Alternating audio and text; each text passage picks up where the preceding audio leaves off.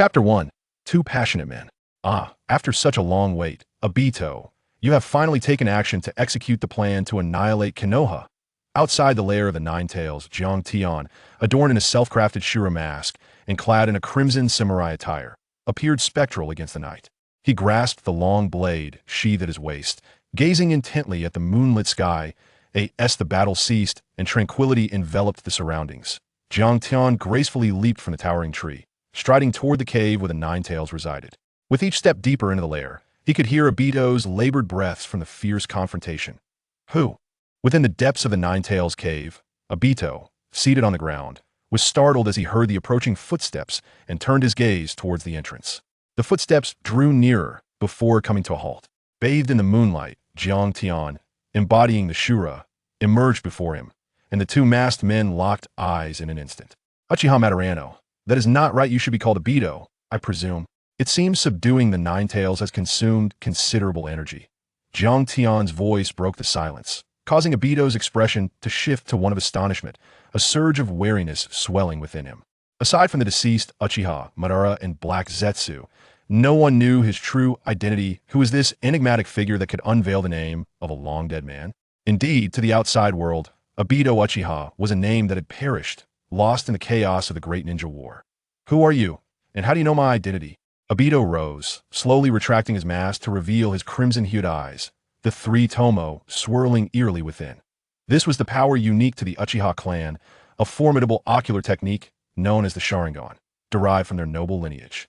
Jiang Tian did not respond, merely observing Obito with a steady gaze, before his own pupils began to whirl rapidly, transforming into the same scarlet Sharingan, equally formidable with three tomo. You are also of the Uchiha clan? Please, sheath your ocular technique. I harbor no ill intentions. The three tomo in Jiang Tian's left eye spun wildly, countering Obito's sudden genjutsu assault, and he subsequently sat down, displaying no intention to engage in combat. No ill intentions? Then what brings you to me? Seeing Jiang Tian's sincerity, Obito lowered his guard, though a semblance of caution remained, his Sharingan still active. I seek to partake in the Eye of the Moon plan and propose a collaboration with you. Jiang Tian disclosed his purpose. Damn it, who are you? How do you know of the Eye of the Moon? Obito could no longer contain his agitation. This unexpected individual was privy to too many secrets, unsettling him deeply. That I am, like you, a wretched soul yearning for love unreciprocated, wishing to recreate a world that encompasses her presence. Our objectives align thus. Collaboration is certainly feasible. Through his mask, Jiang Tian reached to touch his eyes, the precious gift bestowed upon him by her. Since arriving in this world, he had never experienced even a flicker of warmth as a commoner. He was compelled to train in ninjutsu solely due to his exceptional talent, forcibly drawn into the turmoil of the ninja world. Merely a child orphaned by circumstance, he was thrust onto the battlefield in the name of the so-called Will of Fire. This world had never offered him anything, save for her, the radiant Uchiha girl who brought light into his life. Yet, in the end, even she fell in battle. From a moment of her demise, Jiang Tian resolved to no longer languish in despair, dedicating himself to mastering the most formidable ninjutsu, utilizing memories from his past life to resurrect her and transform this world of ninjas that I desire to bring back my beloved. Surely the Moon Eye plan is the most optimal choice, is it not? Obito, resonating with his sentiments, was reminded of Rin, the girl who had always stood by him, never perceiving herself as a burden. Do you possess the strength to collaborate with me? With a swift shift in tone, Obito vanished and reappeared behind Jiang Tian, his pupils morphing into the swirling patterns of a kaleidoscopic Sharingan. The Kamui space activated, and he brandished a kunai, poised to plunge it into Jiang Tian's neck. With a clang, Jiang Tian drew his katana to block the kunai, pivoting sharply. The pattern in his crimson pupils shifted as he activated his own Sharingan, locking his gaze intensely upon Obito. Only another Sharingan could contend with his fire release, great fireball technique. Obito's throat surged as a colossal fireball hurtled toward Jiang Tian. Retreating abruptly, Jiang Tian swiftly distanced himself, gripping his sword with one hand while forming seals with the other, an overwhelming chakra surging forth. Water release. Water barrier. In a place so distant from any water source, to think you could shield yourself with a water barrier against my fire release is rather presumptuous. Obito narrowed his eyes, doubting Jiang Tian's ability to withstand this assault. The sound of sizzling echoed as water and fire clashed, and in the instant the water barrier shattered, the fireball extinguished. The two ninjutsu clashed to a standstill, neither side gaining the upper hand. Shall we continue this battle? With such fierce exchanges, are you not concerned about the Nine Tails breaking free from its seal? Jiang Tian maintained a calm demeanor. He genuinely wished to avoid conflict with Obito, having approached him with intentions of collaboration. I consent to your joining my plan, but what can you contribute to the Moon Eye plan? Obito acquiesced to Jiang Tian, recognizing that in his current state, it would be unwise to prolong their confrontation. Moreover, with such a powerful ally, the plan could be executed with greater ease. The Nine Tails' assault on Konoha can intercept another Hokage, allowing you to battle your teacher alone, preventing any outside interference. What say you? To face Sarutobi Hiruzen? Engaging two Hokage simultaneously is indeed quite a daunting prospect. Obito approached Jiang Tian and extended his hand to a fruitful collaboration. To a fruitful collaboration, Jiang Tian replied, clasping his hand. At that moment, two ardent men united in purpose. Under the moonlit sky, Obito and Jiang Tian sat atop the cave of the Nine Tails, and Obito voiced his lingering question. How did you uncover my secret? Because my Sharingan allows me to perceive both the past and the future. Jiang Tian articulated the rationale he had meticulously prepared. Having anticipated Obito's inquiry, he could not merely confess to being a time traveler aware of the plot. In your eyes? Obito speculated, pondering how one not of the Uchiha clan could possess such cursed eyes. The answer was evident. They were given to me by a girl before her death. What was her name? Obito inquired curiously. Only the elite of the Uchiha clan could awaken the three-to-most Sharingan. A gentle glimmer flickered in Jiang Tian's eyes as he spoke. Her name is Uchiha. Ling, the girl I cherish most. After an extensive conversation, the two parted ways, having agreed to launch an assault on Konoha in 3 days, initiating the plan to unleash the Nine Tails. As he gazed at Obito's retreating figure, Jiang Tian slowly removed his mask, revealing a warm and gentle visage, reminiscent of a sunlit young man. Has the Rinnegan been entrusted in Nagato? Participating in the Eye of the Moon plan was merely a fad. Jiang Tian's ultimate intention was to seize the Rinnegan and utilize its innate powers to resurrect Uchiha Ling. What he sought was not merely a figment of a dream, but to genuinely bring her back into existence. Chapter 2. The Nine Tails Attack on Konoha.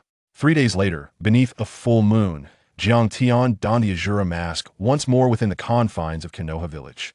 He glanced at the photograph on his bedside. The girl within it sported a bun hairstyle, her fair complexion illuminated by a gentle smile that revealed her two prominent canine teeth, radiating an aura of tenderness. Ling, today, I shall take action, irrevocably embarking on the path of rebellion. You wouldn't hold it against me, would you? Jiang Tian softly caressed Uchiha Ling's photograph, his eyes brimming with warmth. Her presence had illuminated his world, yet this accursed reality had snatched away his last vestige of light.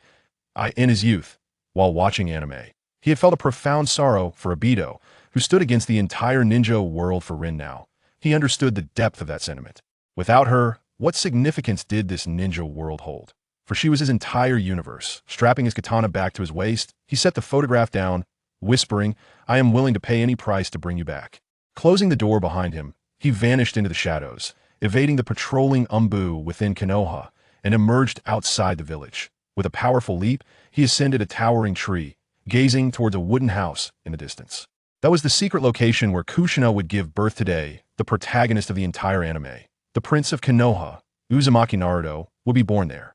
As the Nine Tails Jinchuriki, Kushina would weaken the seal during childbirth, presenting the perfect opportunity for action. Truthfully, Jiang Tian, as a fervent fan of Hokage, was not entirely certain of the exact timing of Kushina's delivery, only possessing a rough estimate. Yet Obito was well aware. Kakashi, little did you know that your careless words would bring such calamity upon the village. Activating his Sharingan, Jiang Tian caught sight of Kakashi and 2 other Anbu hiding near the wooden house. A cold smile crept upon his face. Obito had informed him that Kakashi had mentioned this matter at Rin's grave a few days prior. He had revealed to Rin that their teacher's child was soon to be born, and Obito had overheard this from his concealed position, thus setting the stage for the Nine Tails assault. On Konoha, roar! With a thunderous roar, the Nine Tails suddenly materialized within Konoha village. Boom! Boom! Boom! The night was shattered by the cacophony of violent explosions, plunging Konoha into chaos. Outside the Hokage's office, hurried footsteps echoed as someone burst through the door. Lord Fourth, urgent news. The Nine Tails has gone berserk and is attacking Konoha. With golden hair and clad in the cloak of the Hokage, Minato Namikaze furrowed his brow as he gazed into the distance at the location where Kushina was giving birth, worry flickering in his eyes. In an instant, he vanished from his spot. Within a blink, he reappeared in the village, only to disappear again, cradling a young girl in his arms as he materialized in a safe zone. "Are you all right, little sister? You're safe now," he reassured her. The ordinary villagers of Konoha and the ninjas halted their commotion, as if they had suddenly seen a beacon of hope in the handsome man before them. Truly worthy of the title Yellow Flash, the fastest man in the ninja world. The fourth Hokage has arrived, we are saved. Minato had utilized the Flying Thunder God technique twice, a space-time ninjutsu said to rival the speed of light, rescuing the girl in the nick of time, instilling a sense of security in those around him. Guy, Asuma, informed the Anbu and the ninja forces to evacuate the crowd. "I will confront the Nine Tails." "Understood. We will take care of it," they replied. Asuma and Might Guy, clad in a green jumpsuit brimming with youthful vigor, conveyed the Hokage's orders to lead the civilians away from the vicinity of the Nine Tails. The fourth Hokage continued to traverse the battlefield using the Flying Thunder God technique, fending off the Nine Tails while striving to save as many Konoha villagers as possible from impending doom. Suddenly, Master Obito appeared out of thin air, standing atop the head of the Nine Tails, applauding mockingly. "Isn't it remarkable how the fourth Hokage can still focus on saving others while facing the Nine Tails?" Minato halted and turned his gaze towards Obito, instantly understanding the cause of the Nine Tails rampage. "Who are you? And why can you command the Nine Tails to attack Konoha?" "Ha ha ha, does it matter who I am? Does a person who has died once need a name? A person who has died once?" Minato's expression darkened. The one capable of controlling the Nine Tails was not to be trifled with. He drew a kunai, preparing to mark his position for the Flying Thunder God technique, and readying himself for battle. "Fourth Hokage, you are so fond of saving people, let's see just how many you can save." Obito's Sharingan spun wildly, transforming the Nine Tails' pupils into a kaleidoscopic pattern, driving the beast to wreak havoc upon Konoha once more, targeting the densest clusters of people. "This is bad." The fourth Hokage vanished again, reappearing behind Obito. With the kunai poised at his throat, he whispered, "No matter who you are, this ends now." With a fierce grip, Minato thrust the kunai towards Obito's neck. Obito scoffed. "Really?" The Kamui space activated, causing the kunai to pass through his form as he distanced himself. Minato stared at Obito's Sharingan, his eyes filled with shock that a kaleidoscopic Sharingan, when did a figure like this emerge from the Uchiha clan? Meanwhile, Jiang Tian, observing the scene with his own Sharingan, noted the gathering Anbu and Konoha ninjas and altered his voice to remind Obito, "Enough games, it's time to execute the plan." Obito, glancing at Minato, softly remarked, "I've heard that the fourth Hokage's wife is about to give birth. I wonder whether the child will be a boy or a girl." With that, he activated the Kamui space and vanished, prompting Minato to realize that this enigmatic figure was targeting Kushina. The Flying Thunder God technique was once again invoked, transporting him to the wooden cabin built by Kunoichi Kikina, where he immediately embraced her. Kakashi appeared from the side, inquiring, "What troubles you, fourth Hokage?" "A mysterious figure has manipulated the Nine Tails to assault Konoha. I fear for Kikina's safety. I must escort her back to the village at once." With that, the fourth Hokage vanished, cradling Kikina in his arms, while Kakashi and two Anbu swiftly set off towards the village. Outside the village, Obito approached Kaido as the two masked men observed the unfolding events through their Sharingan. "How did you know that our teacher would fall for the trap?" Kaido, aware of the narrative, could undoubtedly ascertain that the fourth would take Kikina away, yet he refrained from saying so to Obito, fearing he might be deemed mad. When one is anxious, their judgment may falter. The fourth's decision to return Kikina to the village appears to be a protective measure, he explained. However, he overlooks the fact that the Nine Tails still resides within the village. Should the Jinchuriki and the tailed beast collide, it could lead to a fierce confrontation, he added, and thus, the Nine Tails may become even more ferocious. Kaido's words ignited a spark of caution in Obito, who glanced at the man beside him and jested, "Such meticulous thought, I wonder whether collaborating with you is a blessing or a curse." "Soon, we shall find out," Kaido replied with a smile, drawing his katana as the two men strode side by side toward Konoha. Chapter 3. The Kaleidoscope Unveils the Illusion's Death Domain. Within Konoha, Kikina was in labor, and an increasing number of Anbu personnel flocked to the vicinity. Uchiha Obito reappeared above the Nine Tails, confronting the fourth Hokage, while Kaido stood guard outside the Sarutobi clan's quarters.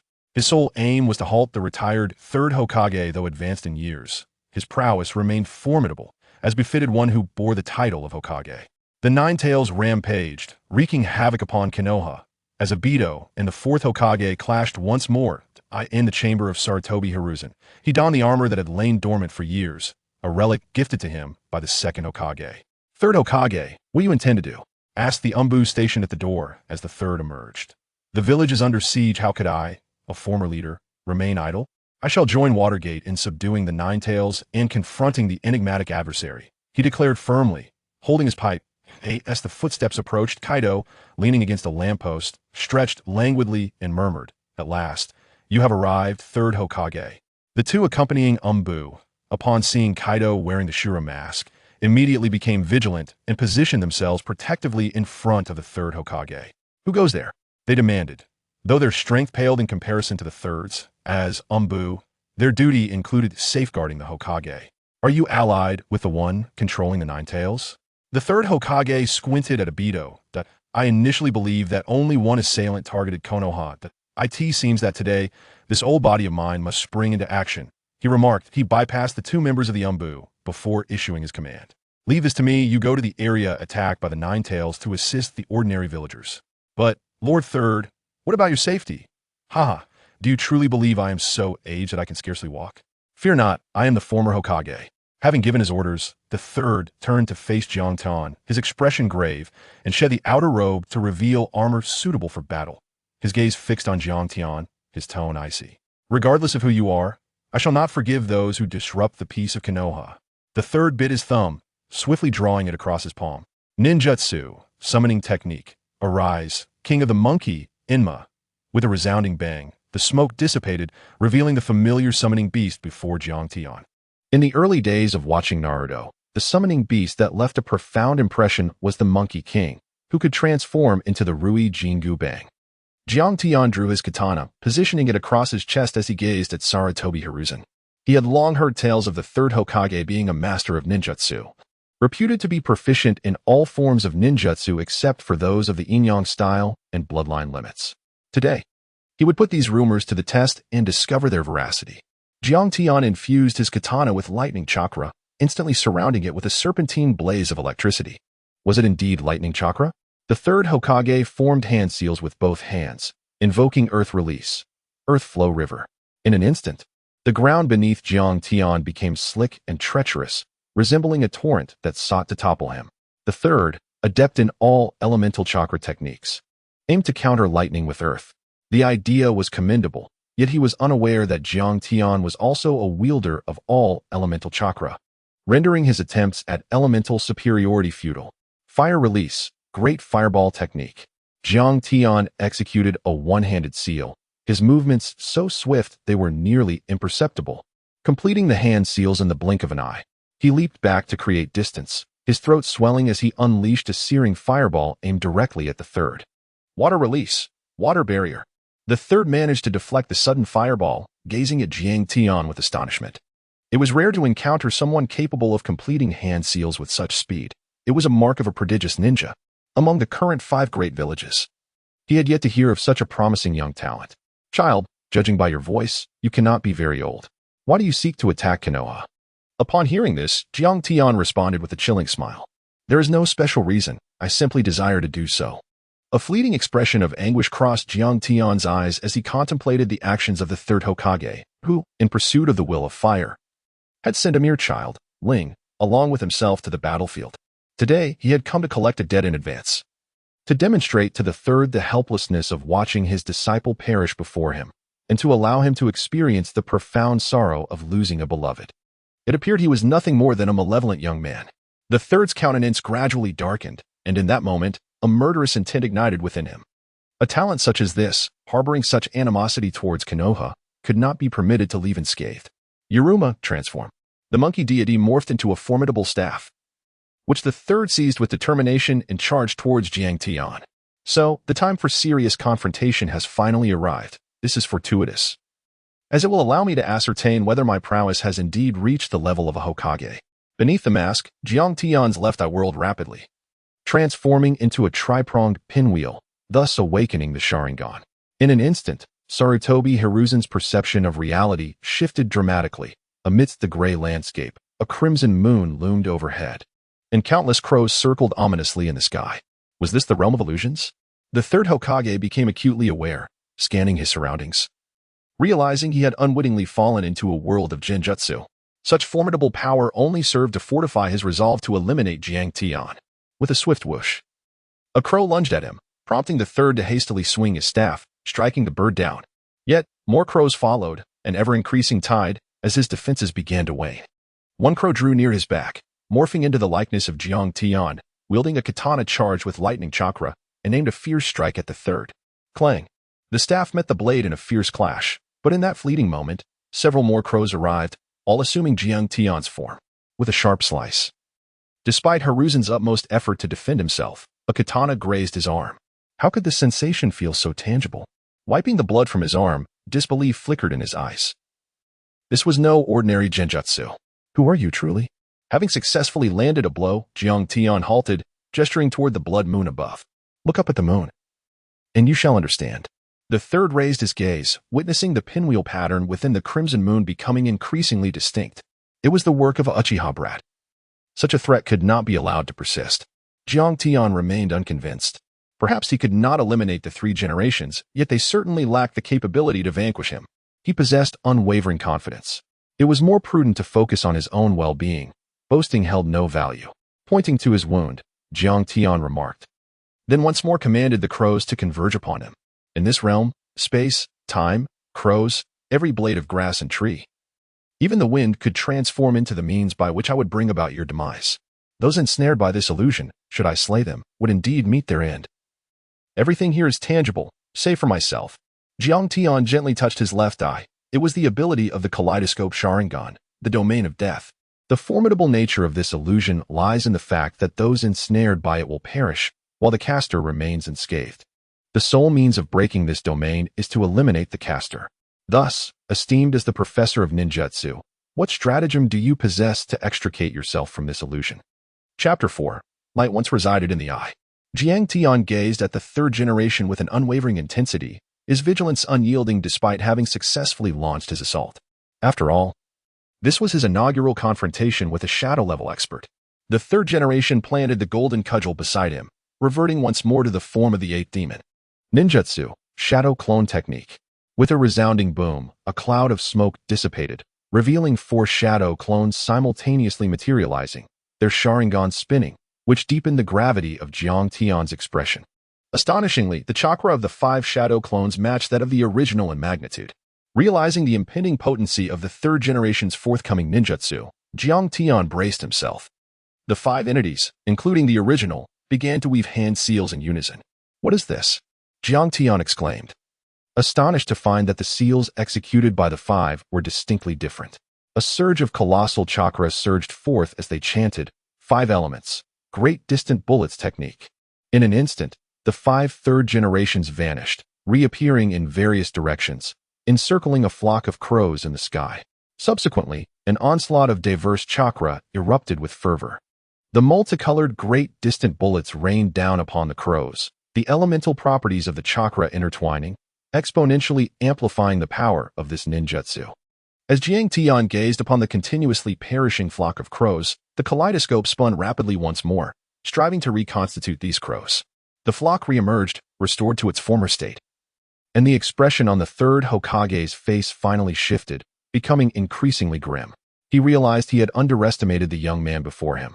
The ocular techniques of the Uchiha clan truly instill a sense of dread. Third Hokage, if you possess no other means, then prepare to depart this world. The swirling crows in the sky coalesced once again, drawing closer to the third Hokage, transforming into the figure of Jiang Tian wielding a katana. As the distance diminished, the third Hokage readied to form hand seals. He was not only adept in ninjutsu, but also well-versed in many of the forbidden techniques bequeathed by the second Hokage.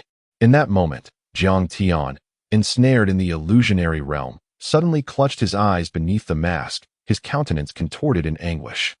It seemed that lacking the Uchiha bloodline made the repeated use of the kaleidoscope too arduous. Blood surged from his pupils beneath the mask, and his vision began to blur. The illusory world of the death domain collapsed with a resounding crash, and the ocular technique dissipated. It appeared that he must prepare to acquire Hashirama's cells, Jiang Tian murmured. The third Hokage observed the suddenly vanished ocular technique with an air of composure. Can you not yet master the capabilities of the kaleidoscope Sharingan, young one? It seems you are now prepared to greet death. Beneath the mask, Jiang Tian smirked coldly. Oh? Does the third Hokage not concern himself with the fate of his successor at this moment? As Jiang Tian's voice faded, a chilling aura enveloped the entire village. The voice of the fourth Hokage, Minato Namikaze, resonated through the surroundings. Forbidden technique, dead demon consuming seal. The third Hokage's expression shifted dramatically, for he too was familiar with this sealing technique, aware of the steep price it demanded, a sacrifice of life to the Grim Reaper.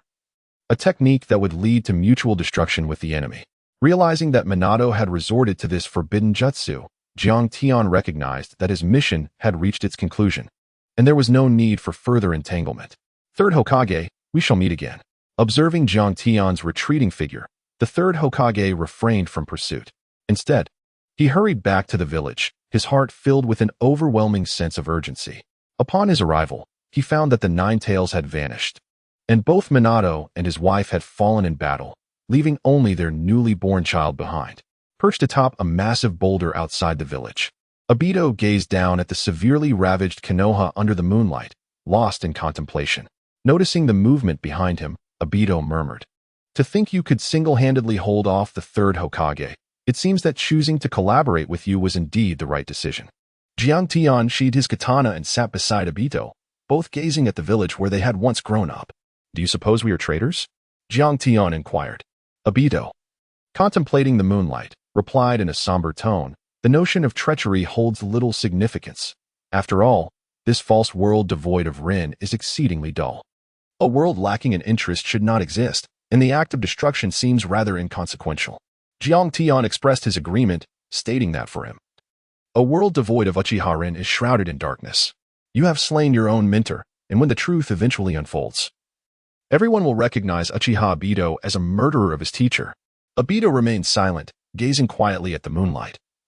And Jiang Tian could sense that the death of Minato Namikaze weighed heavily on his heart. The label of a teacher killer is trivial. What truly matters is that my mentor was heralded as the fastest man in the shinobi world. Yet, time and again, it has been this way, always a heartbeat away. It was the same when I was crushed by the boulder, and it was the same when Kakashi killed Rin. I was perpetually a step too late.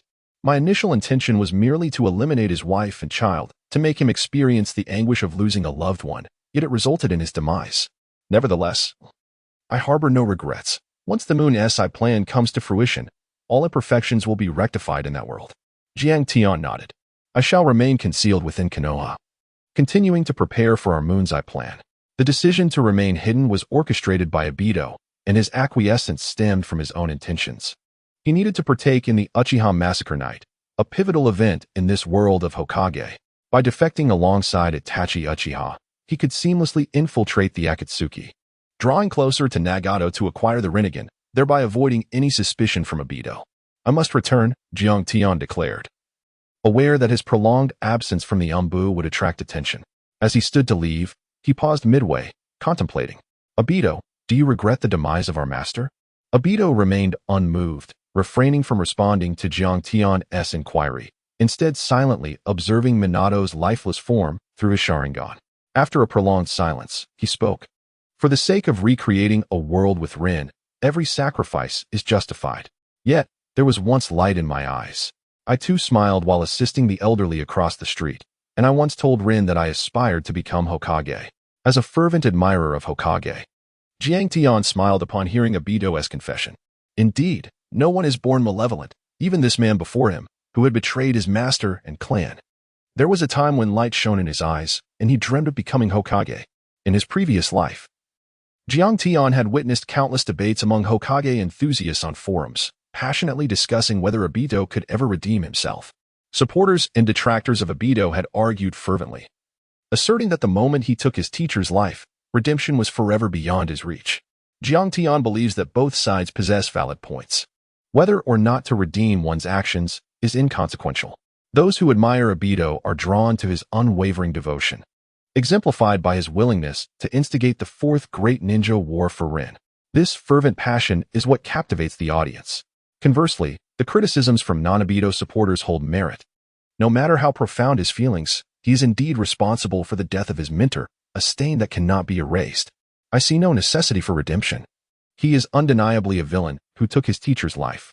Yet, it is also true that he once harbored dreams, aspiring to become Hokage, a goal he cherished throughout his life. The tragedy of an era has forged both the masked Obito and the similarly masked traveler who contemplates his existence. Jiang Tian cast a fleeting glance at Obito before vanishing into the moonlit night, hastening towards the hidden leaf village. Chapter 5. The masked Jiang Tian reemerges to aid Orochimaru's escape. Within the Hokage's office of the hidden leaf village, many years have elapsed since the Nine-Tails assault on Konoha. The third Hokage, Sarutobi Hiruzen, has resumed his position, overseeing the affairs of the village. Jiang Tian and Kakashi, adorned with Anbu masks, stood vigilantly to the side. The third Hokage sat at his desk, a smoking pipe in hand, his gaze fixated on the documents before him, lost in contemplation. The papers starkly revealed the investigative records concerning Orochimaru's abhorrent experiments on living subjects. After a prolonged silence, the third Hokage arrived at a resolution: they would move to apprehend Orochimaru by nightfall. Once a celebrated disciple of the third Hokage, Orochimaru, one of the legendary Sannin, had distinguished himself in his youth as a prodigious ninja, surpassing even his peers Tsunade and Jiraiya. Yet now, he had devolved into a mad scientist, obsessively conducting forbidden experiments on the living in pursuit of immortality. Jiang Tian and Kakashi responded to the orders, proceeding to the Anbu to convey the third Hokage's commands. Stepping outside, Jiang Tian observed Kakashi, who maintained his usual carefree demeanor, speaking with a nonchalant tone. Kakashi-senpai, you truly reflect the third Hokage's selflessness in ordering the capture of Orochimaru. Kakashi regarded Jiang Tian as a friend, recognizing the shadow of his late companion, Uchiha Obito, in him. Upon overhearing the remarks about the Hokage, he swiftly intervened. Refrain from discussing the Hokage as members of the Anbu. Such matters are not for us to comment on. We are merely to execute our tasks. Understood, Kakashi-senpai. You are ever so fond of lecturing me. Moreover, be cautious during the capture tomorrow. Kakashi reminded him. I shall be careful, senpai. Jiang Tian waved goodbye to Kakashi and departed. The capture of Orochimaru was an endeavor Jiang Tian could not allow to succeed. He still required Orochimaru for the transplantation of the first Hokage's cells, and many subsequent plans depended on this scientific ninja. He could not permit Orochimaru to be apprehended. In the dead of night, Jiang Tian returned home from the Anbu, donning his Shura mask once more before vanishing into the moonlight. Under the starry sky, his figure flickered as he deftly leaped through the forest. After an unknown passage of time, he halted, standing upon a branch of a towering tree, with dense foliage and grass beneath him. The location chosen by Orochimaru was indeed well concealed. Activating his Sharingan, Jiang Tian discerned the entrance to Orochimaru's laboratory. The use of Genjutsu for concealment demonstrated remarkable caution. Yet it still failed to elude the Anbu's search. Upon entering the entrance, he found himself in a dark, narrow corridor that stretched endlessly, with numerous branching paths resembling a labyrinth. Although the pathways were plentiful, they could not confuse Jiang Tian. As the Sharingan spun slowly, his vision pierced through the walls, revealing Orochimaru within the laboratory. He was busily handling various items on the table. Swiftly navigating through the corridors, Jiang Tian arrived at the laboratory door. Orochimaru turned his gaze, his eyes locking onto Jiang Tian. After a brief moment of surprise, he gradually spoke. Who are you, and how did you find this place? At that moment, he appeared relatively normal, not exhibiting any grotesque behaviors, such as revealing his elongated tongue. As Jiang Tian surveyed the laboratory, he felt an uncanny sense of nostalgia reminiscent of his chemistry classes, with enormous containers linked to numerous glass test tubes. The vessels were filled with a murky yellow liquid, evoking a sense of discomfort, while countless containers housed living specimens, seemingly residents and ninjas of the Leaf Village. Orochimaru, calamity is about to befall you, Jiang Tian declared forthrightly, conveying the urgent message to Orochimaru. It turned out that the Leaf Anbu had already traced his laboratory. Orochimaru, however, did not exhibit any signs of panic. Rather, he swiftly deduced Jiang Tian's identity. Truly, the illustrious researcher Orochimaru was remarkable, as he unraveled Jiang Tian's identity with but a single statement, prompting Jiang Tian to reflect on Orochimaru's extraordinary intellect. Indeed, the Anbu has discovered this location, and the third Hokage has ordered your apprehension by tomorrow night. Jiang Tian informed Orochimaru of the impending plan. The day had arrived sooner than anticipated. Jiang Tian had initially thought it would take longer for the Anbu to locate this place. Yet, compared to the news of his own capture, what intrigued him more was Orochimaru's identity. Suddenly, Orochimaru's pupils transformed, revealing serpentine irises as he lunged forward. Hidden shadow snake hands. His arm, concealed within his sleeve, morphed into a multitude of small white snakes, baring their fangs in an attempt to devour Jiang Tian. With a swift motion, Jiang Tian unsheathed his katana, severing the white snakes. His Sharingan spun rapidly, and in an instant he vanished, reappearing behind Orochimaru with the blade poised at his neck. Is this how one repays those who assist you, as a legendary Sannin?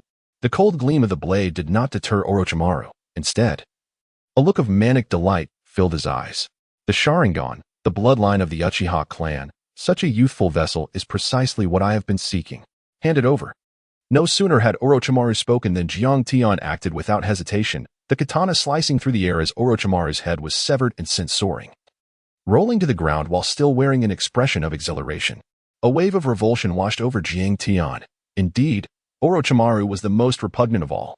From the decapitated body, a swarm of small snakes erupted, intertwining to reconstitute Orochimaru's form. This spectacle instilled a sense of caution in Jiang Tian.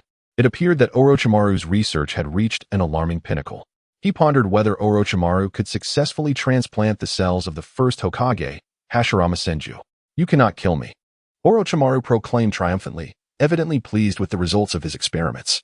However, at that moment, he was even more satisfied with the prospect of Jiang Tian's body. Jiang Tian sheathed his katana and, raising his hands in a gesture of sincerity, remarked, I genuinely wish to assist you in evading capture. My intentions are devoid of malice.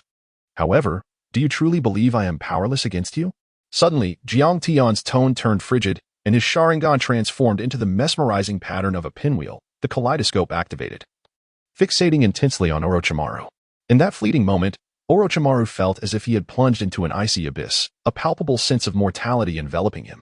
He perceived a pair of colossal crimson eyes lurking behind Jiang Tian, and he understood that any hint of defiance would result in instant obliteration. Gasping heavily, Orochimaru realized that while he had believed his experiments had reached a significant breakthrough, in the presence of the Sharingan, he was still vulnerable to the specter of death. State your terms, Orochimaru uttered coldly. Seeing Orochimaru capitulate, Jiang Tian slowly articulated, once the experiment succeeds, assist me in flawlessly transplanting Hashirama's cells. Orochimaru fell into a contemplative silence, astonished at how deeply this individual understood him. He had only recently begun his research on Hashirama's cells, unaware that this enigmatic figure was already privy to such knowledge. Very well, I accept your proposal. After a moment's hesitation, Orochimaru acquiesced to Jiang Tian, aware that he currently lacked the assurance of triumph over him. Moreover, with the Konoha Anbu closing in, engaging Jiang Tian would yield no benefits. Cooperation would present the opportunity for this Uchiha vessel to ultimately become his own. After weighing the pros and cons, Orochimaru provided a response that would satisfy Jiang Tian. There is an abundance of research material in the laboratory tomorrow. You must help me by time so that I can transport all the data. Having chosen to collaborate, Orochimaru requested Jiang Tian's assistance to preserve as much of his research findings as possible. Jiang Tian surveyed the vast laboratory, cluttered with scattered documents, and nodded. I will buy you some time, but not for long. Gather your essential belongings and depart swiftly. The risk of delaying for 3 generations along with numerous clandestine personnel is considerable. Now is not the moment for recklessness. Agreed. I shall hasten my preparations. Thus, a pact was forged between Jiang Tian and Orochimaru. As he exited the laboratory, Jiang Tian deactivated his Sharingan. It became evident that illusions were indeed Orochimaru's Achilles heel. It was no wonder that the Uchiha brothers, Itachi and Sasuke, could subdue him with the Sharingan. In truth, the moment Jiang Tian stepped into the laboratory, Orochimaru was ensnared by the illusion at their first glance. Everything he subsequently perceived was but a mirage, a haunting fear of death. And those immense crimson eyes were merely an illusory facade. Collaborating with Obito to facilitate Orochimaru's escape, everything appeared to be progressing smoothly. Ling, await my return. I shall surely bring you back to this world. Jiang Tian gradually made his way towards the village, vanishing into the moonlight. Chapter 6. The potency of the dual kaleidoscope Sharingan. Confronting the Anbu as the eve of the operation to apprehend Orochimaru approached. An increasing number of Anbu gathered within the Hokage's office.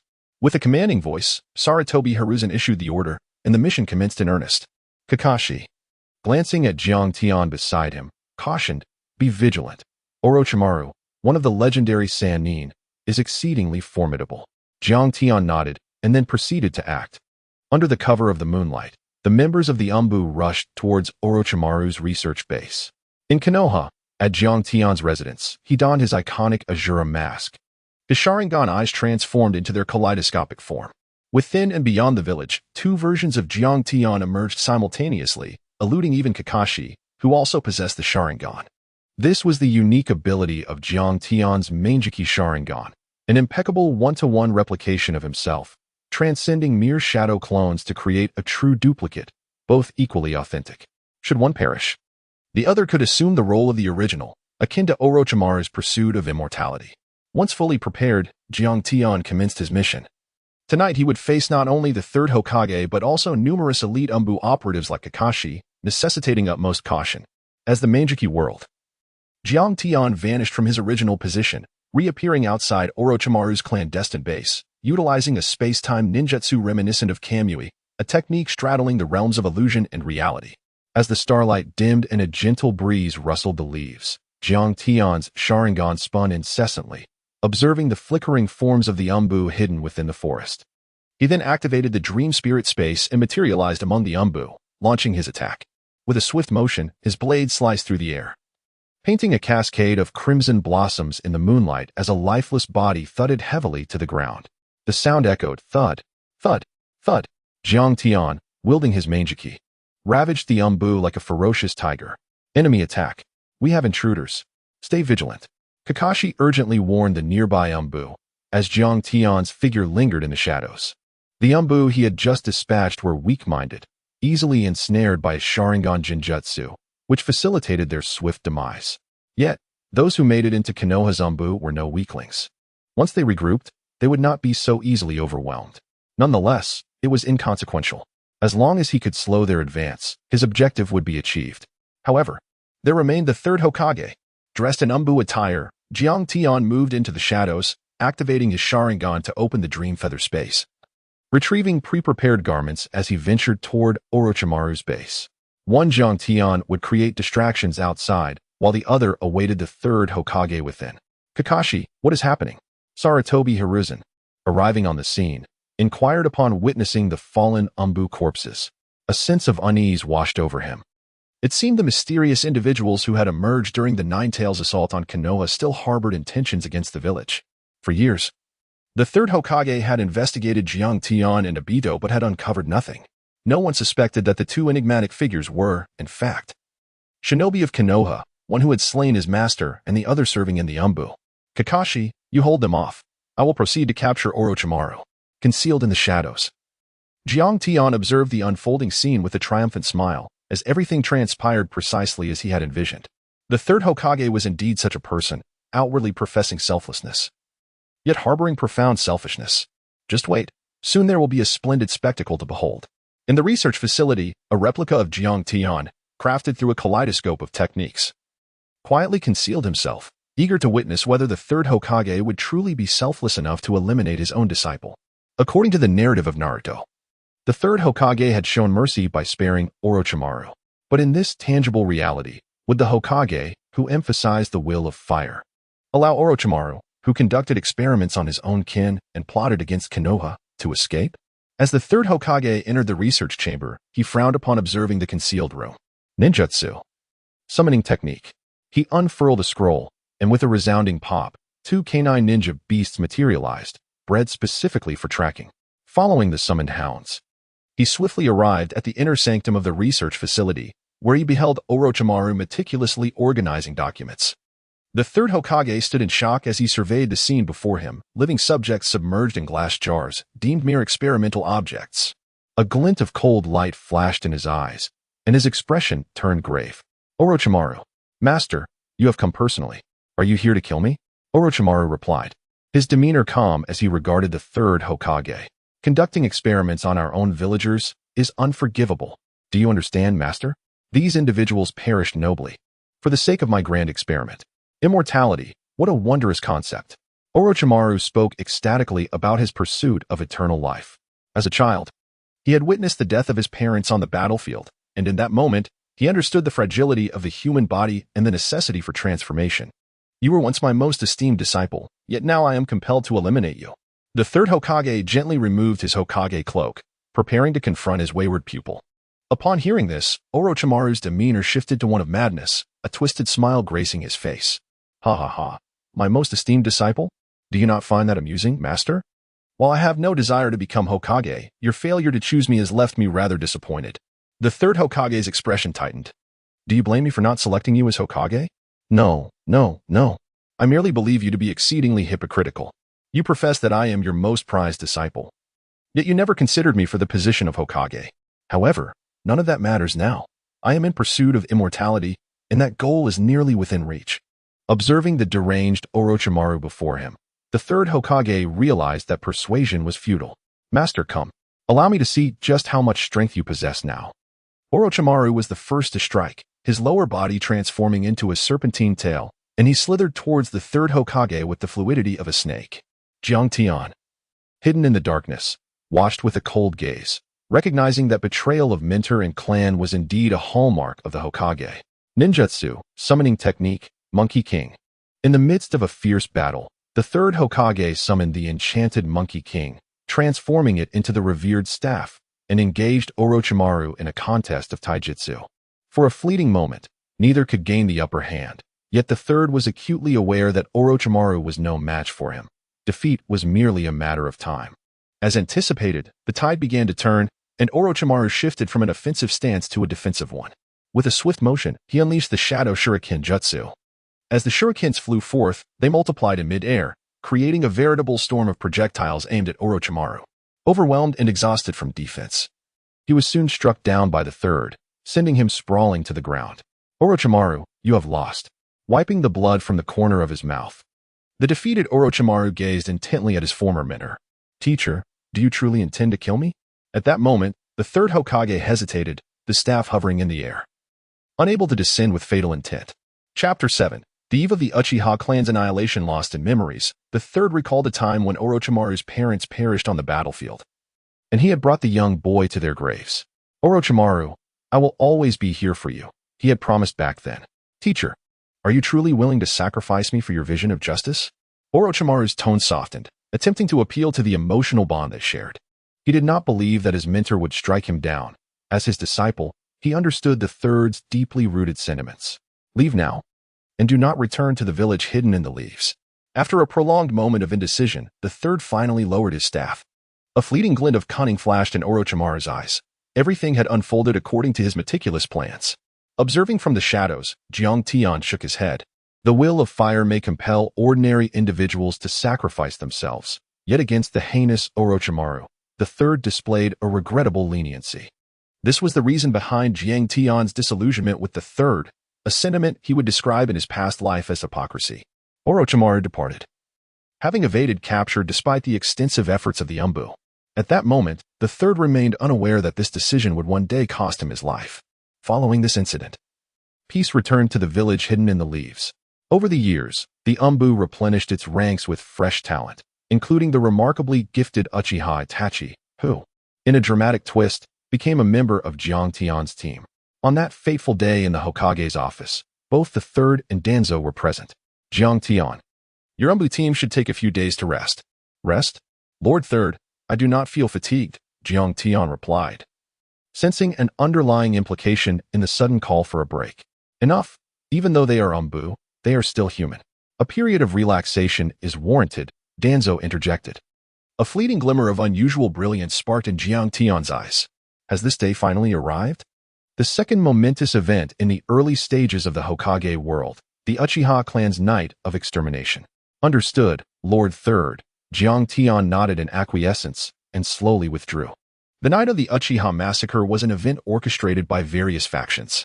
Behind this occurrence lay the influence of Konoha's upper echelons, as well as the shadow of Obito. In the dead of night, Jiang Tian donned his mask and ventured outside the village, arriving at the location where he first met Obito, the lair of the Nine Tails. Obito, what brings you to seek me? Obito, now wearing a tiger-patterned mask, gazed at Jiang Tian silently and softly revealed a piece of information that could shake the very foundations of the ninja world. In 5 days. On the night of the Uchiha massacre, you are to assist Itachi in the slaughter of our kin and monitor Konoha's movements.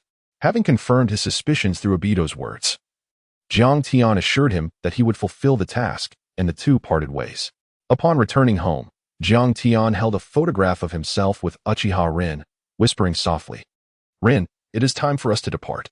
The plan is proceeding smoothly, and you will return soon." Regarding Obito's request for cooperation, Jiang Tian sought more than mere assistance for Itachi. He intended to defect from Konoha alongside Itachi and become a member of the Akatsuki. Only through this path could he acquire Nagato's Rinnegan to resurrect Rin. 3 days before the night of the massacre, during his leave, Jiang Tian donned a black shirt and strolled through the area inhabited by the Uchiha clan. Though the Uchiha commanded the Konoha Guard, their residence was situated on the outskirts of the village, in a less prosperous locale that bore the essence of suburban life. "Brother Jiang Tian, are you going to visit Grandma again?" Jiang Tian gazed at the young girl before him, his eyes filled with tenderness. "Swear, your brother is on leave. And tomorrow I shall take you and Grandma on a journey." How does that sound? Uchiha Shui, an orphan whose parents perished in the Second Shinobi World War, had always shared a close bond with Ling, akin to that of sisters. Really? Would that not trouble Brother Jiang Tian? Shui blinked her large eyes, displaying an innocent expression. "It will not be a bother. I will first visit Grandma, and you can prepare for our departure tomorrow." "All right." As Jiang Tian watched Shui's retreating figure, a look of struggle crossed his face. In 3 days, the Uchiha clan would face near extinction, with no survivors from the night of the massacre, save for one. Jiang Tian hoped that Uchiha Ling's grandmother and her beloved sister, Uchiha Shui, would live on. Ling surely wished for their survival as well. Upon arriving at Uchiha Ling's home, he found her grandmother, a blind woman, who recognized Jiang Tian's presence by sound. "Ah, little Jiang Tian. Back to visit this old woman again," she said, attempting to rise to greet him. "No need to get up, Grandma. I've come to see if there is anything I can assist with," Jiang Tian quickly interjected, moving to her side to prevent her from exerting herself. "You, such a formidable ninja, yet you come to help me with household chores. It's quite a trouble," she remarked. Jiang Tian smiled nonchalantly. Finding no trouble in the task at hand, he then picked up a broom to assist his grandmother in sweeping the fallen leaves from the courtyard. As the sun dipped below the horizon, after completing his chores, Jiang Tian was invited by his grandmother to stay for dinner. "Little Jiang Tian, I have something for you," she said. With a puzzled expression, Jiang Tian, holding a bowl, wondered what his grandmother could possibly have for him. "It seems to be Shaoling's diary, which I discovered while tidying up the room." "A diary?" Jiang Tian felt utterly frozen, confronted with the diary of his beloved, a profoundly intimate possession. Although it is inherently wrong to invade someone's privacy, he found himself quite eager to glimpse its contents. They had never openly expressed their feelings for one another. If it were Linger's diary, he would finally uncover her true sentiments towards him. Jiang Tian silently took the diary, hastily finished his meal, and departed to a place once frequented by the two of them. It was beneath a cherry blossom tree. The spring weather was at its peak, with the cherry blossoms in full bloom. The gentle spring breeze of the night carried with it the enchanting fragrance of the blossoms. Jiang Tian held the diary in silence for a considerable time before he hesitantly turned to the first page. A sense of trepidation enveloped him, fearing that the girl he cherished so deeply might not reciprocate his feelings. At times, ignorance of the truth seemed preferable, in dreams, at least. He could orchestrate his own reality where the one he adored also loved him in return. The diary opened to reveal the following entries. September 2nd, overcast skies. Little Jiang Tian arrived late to the ninja school inauguration, his anxiety palpable, resembling a clumsy fool. Yet, I had taken the liberty of procuring his admission notice, which delighted him, and in turn, filled my heart with joy. June 5th, a sunny day. Today marked the graduation examination for the ninja school, and it was finally Jiang Tian's turn. His shadow clone technique remained rather lackluster. However, he managed to scrape through the examination and graduate successfully. His radiant smile eased the tension that had gripped me. November 19th, clear skies. It was Jiang Tian's birthday, and we gathered beneath the cherry blossom tree. I affectionately called him Little Jiang Tian, which seemed to irk him. Blushing, he protested that he was no longer a child, and upon glancing at him, I had to concede that he had indeed grown taller than I. August 5th, sunny weather. Today was the Chunin exam. Little Jiang Tian struggled with the written portion, but fortunately, I was there to assist him in a rather unscrupulous manner. How brazen it felt to admit to such deceit. March 2nd, overcast once more. This marked our final meeting beneath the cherry blossom tree. I couldn't fathom why I had written last time. Perhaps it was due to the impending battlefield that loomed ahead. Today, Jiang Tian appeared somewhat peculiar, clutching a bouquet of flowers, seemingly on the verge of expressing something profound, yet he faltered and could not articulate a single word. His demeanor was anything but manly. Oh, what was I thinking? How mortifying. Upon turning to the next page, I found it blank. This was where the diary concluded. Jiang Tian sat silently on the bench beneath the cherry blossom tree, gazing ahead in contemplative silence for an extended period. He remained in this tranquil state until the evening breeze scattered the delicate petals, which gently descended upon the blank pages of his diary. Unable to contain himself any longer, tears streamed down his cheeks. Young Jiang Tian stammered, revealing a vulnerability that seemed uncharacteristic of a man. Jiang Tian murmured these words, engulfed in profound sorrow. It is said that when one is burdened by immense grief, even tears are rendered silent. A simple diary, with each page containing but a few scant lines, speaks not a word of love, yet every sentence resonates with its essence. Jiang Tian and Obito are kindred spirits. Both are willing to transform into malevolent overlords for the sake of their cherished light. The world has wronged their beloved, prompting them to declare war upon the entire shinobi realm. Chapter 8. The night of annihilation. The following day, having prepared everything meticulously, Jiang Tian approached the Uchiha clan to retrieve Schwer and her grandmother. Grandmother, Schwer, have you gathered everything? Do you remember to bring along the essential items? He inquired. With her neatly packed belongings in hand, Uchiha Schwer smiled brightly at Jiang Tian, saying, Brother Jiang Tian, it's not as if we're moving. Why so much fuss over packing? Jiang Tian's expression momentarily stiffened before returning to normal, as he smiled and remarked, it's wise to bring along more provisions. He gazed at the radiant young girl, pondering how he could possibly inform her that the Uchiha clan was on the brink of annihilation at the hands of Itachi. The trio departed from the village, making their way towards the Rain Village, the stronghold of the Akatsuki organization. As Jiang Tian prepared to defect from the village and join the Akatsuki, it would be more convenient to escort the two of them to the Rain Village for better care. He had contemplated utilizing the powers of his Sharingan to create a duplicate of himself. However, without the enhancement of Hashirama cells, the replication was far from flawless. The group ambled along at a leisurely pace, akin to tourists savoring the scenery along the way. As night fell, they arrived at an inn to rest. After securing a room, Jiang Tian suddenly froze in place. Across the street, he beheld a man who epitomized perfection in the world of Hokage. With his white hair standing on end and clad in green attire, he wore wooden clogs. Jiraiya, one of the legendary Sannin of Konoha, was a disciple of the third Hokage, having mentored the fourth Hokage, Naruto, the protagonist of the series, as well as Nagato, the ostensible leader of the Akatsuki, making him an exceptionally formidable ninja.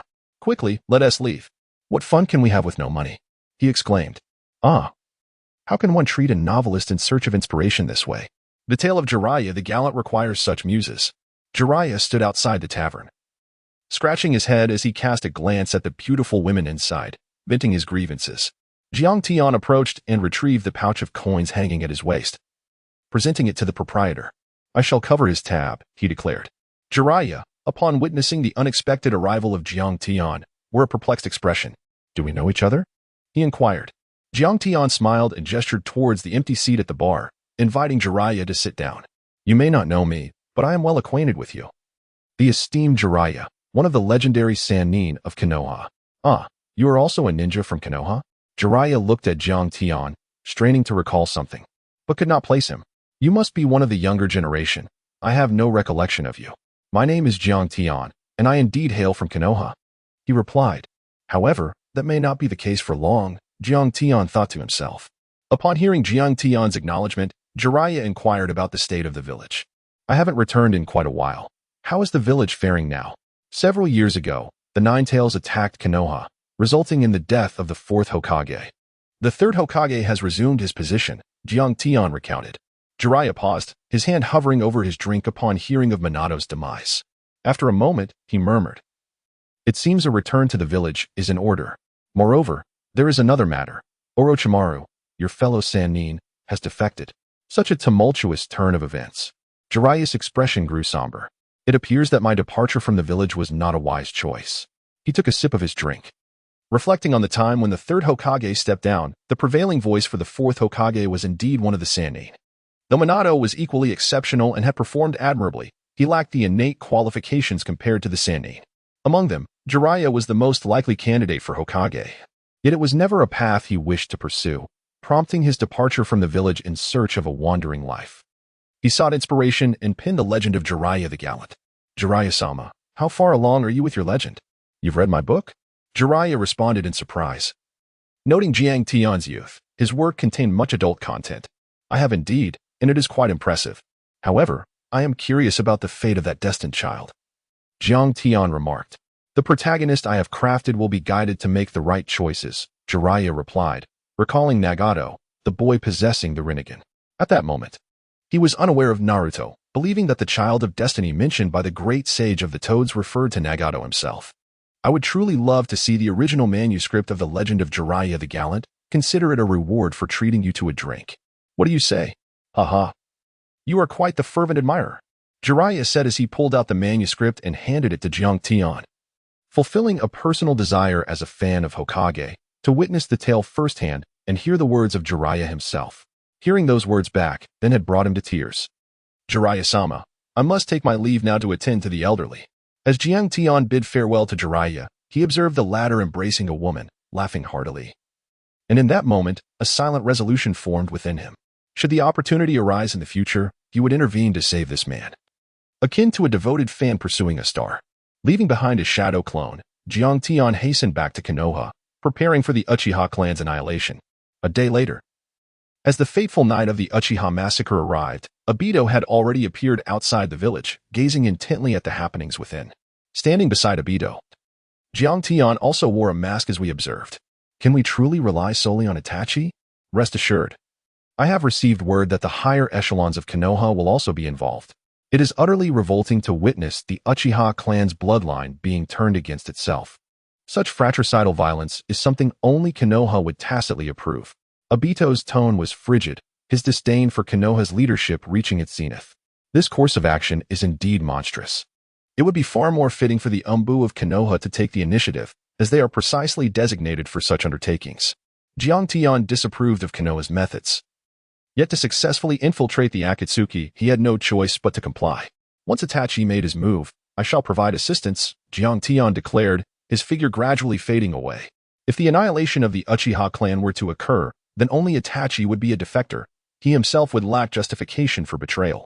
Thus, to convincingly deceive Obito, he resolved to attack Danzo, dragging the root organization into the night of the clan's extermination and simultaneously acquire the eyes of Uchiha Shisui. Those had been coveted by Jiang Tian for quite some time. With the involvement of the root organization, he could, under the guise of aiding Itachi, openly join the fray, reveal his true identity, and seamlessly become a rogue ninja. He would then flee with Itachi and join the Akatsuki. A flawlessly orchestrated plan. As Jiang Tian contemplated this, he activated his Sharingan and beheld Itachi perched upon the utility pole, aware that he was poised to strike, without a hint of hesitation. Jiang Tian also hastened towards the location where Danzo resided, the root organization. Chapter 9. Jiang Tian's confrontation with Danzo within the underground chamber of the root organization. Danzo occupied the foremost seat, surrounded by numerous members of his faction. Have you all understood what I said? On the night of the Uchiha clan's massacre, we shall secretly gather the Sharingan. Jiang Tian concealed himself in the shadows, observing everything through his Sharingan. At present, Danzo's arm was not yet enveloped in bandages, and the Sharingan had not been transplanted. However, it appeared that he had successfully integrated the first Hokage cells, coupled with his wind release technique. Jiang Tian felt a sense of confidence. Yet, the eyes of Shisui remained firmly in his grasp. The only concern for Jiang Tian was Uchiha Shisui's Manjiki Sharingan, particularly its unique and formidable genjutsu, Kodo Amatsukami. If Danzo, driven by desperation, were to employ Kodo Amatsukami against him, it would indeed pose a significant dilemma. If all else fails, retreat would be the best course of action. After all, his objective was to assassinate Danzo, thereby drawing the pursuit of Root and exposing his identity as a defector from the Hidden Leaf Village. Acquiring Shisui's eye would be advantageous, but if that proved unfeasible, he would seek another opportunity. Once the members of Root dispersed, Jiang Tian stealthily infiltrated the base. Through the wall, he glimpsed Danzo retrieving a glass vial using his Sharingan. The vial was filled with a yellow liquid, within which floated a crimson eyeball, indeed, Shisui's Sharingan. The bloodline limit of the Uchiha clan possessed an allure of power. and with the addition of the first Hokage's cells, their fusion would render him extraordinarily formidable. In such a case, he would ascend to the position of Hokage. Danzo, enraptured by the prospect of Shirsui's Sharingan, seemed to envision the day of his own ascendance to power. You shall never have the chance to become Hokage, Danzo. Jiang Tian emerged from the shadows, interrupting his reverie. Years ago, he had struck against Sarutobi, and now he sought to lay his hands upon him? Recognizing Jiang Tian by the iconic Azura mask he wore, Danzo immediately identified him as the enigmatic assailant who had attacked Konoha years prior. As Jiang Tian activated his Sharingan, he directed his gaze towards Danzo, declaring, "I have come to see Shirsui's eyes." Danzo narrowed his eyes, and an ominous expression enveloped his face. He had believed that his covert efforts to appropriate Shirsui's eyes were executed with utmost discretion. However, it was now evident that this enigmatic masked man possessed considerable acumen and was privy to everything. "Who exactly are you, and how do you know of such matters?" Danzo inquired, bewilderment etched across his features. In response to Danzo's inquisitive gaze, Jiang Tian slowly removed his mask, reasoning that there was no longer any need for concealment now that his identity was to be revealed. As the mask was lifted, Danzo's shock was palpable. "The Anbu. Jiang Tian. So it was you who orchestrated the repeated assaults on Konoha. You have truly mastered your presence well." Leaning on his cane, Danzo advanced a few steps, intent on dealing with the traitor. Despite his malevolent nature, his loyalty to the Hidden Leaf Village was unwavering, and he could not abide the existence of a traitor. Wind release, vacuum great sphere. A howling gale erupted, transforming into blades that surged towards Jiang Tian. Without a trace of hesitation, Jiang Tian unsheathed his katana and activated the kaleidoscope, summoning the Dream Feather Realm, causing his figure to vanish from the spot. In the next instant, he materialized behind Danzo, the blade poised perilously close to his neck. In a cold voice, Jiang Tian commanded, "Surrender Shirsui's eyes." At that moment, Danzo, lacking the power of the Sharingan, found himself utterly defenseless against Jiang Tian, who wielded the kaleidoscope. "You wish to claim Shirsui's eyes? Perhaps in your next life," Danzo retorted defiantly. Enraged, Jiang Tian swung his katana fiercely towards Danzo's neck, only to witness Danzo's form suddenly transform into wood. Would clone? When did he? Jiang Tian gasped, his disbelief palpable. The Sharingan had failed to perceive the substitution. The Sharingan, though formidable, was not invincible. The divine power of Hashirama's cells posed a significant challenge. Danzo materialized before him, his expression devoid of emotion as he regarded Jiang Tian. Jiang Tian grew increasingly cautious, realizing that Danzo, a formidable rival among the third generation, was not to be trifled with. Death's forbidden domain. Jiang Tian unleashed his genjutsu, and in an instant, Danzo was ensnared within the kaleidoscopic illusionary realm. The blood moon hung ominously in the sky, while black crows circled above. Danzo, well versed in the intricacies of the Sharingan, swiftly comprehended that he had fallen prey to an illusion and remained alert, surveying his surroundings. Each kaleidoscope possessed unique abilities, leaving Danzo uncertain of the peril hidden within Jiang Tian's genjutsu.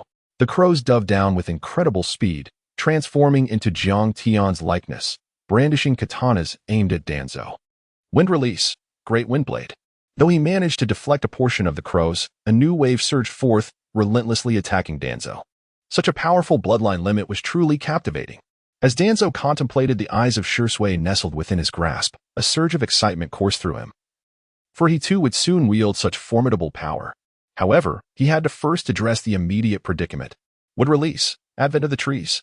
Countless colossal trees erupted from the ground, instantly clearing the sky of the cawing crows. Blood streamed from Jiang Tian's eyes, indicating an urgent need for the transplantation of primordial cells. Due to his bloodline issues, he was unable to unleash the true power of the kaleidoscope, thus rendering the illusionary realm vulnerable to breach. He must acquire the Shirsui eyes. Activating the eternal kaleidoscope required these eyes. Jiang Tian made a resolute decision, utilizing the technique of shadow clones. Fire release, tempestuous dance. Wind release, great windblade. Jiang Tian summoned over a dozen clones, employing various ninjutsu techniques, their attributes merging together to exponentially amplify their power. His true form wielded a katana as he lunged forward, poised to deliver a fatal blow. Chapter 10. Where are the reinforcements? Tuanzong regarded Jiang Tian's advancing form with disdain, declaring, "Would release, advent of the trees." Once more, he unleashed the wood release, as trees erupted from the earth, growing wildly to thwart Jiang Tian's approach. "How can this be? Have you lost your mind, boy?" Tuanzong gazed in astonishment at Jiang Tian, whose body was pierced in multiple places by trees of varying thickness. He touched it, the eyes of sure sway. Jiang Tian advanced a couple more steps, locating the eyes of Tuanzong, and the wounds inflicted by the trees deepened further. Blood trickled from his lips, as numerous punctures marred his body. At last, he had secured them. Jiang Tian severed the branches embedded in his flesh with his katana, retreating swiftly to distance himself from Tuanzong. Jiang Tian, what drives you to risk your life for Shirsui's eyes? What could possibly be worth enduring such agony? Agony? Is this what you consider pain? He had long since encountered true suffering. His heart had perished on the battlefield of the Third Great War. The moment Lin presented him with her eyes. Tuanzong, do you believe this constitutes pain? Indeed, how could someone like you possibly comprehend that heart-wrenching torment? Compared to the agony of the body, is eclipsed. Emotional wounds inflict the deepest pain, the hardest to heal, scars that require a lifetime to mend, persisting until death. Obito was just like this, perhaps only finding true release at the moment of his demise. Jiang Tian gazed at Danzo, his expression suddenly turning cold. I have always harbored a question. During the Third Great Ninja War, where did the promised reinforcements on the battlefield at the border of Konoha and the Hidden Mist Village ultimately go? The Anbu reinforcements, perhaps? It seems that the death of comrades has distorted his mindset. Danzo mused to himself. Answer me. Where did the promised reinforcements from the higher-ups of the ninja villages ultimately go? Jiang Tian could not help but shout. His buried memory surged forth like a tide. He felt as though he had returned to that hellish summer night. Little Jiang Tian, stay close behind me. Fear not, for I am here. Uchiha Ling, with her Sharingan activated, held Jiang Tian protectively behind her. Their comrades had perished, and Jiang Tian had lost his sight. Relying solely on Uchiha Ling to survive until this moment. We must endure a little longer. They say reinforcements are on their way. Uchiha Ling continually encouraged him. And it was this hope of reinforcements that kept the two of them going. Until that fateful night arrived, the enemy attacked. And the reinforcements they had long awaited still did not appear. He would never forget the sensation of that girl placing the kaleidoscope into his hands before her demise. Though he could see nothing, Jiang Tian could feel the warmth in his hands, the viscous, crimson blood, and the profound love of that girl. Danzo remained silent for a long while before finally speaking. In his eyes, Jiang Tian was already as good as dead. He would not allow someone harboring such deep resentment toward Konoha to leave. It was of little consequence to let him hear the truth before he died. Indeed, there were reinforcements heading towards you at that time, but they changed course along the way. What do you mean? Why did they change course? Because they went to rescue Asuma Saratobi, Danzo calmly revealed the truth. This confirmed Jiang Tian's suspicions over the years, why the promised support had never arrived. Was it indeed as he suspected? The higher-ups were truly hypocritical. On the battlefield of the Third Great Ninja War, ordinary people could die, the Uchiha clan could perish. Yet Konoha's prominent families suffered the fewest casualties. What a disheartening truth it was. Jiang Tian chuckled coldly, expressing his delight at the revelation of the truth. Before departing, he offered a piece of advice. Do not indulge in the futile dream of becoming Hokage. You shall never have that opportunity in this lifetime. With that, Jiang Tian activated his Sharingan space ninjutsu and vanished before Danzo. The sudden disappearance left Danzo in a state of panic, prompting him to urgently contact the Root organization to initiate a search. The extermination plan against the Uchiha clan was nearing its conclusion. The overwhelming stench of blood caused Jiang Tian to frown. These were Itachi's kin, and one could only imagine the torment he felt while wielding his blade against them. Foolish Obito, loathe me. Let your hatred drive you to grow stronger in your quest to slay me. Itachi, it is time to leave. Jiang Tian suddenly materialized, prompting Itachi to immediately assume a combat stance. Do not be so tense. After all, you are still my subordinate. I am here to escort you away. Jiang Tian said with an exasperated gesture, indicating his lack of hostility. Escort me away? Does Senior Jiang Tian also intend to? Itachi squinted at the scars adorning Jiang Tian's body. Sensing the subtle shift in Itachi's expression, Jiang Tian understood that even amidst the clan's massacre, Itachi remained aligned with Konoha. Indeed, I too have defected. Let us leave together. Jiang Tian discarded the Leaf Village headband and urged Itachi to depart. Itachi cast a lingering glance at his brother Sasuke before turning away. Upon reaching the outskirts of the village, Jiang Tian paused. Senior, what is the matter? Itachi inquired upon noticing Jiang Tian's halt. Before we go, one must not forget to leave a parting gift for the village, Jiang Tian remarked with a chilling smile. His demeanor particularly unsettling. A parting gift? divine technique, obliteration of the void. The various attributes of chakra surged through Jiang Tian's hands, a technique of his own invention. The energies of all attributes continuously fused together, intertwining in a kaleidoscope of colors, compressing as they merged. Itachi, watching intently, widened his eyes in disbelief. It is well known that opposing attributes cannot coexist. Much like fire and water, they are inherently incompatible. Yet, Jiang Tian managed to combine water with fire, earth with metal, attributes that counter each other in a madman's endeavor.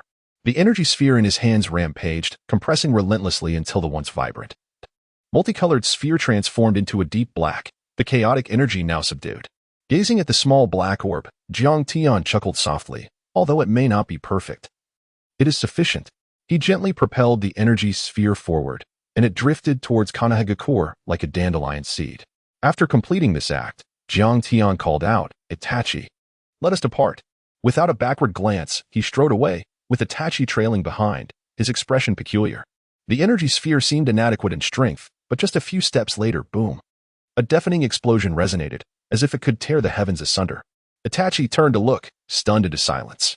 Watching from a vantage point above, Uchiha Obito's demeanor shifted to one of gravity as he beheld Kanahagakure reduced to ruins. "Jiang Tian, have I underestimated you? One strike has devastated nearly half of the village." Chapter 11. The arrival of the Akatsuki organization within the borders of the Land of Water, there lay an inconspicuous and weak little ninja village. In comparison to the great ninja villages of the five great nations, this village appeared as mere dust. However, it concealed an organization that sent tremors throughout the world. The Akatsuki organization, clad in black with crimson clouds, marked by unique cloaks adorned with wind chimes, represented their distinctive symbol. Though their numbers were few, each member possessed power rivaling that of the strongest shinobi. After their defection, Itachi and Jiang Tian planned to join the Akatsuki, bringing them one step closer to acquiring Nagato's Rinnegan. Upon entering the territory of Amigakure, White Zetsu, tasked with gathering intelligence for the Akatsuki, appeared before the two. "Kanahagakure, Uchiha Itachi, Jiang Tian, Yahiko has sent me to escort you. Please, follow me." Jiang Tian and Itachi set off, trailing behind by Ju, delving deeper into the Rain Village. It was said that Lord Jiang Tian had obliterated nearly half of Konoha with a single strike. Such power was truly remarkable. Baiju expressed his admiration for Jiang Tian's ability to devastate Konoha. "It's nothing extraordinary, merely a self-created ninjutsu," Jiang Tian replied dismissively. In comparison to the seemingly supernatural prowess of the later Hokage, his feats seemed insignificant. Lord Jiang Tian is far too modest. The extent of Konoha's destruction is known throughout the 5 great villages, as well as Itachi's actions concerning the massacre. The reputations of both of you have indeed spread across the ninja world, albeit not in a favorable light. Itachi's fists unconsciously clenched at the mention of the massacre. The topic stirred profound emotions within him. "Let us proceed," Itachi interjected, interrupting Baiju's incessant chatter. Noticing Jiang Tian's lack of desire for conversation, Baiju wisely fell silent. The group continued deeper until they finally arrived at the Akatsuki headquarters. The area was perpetually shrouded in dark clouds and continuous drizzle, revealing a landscape dominated by steel structures, evoking a post-apocalyptic ambience. "Welcome," on behalf of the Akatsuki, a voice announced. They turned to see Yahiko perched atop a towering steel edifice. Though Jiang Tian, a fervent admirer of the Hokage, had anticipated Yahiko's appearance, he was still taken aback to witness him gliding through the air like a deity. Unlike the later era where ninjas wielded extraordinary powers, even formidable figures like Obito and Jiang Tian, or Jiraiya, who had once attained sage abilities, found flight to be a daunting task. Only through summoning spirit beasts could one achieve the ability to fly. Yahiko's capacity to soar unaided was a feat only attainable with the Rinnegan. His eyes mirrored those of the Sage of Six Paths, radiating a terrifying ocular power. Itachi, too, was astonished by Yahiko's aerial prowess. As Yahiko descended, he felt it necessary to demonstrate his strength as the leader, ensuring that the pair understood the true nature of the Akatsuki. "Come with me. Let us meet the others in the conference room." The true leader of the Akatsuki was Nagato, a fact known only to Konan, Obito, and Jiang Tian, the time traveler. Itachi nodded in agreement. "Lead the way, esteemed leader." Following closely behind, Jiang Tian hurried after Yahiko towards the conference room. Though referred to as a conference room, it resembled a vast cavern, its interior shrouded in darkness, barely allowing for a glimpse of the path ahead. As they ventured deeper, Jiang Tian, before their arrival, heard a familiar voice. Orochimaru, I hear Konoha has sent 2 newcomers this time, truly worthy of being the strongest among the 5 great ninja villages. In response to Kakuzu's jibe, Orochimaru merely chuckled coldly. As a rogue ninja, not everyone could become a member of the Akatsuki. The leader had standards that even the most mediocre would fail to meet. What do you mean by that, Orochimaru? I shall report to the leader and have your salary deducted for this month, Kakuzu retorted, clearly displeased. As Orochimaru's remarks always seemed to provoke discomfort. Enough. In front of the newcomers, must you behave in such a manner? Yahiko's voice rang out, bringing an immediate hush to the conference room. Orochimaru, long time no see. Jiang Tian greeted him with a smile, observing how Orochimaru's pupils increasingly resembled those of a serpent. It was evident that this fellow had achieved further success in his experiments, prompting Jiang Tian to prioritize the matter of transplanting the first Hokage cells. Jiang Tian, Itachi. I never expected that as fellow Konoha ninjas, we would reunite here as allies. Welcome, my renegade companions. Jiang Tian took a seat at the vacant spot in the conference room, playfully jesting with Orochimaru. We are all traitors here, Itachi, and I should address you as senpai, after all. You were the first defector from Konoha to join Akatsuki, huh? After a brief round of pleasantries among acquaintances, Yahiko asserted that it was time to delve into the main topic. He approached the head of the table, with Conan standing beside him. Allow me to introduce our new allies from the Hidden Leaf Village, Jiang Tian and Uchiha Itachi, both formidable ninjas who meet our criteria. He continued. The rumors circulating outside about you two are quite exaggerated. The genius ninja of the Uchiha clan and the SSS class rogue ninja, Jiang Tian, have both found their names on Konoha's assassination list. You two are indeed quite valuable. Ha ha ha. I am already intrigued, Kakuzu interjected, his tone somewhat condescending, as if he were keen on imparting a lesson to the newcomers. I've heard that Kakuzu possesses an immortal body. I would certainly like to witness that. Jiang Tian cast a cold glance at Kakuzu, intending to assert his authority and gauge his own qualifications. The atmosphere shifted abruptly, prompting Yahiko to break the tension. Conan, please bring the organization's uniforms for our new members. Upon receiving the garments from Conan, Jiang Tian donned them immediately, for any fan of the Hokage. The Akatsuki attire was all too familiar. With the addition of the wind chime cloak and the organization's distinctive ring, Itachi and Jiang Tian officially became members of Akatsuki. Uchiha Itachi, Konoha rogue ninja, wielder of the Manjiki Sharingan, codename Suzaku. Jiang Tian, SSS class rogue ninja from Konoha, possessing all elemental chakra, creator of large-scale destructive ninjutsu. Holder of the Manjiki Sharingan, codename Leader. I shall choose my own codename. Jiang Tian interrupted Yahiko, revealing his chosen title under the curious gazes of those present. Jiang Tian. Akatsuki codename, Higanbana. Yahiko nodded. It's merely a codename. Anything will suffice. Very well, from now on, your codename shall be Higanbana. After settling the two newcomers, Yahiko began assigning tasks to the organization's members. Your current mission is to gather intelligence regarding the beast from the major ninja villages and recruit capable individuals to join our ranks. If you possess sufficient strength, you may conduct assessments, and those who pass can be invited to join our organization. Yahiko issued the tasks, then, with a serious expression, he addressed everyone. Regardless of your motives for joining Akatsuki, please remember one thing. All our actions are in pursuit of peace. You may eliminate obstacles to our missions, but do not indiscriminately slaughter the innocent or the weak. We are not an evil organization. Keep this in mind. Otherwise, I will personally take action against those who disregard the rules. Chapter 12. The testing phase of the mad cultist youth on the outskirts of the Land of Water. Jiang Tian donned his Shura mask and dressed in the attire of the Akatsuki, taking on the codename Higanbana as he embarked on his inaugural mission. He and Itachi had separated, not operating as a duo, as per Yahiko's arrangement. Their primary objective was to recruit new members, infusing the organization with fresh blood. However, before executing their mission, Jiang Tian needed to return to the inn to escort Uchiha Yuki and Rin's grandmother. Upon returning to the inn, a month had already elapsed. The limitations of the Sharingan's clones had been reached, and without unlocking the Manjiki, these clones could not exist indefinitely. Removing his mask, Jiang Tian entered the inn, where Yuki gazed at the familiar face, her eyes brimming with unshed tears. Brother Jiang Tian, she uttered, her sorrow evident as the Uchiha clan had witnessed her distress.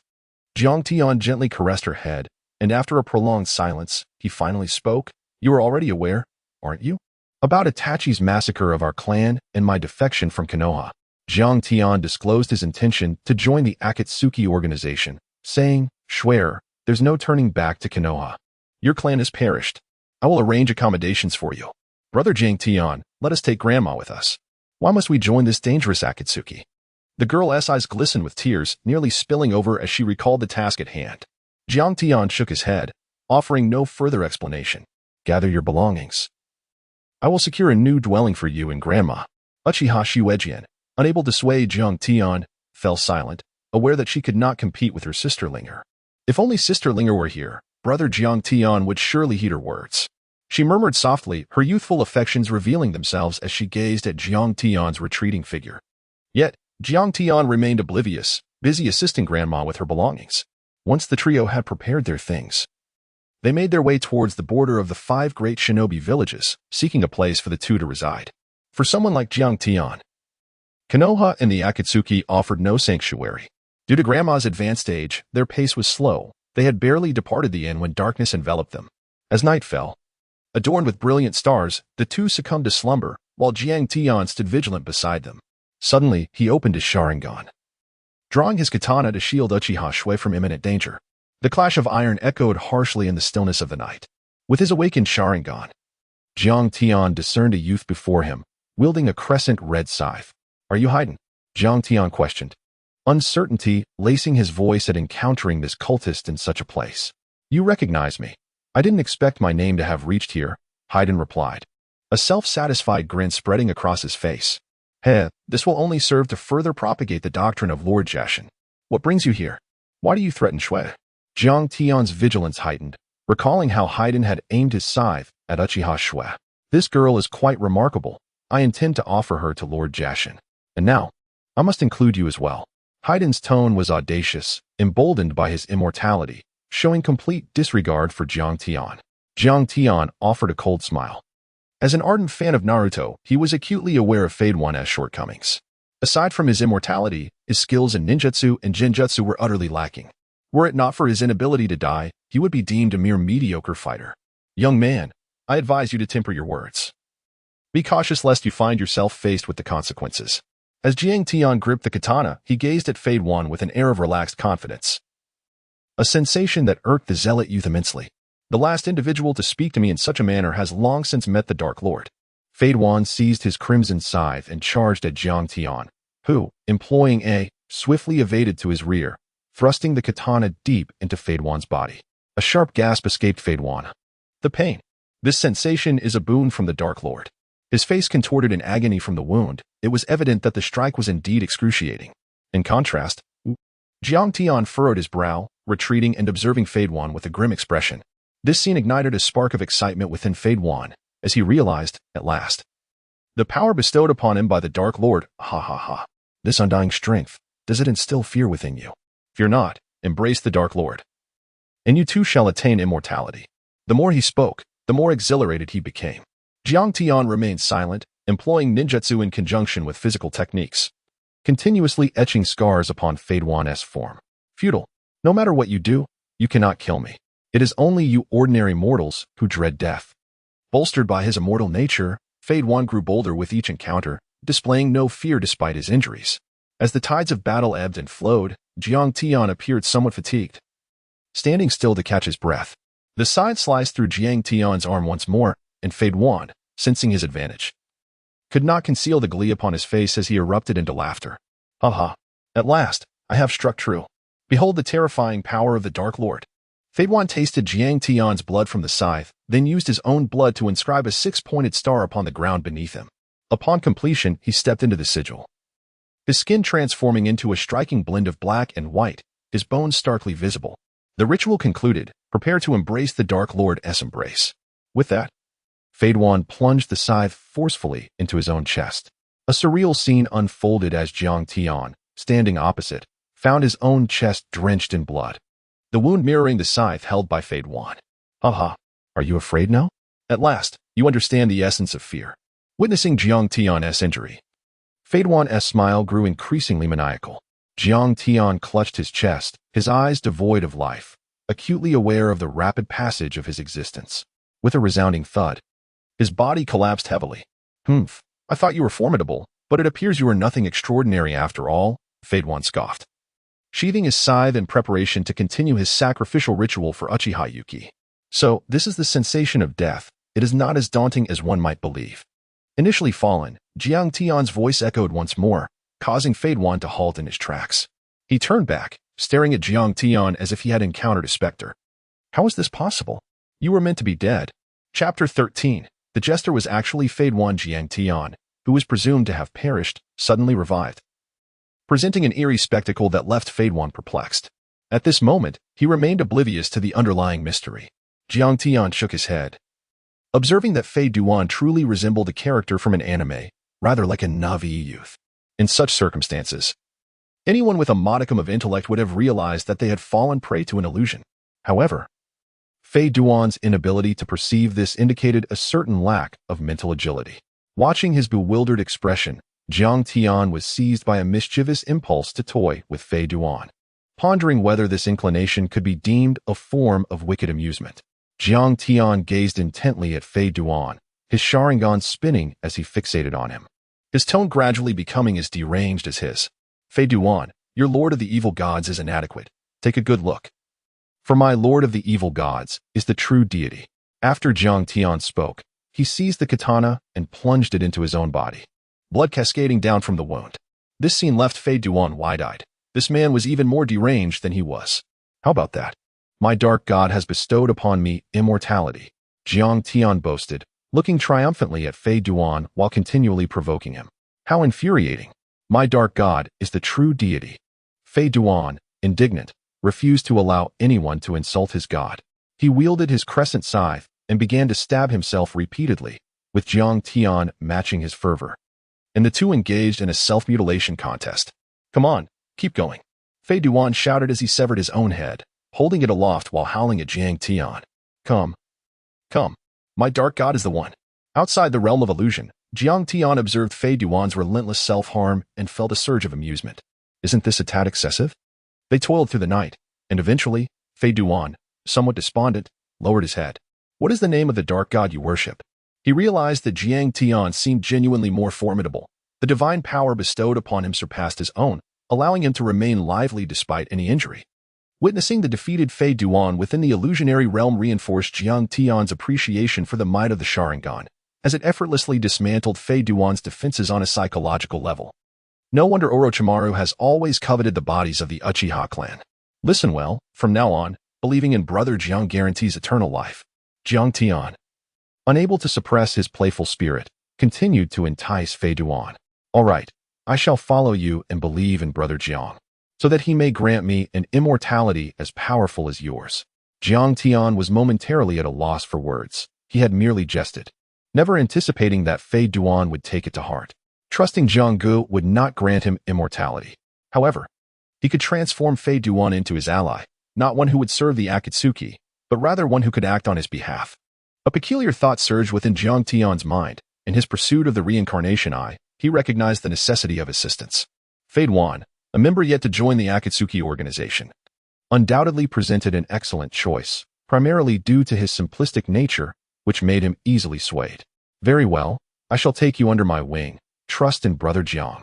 With a twinge of guilt, he manipulated Fade.One, who, upon the dispelling of the illusion, found himself seated on the ground, gasping for breath. The exertion was indeed taxing. Inflicting harm upon oneself was no trivial endeavor. I am called Fade.One, and how shall I address you? You may call me Brother Tian. Jiang Tian responded with a light chuckle, observing that this fellow was younger than himself and bore a naive demeanor, making him a likely suitable subordinate. Brother Tian, Brother Jiang, why does the deity you worship bear such a resemblance to your name? Fade.One inquired, perplexed by the oddity of this dark deity's appellation. The following day, upon awakening, Uchiha Yuki was astonished to discover an additional person beside her. Once she recognized him as Jiang Tian's subordinate, she refrained from further comment, although she found his incessant gaze somewhat bothersome. After several days of arduous travel, the group finally arrived at their destination. This locale marked the intersection of several great nations.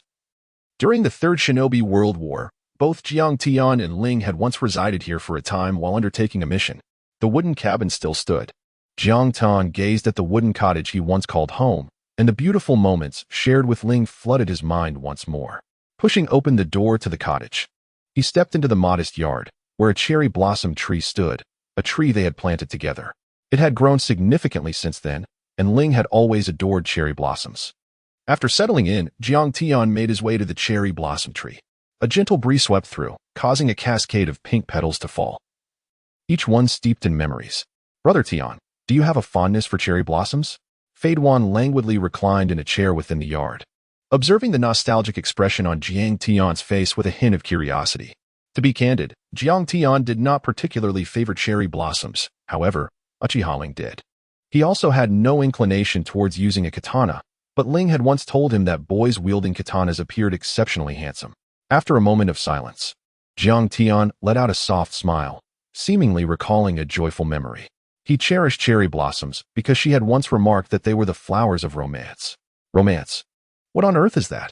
One pondered, perplexed, as he had grown up without ever understanding the essence of romance.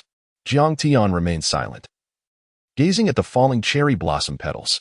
Each exquisite bloom carries its own unique language. Among them, Jiang Tian's favorite is the wind chime flower, which symbolizes eternal waiting, lifelong commitment, and a singular love for one person. It embodies a deep affection, longing, and anticipation. "I await the breeze, and I also await your return." At this moment, Jiang Tian resembled a wind chime flower in a state of longing. "Jiang Tian, there is an action that requires your presence." Yahiko's words interrupted his reverie. Through a certain mystical method, Yahiko had established contact with Jiang Tian. "What action?" Jiang Tian inquired, his gaze sharpening. "Orochimaru has betrayed us and organized a defection." Yahiko's voice conveyed urgency, prompting a fierce intensity in Jiang Tian's expression. "The time is ripe. The research on the first Hokage cells should be nearly complete. Orochimaru, await my arrival. The moment for the transplantation of the first Hokage cells has come. Faden, prepare yourself. We shall depart tomorrow." "Where to?" Faden turned to Jiang Tian. "To the land of rice, to observe the yet-to-be-established Sound Village." Jiang Tian cast his gaze toward the horizon, sensing that turmoil was about to engulf the ninja world. Chapter 14. A different Orochimaru. The transplantation of the first Hokage cells within the borders of the land of rice. Faden trailed behind Jiang Tian, unable to suppress his comments about the glaring red cloud-patterned robe adorning his figure. "Brother Tian, don't you think our attire looks rather peculiar?" Jiang Tian informed Yahiko of One's circumstances regarding the peculiar nature of his immortality. Without a moment's hesitation, Yahiko permitted One to join the organization, as Akatsuki was in dire need of new members to prepare for the plan to capture the tailed beasts. "Enough with the complaints. Let's proceed with caution," he said. The two made their way towards Orochimaru's location, activating their Sharingan. The incomplete Sound Ninja Village came into sharp focus before them. Noticing Jiang Tian's serious demeanor, One tentatively inquired, "Who are we going to meet? With both of us being immortal, why the solemnity? Is the other party formidable?" Unbeknownst to One, he had fallen victim to Jiang Tian's illusion that fateful night, still believing that Jiang Tian possessed an immortality akin to his own. Jiang Tian led One to the entrance of a cave, from which the yet-to-be-established Sound Ninja Village could be glimpsed. As he parted the dense foliage blocking the cave's mouth, Jiang Tian couldn't help but marvel at Orochimaru's expertise in finding refuge. Having defected from Konoha and subsequently escaped the Akatsuki, he continued to thrive, a testament to his remarkable ability to conceal himself. Each time, he managed to remain extraordinarily elusive. Were it not for the Sharingan, Jiang Tian might have struggled to locate him. "Stay close and do not be careless. The individual we are about to meet is one of the legendary three ninjas of Konoha," Jiang Tian cautioned One, emphasizing the necessity for caution regarding Orochimaru. This individual was known for his bizarre and varied experiments. By the latter stages of the anime, Orochimaru even managed to resurrect the souls bound by the Reaper Death Seal, a feat unparalleled by anyone else. Although Jiang Tian was aware of the narrative, he understood that this knowledge did not warrant complacency. He grasped the concept of the butterfly effect. His presence here could indeed alter certain events, steering this world in unforeseen directions. Thus, exercising prudence was wise, especially when dealing with a scientist like Orochimaru, who was inclined towards experimentation. The cave was rather narrow, with One following closely behind Jiang Tian. Upon hearing that they were to meet Orochimaru, excitement radiated from him. For someone who had risen to prominence during the Third Great Ninja War, it was natural for younger individuals to yearn for the company of such a formidable figure, for all humans hold respect for the strong. What does Tian go seek from him? That man is indeed one of the legendary 3 ninjas of Konoha, a truly remarkable character. Jiang Tian offered a faint smile, softly uttering a phrase that made Fadewan's pupils constrict, his face adorned with an expression of astonishment. He was a traitor to the organization, and the leader had tasked me with eliminating him. Though his voice was not loud, Fadewan felt an undeniable sense of authority in it. Few dared to speak of slaying the legendary Sannin of Konoha, at least not someone like Fadewan in that moment. He was merely a young man who had recently acquired immortality, somewhat arrogant, yet not so egotistical as to disregard all caution. Brother Tian, are we truly going to confront the legendary Sannin? Is success even a possibility? Fadewan inquired tentatively, a flicker of uncertainty shadowing his thoughts. Jiang Tian shook his head with a smile, saying, "It is not about us. I alone am sufficient." Fadewan glanced at Jiang Tian, seemingly contemplative. He perceived himself as a rather conservative individual, at least not as audacious as Jiang Tian. This sentiment was somewhat theatrical. Had Jiang Tian been aware of Fadewan's perspective, he would undoubtedly be taken aback. He was, after all, a prudent individual. As they spoke, the two finally emerged from the dark, murky cavern, stepping into a realm that was strikingly different. A bustling scene unfolded before them, populated by ordinary folk carrying timber or engaged in various tasks, diligently laboring to construct the sound ninja village under the guidance of Orochimaru. Jiang Tian approached a person engaged in carpentry, his expression filled with bewilderment. The scene before him shattered his preconceived notions. Could Orochimaru truly partake in such trivial tasks? Are you capable of such endeavors? Without lifting his gaze, Orochimaru continued his woodworking. Having sensed Jiang Tian's presence upon his arrival in the village, my hands are not solely instruments of death. They are also capable of creating and engaging in other pursuits from time to time. Jiang Tian was taken aback. He had not anticipated such a response from Orochimaru. The leader sent me to eliminate you, he declared boldly, meeting Orochimaru's gaze. The moment his words reached the ears of the bustling townsfolk, they abruptly set aside their tasks, brandishing wooden clubs and steel saws, glaring at Jiang Tian with palpable anger. Who do you think you are, daring to speak such words to Lord Orochimaru? If you wish to kill him, we shall deal with you first. Jiang Tian found their reaction astonishing. It seemed that even a mad scientist like Orochimaru had his supporters. Noticing the subtle expression on Jiang Tian's face, Orochimaru chuckled lightly. What is this? You appear surprised that these individuals aid me. Caught in his thoughts, Jiang Tian shrugged. Indeed perplexed that such a notorious rogue ninja could be so beloved. I rescued them from the oppression of Sunagakure, and thus, they have become as they are now. Orochimaru replied with a calm demeanor, his tone devoid of any emotional upheaval. It is rather peculiar that you would save people. Jiang Tian found himself bewildered. This version of Orochimaru seemed somewhat different from the one depicted in the anime. Do you truly believe that I despise war and cannot abide oppression? Orochimaru smiled, a sentiment he had only shared with Jiraiya before. I believe that no one is born evil. Even you, Orochimaru, were once a hero of Konoha, shedding blood for the village during the Third Great Ninja War. This remark elicited a knowing smile from Orochimaru. It had been long since anyone had spoken of him in such a way since his defection from Konoha. How is your research on the first Hokage cells progressing? You haven't forgotten our pact from years past, have you? Jiang Tian inquired, eager to learn what he desired most. Only by merging with the first Hokage's cells could he fully wield the power of the Mangekyou Sharingan. It is nearly complete. I will transplant the first Hokage's cells for you. However, do you still intend to follow the leader's orders? Orochimaru asked. Suddenly, Jiang Tian burst into laughter. Orders? What orders? It is entirely normal that I cannot defeat one of the legendary 3 of Konoha, Orochimaru. What could Yahiko possibly say? He wouldn't expect me to risk my life to kill you, and you are well aware of the organization's rules. Should there be any traitors, they would face the wrath of the entire organization. Jiang Tian cautioned Orochimaru that opposing the Akatsuki organization was not a judicious endeavor. I am merely intent on conducting experiments and pursuing immortality. As for the matters concerning the Akatsuki, I find little interest and shall likely forget them in due course. Orochimaru, displaying his usual cooperation, promised in return. Among intelligent individuals, conversations need only touch upon the essential points. Very well, then prepare for the transplantation of the first Hokage's cells. In Chapter 15, the transplantation was successful, invoking the forbidden technique of Edo Tensei. Within Orochimaru's newly established laboratory, Jiang Tian reclined upon a stone chair, his body punctuated by transparent test tubes brimming with a dark green liquid, cells of the first Hokage. Haiden stood nearby, marveling at this remarkable sight. As it was his first encounter with such an experimental scene. Orochimaru, let us commence, Jiang Tian affirmed, and thus the transplantation began in earnest. During this procedure, Haiden wielded his crimson scythe, vigilantly watching Orochimaru, prepared to act should there be any sign of treachery. The liquid from the test tubes coursed steadily into Jiang Tian's body, and he could distinctly sense an overwhelming surge of vitality awakening within him, a testament to the formidable nature of the first Hokage's cells. The blurriness in his vision, previously induced by the Sharingan, was completely healed in that moment, and his physical capabilities ascended to unprecedented heights. As the Uchiha bloodline intertwined with the power of the first Hokage, a peculiar sensation surged within Jiang Tian as he felt the formidable powers of Asura and Indra, drawing him closer to the essence of the Sage of Six Paths. In that moment, he became acutely aware of the pulsations of chakra.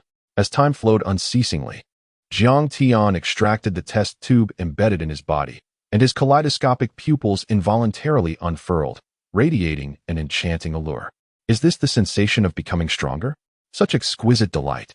His Sharingan gazed upon Haiden and Orochimaru, and the two suddenly experienced a disorienting haze. With but a thought, Jiang Tian could ensnare them within an illusionary realm. Our pact is fulfilled, Orochimaru remarked softly while tidying the laboratory. I still require something from you. Jiang Tian fixed his gaze upon Orochimaru. Although the agreement had reached its conclusion, he still sought the forbidden jutsu capable of resurrecting the deceased, a vital asset for his future endeavors in the ninja world. Hand me the scroll for impure world reincarnation. Orochimaru narrowed his eyes, puzzled by Jiang Tian's knowledge of such a forbidden technique. It seems you uncovered many of my secrets during your time in the Anbu, even the existence of impure world reincarnation. Consider it a favor owed, Jiang Tian assured. Confident that Orochimaru would acquiesce, for the day of his incursion into Konoha to slay his mentor was drawing near, and he required allies like himself. Deal. I shall collect that favor. The two struck an exchange, and Jiang Tian successfully obtained the forbidden jutsu of impure world reincarnation. After departing from the land of rice, Jiang Tian parted ways with Haiden, as his subsequent actions demanded utmost secrecy.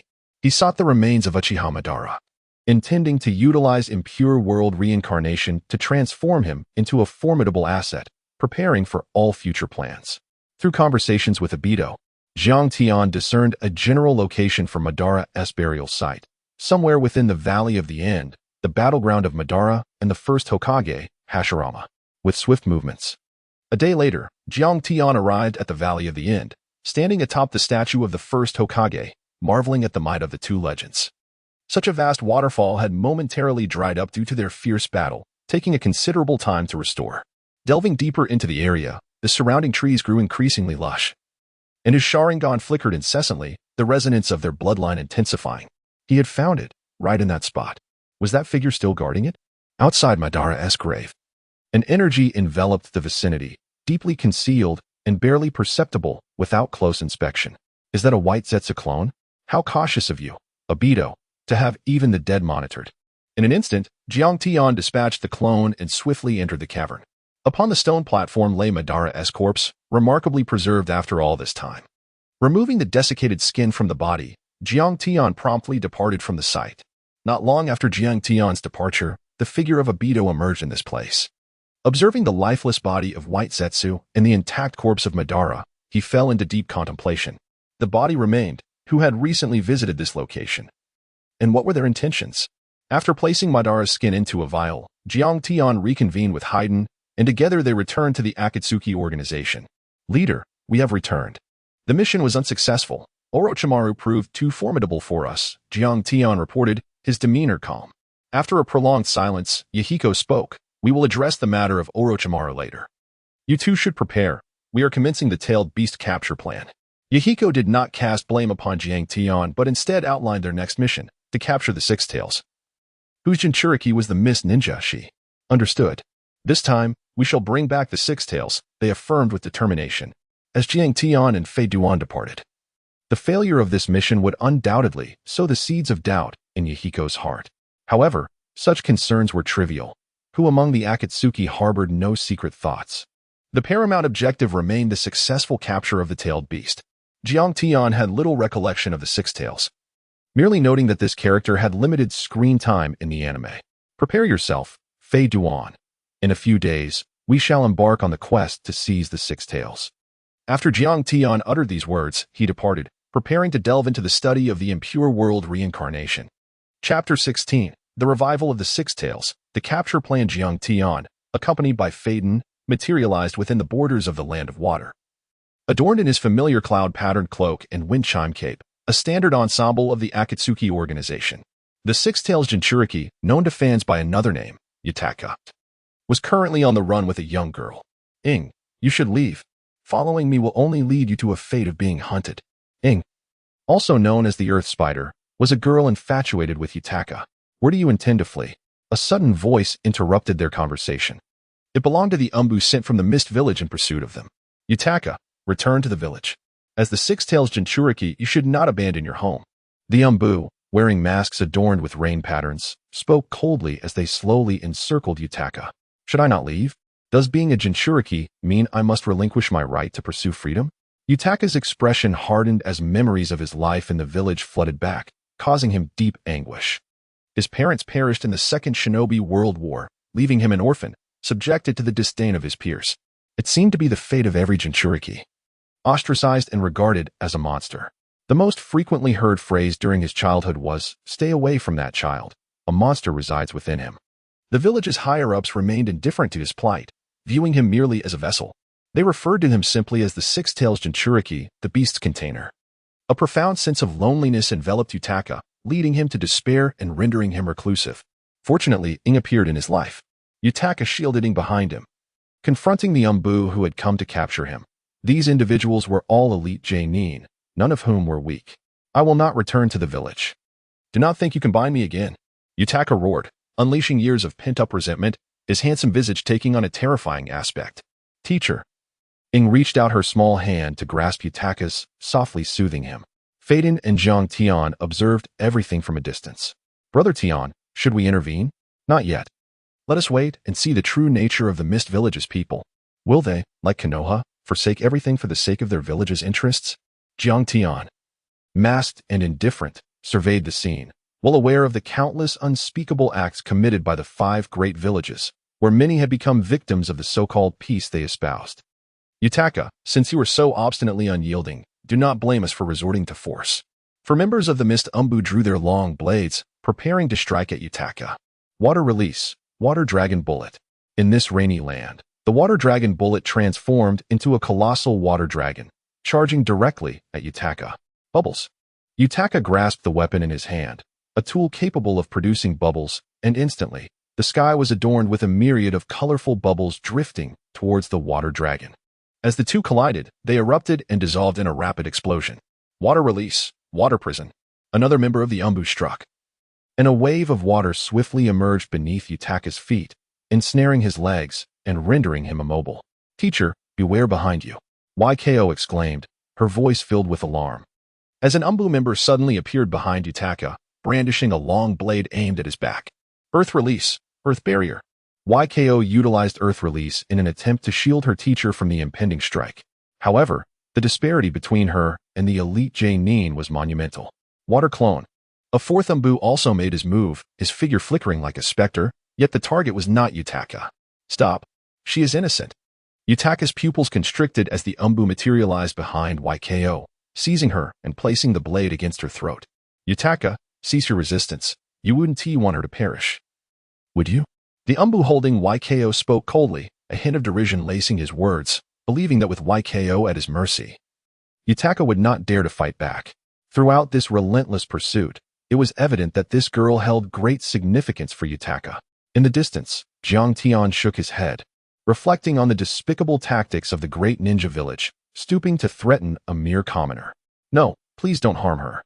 I promise to return to the village with you, Yutaka replied, his expression remaining icy, yet his flickering gaze betrayed the turmoil within. YKO was his disciple. His sole redemption in the shadows. Teacher, your bubbles are truly beautiful. I love watching them. Teacher, they all say you are a monster. But I believe you are the kindest person in the world. YKO would often tirelessly remind him that he was not a monster, but a gentle instructor. He had never truly done anything for his disciple, nor had he properly taught her any skills. Now is the time to act. Yutaka cast the weapon aside, turning to YKO with a reassuring smile. Do not worry. Everything will be fine. Your teacher is here. He made a choice. Freedom was essential. Yet it paled in comparison to her well-being. Witnessing Yutaka's concession, YKO's expression was a tapestry of emotions. Glee, sorrow, sadness, and reluctance, all culminating in a bittersweet smile. Her voice softened as she gently said, Teacher, do you know? My favorite is colorful bubbles. In my little village, colors symbolize love, and bubbles represent freedom. Colorful bubbles embody the love of freedom.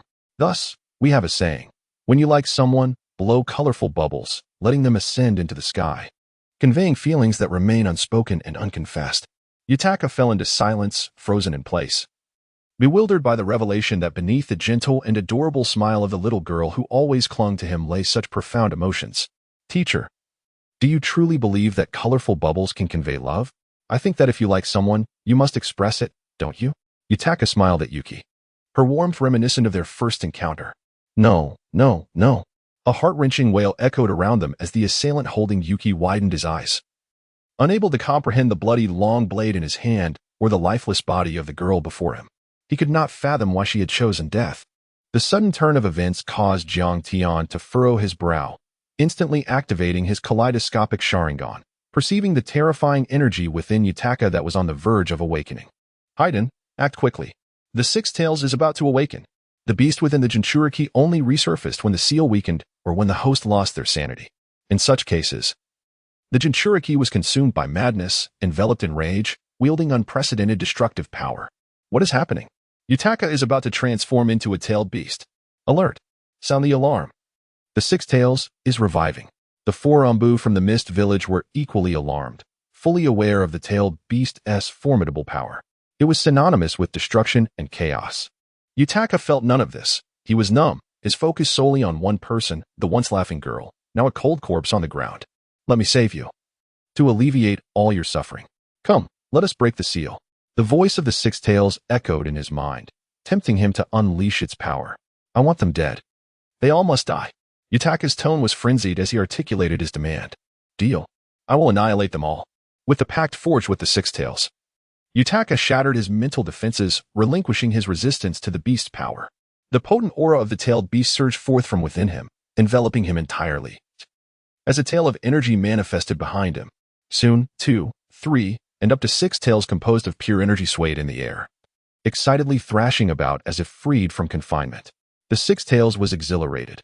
After being suppressed for so long, it had finally broken free from its seal. Yutaka's pupils transformed to a deep blue, suffused with the Six Tails' energy, brimming with ferocity. He swung his tail and charged at one of the Anbu. No, don't kill me.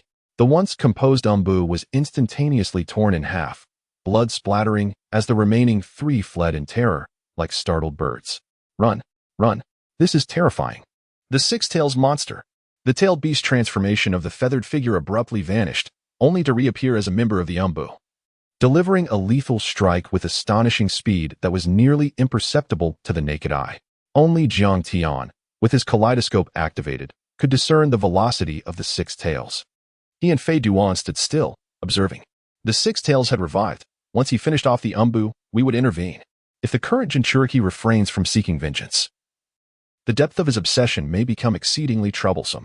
Jiang Tian instructed Obito.One to act once Yugo had eliminated the remaining adversaries. Once again, he tore apart a member of the Anbu. The Six Tails lifted its gaze towards the last Anbu, who had fled to a distance. As a colossal sphere of energy coalesced in the air, the tailed beast ball.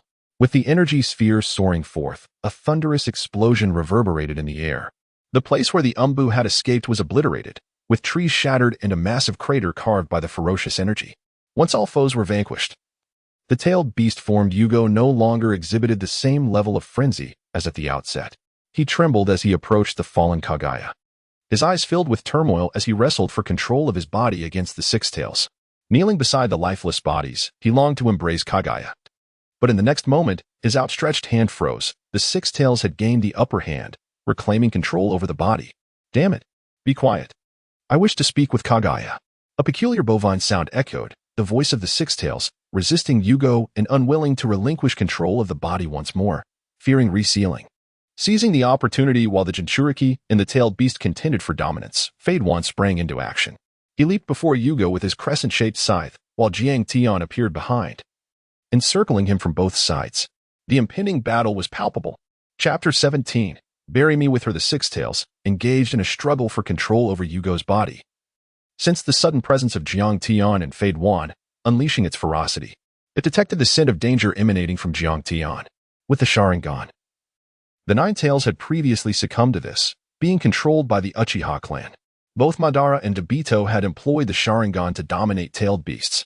The presence of another with a Mangeki Sharingan instilled unease within the Six Tails. Who are you? Yugo and the Six Tails halted their struggle for dominance, recognizing the newcomers as enemies and temporarily united against a common foe.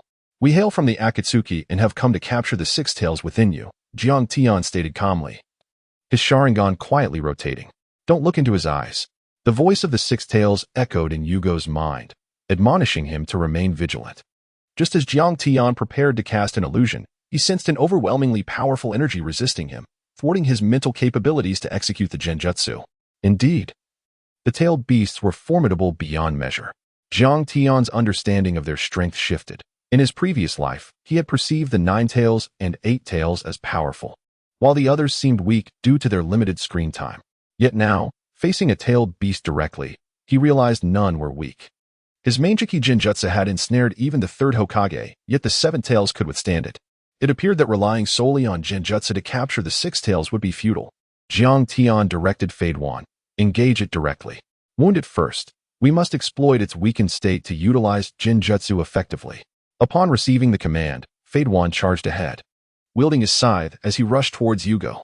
With a resounding crash, Fade-One was forcefully hurled away, blood trickling from the corner of his mouth. In a chilling tone, he remarked, "This fellow possesses formidable strength." After activating the kaleidoscope, Jiang Tian executed a space ninjutsu, suddenly materializing behind Yugo.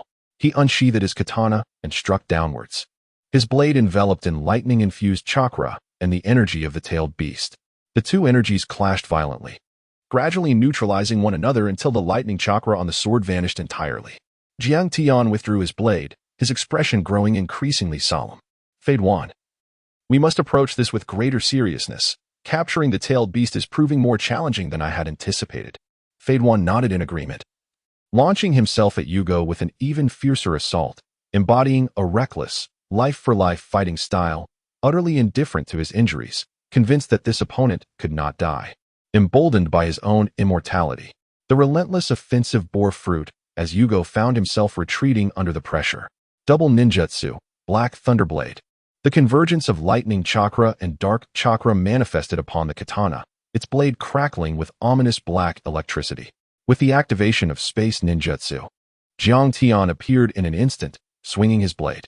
This time, a tail formed from the Six Tails' energy was severed, the fusion of the two chakras proving effective. A furious roar erupted as the severed tail reformed. The Six Tails was enraged, having not endured such damage in ages. Aside from that man named Senju Hashirama, no one had inflicted harm upon it before, and now the Six Tails became even more frenzied. Yugo recognized that Jiang Tian and Fade-One were formidable opponents, prompting him to relinquish resistance entirely and allow the Six Tails to take control of his body. After all, as the Jinchuriki, he would inevitably perish if the tailed beast were extracted from within him. With Yugo's suppression removed, the Six Tails fully seized control, entering a berserk mode. Yugo's human form began to transform, increasingly resembling the true essence of the Six Tails. Six tails sprouted from his back, and two white, fleshy antennae emerged from his head, giving him the appearance of a grotesque, slimy creature. A tumultuous surge of energy swept through the surroundings as the Six Tails fully manifested. An energy sphere began to coalesce above its head, rapidly expanding before hurtling towards Jiang Tian. With a thunderous crash, dust and debris erupted, obscuring the view. Fade-One, leaping away to evade, bore no expression of concern, merely astounded by the sheer destructive power of the tailed beast. At this rate, Brother Tian will need some time to recuperate. Fade-One still believed that Jiang Tian, like himself, was immortal. However, as the smoke dissipated, he beheld a vast crater devoid of any sign of Jiang Tian, his eyes widening in disbelief. Was he truly obliterated? Brother Tian, where are you? He called out, but no response came. It cannot be, He cannot have been turned to dust. You are the one turned to dust. I am unharmed. Suddenly, Jiang Tian's voice echoed behind Obito.One as he appeared unscathed. The moment the tailed beast ball was launched, Jiang Tian had activated his space ninjutsu to make his escape. Goodness, Brother Tian, your immortal body is astonishingly formidable. You managed to reassemble yourself so swiftly? Indeed, trusting in Brother Jiang is the key to eternal life.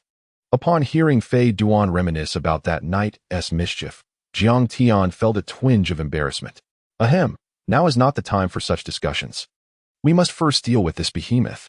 The Six Tails also exhibited a shift in emotion, realizing Jiang Tian was more powerful than it had anticipated. As the tailed beast ball surged towards him once again, Jiang Tian activated his Sharingan, warping space to evade alongside Obito.One. However, just as they landed, another tailed beast ball was launched. With no time left to activate his space ninjutsu once more, Jiang Tian's gaze hardened upon the incoming attack. Susanoo. In an instant, a purple energy enveloped him, while the Sharingan in his eyes spun rapidly, blood trickling from the corners. The colossal form of Susanoo gradually materialized, transforming into a towering giant wielding a katana. On the chest of Jiang Tian Susanoo, there lies an emblem of a flower, a cherry blossom, the beloved bloom of Uchiha. Jiang Tian stood within the Susanoo, commanding the towering giant as it swung the massive katana in its grasp, effortlessly cleaving the incoming tailed beast ball in twain. The colossal Susanoo advanced towards the Six Tails, engaging in close combat that evoked an image reminiscent of Ultraman battling a monstrous foe. Jiang Tian delivered blow after blow, forcing the Six Tails to retreat under the relentless assault. A fierce roar erupted, filled with defiance, as the Susanoo raised its katana, poised to strike down upon the Six Tails. In the next moment, however, Jiang Tian was engulfed by darkness. The imposing Susanoo shattered instantaneously, vanishing from sight. Rapidly, Obito.One rushed over, exclaiming, "Brother Tian, are you all right?" That was astonishing. What technique was that? Jiang Tian remained silent, his gaze fixed upon the injured Six Tails, a sigh escaping his lips as he lamented the absence of an eternal kaleidoscope. It was indeed too ambitious to rely on Susanoo. The kaleidoscope whirled once more as Jiang Tian attempted to ensnare the Six Tails with illusionary techniques, yet he was met with fierce resistance. No. This cursed sensation, I refuse to be imprisoned again. In the depths of the Six Tails' psyche, madness had taken root, having been sealed for so long. It had grown weary of such an existence. It was unwilling to be subjugated any longer. A torrent of energy surged from its form as it began to swell, resembling a grotesque orb of flesh. Jiang Tian's heart grew heavy as he discerned through his Sharingan that the chakra within the Six Tails was rapidly coalescing. It intends to self-destruct? A bold thought flickered through his mind, sending a chill down his spine. Such a phenomenon was unheard of in the realm of animation. Should it succeed in detonating, the resultant force would be cataclysmic. Jiang Tian dared not ponder further the consequences of the tailed beast's self-detonation. The outcome remained an enigma to all.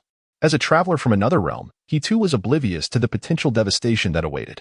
However, one certainty lingered in his mind: the destructive force would undoubtedly be unprecedented.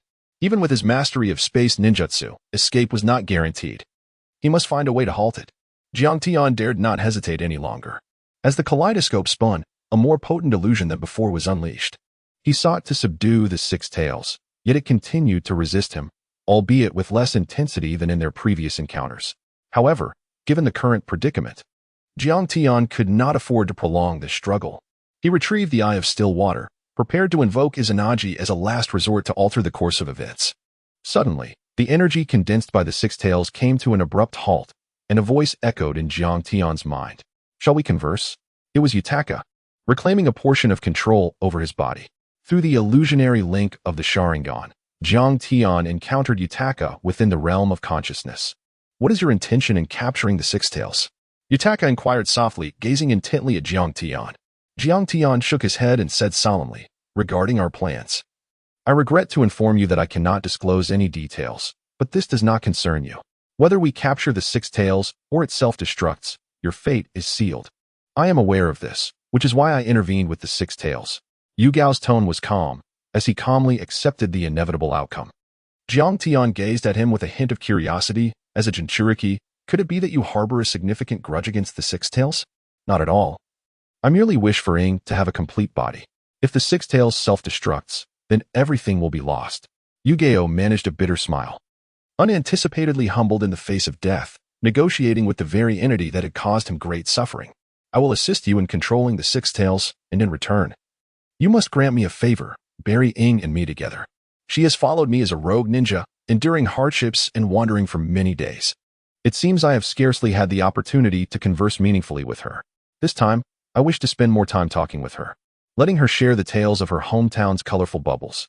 When Yu-Gi-Oh spoke these words, there was no sorrow befitting one on the brink of death. Instead, his tone conveyed a sense of nonchalance. After being a Jinchuriki for so long, he felt that only in this moment was he truly at ease. I promise you. Jiang Tian did not hesitate. He saw in Yu-Gi-Oh a reflection of himself and Obito. With Yu-Gi-Oh's assistance, controlling the six tails proceeded smoothly, without the help of a Jinchuriki. It was powerless. Even after losing the tailed beast, Yu-Gi-Oh did not succumb immediately. He lay beside Ing, turning to gaze at her. He gently caressed the girl's face and chuckled softly. Loving someone means creating colorful bubbles for them. What a lovely story that is. In the twilight of his life, Yu-Gi-Oh held Ying's hand and looked up at the sky. As a Jinchuriki, he had long sought freedom, yearning to escape loneliness and the stigma of being a monster. Yet, at this moment, he realized that since the day he met the girl, his wishes had already been fulfilled. He simply had never truly embraced the feelings. Teacher is the gentlest man in the world. The colorful bubbles he creates are particularly beautiful. This was something Ing often said. How wonderful it is, the story of colorful bubbles. Jiang Tian gazed upon the lifeless form of Yu-Gao, fulfilling his promise to inter them together. Atop the grave lay an object belonging to Yu-Gao, a weapon capable of producing colorful bubbles. Let us depart. The capture of the six tails has been successful, Jiang Tian declared. As he and Infatuated took their seats upon the six tails, journeying toward their organization. Chapter 18. Orochimaru's scheme upon returning to the Akatsuki's base.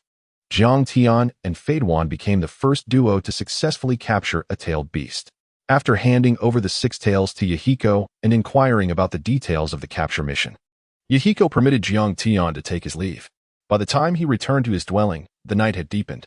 Seated on the porch of his wooden cabin, Jiang Tian reflected on Yu-Gao's final moments. Emotions are often difficult to articulate. There are many unfulfilled affections, such as those between Yu-Gao and Hikari, and between oneself and her. Suddenly, a white serpent slithered into Jiang Tian's view, advancing towards him while flicking its tongue incessantly. Its mouth gradually widened, seemingly preparing to regurgitate something. With a soft thud, a purple scroll fell from the serpent's maw. Disgusted by this repugnant display, Jiang Tian immediately associated it with Orochimaru. I truly wish he would amend this revolting habit, Jiang Tian remarked. Grasping the scroll, now slick with the serpent's saliva, he slowly unfurled it, revealing a single phrase inscribed upon its surface. It is time for you to repay a favor. Having previously agreed to grant Orochimaru a favor in exchange for the reanimation jutsu scroll, Jiang Tian was taken aback by the swiftness of this request. Wait, has the Chunin exam in Konoha commenced already? During this period, Jiang Tian had devoted his thoughts entirely to capturing the six tails, neglecting other matters. Considering the timeline, it was indeed nearing the time of Orochimaru's assault on Konoha. The Chunin exam represents a pivotal moment in the narrative, where the tragic betrayal between master and disciple unfolds, culminating in the third Hokage's demise at Orochimaru's hands. He resolved to visit Konoha to ascertain the fate of the 12 young ninjas. Curious whether their circumstances mirrored those of the storyline, Jiang Tian maintained a keen interest in Naruto and Sasuke, as they were the protagonists. And one must tread carefully to avoid pitfalls. Even Kage had faltered against them, a testament to the potency of their protagonist's aura. The following day, before dawn broke, Jiang Tian departed from the Akatsuki, hastening towards the land of rice. Upon arriving at Orochimaru's base, the two crossed paths. You should find this operation quite intriguing, Orochimaru said, extending his long tongue to lick his face, fully embracing the grotesque. You intend to wreak havoc in Konoha village during the Chunin exam, correct? Jiang Tian stated bluntly, perceiving Orochimaru's self-satisfied expression as somewhat irksome. Orochimaru regarded Jiang Tian's eyes with a contemplative gaze, a sinister smile creeping upon his lips after a prolonged moment. Is the Sharingan truly so formidable as to penetrate the human heart? Jiang Tian remained silent, inwardly lamenting the limitations of the Sharingan. If only it could truly penetrate the depths of the human heart, rather than merely relying on his status as a time traveler. Now, let us discuss your plan, he said, aware that Konoha was not solely defined by the third Hokage, there were numerous formidable individuals within its ranks. Orochimaru, radiating confidence, joined his hands, causing two coffins to emerge from the earth. Is this the reanimation jutsu? As an avid fan of the series, witnessing such a game-changing technique up close was a sensation entirely different from watching through a screen. As the coffins descended, revealing the first and second Hokages, Jiang Tian nodded. With these two at his disposal, he indeed possessed the means to invade Konoha. After acquiring the scroll, Jiang Tian had struggled to comprehend this jutsu. But observing Orochimaru's demonstration offered him newfound insights. 3 days later marked the Chunin exams in Konoha. According to the plan, Orochimaru had already infiltrated the venue, while Jiang Tian's objective was to breach the Hokage's office, where vital documents awaited. With a resounding crash, for massive beams of light erupted, enveloping the third Hokage and Orochimaru, signaling the activation of the four purple flames formation. Jiang Tian donned his mask and, utilizing space-time ninjutsu, instantly materialized in the Hokage's office. Activating his Sharingan, Jiang Tian assessed his surroundings. What had once been a heavily guarded office was now sparsely populated by only a few Anbu, all dispatched to assist in the central plaza. Swiftly neutralizing the remaining Anbu, Jiang Tian opened the office door. Producing the key Orochimaru had provided, he unlocked the cabinet containing the stored documents. At that moment, as the cabinet swung open, he was immediately drawn to the top file, emblazoned with the words Third Ninja War Operational Plan. As he delved into the details of this plan, Jiang Tian's expression turned icy, and he began to peruse the pages with increasing speed. His Sharingan spun uncontrollably, reflecting the chilling transformation of his demeanor. What a formidable operational plan for the flames of Konoha. Jiang Tian finally comprehended why, during the Third Great Ninja War, the elite of Konoha and those prominent clans suffered minimal casualties. It became evident that from the very beginning, they, the unprivileged commoners, were merely cannon fodder. The so-called strategy involved segmenting the battlefield into various zones, categorized by strength, with each area designated a specific rank. According to this arrangement, the formidable ninja teams of Konoha were astonishingly assigned to the weakest sectors, while the commoners, without exception, were dispatched to the most perilous front lines. It resembled the ancient strategy of Tianji's horse racing, where the weak were pitted against the strong, exhausting the enemy's elite before allowing the powerful Konoha squads to reap the rewards of victory. He and Uchiha Ling had been allocated to the area designated for confronting formidable adversaries, and with this revelation, all his doubts were dispelled. Jiang Tian finally comprehended why the nearby Konoha teams had been utterly powerless. It turned out that their enemies had been vastly superior from the very beginning, utilizing the lives of the weaker to exhaust their opponents, only to subsequently dispatch the strong for a decisive strike. Such a battle strategy was truly repugnant. Jiang Tian's pupils glowed a crimson hue, and the kaleidoscope within his eyes began to rotate languidly. Originally, his visit to Konoha was merely to observe the protagonists Naruto and Sasuke. However, it appears that he must take decisive action. The game of betrayal orchestrated by Orochimaru is shrouded in uncertainty, and perhaps I shall partake in it as well. After organizing his documents, Jiang Tian turned and exited the Hokage's office, striding confidently through the streets of Konoha. His red cloud-patterned robe and wind chime hat were strikingly conspicuous, and as soon as he stepped outside, a Konoha ninja spotted him. "Stop! Who are you?" In response to the inquiry, Jiang Tian swiftly raised his foot and delivered a powerful kick, rendering a Konoha Chunin unconscious. This audacious act immediately captured the attention of nearby ninjas, and in an instant, several rushed forward to encircle him. Chapter 19, Might Guy Sharingan. Through their masks, several Konoha ninjas beheld the accursed eyes, and just as they gasped in astonishment, they found themselves rooted to the spot, their bodies trembling uncontrollably, their expressions contorted in anguish. They had all succumbed to the genjutsu of the Sharingan. Jiang Tian leaped onto a rooftop, gazing down at the wooden leaves, his blood-red Sharingan resembling a profound abyss. God's escape, void annihilation. An orb of energy materialized in his hand, compressing as different attributes of chakra fused together, emitting a piercing shriek. Let the world feel anguish, Kame. He hurled the energy orb into the air, which descended gently before a blinding radiance illuminated the heavens and the earth. Boom. Following the tremendous sound, everything before him dissolved into nothingness. This explosive reverberation captivated everyone's attention. Orochimaru within the four purple flames formation and the third Hokage simultaneously ceased their actions. Raising their heads to behold the colossal explosion conjured by Jiang Tian, a sense of dread washed over them. Damn it, does he have accomplices? Commanded the third Hokage. Kakashi. Might Guy, all elite Jonin, heed my orders and apprehend that wretch who is wreaking havoc in Konoha. With that, the elite Jonin of the Leaf Village mobilized en masse. Jiang Tian sat quietly, observing the ninjas encircling him, and softly remarked, "So many familiar faces have gathered today. Are you all here to reminisce?" As he spoke, his voice resonated with everyone present. Kakashi replied solemnly, "Jiang Tian, why have you resorted to such actions once again?" His brow furrowed, recalling the last time Jiang Tian employed such a large-scale destructive technique. "Kakashi, spare him the chatter and strike immediately," Madogai interrupted, his body emanating a blue energy as he opened the sixth gate of the 8 gates. Asuma and Kurenai, formidable ninjas of the same generation, were also present. "Kakashi-senpai, it seems you have an affinity for inquiries. I wonder what you would ask a fallen comrade if you were to encounter them again." Jiang Tian subtly alluded to Obito, instantly evoking memories in Kakashi, leaving him momentarily frozen. Leaf Hurricane. Guy suddenly appeared behind Jiang Tian, launching a powerful kick towards him, only to find himself striking nothing but air. Jiang Tian utilized the art of space ninjutsu to appear a short distance away, maintaining his seated posture with a disdainful smile adorning his face, convinced that such rudimentary physical techniques could inflict no harm upon him. "Kakashi-senpai, are you not going to intervene?"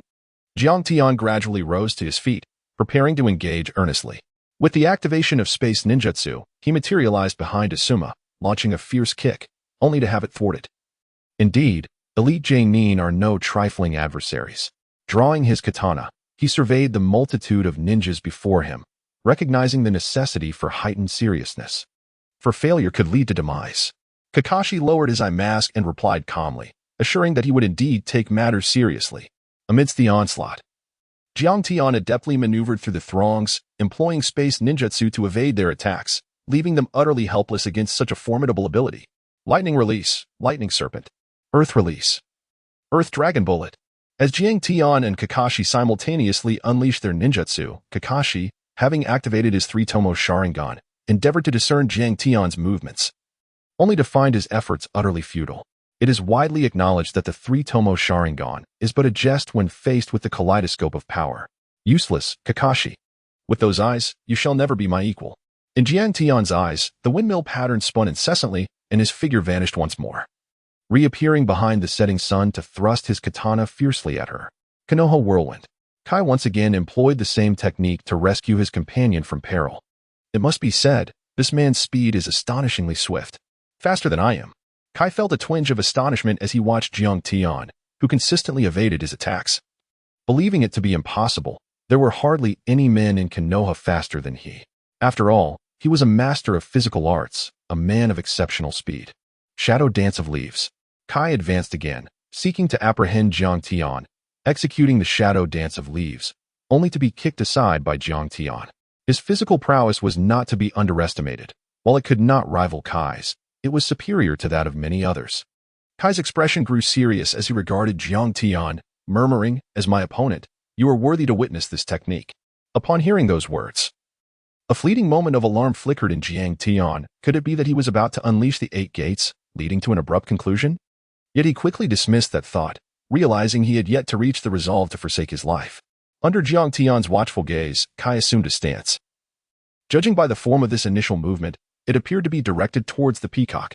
Jiang Tian's previously tranquil expression grew serious as he prepared to engage in combat with the 8 gates of Duinjia.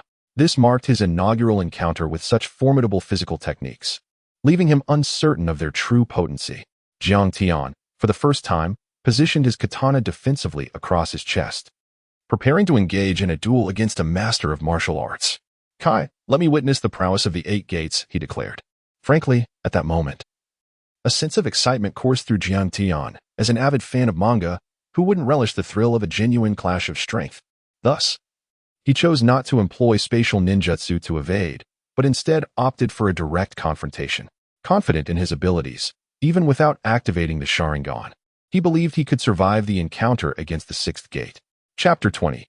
The Might of the Sharingan towards the Peacock. Upon unlocking the 6th gate, Might Guy's strength surged as he relentlessly thrust his palms towards Jiang Tian.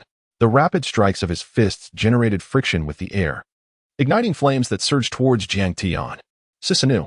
Jiang Tian activated his Meijiki Sharingan, effectively countering the incoming assault. A colossal energy enveloped him, the formidable nature of Susanoo unmistakable. The elite J-nin of Konohagakure stood in stunned silence, questioning whether such power could truly belong to a human. It was terrifying to such an extent. My former comrades, you too shall endure this anguish with me. With the katana-wielding Susanoo, he fiercely swung at the crowd, prompting Kakashi and others to swiftly evade. The sheer intensity of this power was awe-inspiring, and none dared to confront it head-on. As the blade sliced through the air, a wave of force surged forward, cleaving the very monument of Hokage rock in Konohagakure. Jiang Tian, you. Kakashi's eyes widened in disbelief, his face contorted with rage. Unable to comprehend the actions of his former comrade. Kakashi, why such a countenance?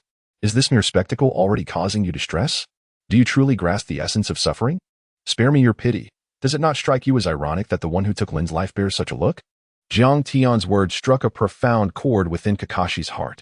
He wielded Susanoo to unleash widespread devastation upon the village of Konoha, leaving a path of destruction unchallenged. To the leaders of Konoha, is this truly what you wish to protect? In witnessing such ruin, what recourse do you have? I dare say you must now be preoccupied with your own survival. How must it weigh on the third Hokage to engage in combat against his own disciple, especially knowing that his moment of compassion towards Orochimaru has wrought such calamity upon the village? Indeed, it seems your intentions are steeped in self-interest, far from the impartiality you so feign. Jiang Tian relentlessly criticized the higher-ups of Konoha, yet every word he uttered rang true.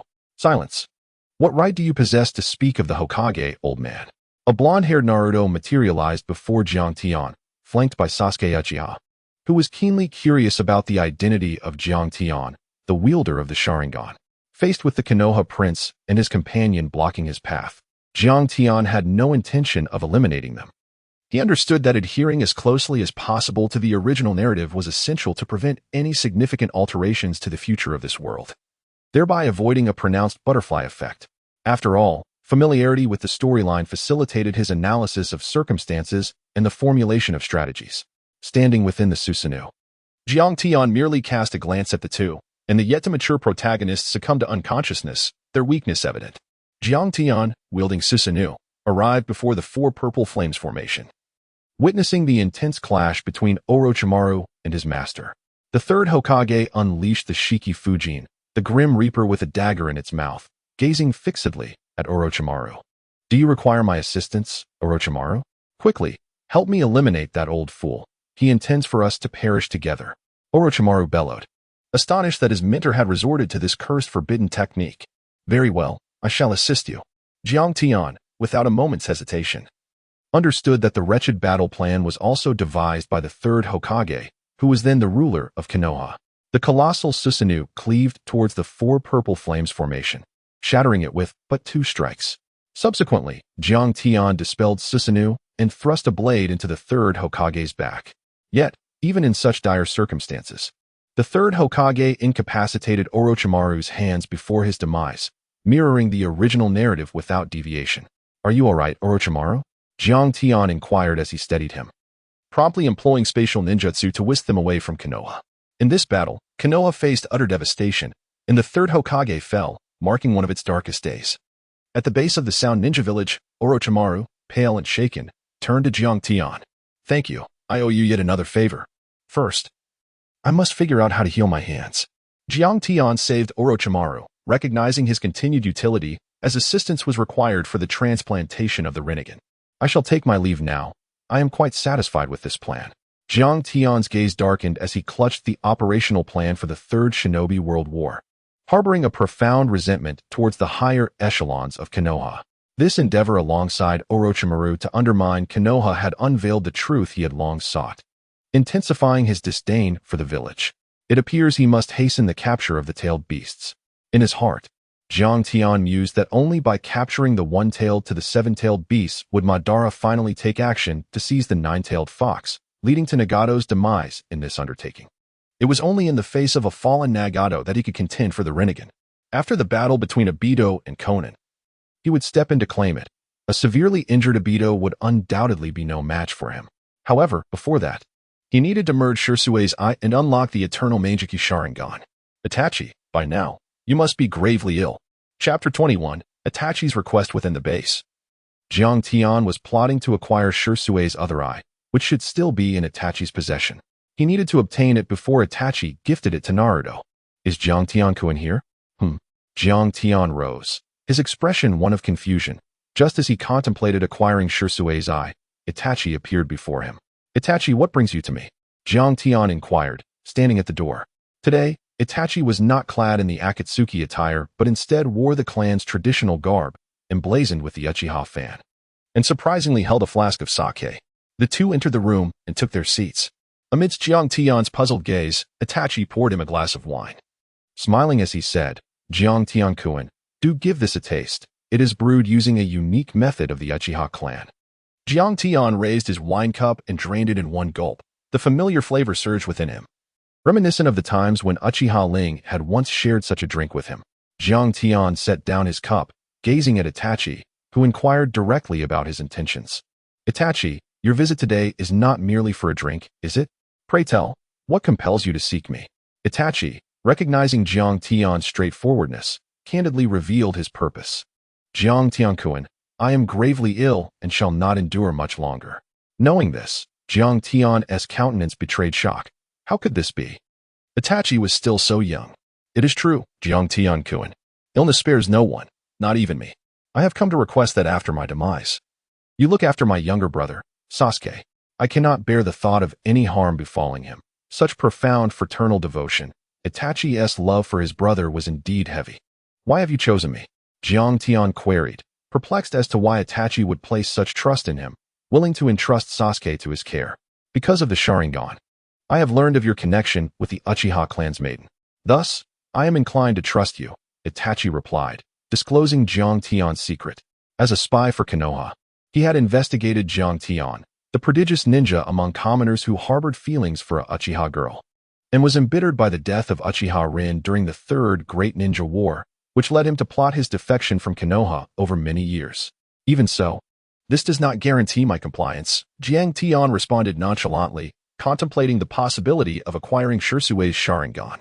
This current demeanor could serve as leverage for the forthcoming negotiation. What if I had Shirsui's eyes? Itachi revealed the eyes, preserved in a vial, which was the true reason for his visit to Jiang Tian. Any wielder of the Manjiki Sharingan cannot evade the eternal Manjiki, thus Shirsui's eyes were a weighty bargaining chip. Do you trust me so readily? Jiang Tian suppressed his excitement, refraining from accepting Shirsui's eyes, uncertain whether Itachi's gesture was genuine. I have no other options, Itachi admitted with a bitter expression, explaining his rationale. He indeed had reservations about Jiang Tian, yet found no better alternative. His distrust of Konoha propelled him to Jiang Tian.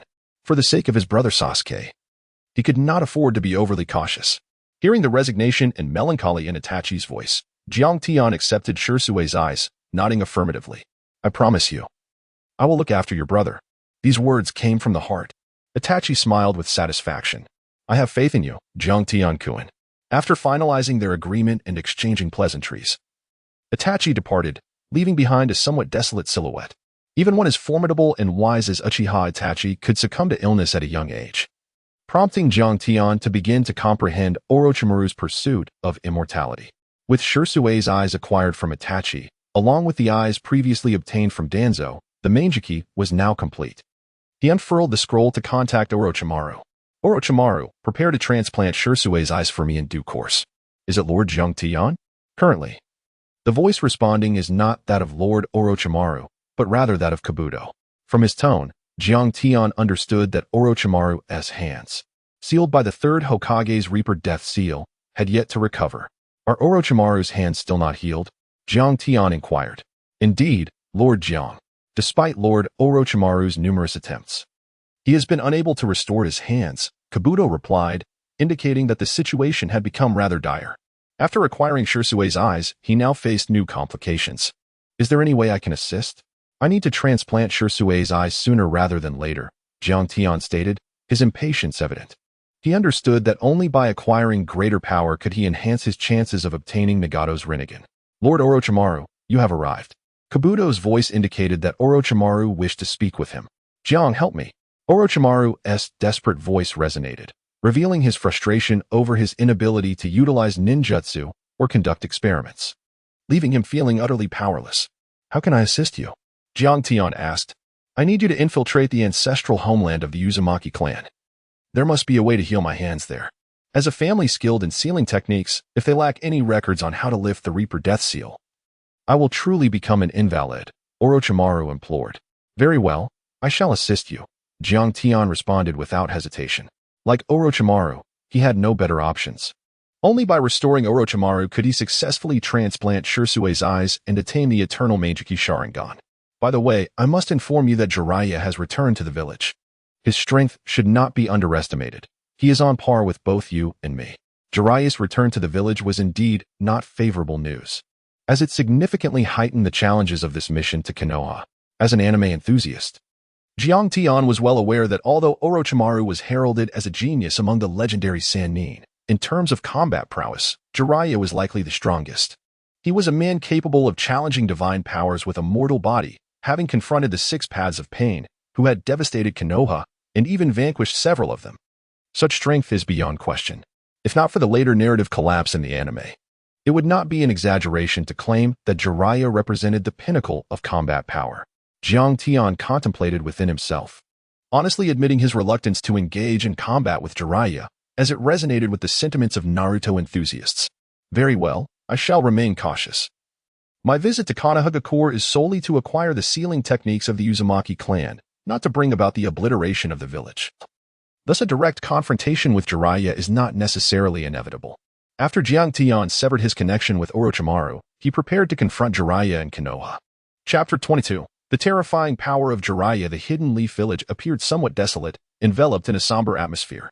The tragic demise of two successive Hokage due to the horrific invasion had cast a shadow over the hearts of its inhabitants. The detestable Orochimaru had committed the heinous act of murdering his own teacher. And what of Jiang Tian? He had been merely a commoner of Konoha.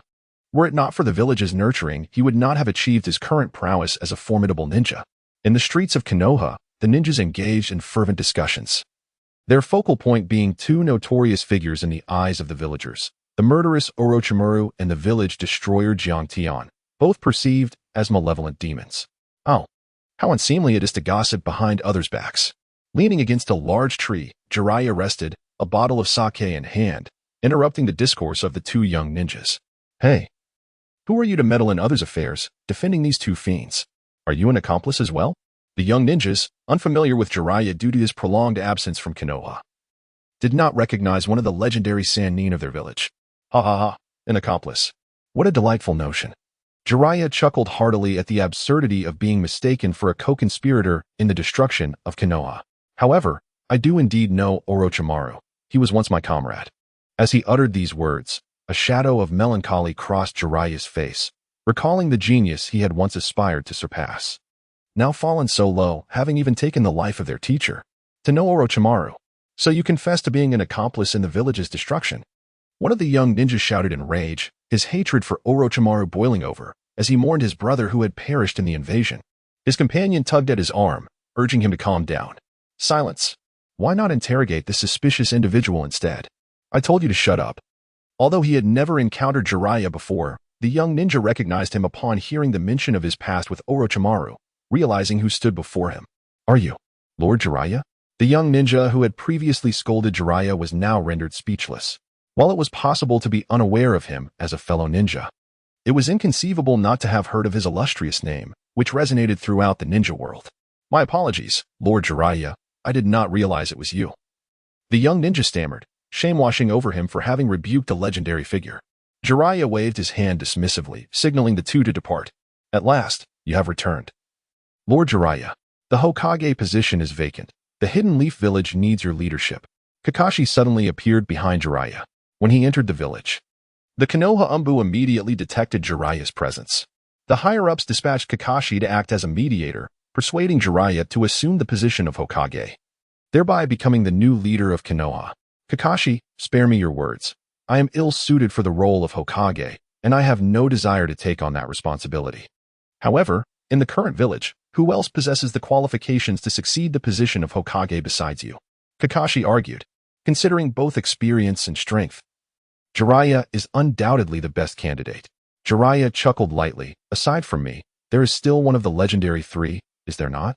You refer to Lady Tsunade, the granddaughter of the first Hokage, but she is nowhere to be found, Kakashi replied, still believing that Jiraiya was the more suitable choice for Hokage.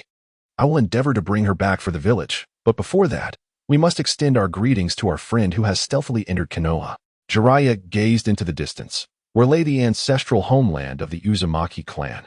There, Nagato was searching for a scroll that could nullify the Reaper Death Seal on Orochimaru's behalf. This is strange, why can't it be found? He pondered.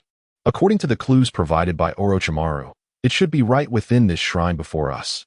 How could it be missing? Jiang Tian searched tirelessly for an extended period before finally locating the shrine of the Vortex clan. According to the clues, a scroll detailing the method to the seal of the corpse demon was concealed within. However, it remained elusive. He struck the shrine with his katana, yet it yielded no response. Were there no hidden compartments? Jiang Tian sensed that the situation was becoming increasingly problematic. Even with the kaleidoscope, he could discern no issues. Anxiety began to envelop him, prompting him to swing his katana at the shrine in frustration. The shrine shattered, revealing yet another shrine hidden within, obscured so deeply that it had gone unnoticed. It appeared to be sealed with a unique enchantment, rendering Jiang Tian's Sharingan ineffective. He retrieved a scroll from his bosom, which bore the hand seal of Orochimaru for breaking the shrine's seal.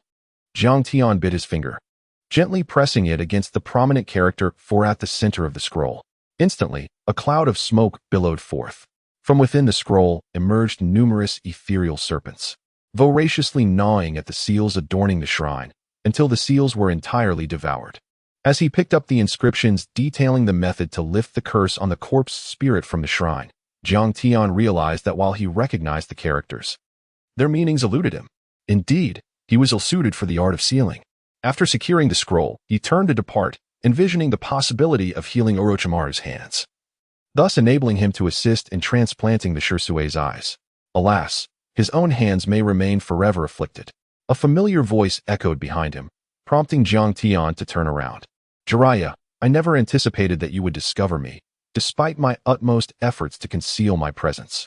Jiang Tian gazed at Jiraiya, having made meticulous preparations prior to his arrival, even employing a certain sealing technique to conceal his presence, yet he was still discovered. Jiraiya, I have no desire to engage in combat with you. What will it take for you to let me pass? Jiraiya pointed at the scroll Jiang Tian held against his chest, declaring, if you wish to leave, you must place the scroll down, and I shall allow your departure. Faced with such an unreasonable demand, Jiang Tian's expression darkened.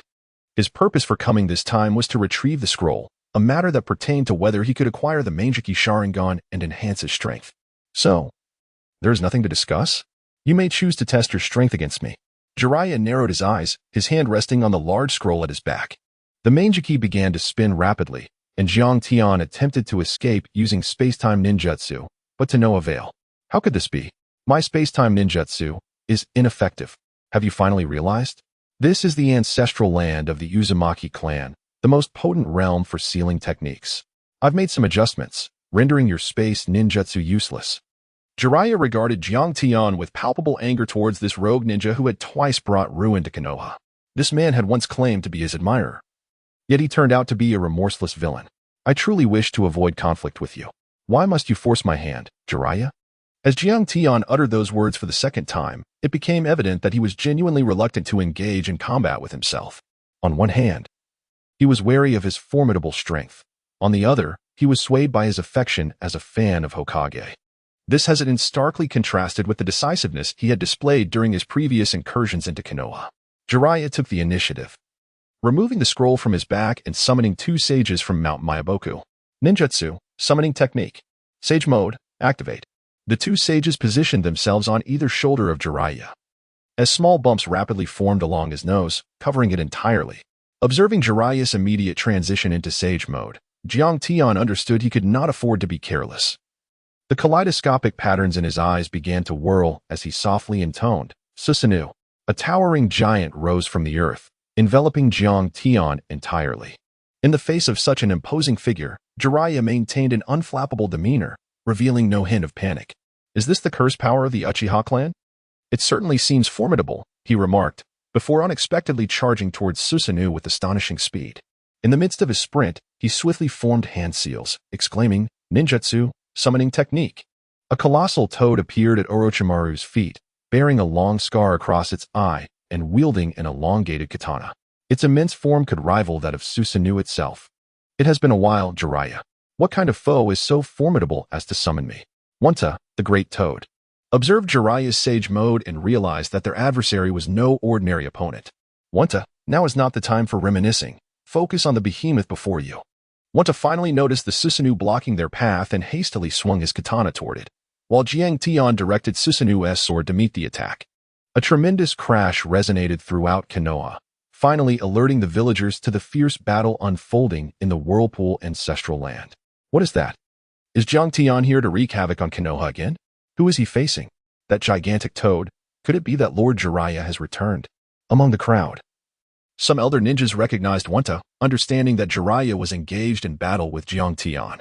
Wanta's massive form retreated rapidly, stabilizing himself by plunging his sword into the ground, leaving a long scar on the earth. Standing within Susanoo, Jiang Tian felt the overwhelming force of the clash as the two swords collided. Are you all right, Wanta? He inquired. Indeed, this fellow is quite powerful. Jiraiya must tread carefully. Jiraiya glanced at Jiang Tian within Susanoo and then turned to the two sage toads. Let us see if we can break this giant with that technique. Are you really going to use that move, little Jiraiya? We shall coordinate our efforts. Shimika swiftly chimed in. Jiraiya, standing atop Wanta, took a deep breath, his chest swelling with pride, and the two sages upon his shoulders mirrored his stance. Sage art, Gomen. Flames, oil, and wind converged, unleashing a terrifying inferno that surged towards Susanoo, igniting it in a fierce blaze. In an instant, the entire Susanoo transformed into a fiery apparition, causing Jiang Tian to shield his eyes in agony.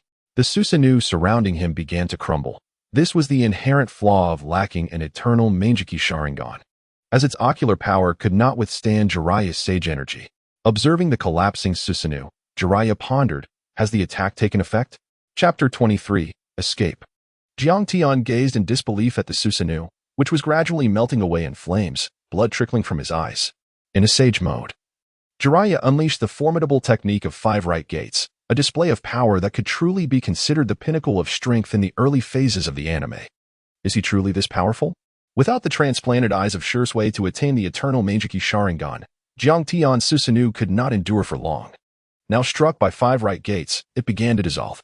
With a sharp crack, Jiang Tian's Susanoo vanished entirely, leaving him standing in place, his gaze fixed on Jiraiya. His expression growing increasingly grave. Bound by the constraints of the terrain, he could not employ space-time ninjutsu. With the Susanoo now dismantled, his situation was decidedly bleak, especially with so many Leaf Village ninjas hastening towards him. If he were surrounded, it could very well mean his end. Jiraiya, your strength is truly remarkable. You have forced me into this position for the first time. Jiang Tian gazed at Jiraiya, acutely aware that to harbor any further secrets in the presence of such a formidable ninja could very well lead to his demise. Jiraiya, I wonder what expression would grace your face when confronted by a former adversary, a former opponent? Jiraiya regarded Jiang Tian, uncertain of what his next move would be. With a firm clasp of his hands, Jiang Tian intoned, in pure world reincarnation. A wooden coffin erupted from the earth, materializing before Jiraiya. Not only does he possess the Sharingan, but he can even wield the forbidden techniques of the second Hokage. Jiraiya's intent to eliminate Jiang Tian intensified. For having such a perilous individual as an adversary to Konohagakure was indeed a source of great unease. With a resounding crash, the coffin lid fell heavily, revealing a ninja adorned with a mask reminiscent of a respirator, none other than the legendary semi-divine ninja, Hanzo of the Salamander. Although Jiang Tian considered the title of semi-divine to be somewhat inflated, and the anime's portrayal of him was rather scant, this was the very man who had once cornered the young Jiraiya and his companions, thus coining the title of the legendary 3 ninjas of Konoha. How could such a figure, lauded as a demigod during the Third Great Ninja War, possibly be deemed a weakling? It was not that Jiang Tian desired to summon more formidable beings. Rather, he could not afford to reveal Uchiha Madara as his trump card just yet. As for the other powerful figures from the anime who had emerged from impure world reincarnation, they were all still thriving. Summoning Hanzo of the Salamander was a reluctant decision, merely intended to buy time to delay Jiraiya for his own escape. Jiraiya, do take a moment to reminisce with your former rival. I shall take my leave. Jiang Tian declared before turning away. Ninjutsu Rasengan. Jiraiya formed a Rasengan and hurled it toward Hanzo, only to find it utterly ineffective. The dead summoned by the impure world reincarnation could not perish anew. Hanzo's shattered body, like drifting petals, returned to its original state, mending itself once more. After a considerable distance, Jiang Tian attempted to employ his space ninjutsu, yet he found himself unable to respond. He had yet to escape the confines of the sealing circle of the vortex ancestral land. You cannot flee. The boundaries of the seal are extensive, and you cannot elude them in such a short span. Frustration coursed through him. Have they caught up so swiftly? He quickly retracted his previous thoughts. The summoned Mando was far too fragile, having been swiftly sealed by Jiraiya. Rasengan. Sensing the overwhelming chakra surging from behind, Jiang Tian's Sharingan spun rapidly, and he hastily drew his katana, enveloping it with lightning chakra to shield himself. Yet, he was still propelled back by the sheer force of the impact. Taking some time to regain his footing, harnessing this momentum, Jiang Tian turned and continued his flight, simultaneously retrieving a scroll to contact Orochimaru. I am entangled with Jiraiya. Devise a method to unravel the seal and extricate me. Yao Shidu, prepare the array immediately to assist Jiang Tian in his escape. Upon receiving his orders, Yoshida hurriedly crafted a scroll to dispel the seal under Orochimaru's guidance, making his way to the vortex ancestral land to dismantle the seal there. As the scroll was completed, Orochimaru summoned Yoshidu for assistance. At once, Lord Orochimaru, in the vortex ancestral land, Jiang Tian once again brandished his katana to parry Jiraiya's assault. His Akatsuki robe, adorned with crimson clouds, lay tattered, and his arms bore wounds with blood trickling down. Since awakening his Sharingan, this was the first time he had sustained such severe injuries, a testament to Jiraiya's formidable strength. I told you, you cannot escape. Accept the reality, Jiang Tian. Jiraiya loomed above him, casting a shadow from his elevated position. Indeed, Jiang Tian was cornered, for behind him, Kakashi, Might Guy, and others had already obstructed his path. Jiraiya, I knew you had returned to Konoha. I anticipated this mission would not be simple. As I suspected, you have forced me to this desperate juncture. Faced with this imminent peril, Jiang Tian could no longer afford to conceal his contingency plans. He resolved to summon the reanimated Uchiha Madara. Though this bore significant risks and could expose his true intentions within the Akatsuki, he felt he had no alternative. With both hands clasped together, Jiang Tian turned to Jiraiya and confessed, I concede that you are formidable, and at this moment, I am not your equal. However, when faced with someone who once battled the first Hokage, can you truly claim to be a match? Edo Tensei, the voice of Yakushi Kabuto echoed, as the coffin containing the reanimated Uchiha Madara sank back into the earth. Quickly use the scroll to lift the seal. I will employ space ninjutsu to facilitate our escape. Jiang Tian urged softly. Ninjutsu, release. Yakushi Kabuto unfurled the scroll, invoking the sealing techniques he had learned from Orochimaru. In an instant, the scroll ignited in flames. At that moment, Jiang Tian's Sharingan whirled as he sensed the seal's dissolution, activating his space ninjutsu to whisk Yakushi Kabuto away from the perilous location. Kakashi, do not pursue. It is futile, Jiraiya interjected, halting the intentions of Kakashi and the others. In the face of space ninjutsu, only those possessing similar abilities could hope to give chase. Within Orochimaru's lair, Jiang Tian presented the scroll he had acquired from the vortex ancestral realm to Orochimaru, appearing somewhat disheveled. Was it Jiraiya who left you in such a state? Orochimaru remarked incredulously, as his recollections of Jiraiya did not align with such overwhelming might. I activated Sage Mode, and Gamma Sennin effortlessly melted my Susanoo. You must hasten to restore your arm and assist me in transplanting Shirsue's eyes. Jiang Tian cautioned Orochimaru that his battle with Jiraiya had made him acutely aware of the urgency in acquiring the eternal Mangeki Sharingan. Orochimaru nodded in agreement, yet his expression betrayed a deep contemplation. Sage Mode, he mused, seemingly in disbelief. Despite years of endeavoring outside the Richi cave, he had yet to earn the recognition of the Whitesnake Sage. However, Jiraiya had already mastered Sage Mode, a fact that was difficult for Orochimaru to accept. In Chapter 24, Eternal Mangeki, within Orochimaru's laboratory, he held a vial of green liquid containing the eyes of Shirsue, renowned for possessing the strongest genjutsu, Kodo Amatsukami. Of course, this was in addition to the destructive Izanagi that obliterated the Sharingan. Jiang Tian, I am genuinely curious as to how someone devoid of Uchiha blood can possess two pairs of Mangeki. What is your secret? Orochimaru had long coveted the Uchiha bloodline. yearning to attain its formidable Kekei Genkai. Orochimaru's words stirred Jiang Tian's memories, for his acquisition of the Mangeki was solely due to that girl. Certainly, Konoha had played a significant role. However, the thought darkened his expression. The village of Konoha had greatly contributed to his attainment of the Mangeki, particularly those hypocritical higher-ups whose decisions were revolting. To trade the lives of weak shinobi for victory, they shamelessly labeled it a battle strategy, a truly despicable plan that had cost Ling her life. Orochimaru gazed intently at the man before him, whose countenance was frenzied, akin to a ravenous tiger. It appeared that Jiang Tian, now possessing the eternal Mangeki, was Konoha's greatest adversary. His animosity paled in comparison. Orochimaru licked his crimson lips. Aware of the multitude who harbored disdain for Konoha, it seemed that the village's destruction would require little effort on his part, as many were willing to bring about its ruin. Very well, let us commence the transplantation of Shirsue's eyes. Orochimaru poured the contents of the vial, preparing for Jiang Tian's surgery. 3 days later, Jiang Tian slowly removed the bandages that had obscured his vision. Initially blurry, his sight gradually sharpened as he beheld Orochimaru before him. His eyes, a captivating shade of crimson, spun mesmerizingly. In that moment, Jiang Tian could perceive everything with clarity. The white snake concealed within the base, the experimenting Kabuto, and the sound village ninjas training outside. Jiang Tian was quite pleased with his pair of eyes. After departing from Orochimaru's laboratory, he made his way towards the Akatsuki base. Upon returning to the base, Haiden appeared, regarding Jiang Tian with curiosity. "Brother Tian, where have you been all this time? The leader has been looking for you. I heard there's a new mission." Haiden, carrying his crimson scythe, began recounting the recent events as soon as he laid eyes on Jiang Tian. Recently, the base has welcomed quite a few newcomers, especially that fellow who incessantly speaks of art. I find him quite irksome. This was likely a reference to Deidara. Has the leader mentioned anything? What task are we to undertake? Jiang Tian was more concerned about why Nagato sought him and the status of the Akatsuki's missions. How much longer until Nagato's demise? Once he perished, the chances of obtaining the Rinnegan during the battle with Tobi and Konin would be significantly heightened. This would pave the way for reviving Ling. The leader stated that once you return, we shall discuss the details of the mission together. Jiang Tian nodded and said, "Let us go and listen to what the leader has to say."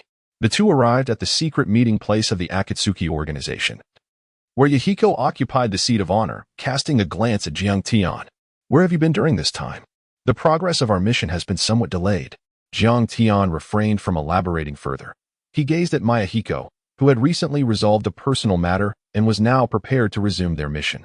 Mayahiko, in turn, said little, oblivious to the specifics of Jiang Tian's private affairs. As the leader, he seldom intruded upon the personal matters of his subordinates unless circumstances demanded immediate attention. "You are to investigate Lei Village. This time, capturing the Eight Tails is not imperative. Our primary objective is to assess the situation, particularly considering the formidable strength of the Eight Tails Jinchuriki and the Raikage.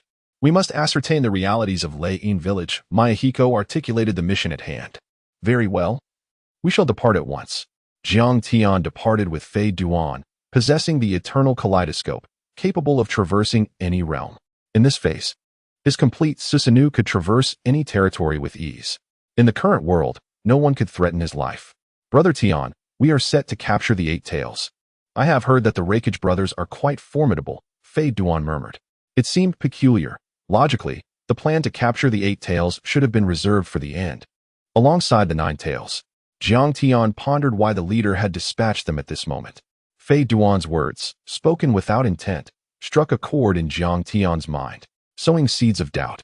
Ordinarily, with the Four Tails, One Tails, and Three Tails yet unclaimed, it was unusual for him to be tasked with capturing the Eight Tails. Was it possible that Nagato or Obito had discerned his ulterior motives? This notion flickered through his thoughts but was swiftly dismissed. Such a scenario was implausible. His plans were shrouded in secrecy, and he believed he had not revealed any weaknesses within the organization, thus should not be under suspicion. Deep within the Akatsuki base, the gaunt figure of Nagato was linked to the outer path golem. He turned to Konin and inquired, "Have we uncovered the details regarding Jiang Tian? What has he been up to lately? He has made several visits to Konoha and sought out Orochimaru. However, the most astonishing aspect is his combat prowess. He managed to escape unscathed from Jiraiya Sensei's grasp, which was unexpected." Konin replied quietly, discussing the findings from Jiang Tian's recent disappearances. Nagato, why are you so concerned about Jiang Tian? Is there an issue? Conan asked, noting that since Jiang Tian, a rogue from Konoha, joined the organization, Nagato had dedicated considerable attention to him. It is not merely my concern. It is Uchiha Obito who has instructed me to keep a close watch on Jiang Tian. Nagato responded, maintaining a calm demeanor while his inner doubts lingered. The Obito he referenced was the masked figure, who had urged Nagato to monitor Jiang Tian since his induction into the Akatsuki. From this, it appears that Obito does not trust Jiang Tian either, particularly given that this individual seems capable of seeing through the hearts of others, a sensation that unsettles Obito and breeds unease. Conan, continue to monitor Jiang Tian and Uchiha Obito. He is not to be trusted. Our goal is the pursuit of peace, and we cannot yet discern the truth behind his Moon Eye plan. Nagato coughed violently as he spoke, his health deteriorating rapidly, seemingly unable to endure much longer. Nagato, your health. Conan supported him, the only family he had left. Since Yahiko's death, only she and Nagato remained of the three wandering children. If anything were to happen to Nagato, I will endure. We must still strive to create a world of absolute peace alongside you and Yahiko, he said with a slight smile, reassuring Conan not to worry. Indeed, it is a promise we made together. Shounen nodded solemnly. Yahiko and Nagato were the two most significant men in her life. Nagato merely smiled, choosing to say nothing further, as he was acutely aware of his deteriorating health. Death was merely a matter of time. His only concern was for Shounen, for he had made a promise to Yahiko to take good care of her.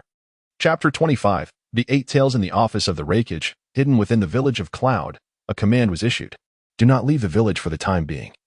This is my order. Yo, why don't you trust your little brother? Killer Bee responded in his characteristic rap style. B, I'm not jesting with you. Recently, tailed beasts have been disappearing across nations, and that damned Akatsuki organization is utterly lawless. The fiery Raikage fumed upon receiving intelligence from other ninja villages, harboring a deep-seated hatred for those members of Akatsuki. Are they preparing to incite war once again? Moreover, my beloved younger brother is also the host of the Eight Tails, making him one of Akatsuki's prime targets. I will have people monitor you. Do not even think about leaving the village on a mission. Killer Bee fell silent. Knowing that the current situation was precarious, the Akatsuki were aggressively capturing tailed beasts, and venturing out on a mission would undoubtedly pose a threat. Yet, he was no longer the child who required his brother's protection. Brother, enough. I have matters to attend to. You may leave. The Raikage abruptly interrupted his brother, unwilling to discuss the issue further, leaving no room for negotiation. On the outskirts of the village of Cloud, Jiang Tian donned a robe of crimson clouds, with Haiden trailing behind. Brother Tian, do we need to capture the Eight Tails this time? Let us assess the situation. Given our current strength, it would be somewhat challenging to oppose the entire village of Cloud. However, if an opportunity arises, we shall commence the capture of the Eight Tails. Jiang Tian's visit to Yunin village was motivated by his desire to capture the Eight Tails and bring it back. This would accelerate Nagato's plan to seize the tailed beasts. And when he ventured to Kanahagakure, death would be inevitable for him, thus providing Jiang Tian with the opportunity to covet the Rinnegan. Jiang Tian, accompanied by Fei-Duan, initiated the space ninjutsu, his Sharingan swirling as their forms began to blur, manifesting within the confines of the hidden Cloud village. With a resounding thud, Jiang Tian swiftly incapacitated a Cloud ninja with a single kick, employing the space ninjutsu to whisk him away.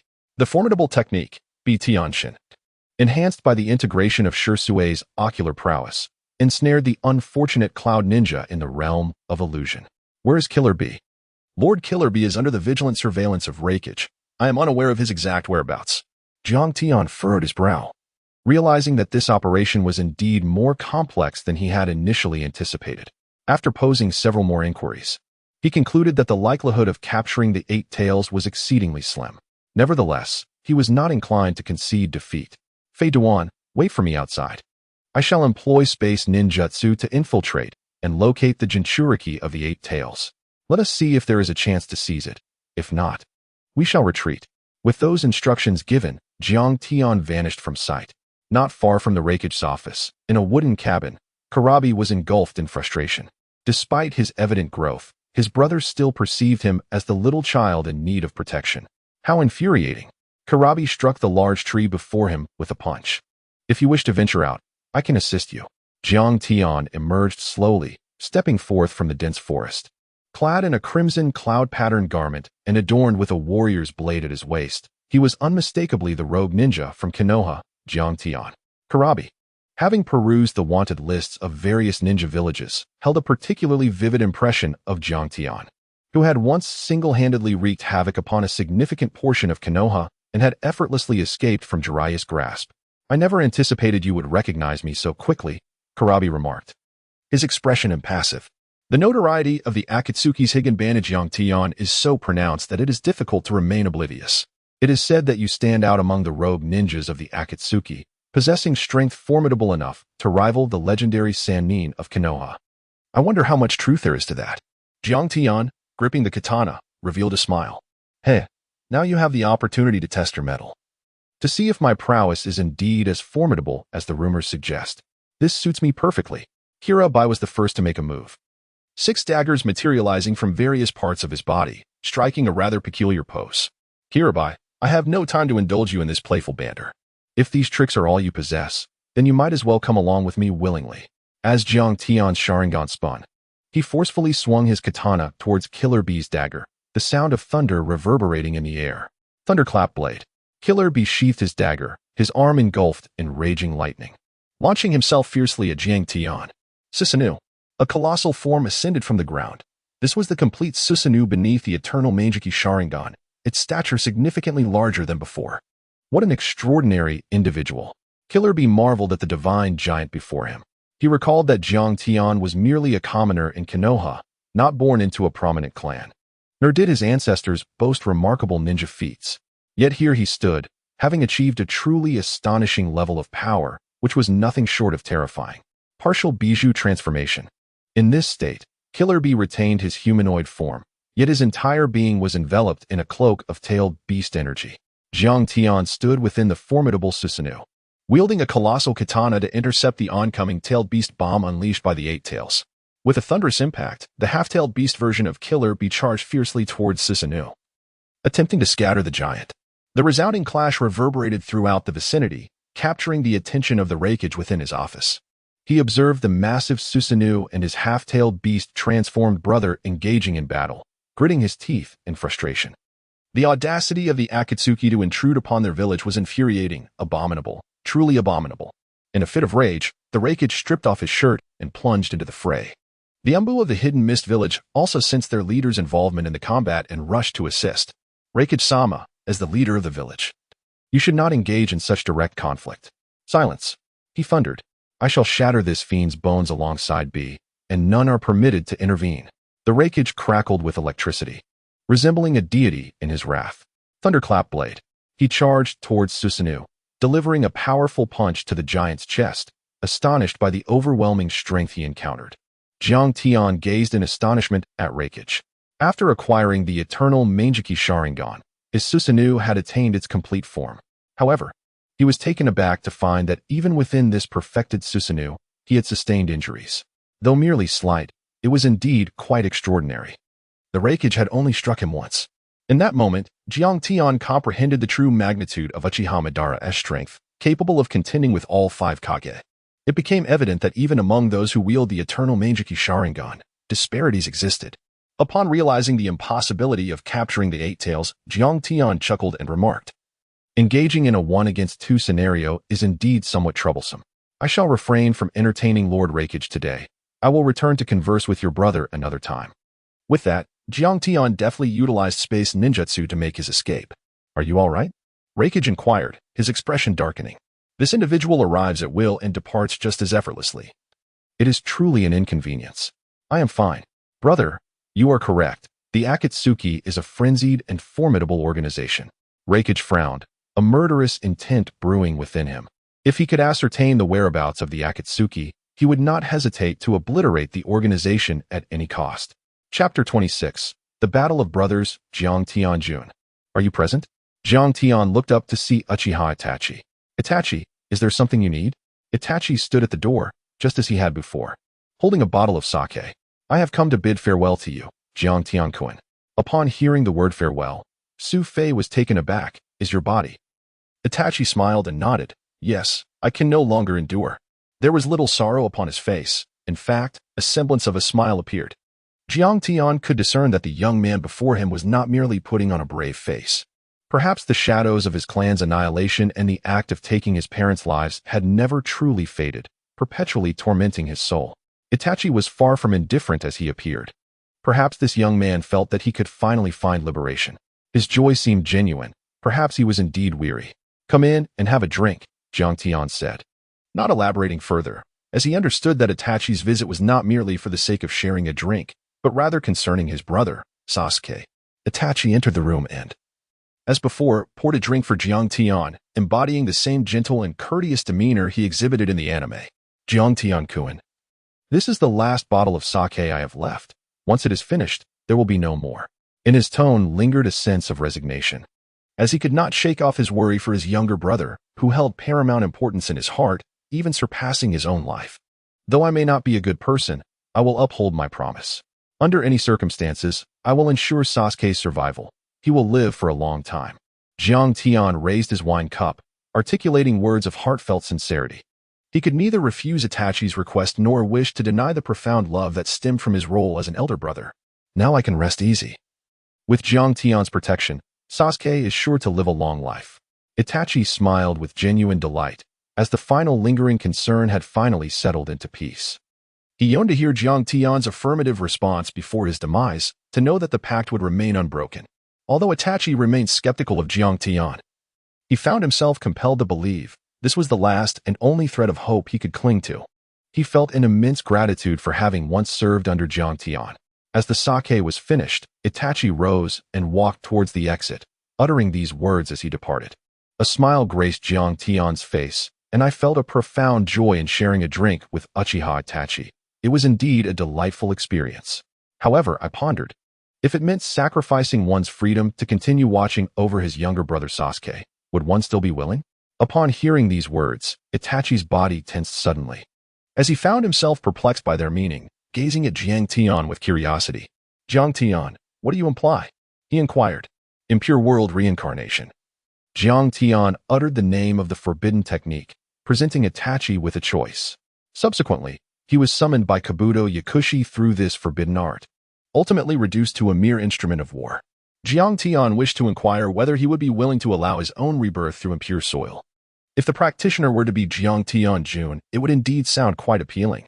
The technique of impure resurrection is an exceedingly disrespectful forbidden art towards the departed souls, and the resurrected individuals can only act under the manipulation of the practitioner. However, in his recollection, Jiang Tian Jun was not entirely malevolent. Most importantly, he was deeply concerned for Sasuke. The Akatsuki organization and the Hidden Leaf Village were among the entities he suspected might pose a threat to Sasuke. After the resurrection, "I may require your assistance with certain matters, but I can assure you of your brother's safety. Itachi, do you have the willingness to comply?" Jiang Tian chose not to deceive. He confided his thoughts to Itachi. I concurred, for I had no superior alternative. Itachi's smile was laden with resignation, and he had no choice but to acquiesce. Itachi departed, informing Jiang Tian that he would confront Sasuke in 2 days and would perish at his hands. Jiang Tian nodded. As an anime enthusiast, such pivotal plot points are indelibly etched in his memory. The notion that the three Magatama could triumph over the kaleidoscope is perhaps the most amusing jest within the realm of Naruto. Jiang Tian intended to pay a visit. Fully aware that Obito would intervene to take Sasuke away, his presence was merely to avert any unforeseen circumstances. After all, he had made a promise to Itachi, and Jiang Tian was reluctant to betray the trust of this man. 2 days later, in the Uchiha ancestral grounds, Sasuke, who had also defected from Konoha, arrived at this location. In the shadows lurked Jiang Tian, Obito, and Ju. "How did you come here?" Obito inquired of Jiang Tian. "It was Itachi who requested my presence, hoping that I would bury his body after his death," Jiang Tian elucidated, knowing that revealing the matter of resurrecting Itachi would make Obito wary of him. The masked Obito nodded, choosing not to elaborate further. "My foolish Udu, you have finally arrived," Itachi remarked, reclining disdainfully in a stone chair, a mocking smile gracing his face. Sasuke's anger flared. How could this man, who had annihilated their entire clan, sit so brazenly in their ancestral land? "You, who have committed such atrocities, do you deserve to sit there? After your death, the spirits of the Uchiha clan will surely not spare you." "Ah, Sasuke. Ha ha ha, my foolish Udu," Itachi retorted. reveling in the disdain. Do you truly believe you can kill me? Sasuke, unable to contain his fury, launched his sword, piercing Itachi's chest. Yet the next moment, the supposed corpse transformed into a flock of crows, dispersing into the air. Itachi, wielding a kunai, appeared behind Sasuke, intent on slitting his throat. Sasuke retaliated with a kick, disarming Itachi of the kunai and thrusting his lightning-infused sword through Itachi's body once more. Again, a swarm of crows emerged, revealing yet another illusion. The two brothers exchanged blows relentlessly. Sasuke activated his Sharingan, but could discern no anomalies. However, Jiang Tian and Obito, observing from afar, quickly realized that Sasuke had fallen into Itachi's Genjutsu, for Itachi had not moved from his stone seat. After striking Itachi once more, Sasuke finally recognized that these were not mere clones but manifestations of Itachi's illusion. The three-tomo Sharingan spun rapidly, and in Obito's astonished gaze, Sasuke managed to see through Itachi's Genjutsu. Itachi, you are not the only one with a Sharingan. Itachi remained silent, prompting Obito to comment, what a responsible brother you are. The three-tomo can indeed penetrate the kaleidoscope's illusions. It makes for a rather tedious battle. A battle with a predetermined outcome could hardly be deemed exciting. Do you truly believe you can kill me? Itachi proclaimed. This time, I will certainly end you. Without further ado, Itachi activated his unique Susanoo. Though not in its complete form, it was still a formidable power in Sasuke's eyes. Ninjutsu, summoning technique. Sasuke called forth the Great Serpent, precisely what Itachi had anticipated. This would completely eradicate the latent threats within Sasuke's body, resolving the issues left by his absorption of Orochimaru's power. In truth, Jiang Tian had refrained from intervening regarding Orochimaru. That cunning individual had countless methods to survive, making true eradication impossible. Was that the divine artifact, the Yata mirror? Suddenly, Obito spoke, astonished to discover that Itachi possessed such an artifact. He had been searching for a divine instrument for quite some time. Chapter 27. A fondness for sweet dumplings in the Uchiha ancestral grounds. The fierce battle between the two brothers had reached a boiling point. Sasuke, observing the weary Itachi, felt the glimmer of victory on the horizon. Itachi, at last, I can seek my revenge. You have witnessed my strength, have you not? A smile graced Sasuke's face, a prelude to the impending culmination. To avenge his fallen kin, he needed only to vanquish his brother, allowing Itachi to atone before their ancestors. Itachi, gazing at the now-grown Sasuke, felt a swell of pride. His brother had finally matured. He wielded the Susanoo, clutching the divine artifact, the Yata mirror, relentlessly draining Sasuke's strength. From the outset, the outcome of this conflict had been predetermined. The three-tomo could never surpass the eternal Mangekyou Sharingan. Yet the elder brother could never bring himself to slay his beloved sibling. Lightning release, Chidori. Sasuke cried. Mangekyou Sharingan, Amaterasu. Itachi unleashed Amaterasu, his final gambit. Yet he still had some strength left. But it was enough. Witnessing his brother's growth brought him greater solace than any victory. The black flames instantaneously engulfed everything in their vicinity, and Sasuke struggled within the inferno of Amaterasu until he collapsed. Surprisingly, the inferno that was meant to burn eternally extinguished after searing Sasuke, leaving Itachi clutching his eyes in agony. To Sasuke, it appeared that his brother was faltering, unable to endure the repercussions of using the Sharingan. Itachi, it seems I shall stand victorious. With great effort, Itachi rose, a manic smile spreading across his face. Until now, his acting had been flawless, convincing Sasuke that he was merely fatigued, not feigning weakness. Do you know our clan's secret? I require your eyes. Once I possess them, I shall never again lose my sight. The eternal Mangekyou Sharingan. Itachi staggered toward Sasuke. You can still move. Sasuke leaned against a wall, the Uchiha ancestral grounds ravaged by their clash. As he watched Itachi approach, dread gripped his heart. Was he truly incapable of achieving revenge? As the elder brother stood before Sasuke, he slowly raised his hand, his fingers resting upon Sasuke's eyes, then revealing a relieved smile. Forgive me, this is the last time. With those words, Itachi's body fell lifelessly to the ground. Dead. Is he truly gone? Sasuke felt an overwhelming sense of survival, having succeeded in his quest for vengeance. Yet he found no joy in it. Itachi's final smile was all too familiar. It mirrored the affection his brother had always shown him in their youth. Sasuke sat there, lost in thought. Why, after achieving revenge, did I not feel elated? I ought to be celebrating. What joy is there in having slain the one who loved me most?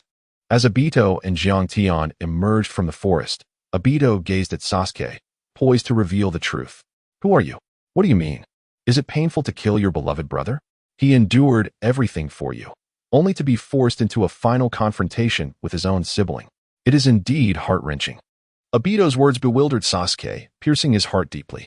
Clarify your words. What do you mean by my beloved brother? He is a murderer, the one who annihilated the Uchiha clan. Beneath his mask, Obito's voice was heavy, while Jiang Tian remained silent beside him. Itachi Uchiha, a character of immense popularity and profound sorrow in this anime, had finally met his end. He bore an unbearable burden, love for his brother, hopes for peace, and guilt over his fallen kin. Have you never questioned why Itachi slaughtered the entire clan but spared the weak? Have you never pondered this dilemma? Obito's words left Sasuke momentarily stunned. Memories of his childhood with his brother flashing through his mind, leading him to some realizations. It cannot be. It is absolutely impossible. Sasuke felt a surge of despair. Unable to accept the truth he had begun to fathom, that if his brother had always loved him, he had ultimately perished at his hands. There is nothing impossible. The Uchiha clan's coup was a plan already known to the higher-ups of Konoha. They approached Itachi, that old coot, the third Hokage, wanted to resolve the matter peacefully. However, the higher-ups opted for a direct military suppression, which is what we now call war. Jiang Tian, standing nearby, furrowed his brow as he observed the nearly distraught Sasuke, hesitating on whether to intervene and halt Obito. After all, he had promised Itachi that he would look after his younger brother. What else do you know? Sasuke began to find himself swayed by Obito's words, for they eerily aligned with his brother's character. The higher-ups of Konoha had approached Itachi, compelling him to personally annihilate their clan, while the Anbu covertly assisted in the shadows. Itachi acquiesced, stipulating only one condition, that Konoha would safeguard you. Yet now, it appeared that even this condition had not been fulfilled by Konoha. Obito revealed the entire truth, prompting Sasuke to recall the fateful night of the massacre. Returning home from school, he had witnessed his brother, standing by the utility pole, shedding genuine tears. He had not been mistaken. I shall seek vengeance against Konoha. After a moment of silence, Sasuke articulated his thoughts to Obito. On behalf of the Akatsuki, I extend a warm welcome to your joining. Obito smiled, having achieved his objective. Take your brother's eyes. They are the last gift he has left for you. Jiang Tian approached Sasuke. You are Jiang Tian. Jiang Tian's ghostly mask is renowned throughout the ninja world, having been associated with numerous shocking and enraging deeds. Your brother once asked me to bury his body. Jiang Tian stated. Sasuke furrowed his brows, replying, I will bury my brother's body myself. It was his final wish. Jiang Tian did not offer any explanations to Sasuke. Itachi wished for him to perform the impure world reincarnation, as even in death he could not relinquish his concern for his younger brother. This profound love ran deep. He removed his eyes and entrusted them to Sasuke, leaving the other matters to Obito. You. Sasuke glared at Jiang Tian's actions, seething with anger. Many covet this pair of eyes. I advise you to integrate them swiftly, lest you fail to protect the last remnant your brother left for you. As Jiang Tian uttered these words, he cast a glance at Obito, and then proceeded to lift Itachi's lifeless body, departing without acknowledging Sasuke's calls. He buried Itachi's remains in a secluded spot within the mountains, adjacent to a gentle stream. This was a place chosen by Itachi himself. He recounted a memory of a young girl from his clan who had once offered him dumplings there. Those dumplings were the sweetest delicacy he had ever tasted, and he cherished that moment dearly. Despite Itachi's fondness for sweet treats, he ultimately endured a lifetime of suffering.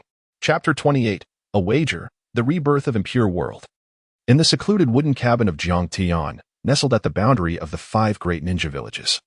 This locale stands as the only area where the governance of the 5 villages is notably lax. It serves as an impeccable base for Jiang Tian, who has summoned Itachi back to the realm of the living through Edo Tensei. Itachi, does your body still acclimate to this existence? The reanimated Itachi gazed at his own form, his expression devoid of vitality. The sensation was peculiar. It felt remarkably akin to being alive. The return of his soul to this world filled him with a sense of joy. This reunion would allow him to continue watching over his younger brother. Sasuke, a testament to his unwavering devotion, now upgraded to a fervent 2.0 version. Simultaneously, Itachi sensed an inexplicable connection between himself and Jiang Tian, a manifestation of the summoner's control over the reanimated. Itachi, I shall not curtail your freedom. You may continue to watch over your brother. However, I require your presence in battle when the need arises. I am aware of your sentiments towards Konoha. Thus I can assure you that you will not be compelled to intervene in any assaults against the village. What do you think? Jiang Tian conferred with Itachi. As an ardent admirer of manga, he held a profound respect for the tragic figure of Uchiha Itachi. However, their discussion remained merely a dialogue. Anyone daring to jeopardize his resurrection plan for Ling would be deemed his adversary. I concur. For now, my sole wish is for Sasuke's safety. After exchanging a few pleasantries, Jiang Tian hastened back to the Akatsuki base. Considering the time, Jiraiya would soon arrive at the base, and action was imperative. Jiang Tian harbors his own selfish desires. In his previous life, he held a deep admiration for the character Jiraiya. The phrase "the sea does not welcome me," Jiraiya often escaped his lips, which is why he chose to save him. In truth, with Jiang Tian's current prowess, he could afford to be bolder, shedding the cautiousness of his former self. Yet he still opts for a more subdued approach. The reanimated Uchiha Madara, Itachi, Haiden, and the eternal Meijiki Sharingan, alongside his adept use of various elemental chakra ninjutsu, provide him with ample trump cards to assert his strength. However, that is still insufficient. Only through absolute power can he ensure the flawless execution of his plan to resurrect Rin. Seated within his chamber, he murmured softly, lost in thought, evidently reminiscing about his beloved Uchiha Rin. Knock, knock. A sound echoed from outside the door, likely Haiden seeking him out. Come in. How is it that you chose to knock today?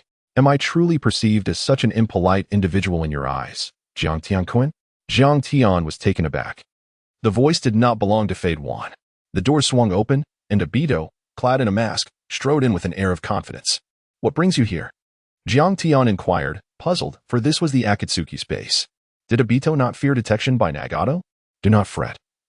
The Eye of the Moon plan is nearing its official commencement. I have come to discuss the forthcoming tailed beast capture strategy with you. Obito's nonchalant demeanor only reinforced Jiang Tian's belief that Nagato's condition had deteriorated significantly. He could not endure much longer. The upcoming capture strategy? Jiang Tian mused, remembering that the Akatsuki had already secured 7 tailed beasts, with several members lost in the process. Only the 8 tails and 9 tails remained elusive. Yes, when I notify you. I intend for Nagato to assist in capturing the 9 tails. Should he falter, we shall proceed together. What do you think? Obito revealed his true purpose, to invite Jiang Tian to join him in the hunt for the tailed beasts. Agreed, let us strike at Konoha together. The sight should be quite splendid. Jiang Tian smiled, recognizing that neither he nor Obito had any reason to decline such an endeavor against Konoha, for their own sake. And for Rin, it was reminiscent of their first encounter, discussing an assault on Konoha, reaching a consensus with almost no conditions. Their animosity toward Konoha and their shared resentment for the Third Great Ninja War bound them closer together. By the way, what do you intend to do with Itachi's younger brother? Jiang Tian inquired of Obito, suggesting that since he had promised Itachi to care for his younger brother, he must fulfill that obligation. It appears you harbor a keen interest in the 2 brothers. First, you buried Itachi's remains, and now you show concern for Sasuke. We are all endowed with the Sharingan. So what is the issue with showing concern for the Uchiha clan? Jiang Tian remarked casually, though Obito was skeptical of such a statement. Nevertheless, he had never doubted Jiang Tian, for he understood that the Moon Eye plan was the sole means to resurrect his beloved girl. Jiang Tian would spare no effort to ensure the success of this plan. Well, I must take my leave now. Lingering too long would draw Longman's attention. As Obito rose to depart, Jiang Tian furrowed his brow, then abruptly turned his gaze towards the entrance of the base. Has Jiraiya arrived? Outside the Rain Ninja village, Jiraiya surveyed the ninjas below, a foreboding feeling blossoming within him. He had heard the leader proclaim himself a god. In this world, aside from the Sage of 6 Paths, where could one find a deity? Jiraiya found this notion absurd. The Sage of 6 Paths was the progenitor of ninjas. To self-identify as a god was to place oneself on par with him. Although the village's first Hokage was often referred to as the god of ninjas for his accomplishments in founding the village and ending wars, it did not imply that his prowess could truly rival that of the sage. If he is indeed that formidable, I must brace myself. Jiraiya felt no pressure upon hearing that the Akatsuki leader was a god. After all, he himself was a formidable ninja. In Konoha, within the Hokage's office, Tsunade, who had just assumed the mantle of the 5th Hokage, stood gazing out the window, her thoughts drifting back to 3 days prior. 3 days ago, Jiraiya had approached her. What? You intend to investigate the Akatsuki's headquarters? Under the setting sun, Jiraiya chuckled softly. Is there a problem? After all, I am one of the legendary three of Konoha. Is it not normal to contribute to the village? But that is the Akatsuki's headquarters. Those individuals are madmen.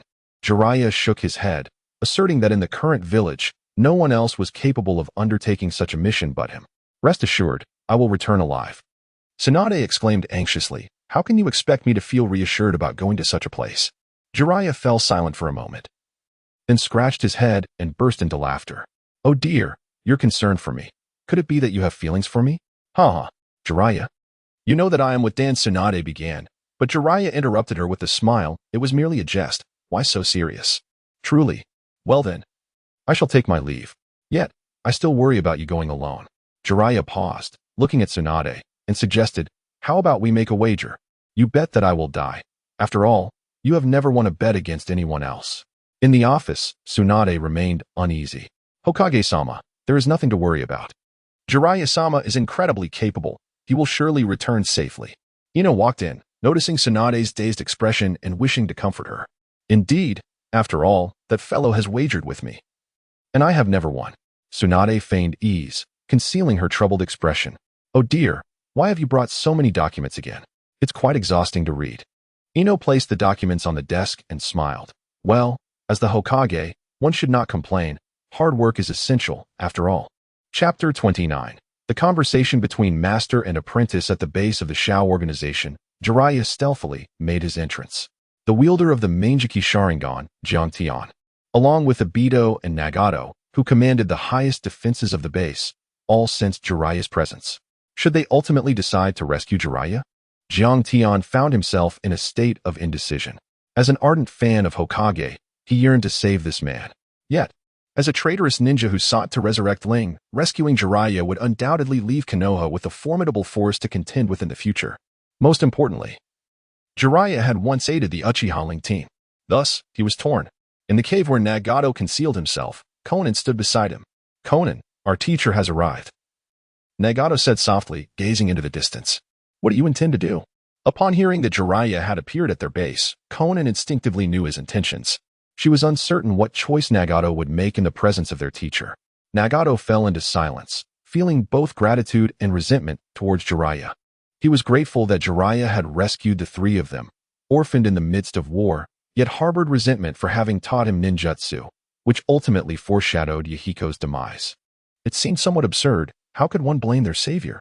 Yet, when faced with an inescapable fate, one often directs anger towards the unjust.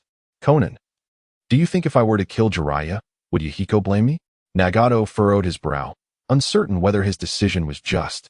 I respect your choice, Konan replied succinctly. With Nagato having made his decision, there was no need for her to further interfere. Among the three, only she and Nagato remained. Nagato directed the 6 paths of pain towards Jiraiya's location. Under the towering entrance of the tunnel, Jiraiya stood upon the water, gazing up at the vast opening above. He sensed the approach of a group of formidable individuals. Rice sacks, how many floors can one sack bear? Jiraiya pondered, wondering what his teacher was stealthily planning. Before their presence was felt, a voice reached Jiraiya's ears, causing his brow to furrow. Call me teacher. Is that you, Yahiko? Correct, teacher, Yahiko replied, standing at the tunnel's entrance, accompanied by the other 5 paths. The 6 paths of pain were all present. Yahiko, how could it be you? What is this situation? Why are you with the Akatsuki? Jiraiya's voice grew urgent as he recognized the student he had taught for such a brief time. Among the 3, one possessed the Rinnegan, said to be akin to the eyes of the sage of 6 paths. Where are Nagato and Konan? Jiraiya inquired, noticing only Yahiko, whose face bore strange metal pins. To Jiraiya's surprise, Yahiko responded, I am honored that you remember us. As for why I am here, it is because I am the leader of the Akatsuki. You came today to gather intelligence, did you not? Jiraiya was taken aback. The 3 once powerless children had transformed into the leaders of the Akatsuki, a menace to the ninja world. This was something he could never have anticipated. Why have you chosen this path, Yahiko? Yahiko, as pain, observed Jiraiya's expression with amusement. Teacher, is that anger I see? Do you regret saving us back then? Rescuing children displaced by war is an act I shall never regret, though I do harbor some guilt. Guilt, you ask? What does the teacher feel guilty about? Jiraiya fell into silence, pondering that he should have provided them with proper guidance, thus preventing the emergence of the Akatsuki organization. I believe I ought to have been by your side, offering you the correct direction, which might have spared us from the infamous Akatsuki. Ha ha ha. The teacher remains as kind-hearted as ever. Yahiko laughed heartily, noting that this teacher continues to believe in the hypocritical light. Guidance. Does the teacher truly believe that if we hadn't formed the Akatsuki, the ninja world would have been at peace? Is that not the case? Jiraiya's voice grew somber. Hee. The teacher has dwelled in the light for too long to comprehend the nature of darkness. Even without the Akatsuki, other organizations would arise. For this world is inherently filled with suffering. The Akatsuki's destruction of the major ninja villages pales in comparison to the wars ignited by those same villages for their own interests. It was the major villages that unleashed war for selfish gains, bringing anguish to the ninja world. Are you aware, teacher, that Konoha, the village you cherish, claimed countless lives during the Third Great Ninja War? The number remains unknown. Konoha, as the strongest among the 5 great villages, has mercilessly taken the lives of innumerable shinobi. Do you still perceive the Akatsuki as evil? Compared to the 5 great villages, what do we truly represent? Jiraiya fell silent, sharing the same disdain for war and the selfish upper echelons of Konoha, who would stop at nothing to vie for power. Thus, he chose to wander away from the village. Then, Yahiko, what is the purpose of your relentless pursuit of tailed beasts? Is it merely to justify an assault on the other villages? The Akatsuki's frenzied collection of tailed beasts is seen by the higher-ups of the major villages as a mere pretext for their destruction. For the sake of peace, we must create an ideal nation devoid of war, a nation we shall call the Dream World. Yahiko spoke of the Moon Eye Plan, a commitment made by Obito to Nagato. However, Obito did not reveal the entire truth. He only assured Nagato that the newly created world would no longer witness war or death. Can the Dream World truly be real? Although Jiraiya was uncertain of what the Dream World represented, its very name suggested an illusion. Ultimately, it matters not. This world, and you, teacher, should also share in our suffering, so that you would not stand here espousing such lofty ideals. To make Konoha feel pain, let us begin by eliminating the teacher, and then proceed to capture the Nine Tails. Upon hearing the intent to attack Konoha, Jiraiya admonished, "How can you speak so confidently about eliminating your teacher? After all, I was the one who trained you. Thus, Yahiko, allow me to witness what progress you have made over the years that has elevated you to the position of leader of the Akatsuki. You shall see." With the pleasantries between master and disciple concluded, Yahiko slowly floated from the mouth of the tunnel into the air, while Pain's 6 paths suddenly leaped down to strike Jiraiya. Sage Mode, activate. Jiraiya clasped his hands together, gathering natural energy in preparation to enter Sage Mode. Meanwhile, Jiang Tian shed his Akatsuki attire and donned his usual clothing. He stepped outside, making his way toward the battleground where Jiraiya clashed with Pain's 6 paths. After much hesitation, he ultimately resolved to intervene. This was the only time he would soften his heart after Ling's demise, and it would be the last. This singular act of aiding the Leaf Ninjas was also a means of repaying an old favor. During the Third Great Ninja War, by mere chance, Jiraiya had once assisted Uchiha Ling's team. This was the very reason for Jiang Tian's indecision, as Ling had expressed that Lord Jiraiya was a truly gentle man, and she hoped to one day express her gratitude for his assistance. Ling despised being in debt to others, a sentiment Jiang Tian was acutely aware of. He did not wish for Ling to owe anyone, especially not a Leaf Ninja. Chapter 30. Jiraiya vs. Pain's 6 Paths. Yahiko gazed quietly at Jiraiya, who had entered Sage Mode, uncertain of his former teacher's true strength. However, he was no longer the child he once was. Jiraiya-sensei, are you prepared to face death? Whether you can kill me, you will know only through battle. Summoning technique. Summon. A colossal toad appeared. The Great Toadkin and the Toad Gene were called forth from Mount Myaboku. Pain's 6 paths, each endowed with distinct abilities, included the Animal Path. A former ninja of the Wind Demon clan, who had battled Jiraiya in the past, bearing scars inflicted by him beneath his headband. Summoning technique. The Animal Path conjured 2 3-headed hounds and a large bird to besiege the Toad Brothers. In Sage Mode, Jiraiya, imbued with natural energy, experienced a significant enhancement in both ninjutsu and taijutsu. A 1-against-6 scenario was evidently disadvantageous. Summoning technique. Toads of the World. Jiraiya resolved to dismantle them one by one, summoning a large house that engulfed the Animal Path, with Jiraiya following closely behind. The house then began to shrink, and from the water's surface, a small toad emerged, swallowing the diminished house whole. Inside the house, Jiraiya knew he had to resolve matters swiftly, for the duration of this summoning technique was not particularly lengthy. It is imperative to eliminate this individual before the art of summoning fades away. Within the confines of the dwelling, the animal path appears disoriented, as though ensconced within the very essence of some creature, surrounded by walls of flesh. The animal path's most formidable technique is summoning, and this very place serves to counteract it, which elucidates why Jiraiya opted to confront the animal path first. Inside the house, the animal path once again invokes the art of summoning, attempting to unleash the summoned three-headed dog to breach the encircling walls of flesh. Toad-mouth binding technique. The flesh walls writhe violently, expanding as if a grotesque being were opening its maw, fiercely clamping down on the three-headed dog. Rasengan. Jiraiya charges towards the animal path, the blue chakra swirling rapidly in his hand, striking forcefully against the back of the animal path. As the forehead protector falls, Jiraiya's gaze fixates upon the scar upon the animal path's brow, his pupils constricting in rapid realization. He recognizes this individual as a ninja from the Wind Demon clan. Someone he had battled before. Hadn't he perished? A sudden thought flickers through Jiraiya's mind. If this individual is indeed a corpse, then what of Yahiko? With the demise of the animal path, the Toad's World technique dissipates. Yahiko instantly senses Jiraiya's presence, rushing to stand before him, gazing calmly at the deceased animal path. Truly, Jiraiya-sensei, you possess such remarkable abilities. Yahiko, have you become like him as well? Jiraiya inquires, seeking to understand whether Yahiko has met the same fate. Sensei, do not be overly astonished.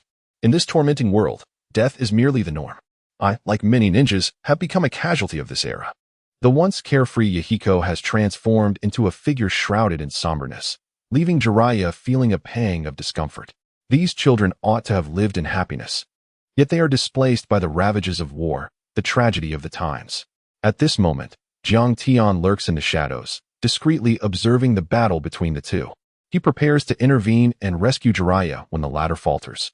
Jiang Tian utilized his transformation technique to assume another's appearance, deliberately avoiding the organization's crimson cloud robe, thus alleviating concerns of being discovered. Jiraiya-sensei, the game concludes here. However, a sense of disbelief washed over him. Jiraiya gazed at the re-emerged animal path. His eyes widened in astonishment. Had he not vanquished this being? How could this be? The Hell Path possessed the ability to resurrect the other 5 paths, a fact known only to Nagato, Conan, and Jiang Tian, the time traveler. This was crucial intelligence. Naruto, the Prince of Konoha, could triumph over Pain's 6 paths due to the information Jiraiya had entrusted to the sage, Fukasaku. Yahiko and the Hell Path remained stationary while the other 4 paths launched their assault. The animal path summoned a summoning beast to engage in combat with the Toad brothers from Miyaboko Mountain. The hungry ghost path, the Azura path, and the human path encircled Jiraiya. Facing 1 against 6 imposed considerable pressure. Watch your back, little Jiraiya, the sage on his shoulder suddenly warned. Jiraiya formed a Rasengan and swiftly pivoted, but his attack was absorbed by the ambushing hungry ghost path. This was a method Jiraiya had never encountered before, capable of absorbing ninjutsu. Ninjutsu, Thousand Needle Jizo. Jiraiya, prostrate on the ground, unleashed his silver hair in a barrage towards the Azura path, yet it evaded him. How could this happen? It should have been within that fellow's blind spot. How did he manage to dodge? As Jiraiya engaged more deeply with Pain, he felt increasingly alarmed. These adversaries were formidable, their diverse abilities intertwining in a manner that was overwhelmingly powerful. This was the first time Jiraiya faced such a potent foe. He cast a glance at Yahiko, standing aloft. Since his pupil led Pain, he resolved to capture the leader first. Agilely, Jiraiya scaled the walls, charging toward Yahiko. Rasengan, Shinra Tensei. A peculiar force surged forth, violently propelling Jiraiya away. The Azura path and the human path struck simultaneously. This is bad. Jiraiya, cast aside by Shinra Tensei, found his body beyond his control. Ninjutsu, Wild Lion's main technique. His silver hair rapidly elongated, enveloping him to counter the Azura path's onslaught. As Yahiko entered the fray, Jiraiya gradually found himself at a disadvantage, lacking the initial back-and-forth exchange.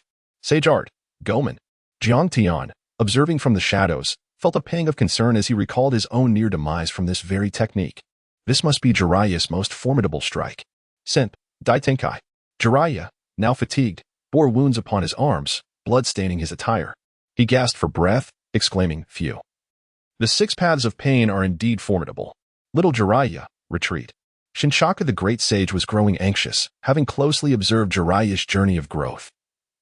Such a situation was unprecedented in his experience. Indeed, young Jiraiya, forced into such a predicament, must prioritize retreat for the sake of survival. The Shinshaka couple, both Toad sages, incessantly urged him to withdraw. In that moment, a multitude of memories flashed through Jiraiya's mind. He recalled Nagato, the wielder of the Rinnegan, and the prophecies spoken by the Toad sage concerning the child of destiny.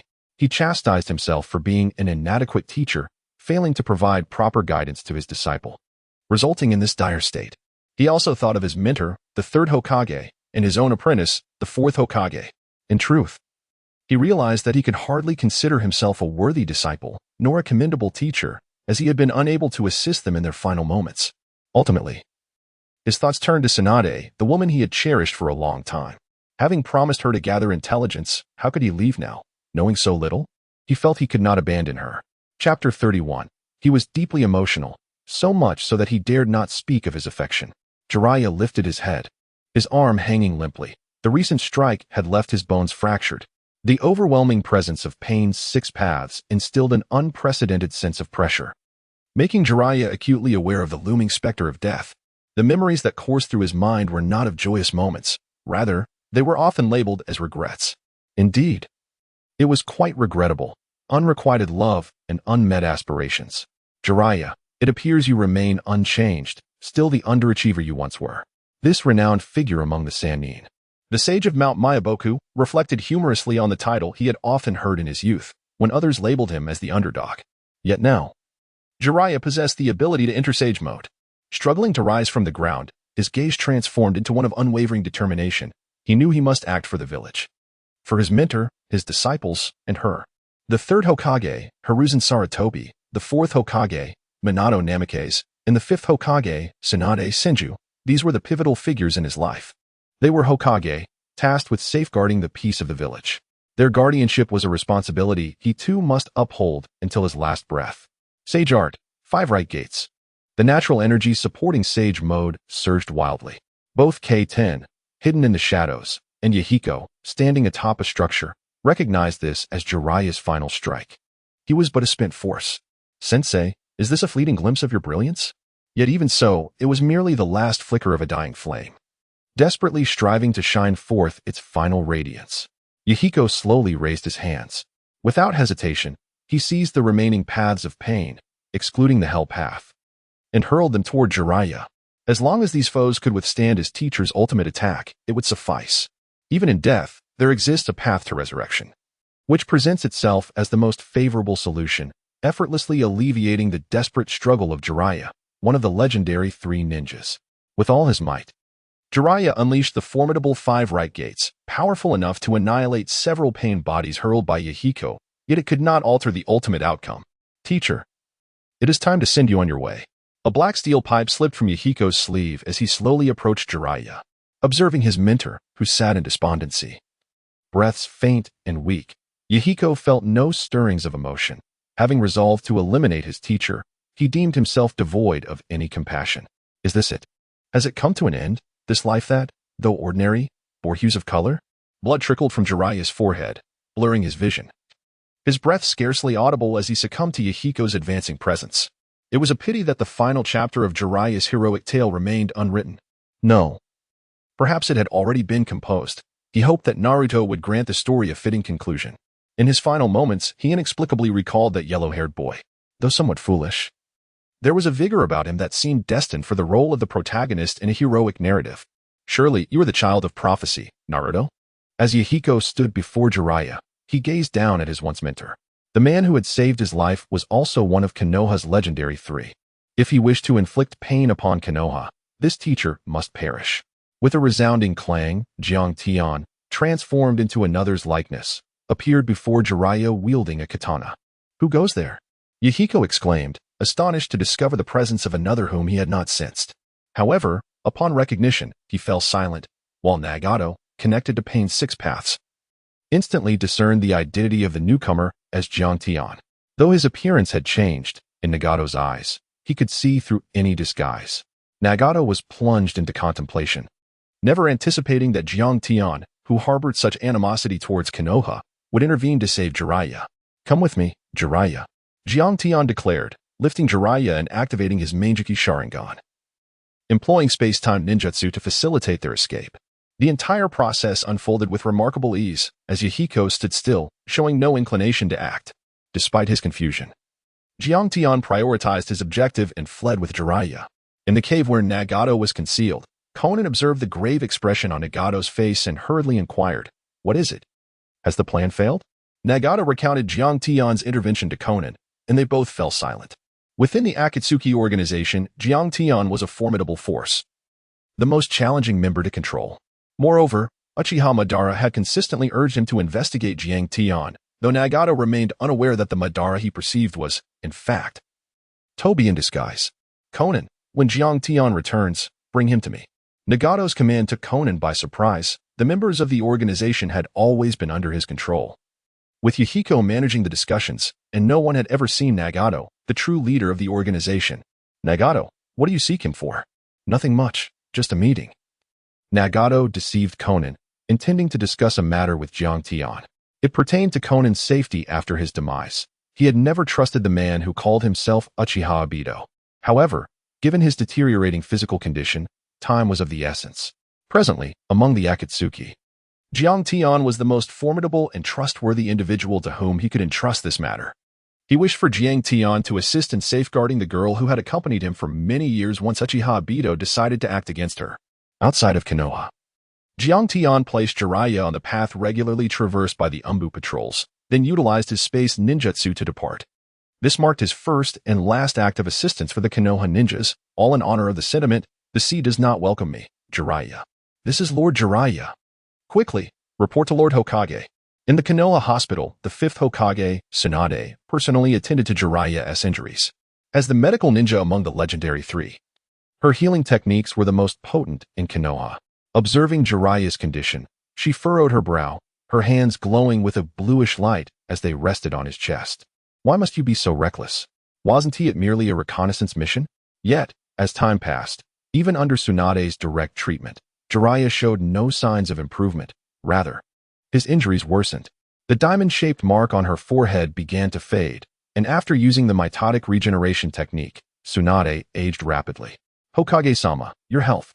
Beside them, the anxious expression on Shizen's face revealed her understanding of the implications of using the Baijia technique. However, considering that the patient was Lord Jiraiya, she refrained from voicing her concerns. Tsunade, appearing aged, gazed at Jiraiya while softly murmuring her thoughts. "You are not the Hokage. You need not risk your life like this."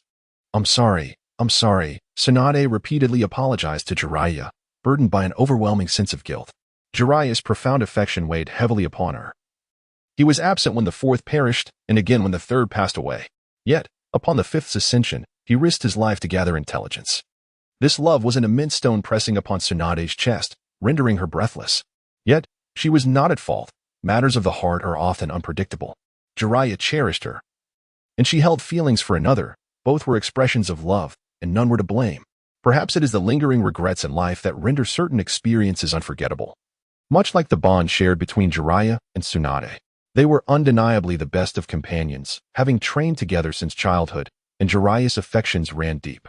However, once Jiraiya learned of Tsunade's feelings for another, he could no longer express his sincere sentiments with the same playful banter as before. Well, your is indeed impressive. Of course, I like you. Could it be otherwise? Jiraiya, you have never spoken a truthful word, and I do not harbor feelings for you. Haha. I was just joking. You didn't think I actually liked you, did you? Haha. Chapter 32. The deepest memories buried in the heart upon returning to the Akatsuki base. Conan appeared before Jiang Tian. "Nagato wishes to see you." Her words were succinct, reflecting her character. During their time in the organization, Jiang Tian rarely witnessed her speak, maintaining her icy demeanor. Although Jiang Tian was aware of Nagato's existence, he had never encountered the true leader of the organization. "What does he want with me?" In response to Jiang Tian's inquiry, Conan remained stoic, stating, "Nagato did not disclose the reason. He merely requested your presence." Jiang Tian nodded slightly, choosing not to elaborate further, and followed Xiaonan to the concealed location of Nagato. He harbored a vague suspicion that his intervention in saving Jiraiya had been discovered. However, with the eternal Manjiki Sharingan and the powerful cards of Itachi and Uchiha Madara at his disposal, he felt sufficiently empowered to confront any eventuality. which emboldened him to take action. It was somewhat contradictory. Perhaps refraining from saving Jiraiya would have been the wisest course. Yet, he could not discern why he had made such a decisive choice. Perhaps it stemmed from the lingering sentiments of a former life as an anime enthusiast. Or perhaps, as a villain, he had not yet embraced his darker nature fully. Regardless, he would not regret his decision to save Jiraiya. Following Xiaonan, he arrived at the entrance of a cave. As they traversed the dim tunnel, Jiang Tian beheld Nagato seated there, his back adorned with a network of tubes connected to the withered outer path golem. Xiaonan, you may exit. I have matters to discuss with Jiang Tian alone, Nagato stated. But Nagato, Xiaonan furrowed her brow, aware that his legs were impaired, rendering him vulnerable. If Jiang Tian were to attack, and with the 6 paths of pain absent, it could pose a significant threat. Concerned for Nagato's safety, she hesitated to leave. It's all right, Xiaonan. Please, go ahead, Nagato insisted. Faced with his resolve, Xiaonan reluctantly departed, leaving behind explosive tags, some even scattered conspicuously at Jiang Tian's feet, as if to caution him against harboring ill intentions. After Xiaonan's departure, Jiang Tian remained silent. Though he surmised that Nagato sought him out due to the incident involving Jiraiya, he could not be certain. Thus, he simply observed Nagato, awaiting the leader of the Akatsuki to speak first. Jiang Tian, the 6 paths of pain are not present. There is no need for your caution. I am aware that you saved Jiraiya, Nagato stated, his acknowledgement of their absence leaving Jiang Tian uncertain of Nagato's intentions. He narrowed his eyes, attempting to decipher the thoughts behind Nagato's expressions. In that moment, their gazes met, and Jiang Tian felt a surge of heat within him. He had finally glimpsed those eyes he had long yearned to see, the renegade capable of reviving his beloved. This was the sole purpose of his existence, to obtain those eyes and resurrect his cherished one, willing to sacrifice everything for this goal. Jiang Tian, you desire my eyes, do you not? Nagato inquired. Yes. Jiang Tian's expression shifted abruptly. The thoughts he had concealed within his heart were inexplicably known to Nagato. How did you come to know? Jiang Tian regarded Nagato with a frigid gaze. The fact that he could uncover such secrets was indeed unsettling, igniting a murderous intent within Jiang Tian. At that moment, he realized that the world had begun to change. His very existence had triggered a butterfly effect. In the Hidden Leaf Village, civilian ninjas, who were not of the Uchiha clan, possessed the Sharingan and had participated in the Third Great Ninja War during their youth. As a member of Uchiha Rin's team, it was not difficult to deduce the origins of your Sharingan. You must have cherished her deeply, that girl named Rin. You joined the Akatsuki and turned against the leaf for the sake of acquiring my eyes, did you not? Nagato divulged all that he knew without a hint of concealment. When did you become aware of these matters? Jiang Tian inquired. Just now, at the moment our eyes met, the longing in your gaze revealed everything. Because we are kindred spirits, I instantly grasped what you desired, Nagato replied in a calm tone, prepared to unveil all secrets, including the sentiments he had harbored for so long, to the stranger before him. Though unfamiliar, he felt that Jiang Tian was someone who would understand him. Jiang Tian slowly activated the eternal kaleidoscope and prepared to take action, his gaze fixed intently on Nagato. Since you are aware of everything, why not allow pain to stand by your side and eliminate me now? This was Jiang Tian's final inquiry. Nagato smiled softly. Because I intend to bestow these eyes upon you, to aid in resurrecting the girl known as Uchiha Rin. The sudden shift took Jiang Tian by surprise. He had never anticipated that Nagato would arrive at such a decision. Why? Jiang Tian questioned, observing Nagato's gaze soften as it drifted towards the entrance, where Conan's silhouette emerged. Ever since Yahiko's demise, Nagato had never displayed such tenderness, not even in Conan's presence. If you seek a reason, I would only dare to voice it at the brink of death. Would you indulge me in a tale, Jiang Tian? Jiang Tian nodded. As a devoted fan, he recognized the expression on Nagato's face, confirming certain subtle nuances from the anime. Nagato harbored feelings for Conan, yet found himself unable to attain her love. During the tumultuous times of the Third Shinobi World War, 3 children, lacking any blood relation, came together, resembling a family despite their lack of kinship. Among them, the boy named Yahiko was the eldest and most assertive, embodying the role of the protective older brother. The shy and bashful boy, Nagato, became the one most cared for by the other 2. Although those days were fraught with hardship, they were filled with joy. A happiness so profound that it made one wish time would freeze in that very moment. A reminiscent expression graced Nagato's face, revealing his deep fondness for that period. We were once the best of friends. However, as we matured, aspirations took shape. Yahiko dreamed of establishing an organization called Akatsuki to bring peace to the world. Yet my greatest desire was never to seek peace for the world. I merely longed for the three of us to remain safe together, and to confess my feelings to that older sister-like girl. Standing in the tunnel, Konan stiffened, her concern for Nagato's safety preventing her from straying far. Thus, she heard Nagato's words clearly and understood precisely who he referred to as that older sister. Jiang Tian laid aside his defenses, quietly listening to the man articulate the musings of his heart. I still vividly recall that morning when I hesitated to confess my feelings. Yet, I witnessed that older sister rush towards Yahiko, equally bashful, her expression etched in my memory. The similarity in our expressions rendered the meaning unmistakable. I was fond of Konan, while she harbored affections for Yahiko, who, in turn, was solely devoted to bringing peace to the world. It may sound peculiar, yet it is an imperfect tale. I initially believed that everything was quite satisfactory. As long as the girl I cherished was happy, I would do anything. For bringing peace to the world is hardly a negative endeavor. However, everything spiraled out of control during that encounter with the Rain Ninja, leading to Yahiko's demise. My own disability, and the shifting objectives of the Akatsuki. Chapter 33. Nagato's request. The goals of the Akatsuki had transformed, losing their purity. At this juncture, Nagato paused, asserting that the Akatsuki was no longer the same as it had been during Yahiko's time, merely striving for peace. In the quest for tranquility, the world must also experience suffering, for Nagato despised those who had never known true despair, yet spoke from a moral high ground. How could one comprehend genuine pain without having faced despair? It was during that crisis that I awakened these eyes, known as the eyes of God. Akin to those of the Sage of Six Paths, the Akatsuki, under the guidance of the masked man known as Uchiha Obito, had developed into what it is today. He promised me that once the Moon's Eye plan was realized, all dreams could materialize. Yahiko could be resurrected, Konan could love me, and my paralyzed legs could be healed. Yet I could no longer wait.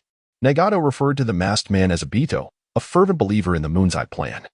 Anyone shrouded in darkness could not resist its allure. It was a jutsu capable of altering everything. You can no longer wait? Jiang Tian confirmed his inner suspicion. Although, as a fan of Hokage, he knew Nagato was nearing death, the precise timing eluded him. I am on the brink of death, and my only concern is for Konan. I fear that the masked man may harm her after my demise, hence I require your assistance. At last, Nagato unveiled his true intention. In his eyes, only Jiang Tian possessed the capability to confront the masked man. What leads you to trust me? It is our shared profound love. We are kindred spirits, and thus I choose to place my faith in you. In truth, it was not just us. The masked man, Uchiha Obito, was likewise of this ilk, Jiang Tian mused. He gazed at Nagato, realizing that at this moment, he could not decline, for he would soon reunite with Rin. Then, when will you fulfill your promise to resurrect Rin? Wait for me to capture the Nine Tails. Deep within my heart, I still harbor hope for the success of the Moon Eye plan. In Yahiko's mind, he yearns for peace. And surely Konan shares this desire. I wish to contribute my final efforts to this cause before my demise. All in the name of bringing a semblance of joy to Konan. Nagato gazed at Jiang Tian and revealed his intentions. I shall resurrect your beloved before I depart from this world.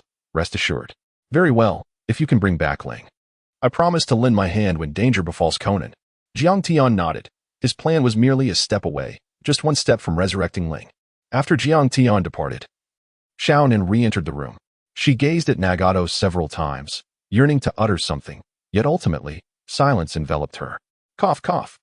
Nagato was once again seized by a violent fit of coughing, his condition deteriorating further. Are you all right, Nagato? Xiaonan hurriedly approached him, her concern unwavering.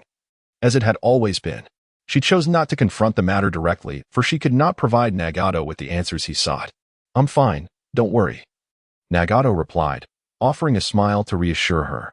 Perhaps this is the essence of a man's profound affection, clinging to the memory of a sister who once accompanied him in youth, and the ideals of Yahiko's peace plan, even as he faced the brink of death. He had never contemplated that each time Pain executed a mission, he was depleting his own life force. Thus, he learned of the outer path, a technique capable of resurrecting the deceased. Lin, wait for me. I will bring you back, he vowed. Obito, who had been silently observing Nagato, understood that he intended to meet Jiang Tian. How could he remain indifferent? Upon receiving this information, he concealed himself in the shadows, although he was already aware that the Rinnegan had been bestowed upon Nagato by Madara. It was only at this moment that he comprehended the existence of such an extraordinary ocular technique, the Rinnegan's outer path. He sought to resurrect Lin. In the anime, Obito only discovered the existence of this ocular technique after Pain's invasion of Konoha, yet by then, Nagato had already perished. Otherwise, he would not have been so fixated on the Moon Eye plan. After Obito left, a head suddenly emerged from the ground, entirely black, as dark as coal. Hehehe, how could the Moon Eye plan not proceed? How else will Mother break free from her seal and reclaim dominion over this world? The speaker was Kage's will, Black Zetsu, an insidious force that permeated the entire narrative. At this moment, even Jiang Tian, the time traveler, had been ensnared in his schemes. Whether it be Rin or Lin, he aimed to thwart Nagato from resurrecting either of them.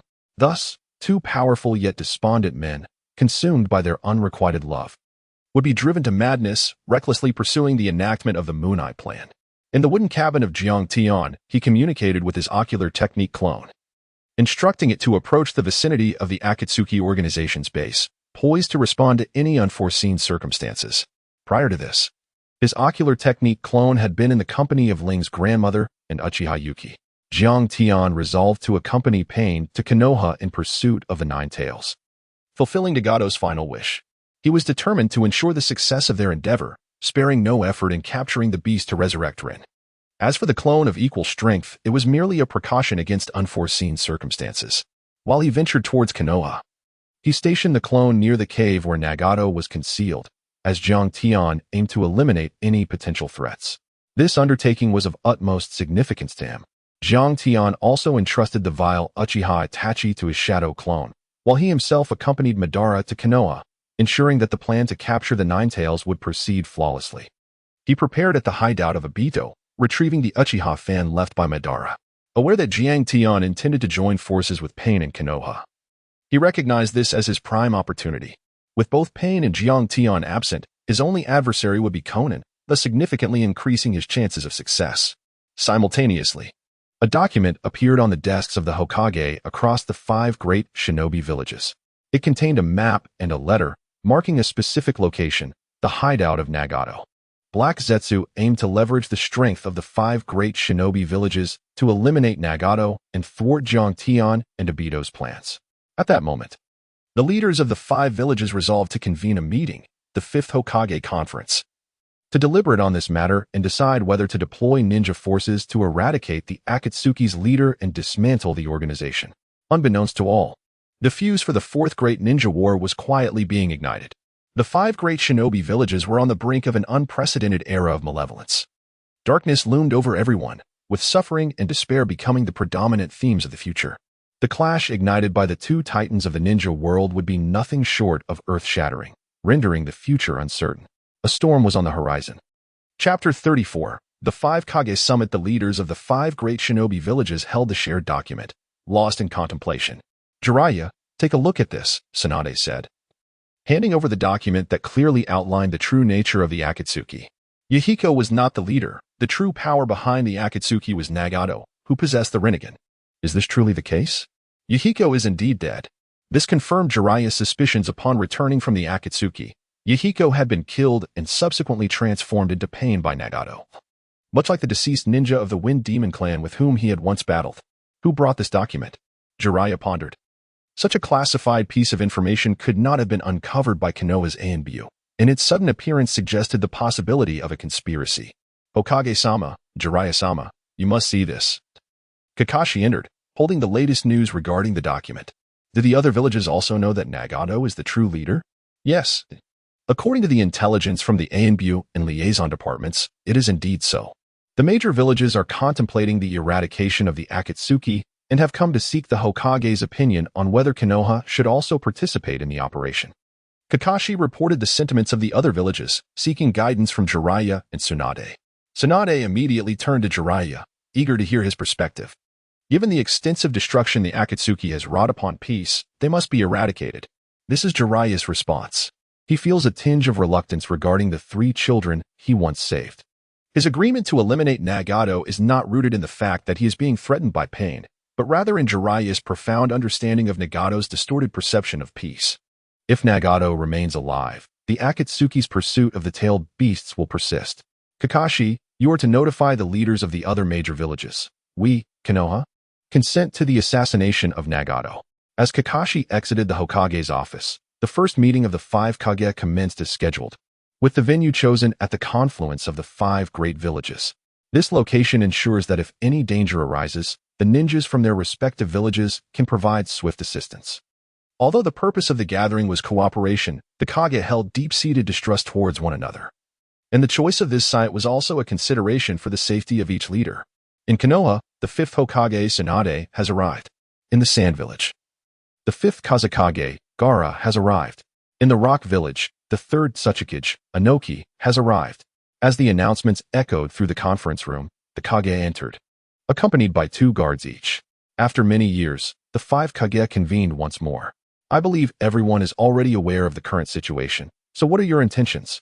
The eldest among them, third Tsuchikage Inoki, spoke first. Despite the inherent discord among the Kage, respect for elders prevailed. I do not know your thoughts, but we of the Cloud Village must take action. That despicable Akatsuki has even targeted my brother, Killer Bee. This is utterly intolerable. The fourth Raikage, A, known for his fiery temperament and his fierce protection of his brother, was the first to express his intent to eliminate Nagato. I concur. The fifth Kazekage, Gaara, who has suffered greatly at the hands of the Akatsuki as a former Jinchuriki, indicated his agreement without hesitation. Were it not for Chiyo's intervention, he would have perished long ago, having lost his tailed beast.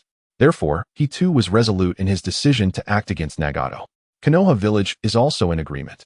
Tsunade declared, having previously conferred with Jiraiya about Konoha's involvement in the eradication of Nagato. Among the 5 Kage, only the Mizukage and Tsuchikage had yet to express their positions. Since everyone has reached this consensus, I too agree, for the sake of peace in the ninja world, Inoki affirmed, and the 5th Mizukage, Mei-Terumi, nodded in agreement. Now, how shall we proceed with this operation, and who shall be dispatched? Once the 5 Kage unanimously decided to take action, they began to deliberate on the operational details. Jiraiya, please share your insights, as you are the only one among us who has ventured to the Akatsuki's base and faced pain directly. Upon seeing Jiraiya, one of the legendary Sannin, the Kage offered him their utmost respect, sitting up attentively to listen to his words. Ladies and gentlemen, if we are to act, we must deploy no fewer than 3 individuals of Kage rank. That is the minimum standard. What? 3 Kage? You mentioned the possibility of ensuring absolute certainty. Would that not require the presence of all 5 Kage? Upon Jiraiya's utterance, the atmosphere instantly became lively. I had previously engaged in combat with pain and barely escaped with my life. Moreover, aside from pain, there exist other members within the Akatsuki. There is the immortal Haiden, the human-tailed beast Kisame, as well as Deidara, who manipulates explosive clay, and the masked Obito. Equally noteworthy is the rogue ninja from Konoha, Jiang Tian, whose prowess is undoubtedly on par with the esteemed individuals gathered here. Furthermore, these are merely the known entities. What if there are hidden forces we remain oblivious to? Therefore, I believe that to eliminate Nagato, it would be prudent for all 5 Kage to join forces, accompanied by some elite ninjas from their villages. Upon hearing Jiraiya's analysis, the expressions of the Kage turned grave in unison, realizing the formidable strength of the seemingly small Akatsuki organization. It had become a significant threat to all the great villages. While previously they had perceived the Akatsuki as formidable, none had contemplated that the combined efforts of the 5 great villages would be necessary for their eradication. Very well. I am in agreement, the Raikage declared first. I concur. So do I. Ultimately, the consensus reached was that each village would be led by its respective Kage, while Jiraiya would command the assault on the Akatsuki's base from Konoha. This decision was sound, considering Tsunade's role as a medical ninja. Delegating the task to Jiraiya posed no concerns. However, Jiang Tian, Obito, and Nagato were oblivious to the discussions surrounding the Kage summit. Had it been in the past, there would have been noticeable discrepancies, yet the 3 were now engrossed in their own schemes. Nagato sought to capture the 9 tails before his demise, while Jiang Tian and Obito yearned to acquire the Rinnegan to resurrect their beloved ones back into this world. Jiang Tian shed the attire of the Akatsuki organization, revealing a striking samurai outfit adorned in red and black hues, a creation meticulously crafted for him by Ling. He reattached his katana at his waist and donned the Azura mask. In this moment, he ceased to be the Akatsuki's Higanbana, transforming instead into Jiang Tian, a being driven solely by the desire to resurrect Ling. From this instant forth, he would fight for his beloved. Within Obito's chamber, he too adorned himself in azure garments, donning the Renegade's Tomo mask. As the pivotal moment for reviving their cherished ones approached, both men cast aside their veils of secrecy, prepared to unleash their full might in pursuit of a glimmer of hope for their beloveds. Chapter 35. The capture of the Nine-Tails plan transformed into a harbinger of war. Jiang Tian stood before Nagato, with Haiden trailing closely behind. Jiang Tian, I entrust you with the task of capturing the Nine-Tails. I will spare no effort. My only wish is for you to resurrect Ling, he declared, his tone icy yet laced with exhilaration. The goal he had so fervently pursued was finally within reach, and the prospect of reuniting with the girl who occupied his thoughts stirred a tempest within him. Once the Nine-Tails is captured, I shall undoubtedly honor my promise. After receiving an affirmative response, Jiang Tian turned and strode purposefully toward the exit, with Haiden closely following. He had shared with Haiden his intentions, including the deception he had woven. There was no sinister deity known as Jiang, nor did he possess immortality. The events of that fateful night were merely the manifestations of ocular jutsu. Haiden, after absorbing this revelation, said little more, simply expressing his desire to accompany Jiang Tian in capturing the Nine-Tails, claiming that being in Jiang Tian's company extended his own longevity. After all, in his mind, whenever Tian fled, he would always bring him along, ensuring his safety. Emerging from the cave, the 6 paths of pain awaited them, ready for the mission led by Jiang Tian. With a graceful leap, several figures plunged into the dense forest, traversing towering trees as they hastened toward the village hidden in the leaves. After Jiang Tian departed, the silhouette of Obito gradually emerged. Adorned with the reanimation mask and clad in a cerulean garb, Obito perched upon a grand tree, awaiting the moment when Jiang Tian and pain would retreat far enough for him to commence his efforts to compel Nagato to resurrect Rin. He slowly bowed his head, a crystalline droplet cascading down the surface of his mask. No one could discern the expression concealed beneath, yet it was undoubtedly one of sorrow. His beloved was finally on the brink of return, rendering all his endeavors worthwhile.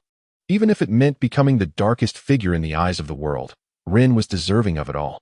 At times, donning a mask serves not merely to disguise one's identity, but perhaps also to shield one's tears from the gaze of others. Such was the case for Obito, and indeed, for Jiang Tian as well. As Jiang Tian hastened towards Konoha, elite teams of shinobi, led by their respective Kage, were also en route to the coordinates given by Kurizetsu. A tempest brewed among the factions, heralding the dawn of a new era. Jiraiya, are you certain that this detour will lead us to our destination more swiftly? Kage inquired, eyeing the somewhat narrow path before them, which diverged from the route marked on the map. I have traversed numerous paths in my quest to the Akatsuki base. Thus I am confident that this route is indeed faster, Jiraiya replied. Upon hearing his assurance, the other Kage ceased their inquiries. After all, in such circumstances, speed was of the essence, leaving their adversaries with little time to react. Thus, Jiang Tian and the allied ninja forces fortuitously missed one another as they made their way to Konoha. Brother Tian, shall we be particularly ruthless in our mission to Konoha this time? One queried. No need. Capturing the Nine-Tails is paramount, came the reply. Jiang Tian's mind was consumed with thoughts of how to capture the Nine-Tails, hoping to revive Ling for Nagato. In Konoha, Tsunade gazed into the distance, her heart heavy with concern for Jiraiya. He had previously endured the 100 healings technique, yet if he were to sustain injuries as grave as before, there would be no recourse. Lord Hokage, this situation differs from the last. Not only do we have Lord Jiraiya, but also the elite leaders from various villages. There is no need for excessive worry, a voice reassured her. Nevertheless, Tsunade's frown remained unyielding. Suddenly, a thunderous explosion reverberated throughout Konoha, and Tsunade's expression darkened immediately. What is happening? Lord Hokage, we are under attack. Enemies are approaching the village, came the urgent cry from the Anbu outside. Tsunade strode purposefully through the door. Standing atop the Hokage rock, which symbolized the entire Konoha village, were Jiang Tian, Haiden, and the 6 paths of pain. In Jiang Tian's hands, vibrant chakra coalesced, compressing into a small orb. It was a continual process of compression, reducing the chakra to the size of a fist before he gently tossed it aloft. This was his unique ninjutsu, Godly Void, an art only he, possessing all elemental chakra, could wield. The colorful sphere drifted into the distance, its diverse chakra attributes consuming one another in a relentless cycle. Should this delicate balance falter, a terrifying surge of energy would be unleashed. This necessity for continuous compression was paramount. The greater the quantity of condensed chakra, the more devastating the ensuing explosion would be once equilibrium was disrupted. As the multicolored sphere descended, an explosive sound shattered the sky, enveloping half of Konoha in smoke. Just outside, Tsunade witnessed the spectacle, her eyes widening in disbelief as the smoke cleared. Tears streamed down her cheeks, her body trembling uncontrollably, while anguished cries filled the air. "Ah, it hurts. Someone, please help me. My leg is broken. Is there anyone to assist me?" The two instances of godly void had obliterated much of Konoha's architecture, burying countless bodies beneath the rubble, while innumerable wounded souls languished in suffering, awaiting their grim fate. In that instant, Tsunade was overcome by pain, powerlessness, and guilt. As the granddaughter of the first Hokage, she felt a profound shame towards her grandfather. The village, painstakingly established by him, lay in ruins, its inhabitants' lives extinguished as if they were mere toys in the hands of these aggressors. Her gaze shifted to Jiang Tian and his companions atop Hokage Rock. Beneath his mask, Jiang Tian's demeanor was calm. Throughout it all, his enmity was directed solely at the hypocritical high-ranking officials of Konoha. The destruction of the village was a means to compel Naruto to return from Myoboku. After all, without a Jinchuriki, capturing the tailed beast was impossible. Such devastation had claimed the lives of many innocent civilians, yet to him, it mattered little. Resurrecting Ling justified any atrocity. Even if it meant bearing the world's most despised infamy, Jiang Tian remained undeterred. He resumed compressing his chakra, vowing not to relent until Naruto emerged. "Jiang Tian, do you harbor even a shred of compassion?" Kakashi and several members of the Anbu arrived at Hokage Rock, confronting Jiang Tian as his former superior. Kakashi felt a pang of regret for not recognizing the darkness within him sooner. Had he done so, he might have extinguished the seed of malevolence before it grew into this uncontrollable monstrosity. Compassion? Haha. Jiang Tian ceased his actions, tilting his head back in a wild laugh, as if Kakashi's words were the most absurd joke in existence. Compassion? You and those damned Konoha elites. Who among you ever showed compassion for Ling? For me? Tell me, who has ever shown us compassion? They only offer their pity to those of significance. Who has ever cared for the lives of us, ordinary individuals? No one. Not a single soul. I can express my sympathy, but who among you can return Ling to me? Who can bring him back to me in his entirety? Kakashi, spare me your ludicrous sentiments. What you call pity is merely the rhetoric of the weak seeking refuge. If one possesses sufficient strength, is the compassion of others truly necessary? In Ling's final moments, I too sought the mercy of our adversaries. Yet what was the outcome? Ling still perished. Such so-called compassion could prevent nothing from unfolding. Jiang Tian's words resonated profoundly with all who heard them, and Kakashi realized that Jiang Tian's ideology had entirely evolved in a different direction. Chapter 36. The Winds of Change. Tsunade, the fifth Hokage, had also arrived at Hokage Rock, standing before the Anbu with an intense glare fixed upon Jiang Tian. "You wretched individual. You are the one who has brought this devastation upon our village. Why? You were once a ninja of Konoha. Why resort to such actions?" As she spoke, Tsunade advanced towards Jiang Tian, her fists clenched tightly in a display of suppressed fury. "Lady Hokage, be cautious. Remain alert." Kakashi hastily cautioned the Anbu, urging them to ensure the Hokage's safety. In silence, Tsunade suddenly accelerated and delivered a powerful punch aimed at Jiang Tian. With a sickening thud, her fist pierced through his chest, blood cascading from the wound. Who attacks the leader right off the bat? That punch truly hurts. Haiden grimaced as Tsunade's formidable blow penetrated his torso. Kakashi intervened, pulling Tsunade back, while Haiden resumed his position beside Jiang Tian, the wound on his chest beginning to heal, showcasing the full extent of his immortality. Jiang Tian gazed at Tsunade, and his reluctance to take action stemmed from his anticipation of the Nine-Tails Jinchuriki, Naruto. Fifth Hokage. "Lady Tsunade, you inquire as to my reasons? Perhaps you should descend and question your deceased mentor, the third Hokage, along with the esteemed elders of Konoha regarding their actions. Surely, you are not oblivious to the strategies devised for the Third Shinobi World War, are you? The granddaughter of the first Hokage." The words of Jiang Tian caused Tsunade's expression to change dramatically.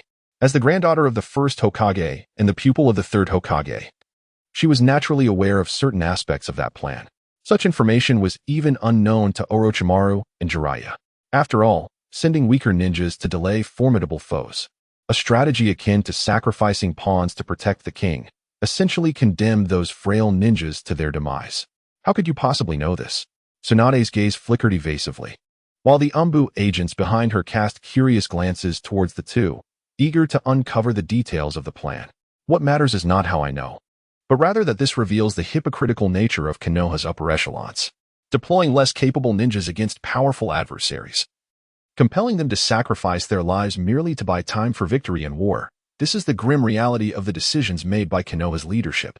Jiang Tian wore a cold smile as his words escaped his lips, prompting a flurry of whispers among the Anbu behind Tsunade. Jiang Tian, do not speak recklessly.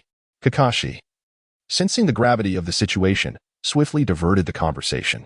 Whether I am speaking recklessly or not is irrelevant, Kakashi. My goal is nearly within reach. As long as she can return, everything will be worth it. Jiang Tian gazed at the absent Naruto, resolved to bring about the complete destruction of Konoha. Pain, Haiden, commence at once. Reduce this village to mere rubble and annihilate everything here. In an instant, Pain's 6 paths sprang into action, wreaking havoc across the village, while Haiden eagerly sought to offer sacrifices to their malevolent deity. With a resounding thud, Jiang Tian vanished, swiftly delivering a kick that sent flying an Anbu member attempting to impede Pain. Before the Jinchuriki returns, let me entertain you.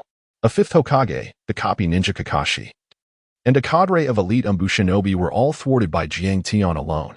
Outside Nagato's hideout, Obito, calculating the passage of time, slowly rose, bearing the Uchiha fan left by Madara on his back. Rin, wait for me. I shall bring you back shortly.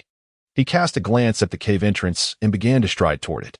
The sound of his footsteps echoed, alerting Konan and Nagato, prompting Konan to step protectively in front of Nagato. Nagato's expression grew grave as he regarded the entrance, uncertain of who approached.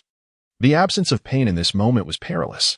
If it were that individual, how could Konan possibly defend against him? For reasons unknown. Nagato's mind conjured the image of the masked man who called himself Madara. The footsteps drew nearer, and Obito's figure emerged, though clad in different attire and a mask. Nagato recognized him instantly. What brings you here? Nagato's demeanor became increasingly serious, uncertain of Obito's intentions. Use your outer path, samsara of heavenly life, to resurrect someone for me, Obito stated, his voice trembling beneath the mask. The word resurrect signified that Rin could return to this world. Such a heavy burden for this very concept. The Obito of the anime sacrificed everything, ultimately his own life.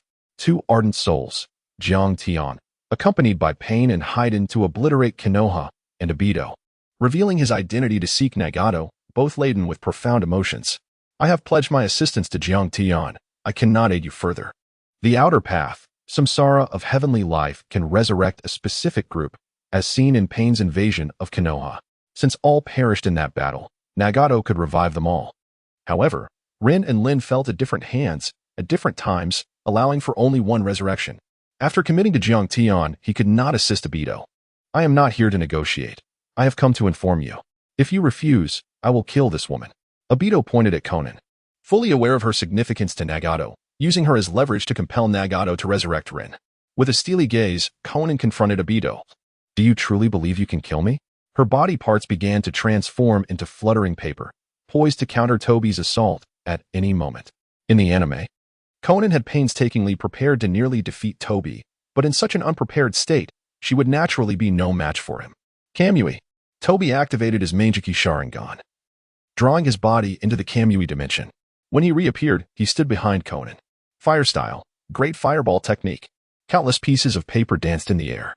These explosive tags were of minor power, and Konan, fearing harm to Nagato, refrained from unleashing her full strength. With a resounding thud, the restrained Konan was sent flying by Tobi's kick, collapsing to the ground. Tobi approached her, seized her, and then turned his gaze towards Nagato. Now, who will you choose to assist? Observing the injured Konan, Nagato's expression turned anxious, his lips quivering as he prepared to acquiesce to Tobi. Oh, my. It appears our collaboration must conclude at this moment. A familiar voice echoed through the tunnel, causing Tobi to stiffen in disbelief as he turned to the approaching figure. How can this be? Weren't you with Pain to capture the Nine Tails? It was Jiang Tian's doppelganger, embodying his full strength, a unique ocular technique of Uchiha Lin, essentially granting him a second life. Oh my, there's no need to be so surprised. Although we are allies, it is only natural for there to be techniques you are unaware of, isn't it? Tobi released Konan and slowly removed the Uchiha fan from his back. Acknowledging that their collaboration could indeed only extend this far, Lin was waiting for him to bring her back. Jiang Tian, in his ocular doppelganger form, nodded with a smile. You are correct. Lin is also awaiting my return. Chapter 37. The Nine-Tails Jinchuriki, Naruto Uzumaki. Two infatuated men gazed at one another, each with no reason to retreat, as behind them stood the girls they cherished most. One, in the name of Lin, assumed the alias Madara, igniting the fourth great ninja war, where the anguish of the Ten Tails paled against Lin's single call. The other, in the name of Swearin, betrayed Konoha, infiltrating Akatsuki, his myriad of infamy overshadowed by Swearin's words beneath the cherry blossom tree, Jiang Tian. Oh my, Jiang Tian. Both men shouted fiercely at one another, their pupils transforming into a crimson hue, the black pinwheel pattern spinning rapidly as they simultaneously activated their Meijiki Sharingan. Meanwhile, the real Jiang Tian and Konoha sensed the situation surrounding Nagato's hiding place and exhaled in relief. Thankfully, he had prepared for contingencies, positioning his doppelganger nearby to guard against any mishaps involving Nagato. He held no concern over who would triumph in the confrontation between his doppelganger and Toby, for he possessed a trump card, Edo Tensei Itachi. With his full strength and the presence of Itachi, Toby would surely be at a disadvantage in a 2-on-1 scenario. Nonetheless, the circumstances here necessitated swift resolution. Upon learning of the turmoil in Nagato's domain, Jiang Tian resolved not to delay any further, fearing that prolonged inaction might precipitate further calamities. Susanoo. The power of the eternal kaleidoscope's ocular technique swiftly enveloped his entire being, and a colossal purple giant surged forth from the earth, wielding a gigantic katana forged from chakra. Under Jiang Tian's command, Susanoo wielded the massive sword with ferocity, unleashing a tremendous wave of purple energy that hurtled towards the few remaining intact structures of Konoha. Boom. The deafening sound of an explosion echoed once more as the energy strike shattered the building into mere rubble. Meanwhile, Pain, under the influence of the Heavenly Gate, wreaked even more havoc as all Konoha ninjas mobilized to confront the 6 paths of pain and the ever-searching Haiden for sacrificial offerings. You wretch. As the 5th Hokage, unable to protect her village, Tsunade furiously charged at Jiang Tian, landing a punch upon Susanoo, yet it bore no effect. Jiang Tian had now mastered the use of Susanoo with greater finesse. Quickly, protect Lord Hokage, as Jiang Tian, Obito.One, and Pain wreak havoc upon Konoha. Relentlessly slaughtering its ninjas, a thunderous crash resounds. The colossal katana descends like a rolling thunder. The sound of its swift descent slicing through the air is akin to a thunderclap, causing weaker ninjas to crouch in agony, clutching their ears. Lord Hokage. Tsunade braced herself against the blade of Susanoo, only to be sent flying, blood gushing from her mouth. Had it not been for the protection of the summoning beast, the toad, that strike could have claimed her life. As the 5th Hokage and a medical ninja, her struggle in battle was perilous. Jiang Tian, ensconced within Susanoo, observed Tsunade being treated by the toad with an expression devoid of emotion, his tone chillingly indifferent. You truly are infuriating, Jiang Tian. Kakashi revealed his Sharingan, the eye inherited from his friend Obito. One could only ponder the expressions exchanged between Kakashi and Obito, for though glimpsed in anime, the reality would undoubtedly carry a different weight. Kakashi, do not display that expression. You once spoke of compassion. Why do you not extend your pity towards your comrades at your side, or towards our esteemed Hokage behind you? Witness, compassion is merely the lament of the weak, pleading for life before the strong. This truth became clear to me the moment Rin perished, as Susanoo lifted its katana once more to strike at Kakashi. The massive blade cast a shadow over him. Under the divine-like terror of this assault, Kakashi found himself paralyzed, his legs seemingly frozen. This marked the 4th time the genius ninja felt utterly powerless. The first was when his father, Tsukumo Hatake, took his own life. The second was the death of Obito. The third, when he was forced to slay Rin. Now, facing Jiang Tian's Susanoo, he experienced this helplessness anew. The subordinate he had once protected had transformed into an uncontrollable force of malevolence. With a resounding thud, Susanoo's katana descended, yet Kakashi remained alive. The blade's tip merely struck a distant building behind him. A heart-wrenching scream echoed throughout Konoha. Suddenly, the center of the village, now reduced to ruins, erupted in a thick cloud of smoke. Jiang Tian within Susanoo sneered, "At last, you have arrived, Jinchuriki of the Nine Tails, Naruto Uzumaki. Let me witness whether you truly possess the indomitable will of fire that characterizes the protagonist of the anime." As the dense smoke dissipated, 3 enormous toads appeared within Konoha. And atop one, holding a katana and puffing on a pipe, stood a figure. With short yellow hair and a flowing red robe, it was none other than Naruto Uzumaki. freshly returned from his training in Mount Myaboku. In that instant, all eyes were drawn to him. Sakura, Hinata, Shikamaru, and the rest of the Konoha 12, barring the defector Sasuke, fixed their gazes upon this sudden apparition. Where's this place? Naruto stared in bewilderment at his surroundings. The summoning location he had left was supposed to be Konoha, yet where was he now? Boss Fukasaku, I want to return to Konoha. Where's this place? Oblivious to the fact that his village had been reduced to ruins, the carefree Naruto remained unaware. Fukasaku, the elder toad, puffed on his pipe, releasing a cloud of smoke. From the moment he arrived, he sensed something was amiss. The distant Susanoo was unmistakable, yet he wondered what this boy was gazing at. Kid. The reverse summoning technique from Myaboku Mountain doesn't T-malfunction. What do you mean? Naruto, still perplexed, could only concede that his reactions were indeed slower than those of an ordinary person in certain aspects. I mean, this is Konoha.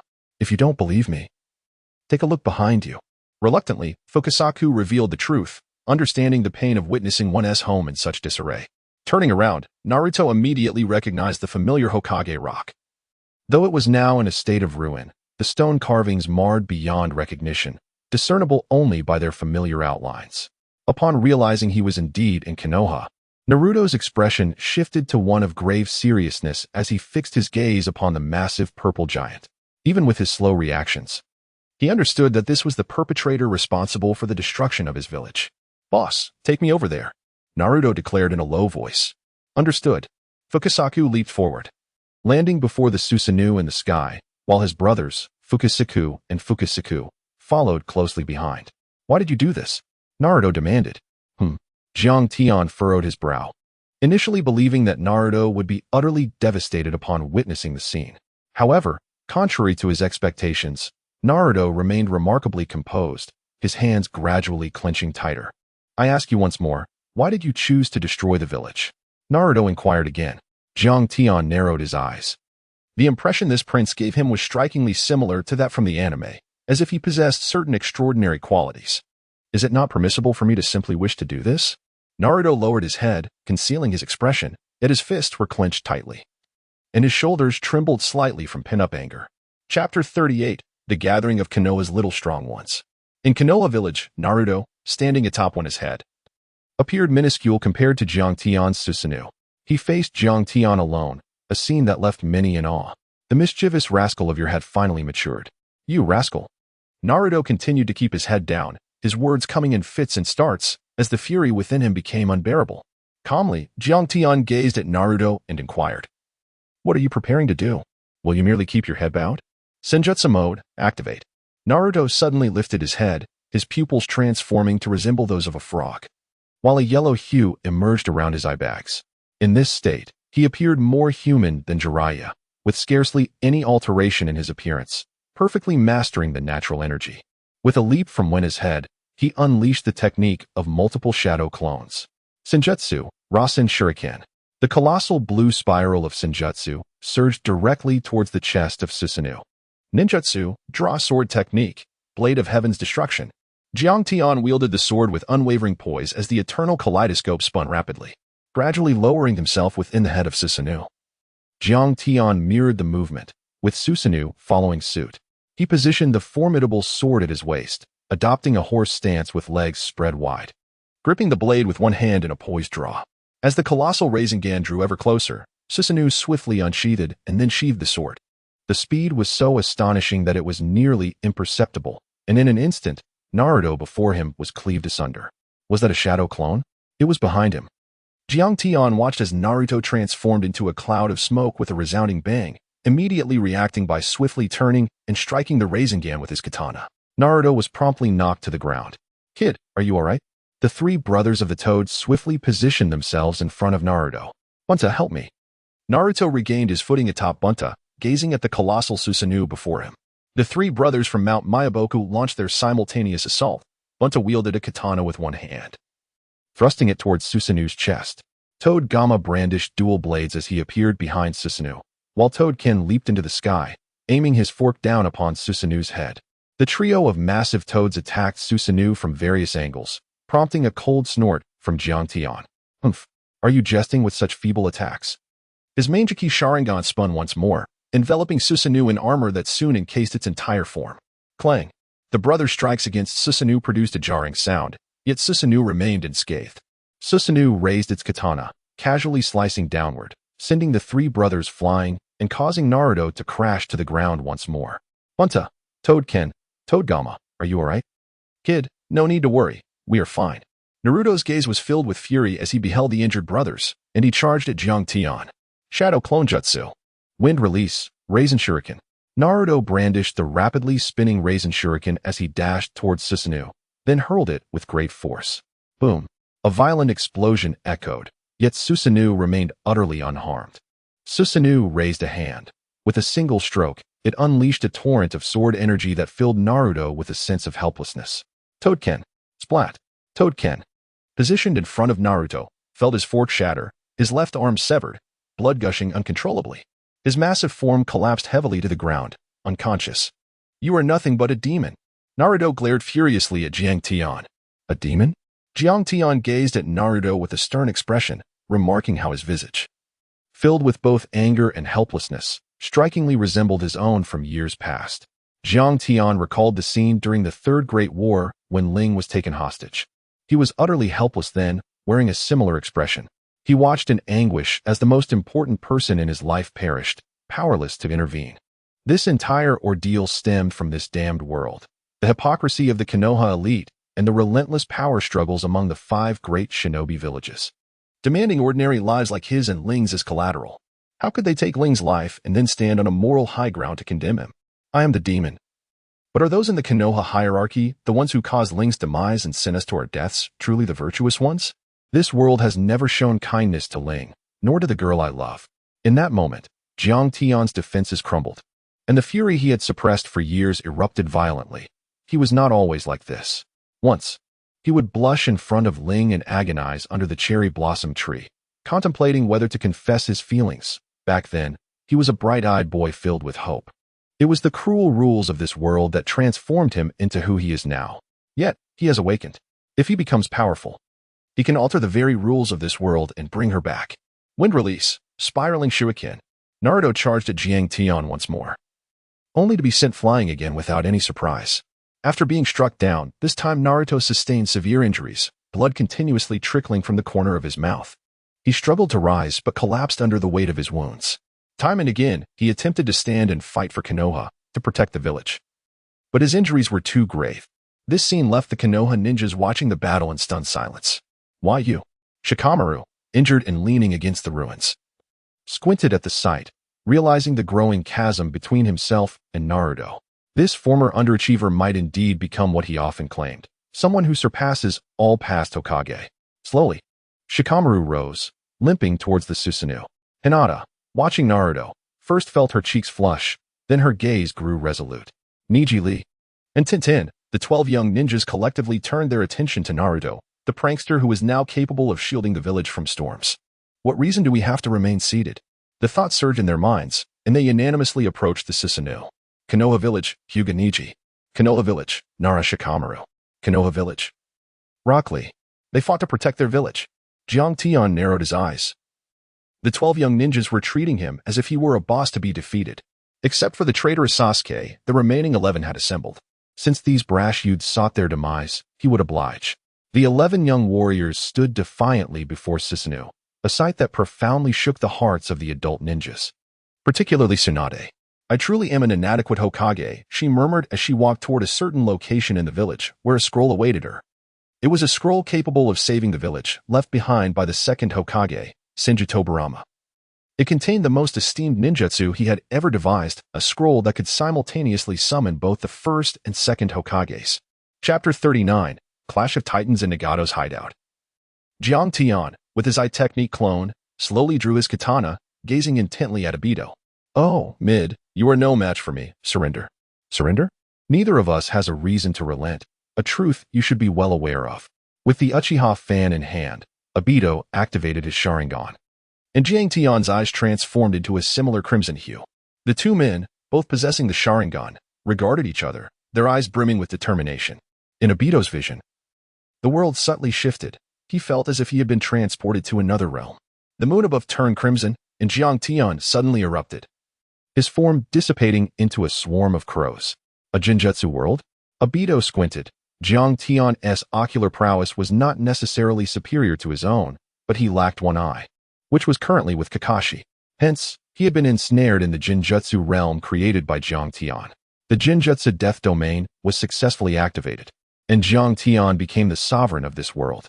Within his conjured illusion, Obito held no chance of victory. The black crows spiraled endlessly in the air, and under Jiang Tian's command, they surged towards Obito with fervor. With a swift motion of the Uchiha fan, the flock of crows dispersed. Yet more crows soon emerged to replace them. The Sharingan spun continuously, and Obito ensured that not a single crow approached him. Clang! The iron chain connecting the Uchiha fan blocked Jiang Tian's katana as Obito scrutinized him. Is this the real body? Fire style. Great fireball technique. With a resounding bang, Jiang Tian, who had just attempted a sneak attack from behind, transformed once more into a multitude of crows soaring into the sky. This scene caused Obito's expression beneath the mask to grow increasingly grave. If he did not break this Jinjutsu, he might not be defeated, but victory would remain elusive. Time was of the essence. He had to prepare everything before Jiang Tian returned from Konoha to revive Rin. Obito resolved to conclude the battle swiftly. He feigned an opening for Jiang Tian. As the dark flock descended upon him, the clone maintaining the Jinjutsu world also took action, morphing into crows to mingle among them. Uchiha rebound. Toby wielded the Uchiha fan, obliterating the flock of crows with ease. What an opportunity! Jiang Tian, having stealthily maneuvered behind Toby, swiftly unsheathed his katana and lunged forward.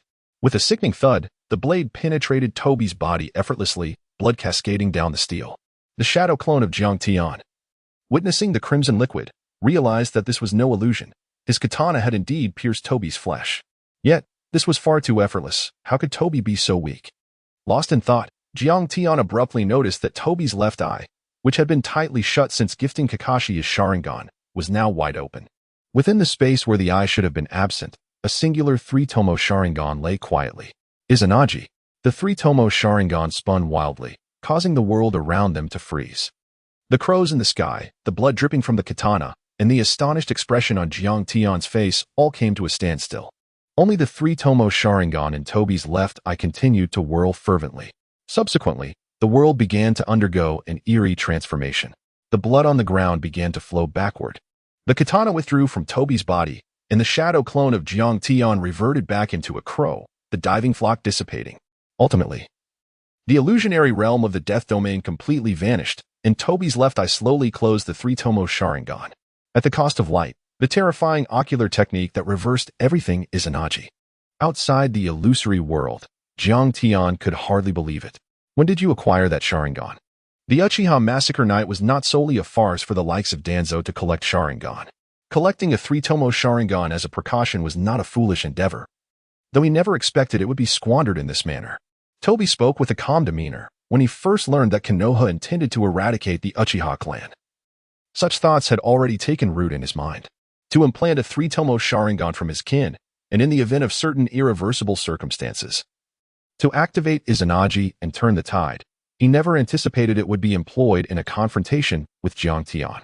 Furrowing his brow, Jiang Tian realized that this world had long since diverged from the anime's narrative, with certain details differing from the original, such as Toby's sudden use of Izanagi. Let us settle this swiftly, Jiang Tian. Unleash all your might. After Toby's declaration, various powers surged forth from within him, one of which Jiang Tian recognized all too well. Is that the power of the tailed beasts? As a man who once sought to capture the six tails, Jiang Tian was naturally familiar with this force. The powers of the one tail through the seven tails manifested simultaneously within Toby. Jiang Tian could hardly believe that Nagato was still alive, and that Obito had not connected to the Outer Path's demonic statue. How could he possibly wield the power of the tailed beasts? How can you harness the power of the tailed beasts? He inquired. Obito, maintaining a calm demeanor, replied, You once claimed that your eyes could perceive both the past and the future. How then do you not comprehend the uniqueness of the Ten Tails Jinchuriki? Even without the aid of the statue, the power of these tailed beasts can still reside within me, albeit in a diminished capacity. Upon hearing this explanation, Jiang Tian's clone quickly regained his composure. Although the anime did not elaborate on such matters, it was not unreasonable to consider that deviations from the main storyline could occur, especially since he himself had manifested in this world. Would release the Great Force technique? With the chakra of the tailed beast at his disposal, Obito executed the wood release, his arm transforming instantaneously into a robust tree that crashed down towards Jiang Tian. Susanoo. A colossal purple figure erupted from the ground, shielding Jiang Tian from harm. As the battle progressed, Obito found himself constrained by the absence of one of his Sharingan. Otherwise, he believed he would have already vanquished Jiang Tian. Not far from Nagato's hidden location, the leaders of the 4 great ninja villages, alongside Jiraiya and his team of Konoha ninjas, had arrived at the scene. Consulting the map, they discerned that a mountain was nearby, with the entrance to a cave presumably located there. On the ground, half of Black Zetsu's head emerged. And upon witnessing this grand assembly, a smile crept across his face. Mother, await my arrival to free you from the seal. Only through the successful execution of the Moon's Eye plan could the seal be broken. The dream world was indeed a reality. But it was only Black Zetsu's mother who could truly command this realm. As an avid anime enthusiast, Jiang Tian was well aware of the existence of Black Zetsu in the Moon Eye plan, which aimed to resurrect Kage Akatsuki. However, he never anticipated that Nagato would agree to utilize the Rinnegan to revive Ling, nor did he expect that Obito would possess knowledge of the Rinnegan's secrets. Furthermore, he was utterly astonished that the frenzied Black Zetsu would devise such a scheme. Gentlemen, cease your hostilities. We have guests approaching from the mountain. Nagato's voice echoed from the cave, prompting both Jiang Tian and Obito to halt their confrontation and turn their attention downhill. The side of the Four Shadows, accompanied by Jiraiya and a contingent of elite jonin from the 5 great villages, caused both men to furrow their brows. Chapter 40, Hashirama in the Hidden Leaf Village. Tsunade hastened her steps towards the ancestral grounds of the Senju clan. There, the second Hokage had left behind a scroll designed to protect the village from calamities. This scroll was crafted in collaboration with the Uzumaki clan shortly after the death of the first Hokage, Hashirama Senju. It possessed the ability to temporarily resurrect an individual, contingent upon the person leaving a fragment of their soul prior to death, in their quest for the village's future peace. Both the first and second Hokage had ensured that a member of the Uzumaki clan utilized a special sealing technique to leave behind a trace of their soul, thus creating the scroll. This secret was known only to the Hokage of each generation. The third and fourth Hokage refrained from employing the scroll during attacks not out of reluctance, but because it was unusable without the blood of a direct descendant of the Senju clan. With the death of Tsunade's brother, she stood as the sole bearer of the capability to utilize the scroll. Due to her absence during the previous 2 assaults, the scroll had never been activated. Navigating through the ancestral grounds of the Senju clan, Tsunade followed the path etched in her memory toward the location where the scroll was stored. Within the village, the ninjas of Konoha were desperately resisting the onslaught of Pain and Haiden, who were anything but ordinary. The battle was skewed heavily in favor of the attackers, compounded by the fact that Jiraiya had taken a portion of their forces with him, leaving the Leaf ninjas severely outmatched. Meanwhile, Jiang Tian stood firm, his colossal Susanoo casting disdain upon the remaining 11 members of the young elite. The disparity in strength could not be compensated for by sheer numbers. As Jiang Tian's voice faded, he abruptly lifted his gaze, peering into the distance where Nagato concealed himself. The news from the Shadow Clone had also reached his original self. Damn it! How could the leaders of several major villages have discovered Nagato's whereabouts? His expression darkened instantly. Nagato must not encounter any mishap, for he was the hope of Rin's resurrection. Phaeton, cease your antics. There's trouble at Nagato's location. We must return. Understood, Tianji, Phaeton responded, his movements with the crimson scythe quickening, causing the surrounding Konoha ninjas to collapse one after another. Pain, too, was under Nagato's control, and his actions became increasingly frenetic. Yahiko stood his ground, hands clasped together, invoking the technique Shinra Tensei. He extended his hand gently, releasing a small black sphere that slowly ascended, expanding until it obscured the sun entirely. Konoha village was suddenly engulfed in darkness. Now, Yahiko bellowed, as the remnants of the village's structures and nearby trees and earth began to rise towards the sky, seemingly drawn by an eerie gravitational force. These trees and debris coalesced into a massive stone sphere, which, as Yahiko's hand descended, began to plummet, threatening to annihilate the entirety of Konoha. Blood trickled from Yahiko's nose. It seemed Nagato was intent on a swift resolution to return and assist in fending off the coalition of the 5 great shinobi villages. At this moment, an air of despair enveloped Konoha as all the ninjas gazed at the descending stone sphere, their feet rooted in place. In the face of such divine power, mortals truly lose their will to resist. Is this the end? Has everything come to a close? How can one oppose such might? The stone sphere, conjured by Shinra Tensei, drew ever closer, poised to strike. Wood style, flower tree world. Suddenly, amidst the devastation that had turned Konoha into a vast pit, green branches burst forth from the ground. Ah, this is what style. This technique can only belong to that esteemed individual. The flower tree world, there is no mistaking it. It is the signature jutsu of the first Hokage. The older Konoha ninjas immediately recognized this technique, recalling its legendary origin. Hashirama Senju, the first Hokage. In an instant, the verdant essence magnified before their eyes as trees grew at an astonishing pace, with countless sturdy branches shooting skyward to collide with the massive stone sphere. With a thunderous crash, the colossal stone sphere shattered, sending a cloud of dust soaring into the air. As the smoke cleared, the onlookers finally beheld the scene. A man with long black hair, clad in red armor reminiscent of the Warring States period, materialized before the crowd. Beside him stood another. With silver hair and dressed in blue armor, his arms crossed over his chest, his right hand incessantly tapping against the armor on his arm. It was unmistakable. The two esteemed figures had arrived, the first Hokage and the second Hokage, come to rescue Konoha, come to save us. At that moment, the once despairing ninjas of Konoha broke into tears of relief. Jiang Tian, encased within the Susanoo, felt his pupils constrict in disbelief as he beheld the sudden appearance of the two Hokages. The third Hokage had summoned the souls of the deceased Hokages to the Shinigami using the Reaper Death Seal, and their return was a consequence of Orochimaru's resurrection, who had employed the technique to unearth them from their slumber. How could they appear at such a critical juncture? Indeed, the arrival of this outsider had set in motion a butterfly effect, resulting in deviations from the original narrative of the anime. The relentless series of upheavals weighed heavily on Jiang Tian's heart. Haiden, Pain, you must leave at once and return to assist Nagato. I shall handle matters here. At this moment, Jiang Tian cast aside any plans to capture the Nine Tails. His sole desire was to ensure Nagato's safety. Yet, Tianji, you face the first Hokage. Revered as the god of shinobi, along with the second Hokage, can you truly manage alone? Haiden and Pain found themselves ensnared in a dilemma. Hurry. As long as Nagato remains unharmed, that is all that matters. We can discuss the rest later. Fear not, I shall not perish. Upon hearing Jiang Tian's declaration, Haiden and Pain resolved to retreat. Is that a malevolent wretch from the Uchiha clan?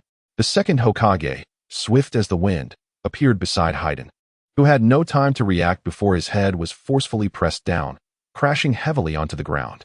Jiang Tian commanded his Susanoo to charge at the second Hokage, swinging the massive katana down upon Tobirama.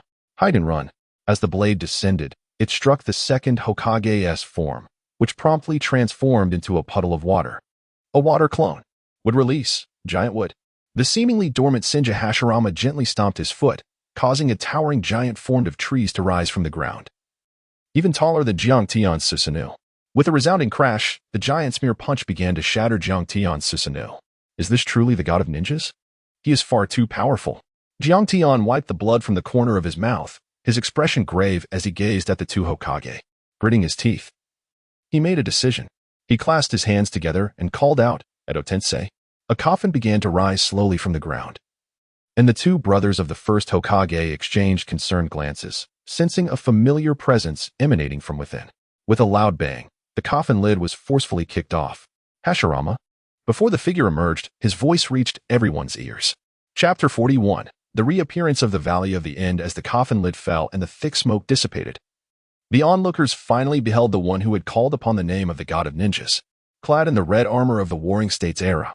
The man sported an explosive hairstyle, wild yet stylish. His face bore the distinctive cracks of Edo Tensei, and he stood with his arms crossed, fixated on Hashirama, completely disregarding everyone else. Edo Tensei? To bring this man back to this world is a wretched ninjutsu indeed, though it was a forbidden technique created by the second Hokage. He now held it in disdain. Madara, it's been a long time. In contrast to Madara's excitement upon seeing the first Hokage, Hashirama appeared notably calmer at the reunion with his old rival. Madara, is that you? Without a doubt, it was Uchiha Madara, the ancestor of the Uchiha clan, the only man capable of facing the first Hokage. He is the fated adversary of the first Hokage. The ninjas of Konohagakure who recognized Uchiha Madara were utterly astounded today. They witnessed the simultaneous arrival of two legendary powerful ninjas, a feat that would leave anyone unsettled. The first Hokage, Senju Hashirama, established the ninja village system, and is revered as the god of ninjas, while the strength of Uchiha Madara, his sole rival, is self-evident. During the Valley of the End battle, Uchiha Madara wielded the Nine Tails against the first Hokage. Though he was defeated, their statues still stand in the valley, a testament to the era's mightiest battle, unmatched by any that followed. Both of these figures are akin to gods. Is this not the reincarnation? I have not been resurrected? Calming himself, Uchiha Madara lowered his gaze to examine his own form, realizing that this was not his true flesh and blood. Nagato had not resurrected him through the rebirth of the samsara technique. This diverged from his original plans. Was it you who brought me back? Madara now turned his attention to Jiang Tian behind him, sensing a peculiar connection between them. The arrival of the first Hokage caught me off guard. Only you possess the capability to contend with him and allow me to escape. Jiang Tian nodded slightly, candidly elucidating the current circumstances. For he still relied on his assistants to extricate himself from the predicament. Is he also of the Uchiha bloodline? Madara observed Jiang Tian's Sharingan. Although his resurrection had not unfolded as per the original plan, he still possessed Obito as a pawn, thus there was no need to hasten the matter of revival. Jiang Tian often reflects on a particular saying that resonates deeply with him. In the face of formidable adversaries, only oneself can be relied upon. Hashirama.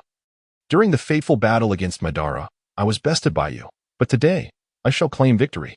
As Uchiha Madara's words echoed, the eternal Meijiki Sharingan activated, its scarlet eyes spinning rapidly, giving rise to an immensely towering Susanoo. The Susanoo, clad in resplendent armor, wielded a katana in each hand, casting a colossal shadow over all present. In that moment, the true essence of power was revealed, although Jiang Tian's Susanoo was already formidable. It paled in comparison to Madara's towering figure. This sight caused furrows of concern to etch the brows of all present, including Jiang Tian himself. Being an anime aficionado, Jiang Tian was acutely aware that Madara possessed the means to release himself from the reanimation jutsu and could utilize the Rinnegan to resurrect himself. Hence, he had kept this knowledge as a trump card, saving it for this very moment. He must not be allowed to acquire the Rinnegan, Jiang Tian contemplated. A plan began to form in his mind. After resurrecting Ling, he intended to journey to the three great sanctuaries to hone his sage mode. As long as his strength surpassed all others, Madara would become inconsequential. However, first, he needed to address the immediate predicament. Jiang Tian noticed that the second Hokage had already locked onto him, poised to strike at any moment. Yet, the more pressing spectacle was the clash between Senja Hashirama and Uchiha Madara. Would Dragon. The first Hokage clasped his hands together, summoning an enormous wooden dragon that ensnared the neck of the wooden giant he had conjured. The wooden giant and dragon exuded an aura of authority. As Hashirama leaped onto the dragon's head, confronting Madara's Susanoo. Quick, flee, run, or you shall perish. The ninjas of Konoha stood witness to the towering wooden giant and the Susanoo, understanding that they were not even qualified to approach and observe the imminent conflict, let alone offer assistance. Hashirama, Madara. The two fated rivals shouted in unison, charging toward each other with unwavering resolve. On this side, Jiang Tian engaged in battle with the second Hokage, entering the death's forbidden domain. The moment the illusion technique was activated, both Jiang Tian and the second Hokage found themselves within the realm of illusion. Indeed, the malevolent offspring of the Uchiha clan is deserving of annihilation. Silently, Jiang Tian yearned for a swift resolution, eager to depart the battlefield of Konoha and return to aid Nagato. Should any misfortune befall Nagato, all efforts would be in vain. A dark crow surged towards the second Hokage, yet before it could draw near, it disintegrated in an instant. Water release. Water dragon bullet. A colossal dragon composed of surging waves soared into the sky, effortlessly scattering the flock of crows. Damn, this water dragon bullet is rather astonishing in its strength. Observing the thwarted assault, Jiang Tian furrowed his brow. Typically regarded as a fundamental jutsu among water element chakra users, when wielded by the second Hokage, its potency was indeed remarkable, aligning with the notion of his mastery over water techniques in the anime. Within the realm of illusion, Jiang Tian found himself at an impasse. While the fierce battle raged outside, would release the art of the binding bag. As Hashirama's chakra surged underground, countless branches erupted from the earth, encircling Madara's Susanoo, gradually forming a cage intended to ensnare it. Madara, commanding his complete Susanoo, wielded his dual blades to relentlessly hack at the encroaching, robust trees. Lacking the Rinnegan, he could only draw upon the power of his Sharingan, and his tailed beast, Kurama, remained sealed within the host, rendering him unable to summon it. Thus, in his confrontation with Hashirama, he appeared less dominant, compelled to adopt a defensive stance. Senjutsu mode, activate. The first Hokage prepared to unleash a decisive move. Having arrived in this world through a scroll, his time was limited, and he needed to subdue Madara before he dissipated. Senjutsu, Gate of the Divine Spirit. Hashirama joined his hands in a prayer, and a gate adorned with the image of a deity descended from the heavens, crashing heavily onto Madara's Susanoo. Unable to summon Kurama and lacking the formidable Susanoo's enhancements, Madara felt immense strain as the gate pressed down upon him, causing his colossal Susanoo to bow under the weight. However, in the next moment, rise, rise, rise. Madara's expression twisted in disbelief. How could he, Uchiha Madara, the only rival of Hashirama, be subdued by this mere gate? Fueled by rage, he summoned all his strength to hurl the massive gate away. Hashirama, do you dare attempt to suppress me with a mere door? Is this an insult to my prowess? This scene prompted the Konoha ninjas to fervently pray for Hashirama's victory. In the blink of an eye, the tides of battle became increasingly enigmatic. Chapter 42. The true Thousand Hands extend a helping hand within the realm of illusion. Jiang Tian observed with a heavy heart as his multiple assaults were deftly neutralized by the second Hokage. He needed to hasten back to Nagato. Time had become an invaluable commodity. The second Hokage shared this sentiment, fully aware, as the creator of the scroll, that his time with his brother Hashirama was fleeting. Before vanishing, he must eliminate this nefarious scion of the Uchiha clan. Both were united in their resolve, intensifying their offensive maneuvers. The essence of Jiang Tian manifested within the realm of illusion, rendering it nearly impossible to achieve a swift victory over the second Hokage with mere trickery. The Blood Moon. A crimson orb in the sky cast a windmill-like pattern, identical to the design of Jiang Tian's kaleidoscope.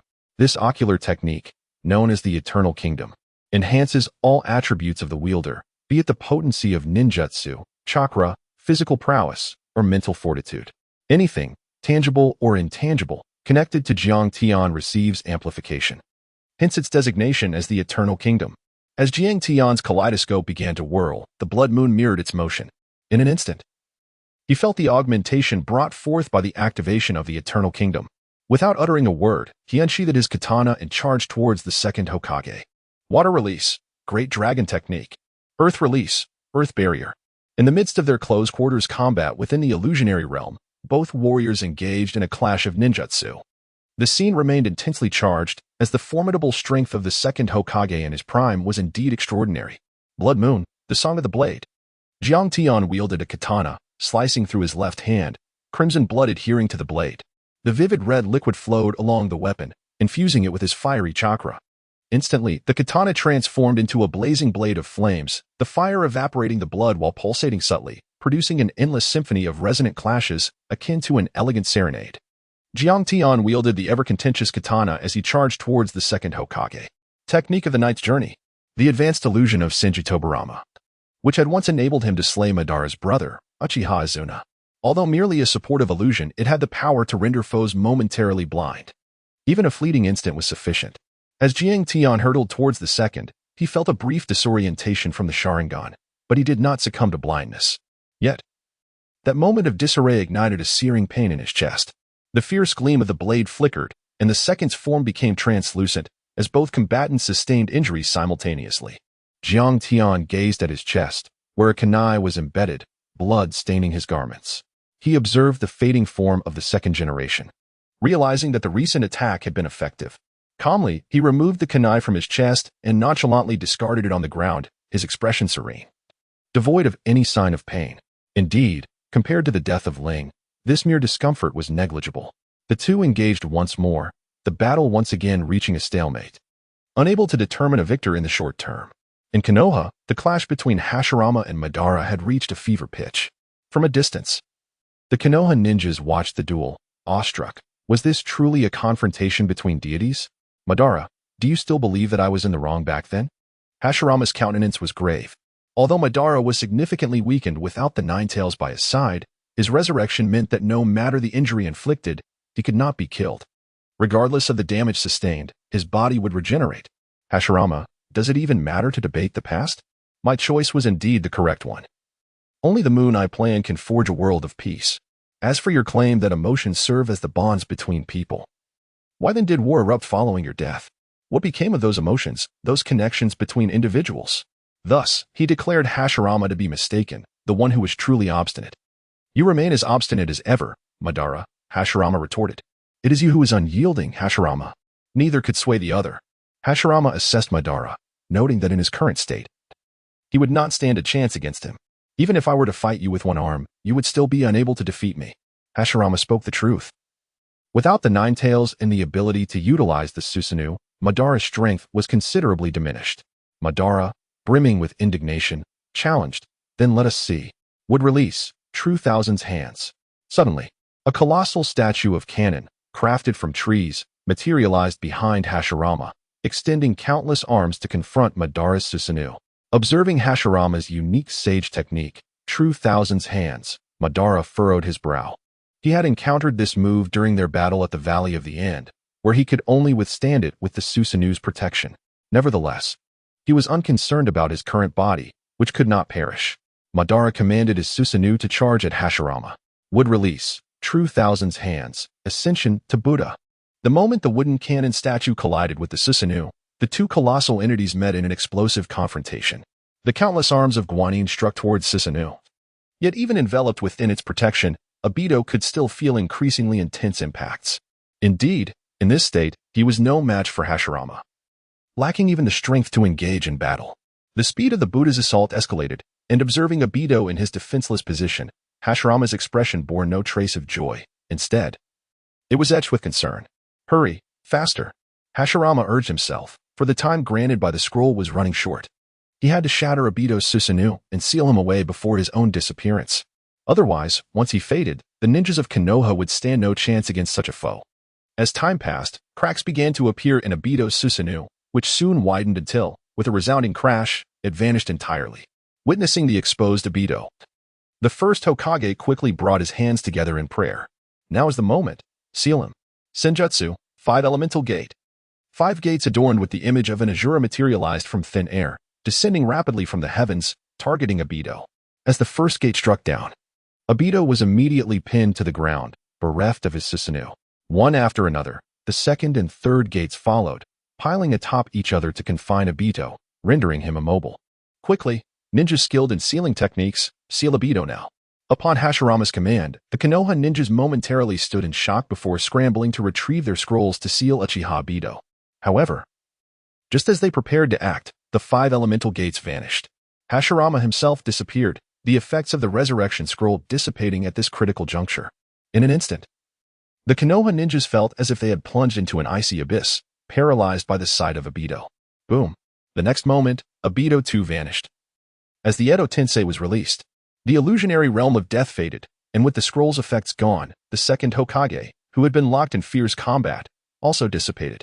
Without the slightest hesitation, Jiang Tian turned and hastened towards the concealed cave where Nagato was hiding, determined to return swiftly and offer assistance. At this moment, his singular thought was to ensure that nothing untoward befell Nagato. Chapter 43, The Duel of Heroes vs. the Ninja Alliance outside the cave where Nagato was concealed. The clone of Jiang Tian and Obito observed the coalition formed by the 5 great ninja villages, who had ceased their hostilities. We must not allow anything to happen to Nagato. You and I both agree on this, Jiang Tian's clone remarked. Nodding in agreement, Obito replied. Let us first deal with these adversaries. The two were set to confront 4 Kages, Jiraiya, and numerous elite jonin. To claim that they felt no pressure would be a falsehood. However, at this juncture, retreat was not an option. For Rin, for Lei, just ahead on the mountain. Let us ascend, that Sachikage commanded, gesturing with the map to direct the others upward. Jiang Tian and Obito simultaneously employed spatial ninjutsu, vanishing from their original positions. In the next moment, they appeared side by side, blocking the path of the Ninja Alliance. Jiang Tian, the masked man.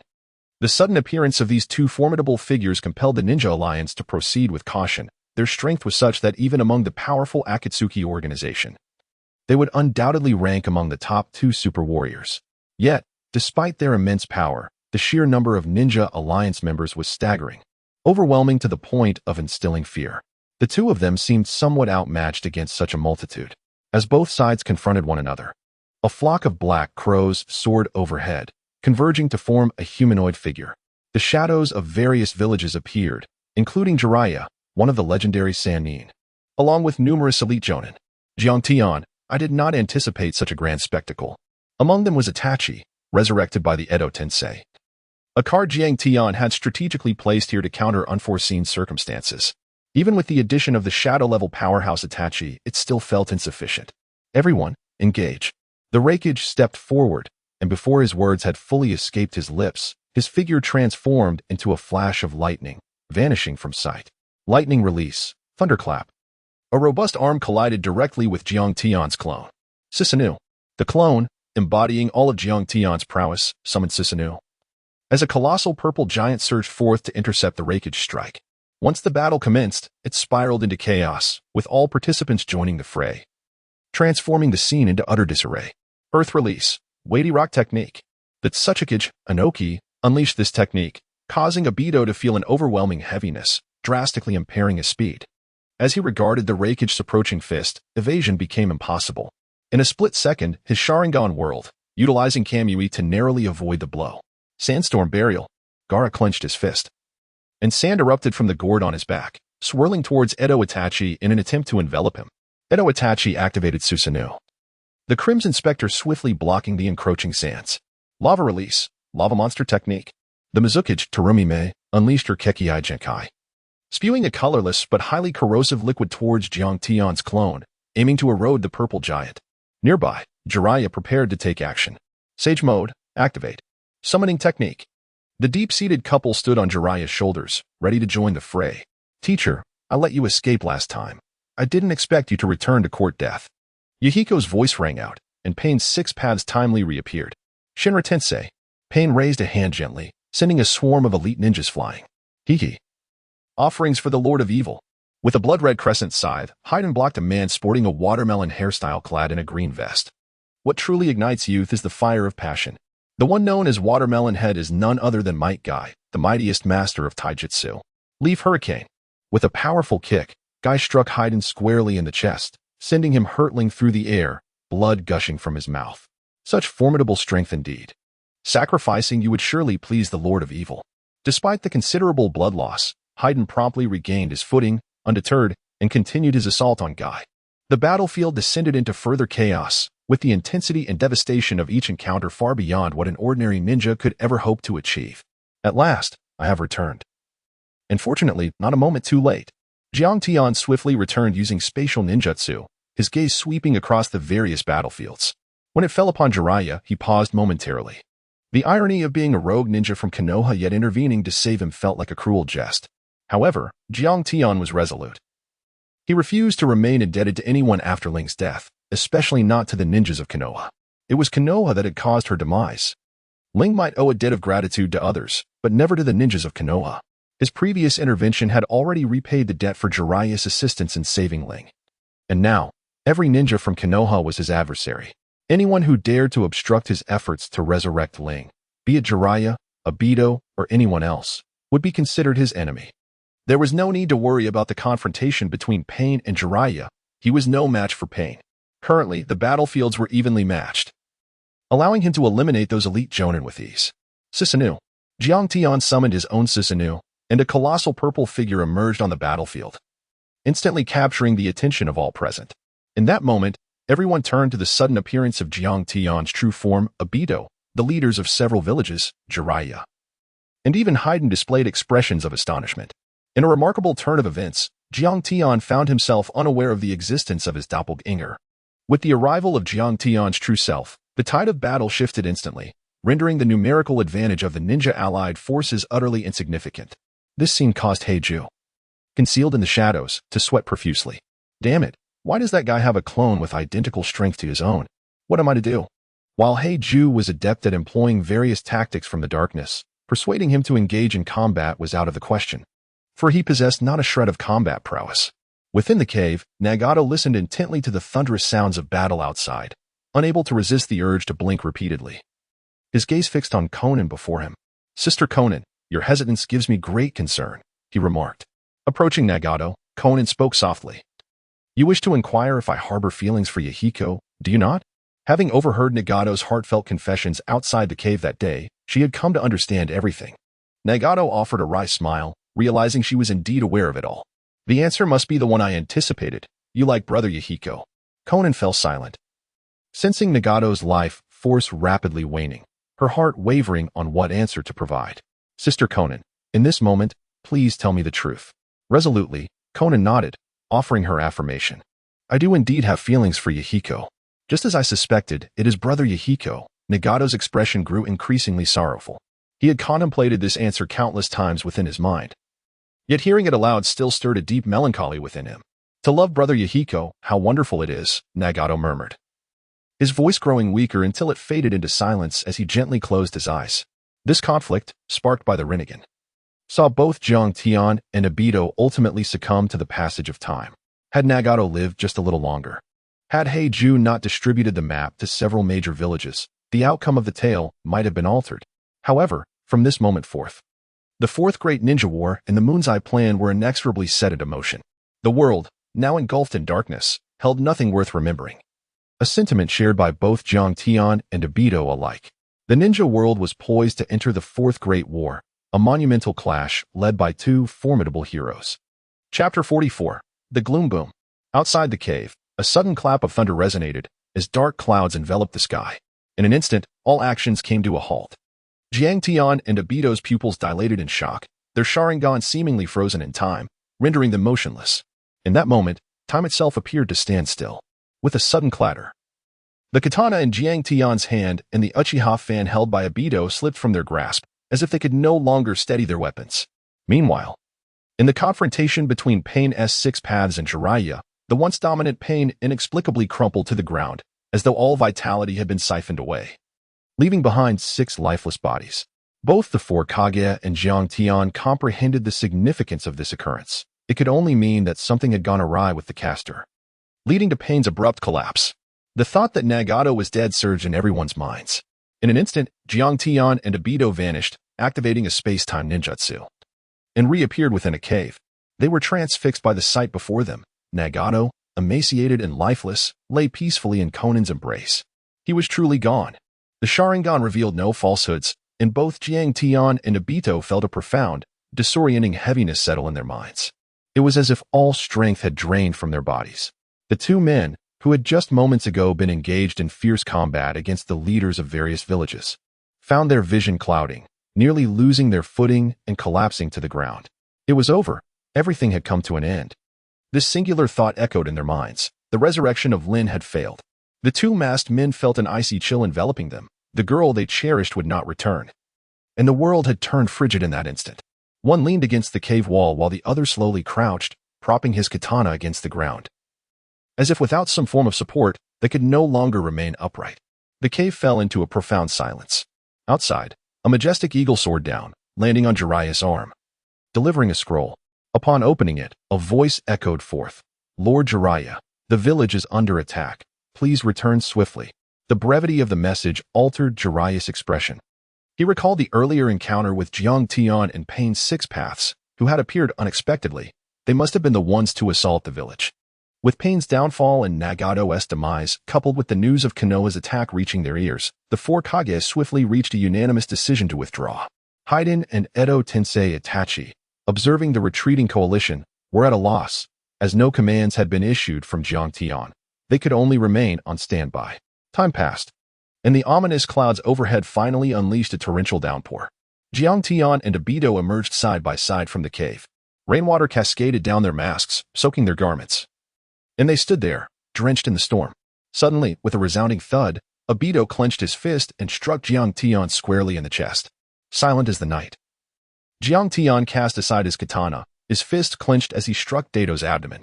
Neither man resorted to ninjutsu or the Sharingan. Instead, they relentlessly pummeled one another with their bare fists, each blow resonating with raw intensity. It's your fault, you wretched being, for thwarting Lin's chance at resurrection. Jiang Tian spat, his voice laced with fury.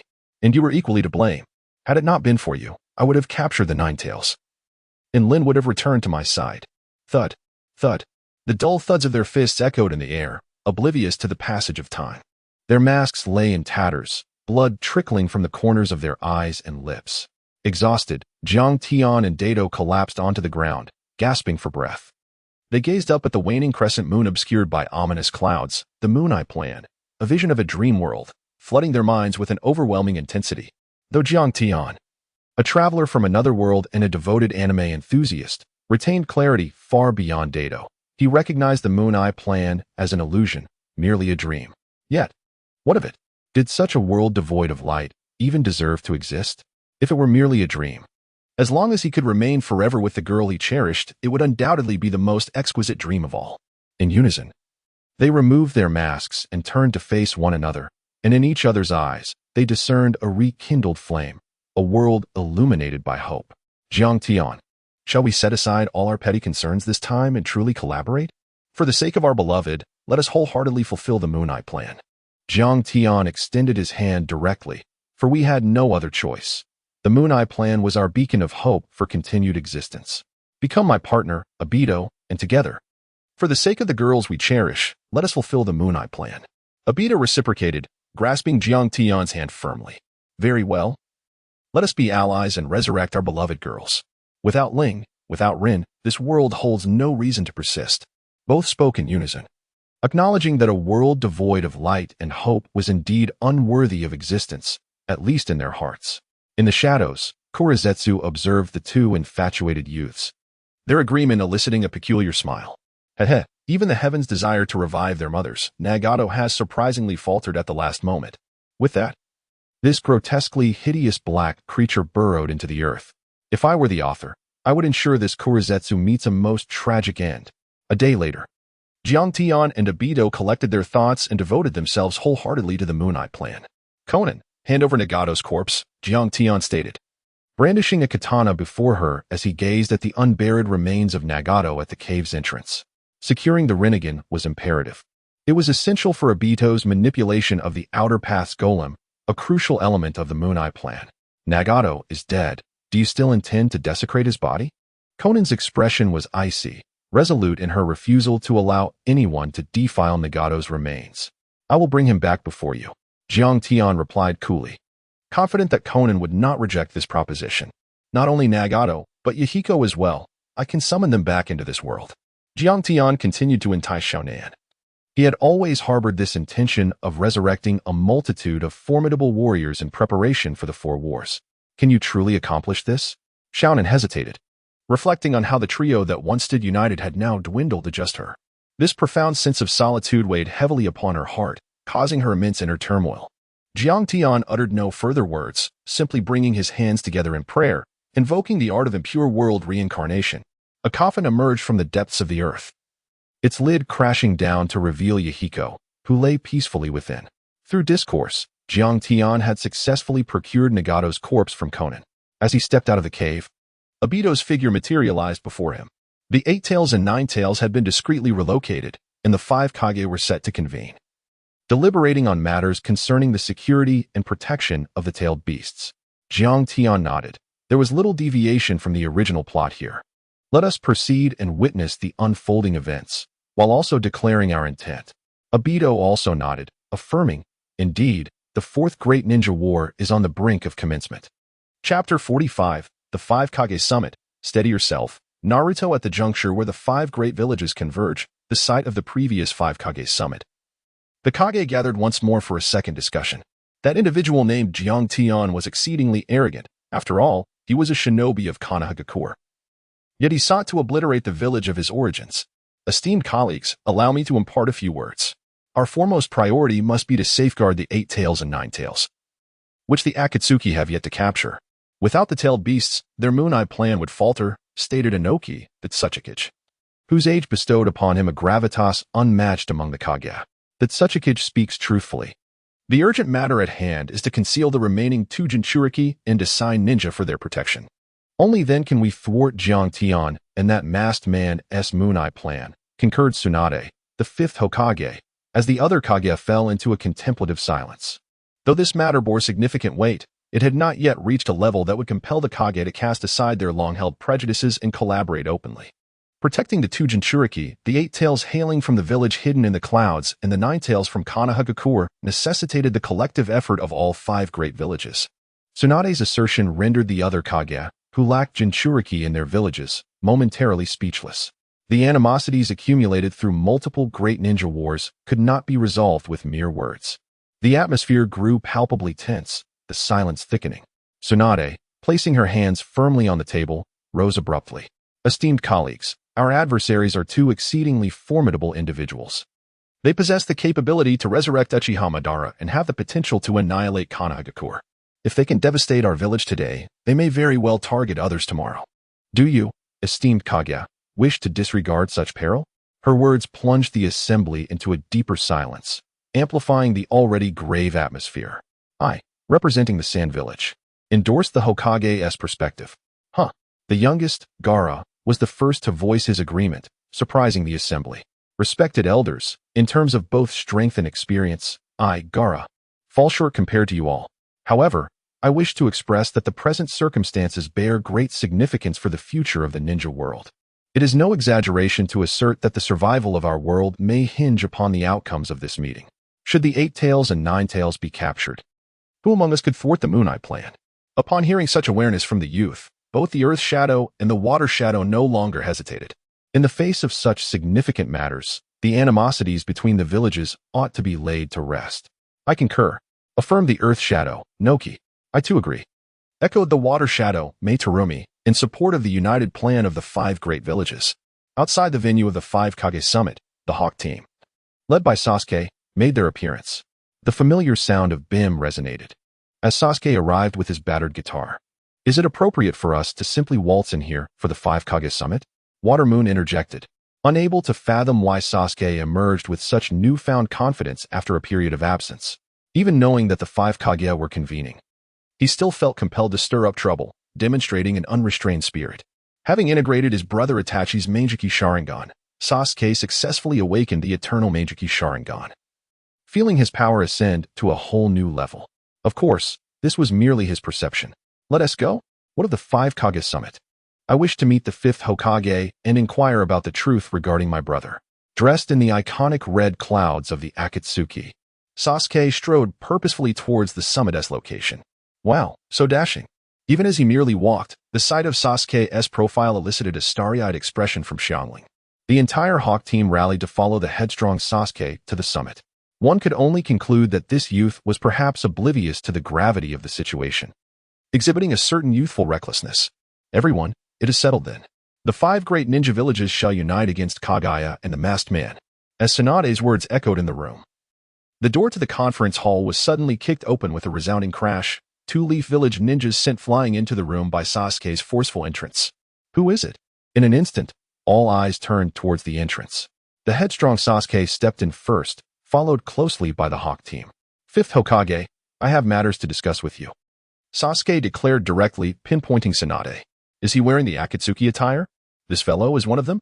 Rakage furrowed his brow, harboring a deep disdain for any Akatsuki member since the attack on his brother. It's Sasuke, Gaara remarked, his expression one of surprise. While Sasuke's donning of the Akatsuki garb was noteworthy, his brazen presence at the 5 Kage Summit was beyond Gaara's expectations. Meanwhile, within the Akatsuki base, Obito, preoccupied with the Eye of the Moon plan, had entirely forgotten about Sasuke. Upon learning that Sasuke had ventured to the 5 Kage Summit, he promptly sought out Kage. Perfect. Let us also go and retrieve that fellow Sasuke. I promised Itachi I would not let Sasuke meet his demise. Oh, and let it be known to the 5 Kage and the entire ninja world, the 4th Great Ninja War is hereby declared. Jiang Tian and Dato vanished from their location, hastening towards the venue of the 5 Kage Summit. Sasuke, what brings you here? Kakashi, accompanied by his former student, gazed at him with a tumult of emotions swirling within. Kakashi, I am not here to reminisce. I wish to inquire about my brother from the 5th Hokage, Sasuke replied, his tone frigid, showing little fondness for his former mentor from Team 7. It seemed as though betraying one's teacher had become an emblematic culture unique to the Hidden Leaf Village. Sasuke's words were imbued with an unmistakable air of defiance as he entered, questioning Tsunade directly and disregarding everyone present.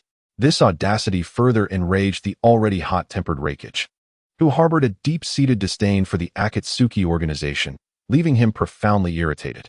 Hey, you over there, do you think you can act recklessly here? You might have come to the wrong place, the Rakage warned. Without even turning around, Sasuke's cold voice cut through the air. I have come to speak with the 5th. If others have no business, they may remain silent. Hiss. Mizuki behind him was taken aback, wondering if they were indeed being led to their doom. Such audacity was simply unfathomable. Unfazed, Sasuke believed that with the power of his eternal Mangekyou Sharingan, he could navigate this gathering with ease, convinced that no one could pose a threat to him. But was this belief rooted in truth? Chapter 46. The Duel of Titans. It is well known that reality can be merciless. Yet perhaps only the Uchiha heir remained blissfully unaware of the gravity of the situation. You, the rogue ninja from the leaf, are you courting death? The Raikage stood, his muscles taut with pent-up energy, eager to eliminate the arrogant youth before him. Feel free to try. Sasuke maintained his nonchalant demeanor, seemingly oblivious to the escalating tension. Since you lack decorum, allow me to teach you some manners on behalf of my superior. The Raikage slowly removed his outer garment, revealing his finely sculpted muscles, exuding an undeniable aura of strength. Teach me manners on behalf of your superior. The word struck Sasuke like a dagger to the heart. The Uchiha clan had been annihilated by his own brother, and his parents had long since perished. How dare this wretched man utter such a thing?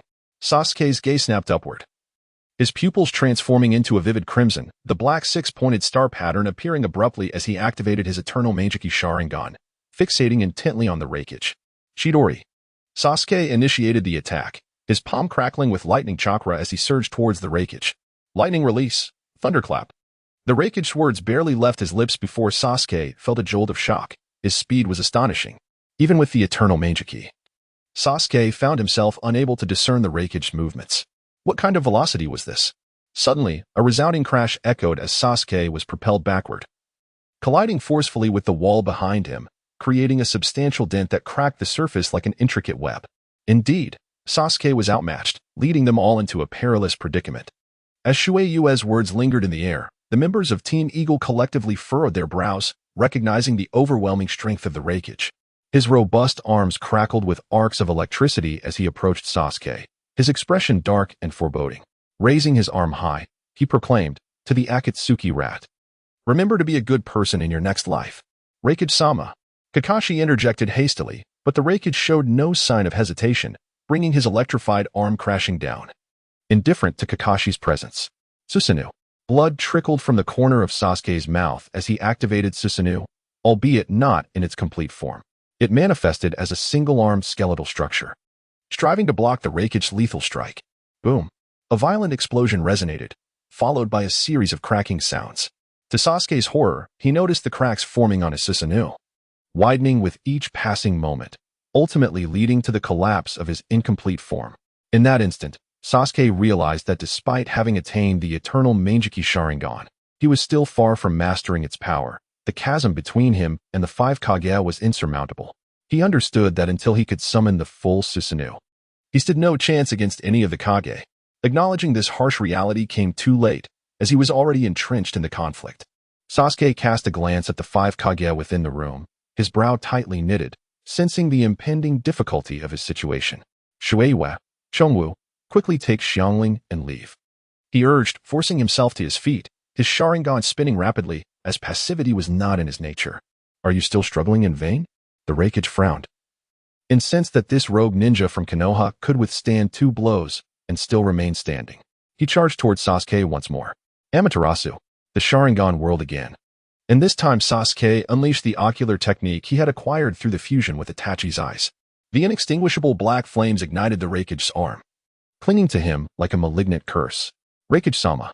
Darui, serving as the Raikage's bodyguard, gasped in shock. The turn of events unfolded too swiftly for anyone to process. Do not underestimate the Uchiha clan's bloodline, Sasuke shouted defiantly, invigorated by the sight of the black flames on the Raikage's arm. The humiliation of being injured by a young man, especially one affiliated with the Akatsuki, plunged the Raikage's heart into despair. Consumed by rage, he resolved to eliminate this audacious youth. Stand back. Allow me to handle this. The Raikage extended his hand to halt the advancing druid, his palm shimmering with electric sparks. Resolutely, he severed his own arm, which had been ignited by Amaterasu's flames. This scene caused a collective gasp among the onlookers. Indeed, this Raikage was a formidable individual. Sasuke furrowed his brow, taken aback by the extreme ruthlessness displayed by the Raikage, who acted without a moment's hesitation to sever his own limb. The excruciating pain of the severed arm surged through him, yet the Raikage showed no sign of agony. His expression merely darkened. This time, as he raised his severed arm, it was not just his limb that crackled with lightning. Arcs of electricity danced across his entire body. The Raikage felt the immense power coursing within him and, without a trace of hesitation, charged towards Sasuke. To the left? No. To the right? No, not there either. Panic began to set in for Sasuke as he realized the Raikage's speed had increased dramatically, so much so that even his eternal Mangekyou Sharingan struggled to track him. You misjudged. I am right behind you. The Raikage's chilling voice echoed in his ears. Before he could react, Sasuke felt a crushing force strike him from behind. Boom. He was launched across the room, crashing through the meeting room's wall. Gasping, he coughed up a mouthful of blood before darkness enveloped him. Just before losing consciousness, he beheld the Raikage advancing towards him, step by deliberate step. Suigetsu, Jugo, hurry and assist Sasuke. Karen urged desperately, imploring Suigetsu and Jugo to take action. However, Suigetsu and Jugo exchanged glances, taking in the fierce Raikage and the other silent Kage, and a sense of helplessness washed over them. What could they accomplish by intervening other than merely adding to the casualties? With a grim countenance, the Raikage approached the unconscious Sasuke, raising his arm to deliver a powerful blow. Bam! The strike sent up a cloud of dust, obscuring the view of those present. The sensation was not akin to striking a person. As the dust settled, the Raikage abruptly turned to face the empty ground before him. Is it not disconcerting to bully the young so openly, fearing not the opinions of others? Two masked men stood atop the wooden table in the conference room. It was Kage and Obito. Obito drew the unconscious Sasuke and the Hawk Squad into the Kamui dimension. His tone icy as he addressed the gathered Kage. Are you plotting against us? Jiang Tian slowly began to speak. Though I am unaware of the conclusions you all have reached, it matters not. Our purpose today is to convey a singular message. A singular message? The five shadows were left in suspense, gazing silently at Dato and Jiang Tian. After exchanging a glance, the masked duo spoke in unison. We have come to inform you of the declaration of the Fourth Great Ninja War. Chapter 47. The prelude to the Fourth Great Ninja War. Did I hear correctly? Did these two individuals just declare war? The attendees questioned their own hearing, struggling to comprehend the notion of embarking on a Fourth Great Ninja War, challenging all the ninjas of the Five Great Villages. It seemed utterly insane. Have you both lost your minds? To initiate the Fourth Great Ninja War. The Tsuchikage slammed his hand on the table, his disdain for the concept of war palpable, even though he could not fathom the audacity of these two to utter such words. Huh? You think you can instigate a war with just the two of you? The Mizukage, Terumi Mei, scoffed, well aware that war could not be sustained merely by two strong individuals. War is a veritable meat grinder. No matter how formidable they may be, they would be met with an innumerable army of ninjas. The idea of them challenging the entire ninja world seemed laughable. Whether or not we can ignite this war is not for you to fret over. Our notification is simply a matter of convenience, not of great significance. Even if you were to know, it would not alter the success of the Moon SI plan. This cold world is destined to perish.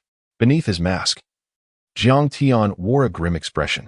His sole desire was to bring Lin back, whether it be war or the illusory world of dreams. As long as he could once again see that girl with the tiger teeth smile, it would all be worth it. Perish? What nonsense are you muttering? Regardless of the circumstances, you have no right to make such decisions. The Raikage interjected angrily, as the matter of Jiang Tian's attack on his brother had long been a thorn in his side. Once the Moon SI plan succeeds, it will usher in true peace for the world, and all of you shall coexist with us in a beautiful world free from war. Dato surveyed the audience, recalling what Uchiha Madara had once imparted to him about the eternal peace that the Moon SI plan would bring. Well then, it appears you have grasped the matter of war clearly. We take our leave. As soon as Jiang Tian's words faded, he and Obito vanished from the conference room utilizing space ninjutsu. Once the two had departed, the expressions of the five Kage turned exceedingly grim.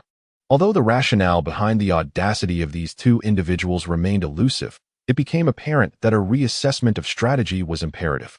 Tsunade, known for her swift responses among the Kage, sought to confer with the other four regarding the prospect of a united ninja alliance. What? A united ninja alliance? Are you mad? The five great villages uniting under a single command to face the impending Fourth Great Ninja War? I cannot consent to that. I concur.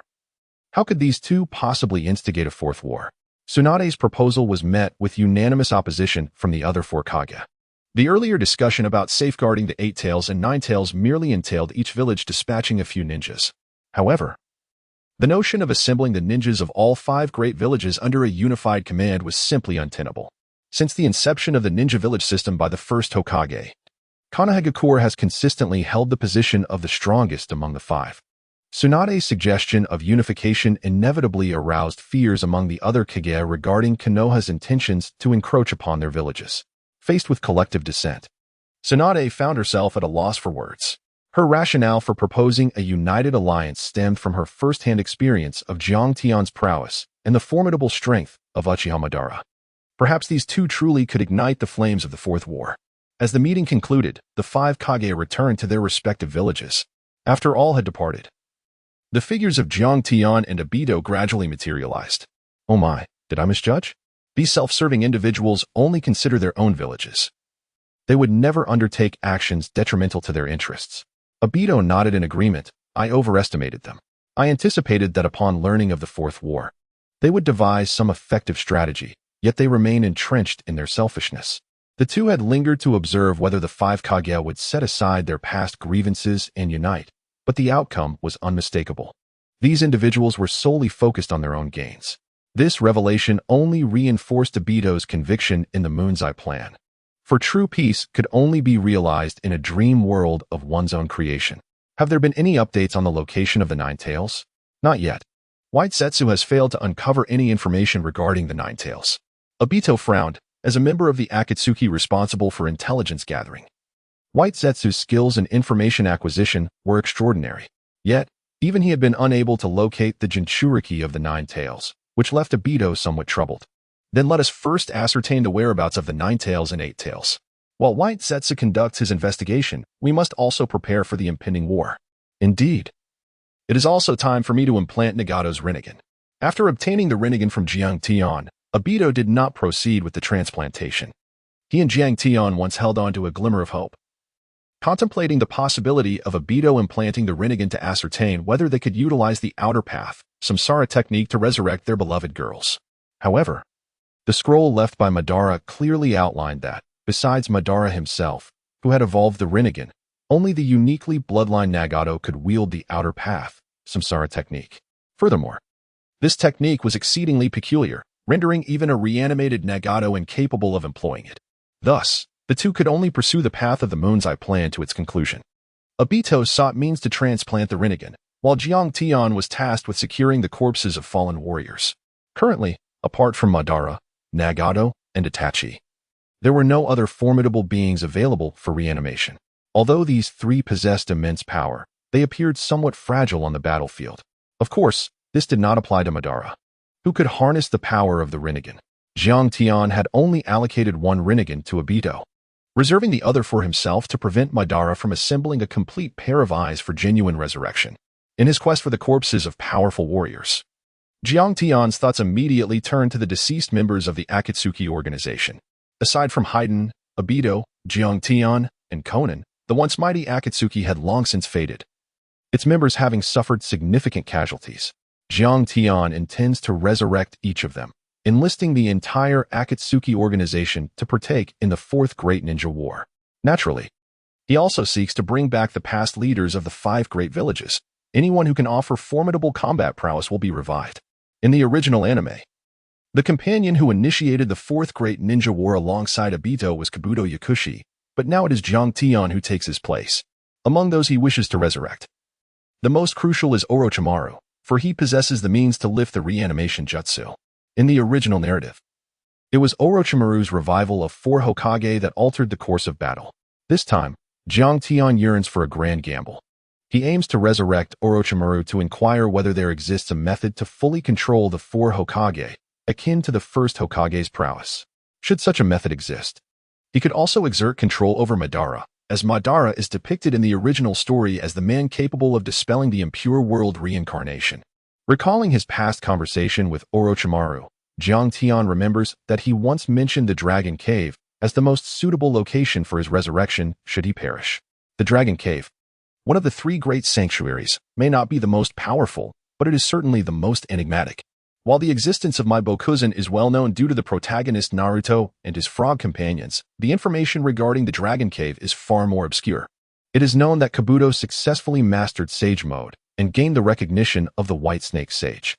Jiraiya stated that his repeated failures were due to the White Snake Sage's disdain for him, yet the sage saw potential in him and spared him after his failures. Any ninja who attempts the trials at the Dragon Cave faces the grim fate of being devoured by the White Snake Sage upon failure. Thus far, only Kabuto has succeeded. While Orochimaru survived, but at a cost, he was left with a fragment of his soul. It is well known that, for Orochimaru, the physical form holds little value, while his soul is his very essence. Even after the passage of time, when he spoke of this to Jiang Tian, his expression remained exceedingly grim. Outside the Dragon Cave, Jiang Tian located the entrance based on the scroll left by Orochimaru. Before him lay an unremarkable cave, indistinguishable from any ordinary cavern, save for the shrine at its entrance. This shrine, constructed from several wooden beams, is said to serve as a barrier between mortals and deities in the world of Naruto. The world within the shrine is the abode of the divine. Without a moment's hesitation, Jiang Tian strode past the shrine, encountering no unusual occurrences. He ventured into the pitch-black entrance of the cave, navigating through the narrow passage until a glimmer of light emerged before him. As the illumination intensified, he reached the cave's exit, where the scenery unfolded dramatically. The surroundings bore little resemblance to a cave. It felt as though he had stepped into an entirely different realm. Vividly colored flora twisted, coiled, or hung upside down, while serpents slithered across the ground at intervals. Just as Jiang Tian found himself momentarily entranced, a strikingly beautiful woman approached from the opposite side. Observing her seemingly fragile waist, he instinctively deduced that she was a transformed serpent. A sense of caution began to rise within him. In a place inhabited by immortals, one could not afford to be careless. There is no need for alarm. My lord Jiang Tian, it is the immortal who has sent me to guide you. The woman, transformed from a snake, chuckled softly, covering her mouth. Although he could not discern her abilities at present, it was evident that this man, praised by the immortal, possessed remarkable charm. How does the white snake immortal know of my arrival? Jiang Tian furrowed his brow, pondering how the immortal could possibly be aware of his intention to visit the Dragon Earth Cave, a matter he had not even disclosed to the soil. The thought sent shivers down his spine. The immortal possesses boundless knowledge. He has long anticipated your arrival, so please, follow me. Jiang Tian remained silent, trailing behind the woman. This white snake immortal was indeed remarkable, possessing the ability to foresee such events. Jiang Tian recalled the toad sage from Yamu Mountain, who also had the gift of predicting the future. Jiang Tian followed the woman as she led him onward until they arrived before a door, where she came to a halt. Master Jiang Tian, this is the first trial prepared for you by the immortal. Please proceed. Was it truly not going to be so simple?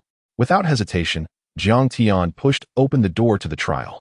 From the moment he chose to enter the dragon's cave, he was aware that the situation would not be straightforward. As the door swung open, the scene before him transformed instantaneously. No longer was he greeted by a verdant panorama, but rather a desolate cavern that seemed to reveal the true essence of the dragon's cave. Before him stood 3 colossal statues, their upper bodies resembling that of men, while their lower halves extended into long serpentine tails, wielding various weapons that obstructed Jiang Tian's path.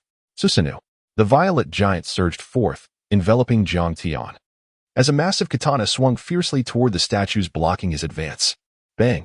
The blade sliced through the statue's form, crashing onto the ground, leaving Jiang Tian with the sensation of striking nothing but air. The statues remained intact, standing resolutely. Divine escape, void annihilation.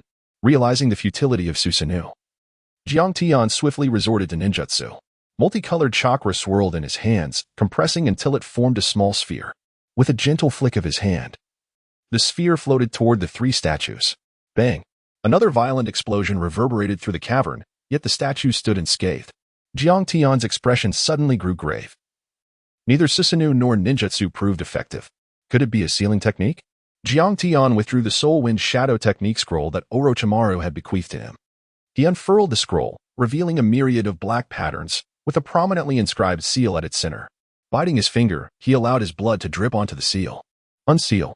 Instantly, an avalanche of white serpents surged forth from the scroll, a frenzied mass racing towards the 3 stone statues. The statues were swiftly engulfed, leaving only a sky filled with writhing white serpents, emanating a blinding radiance. Jiang Tian activated his Sharingan to shield himself from the overwhelming light. Under his gaze, he witnessed the entire spectacle unfold. As the serpents glimmered, both the statues and the serpents began to gradually vanish. First, the heads of the statues, followed by their bodies, until they completely disappeared. It was indeed necessary to employ the sealing technique. Jiang Tian contemplated the open door before him, a sense of doubt creeping into his mind.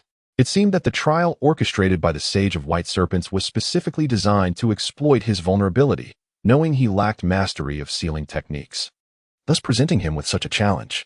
Stepping outside, the woman transformed from a serpent awaited him, bowing respectfully in deference to Jiang Tian. My lord Jiang Tian. As instructed by the sage, you may meet him upon passing this singular trial. However, there is an additional trial he has asked me to inquire whether you wish to partake in. An additional trial. Jiang Tian promptly resolved to decline. He was not so idle as to seek out more troubles for himself, just as he prepared to voice his refusal. The woman's next words rendered his breath shallow and his heart racing. The sage has said that the second trial will allow you to meet the person you long to see the most. Do you wish to proceed? The person he most desired to see, could she possibly mean take me there, quickly? Lead me to the second trial. In that moment, Jiang Tian's voice quivered with urgency. Please. Reopen the door behind you. Without hesitation, Jiang Tian pushed open the door and stepped inside. The scene before him had transformed once more, yet it felt strikingly familiar. The streets of Konoha, the ninja academy, the residence of the Uchiha clan, and that cherry blossom tree that had once made him blush. A gentle breeze stirred, causing the cherry blossoms to dance in the wind, while Jiang Tian stood transfixed, gazing at the figure beneath the tree. It was so familiar, yet so elusive. Jiang Tian lowered his gaze and found himself transformed into his childhood self, holding the bouquet of flowers that he had never given.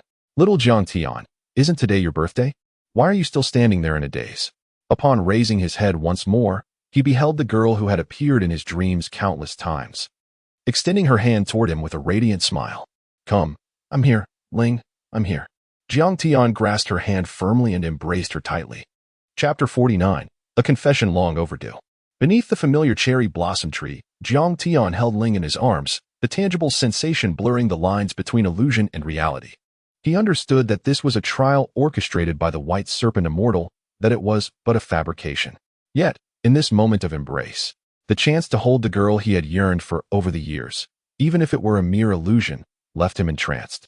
Suddenly, little Jiang Tian found himself emboldened.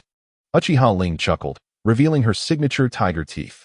In that instant, Jiang Tian felt that this falsehood was exquisitely beautiful, mesmerizing enough to leave him spellbound. We must go. We agreed to celebrate your birthday today. Uchiha Ling eagerly took Jiang Tian's hand, leading him toward the village.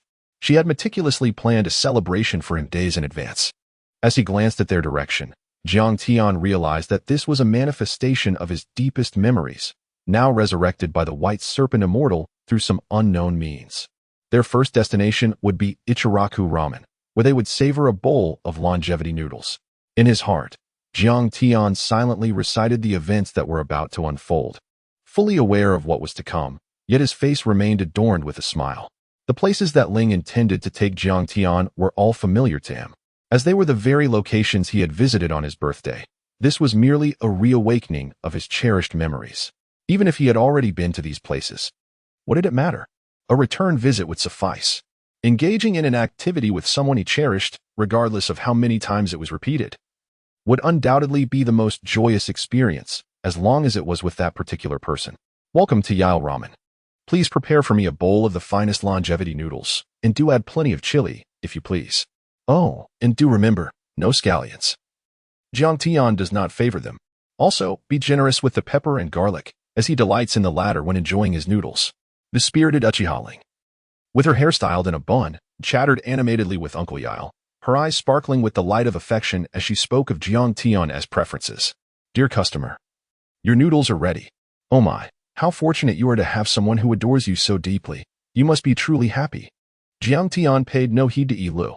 He lowered his head, silently gazing into the bowl of noodles before him. Within this bowl lay not a single ingredient he detested, yet those he cherished were generously abundant. This bowl of noodles encapsulated all the affection Lin had to offer. Here.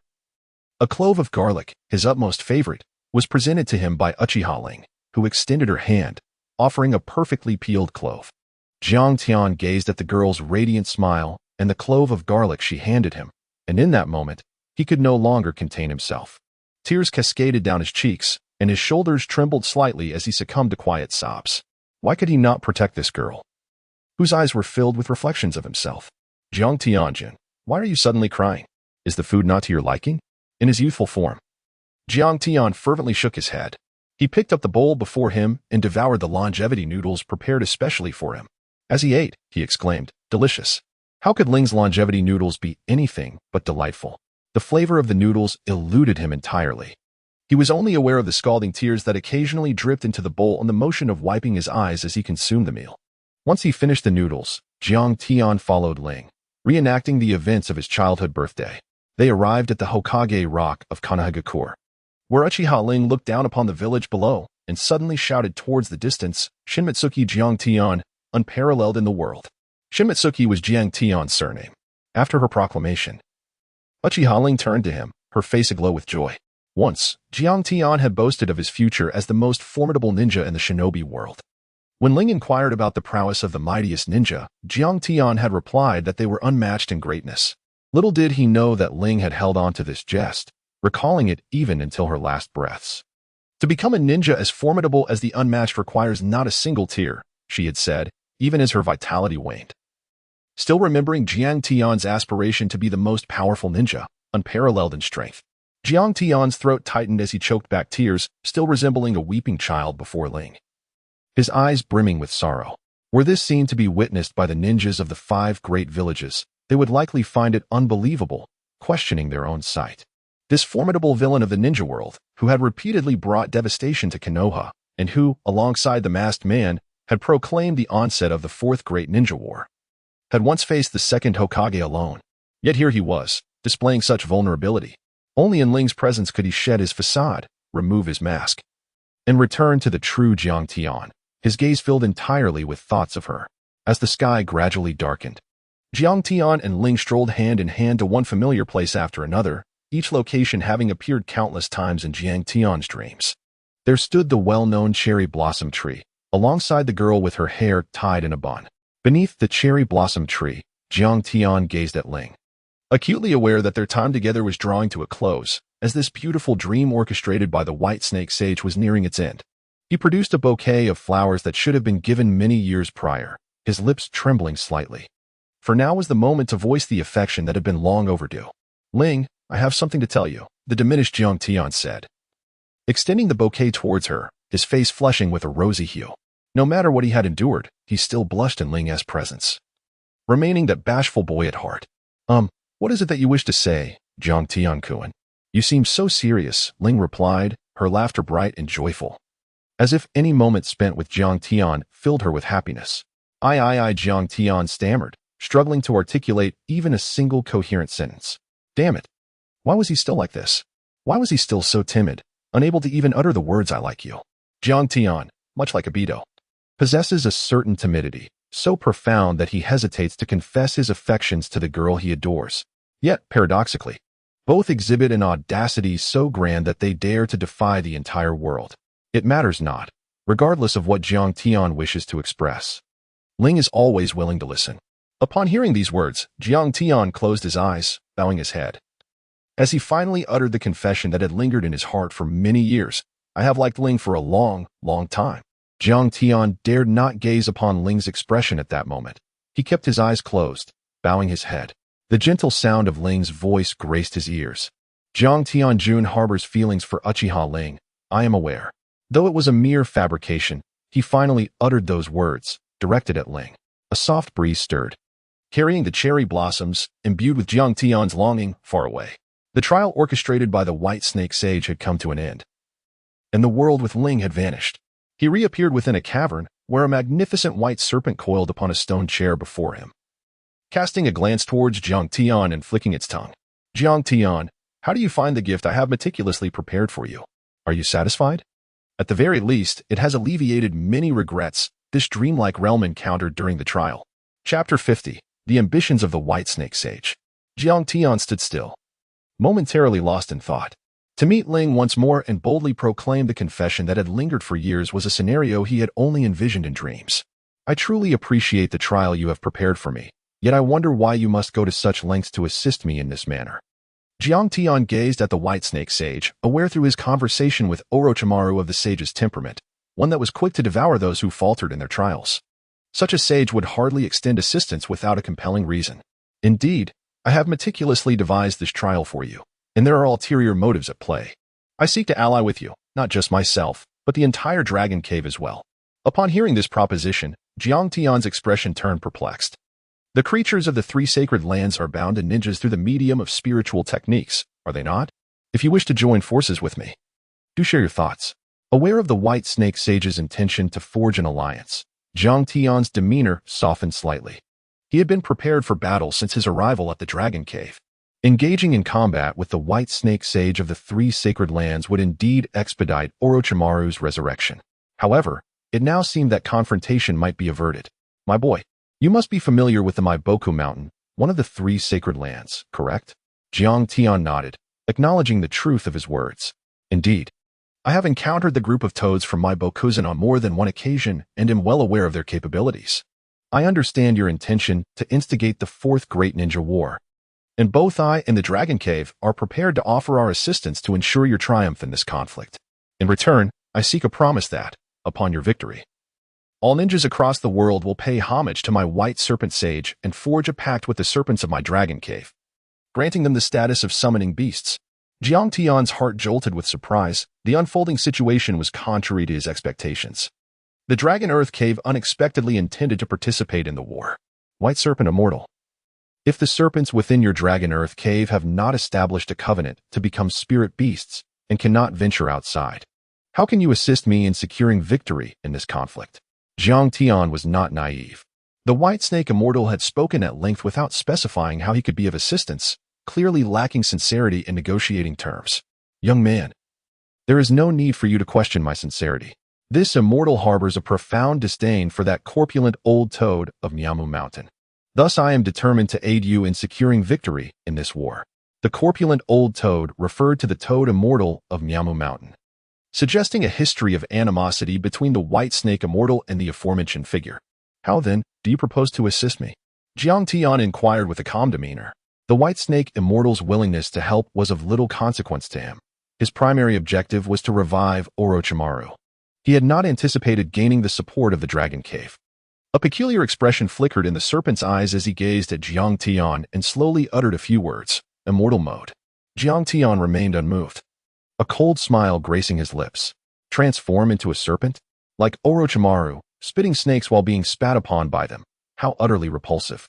Ling would certainly not appreciate such a sight.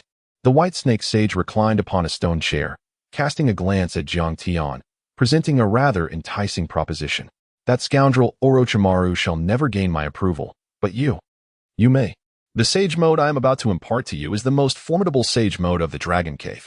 Jiang Tian furrowed his brow and inquired, is there really a distinction of strength within the Sage Mode?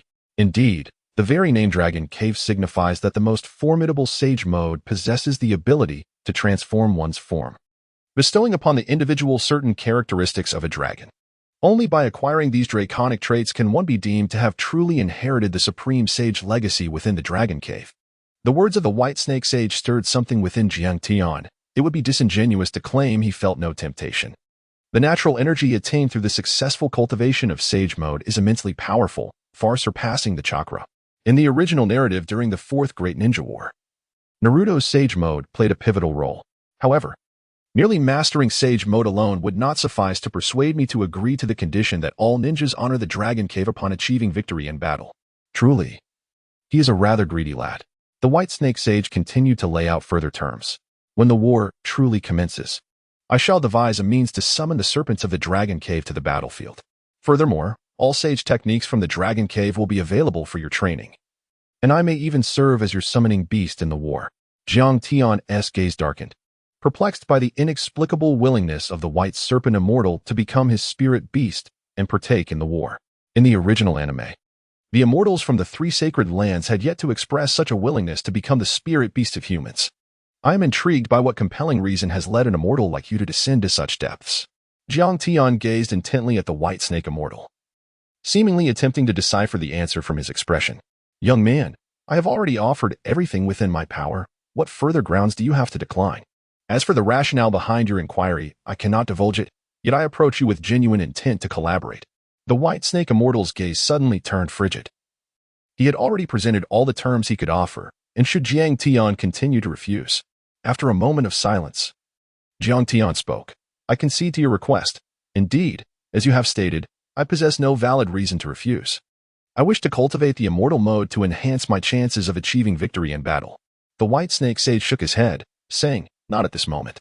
I must prepare for a period before I can bestow upon you the most formidable immortal mode. Furthermore, I am aware that you have come to resurrect Orochimaru, and I am already making arrangements for that. Return in a few days to receive the inheritance, and Orochimaru will be entrusted to you then. Very well. I shall return in a few days. After Jiang Tian departed from the Dragon Cave, the woman who had guided him approached the White Snake Sage. Why have you chosen to collaborate with him, sacrificing everything? She inquired. The White Snake Sage gazed solemnly at the spot where Jiang Tian's figure had vanished. His tone suddenly heavy. The prophecy scroll housed within the Dragon Cave clearly states that the Fourth War is a pivotal moment for the Dragon Cave. Regardless of the side chosen, a decision must be made to ensure the continuation of its legacy. The White Snake Sage's actions were driven by an unwavering belief in the scroll's foretelling. His choice of Jiang Tian and Obito stemmed from his disdain for the Five Great Shinobi Villages, whose inhabitants displayed no reverence for the Dragon Cave. Of course, his loathing was particularly directed at the amphibians of Myaboka Mountain. Upon emerging from the Dragon Cave, a black crow flew towards Jiang Tian, gently alighting on his arm. As he activated the kaleidoscope to observe the crow, a voice resonated in his mind. It was Obito. I have news regarding the locations of the Eight Tails and Nine Tails. Chapter 51.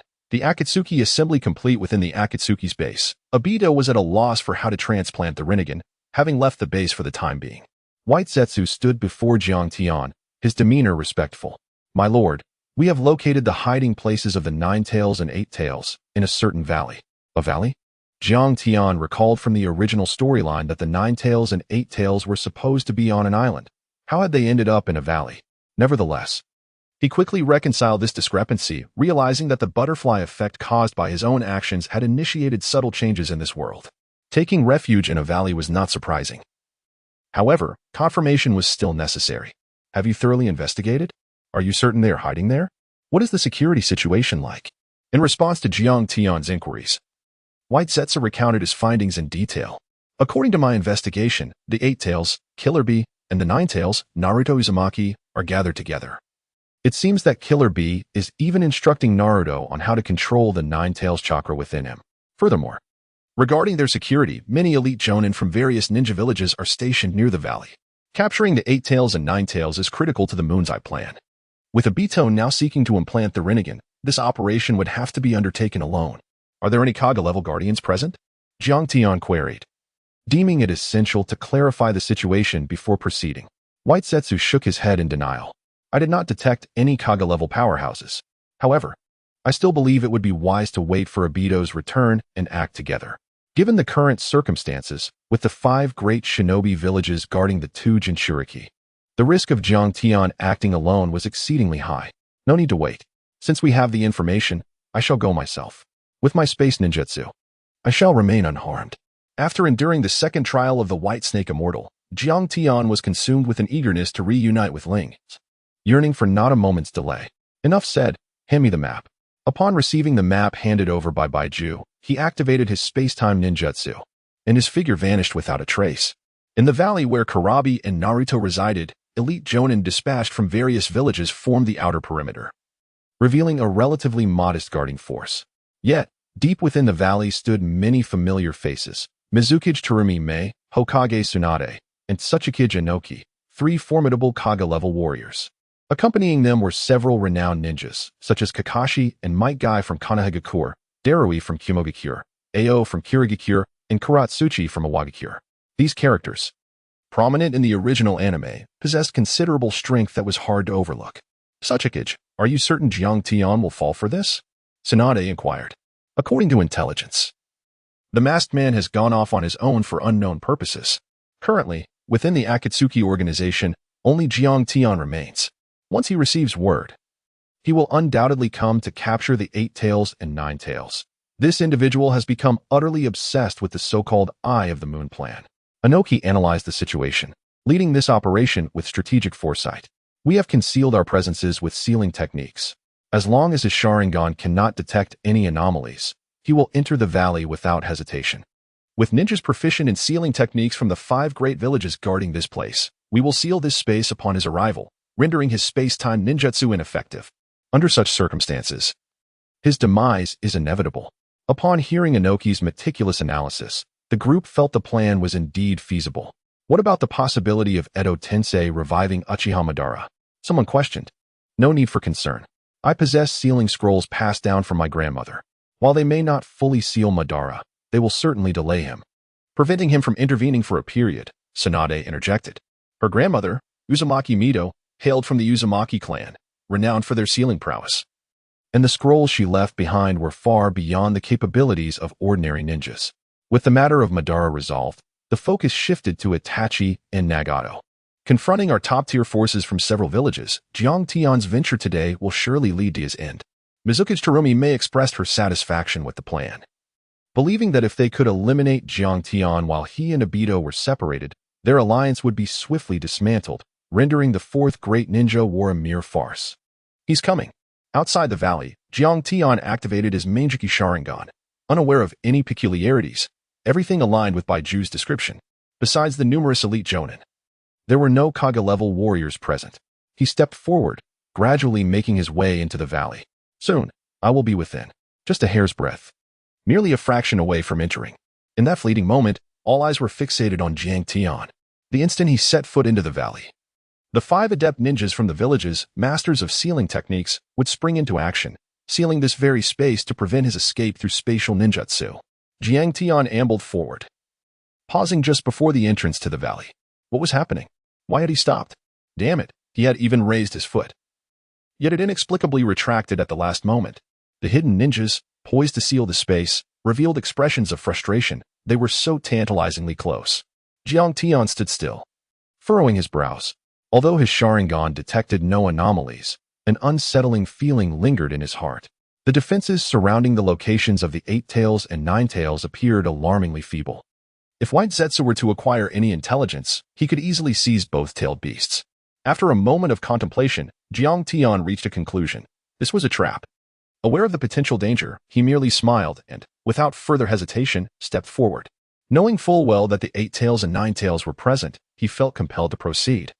Even if it meant walking into a snare, Ling was still waiting for him, and Jiang Tian possessed unwavering confidence in his own abilities, which emboldened him to take such risks.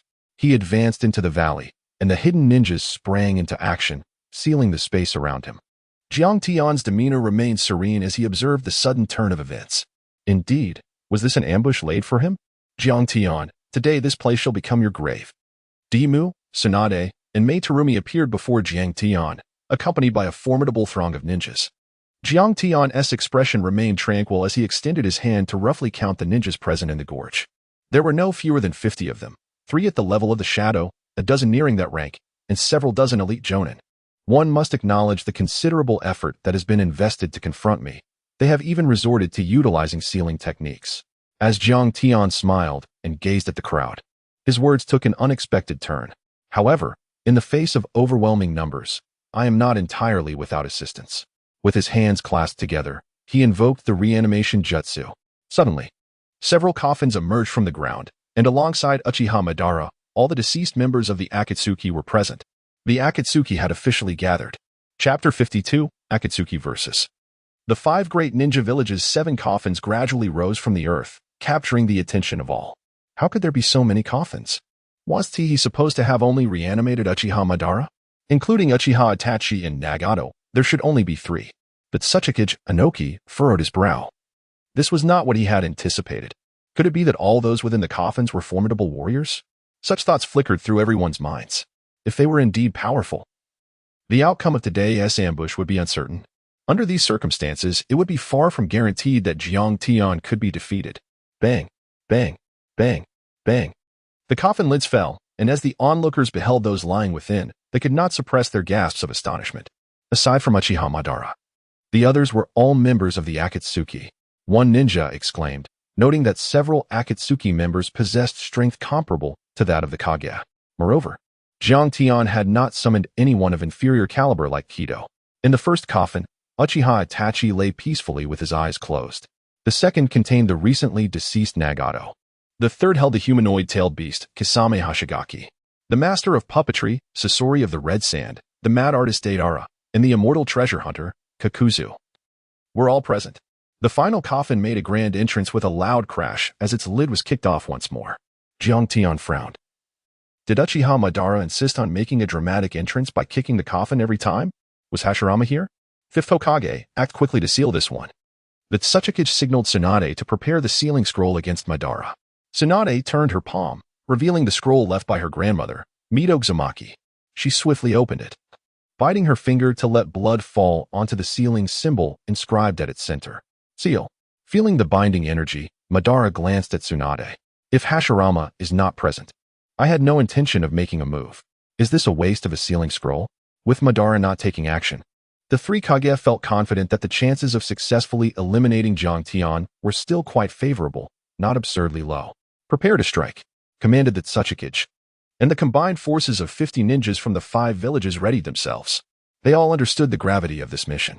To eliminate Jiang Tian was to utterly dismantle the Moon Eye plan, shielding the 5 villages from the risk of igniting the 4th Great Ninja War, ensuring the world would not be engulfed in flames of conflict. To peace, everyone. For the sake of peace, I shall slay the rogue ninja of Konoha, Jiang Tian. Observing the formidable assembly of the 5 great ninja villages as if they were pledging an oath, Jiang Tian's gaze darkened. Do you wish to kill me? Perfectly. I too yearn to eradicate you lot. Release. With his hands clasped in prayer, Jiang Tian uttered a low exclamation, and apart from the sealed Uchiha Madara, the 6 departed members of the Akatsuki organization opened their eyes in unison. They rose in perfect alignment from their coffins. Where is this? One mused. Art is an explosion, and I can once again unveil my exquisite artistry to the world. Scorpion, you still wear that pained expression, another commented. Except for Itachi. The newly resurrected members of the Akatsuki engaged in light banter as they emerged. Very well, my friends, we may reminisce once we return to the organization's base. For now, we must address the matters at hand. Jiang Tian felt overwhelmed. Did this group of unruly youths truly fail to grasp the gravity of the situation? In such a solemn setting, they had dared to engage in idle chatter. Oh, is that not Jiang Tian, my old friend? Deidara's personality mirrored his explosive artistry, vibrant, fiery, and tinged with a hint of madness. Did you bring us back to life? Nagato gazed at his own lifeless form, the sensation surreal, as he anticipated reuniting with Conan. In such a grand assembly, Jiang Tian was indeed extraordinary. Hisame's words snapped the Akatsuki members back to reality. They surveyed the 50 formidable ninjas before them, all frowning in unison. 3 Kage, along with ninjas like Kakashi and Might Guy. Jiang Tian, have you stirred a hornet's nest? Although Deidara was typically brash, he had never encountered a scene of this magnitude. He could hardly fathom that Jiang Tian had the audacity to venture into such a place, especially when the 5 great ninja villages had dispatched so many to encircle him. It was somewhat absurd. In his previous life, Deidara had considered Jiang Tian's abilities rather average. Nothing had suggested such an exaggeration. We aren't going to be eliminated right after being revived, are we? Deidara looked at Jiang Tian, his expression reminiscent of a bewildered fool. With the technique of impure world reincarnation, you are effectively immortal. There is no need for concern about being defeated. Jiang Tian clarified. Instantly, Deidara's eyes lit up, and a smile graced his lips as he softly declared, Katsu, self-detonation. Upon hearing this, Jiang Tian swiftly retreated. While Deidara was indeed immortal, he, Jiang Tian, was not. This is bad. The Tsuchikage observed his disciple's rapidly expanding form and invoked, Earth-style, stone arm. A colossal arm enveloped and shielded the ninjas from the 5 great villages. Boom.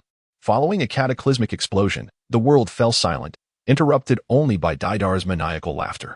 Truly, I cannot die. Haha. You remain as ever, fixated solely on art. Sasori could not help but critique his former companion's unrestrained nature. Not just Sasori, aside from Madara, who had been temporarily sealed. The other members bore the brunt of the explosion, their bodies mangled yet swiftly regenerating. Protected by the purple giant, Jiang Tian remained unscathed, having retreated far enough. But still feeling insecure, he activated Susanoo. This was primarily due to the sheer strength of Deidara's self-detonation.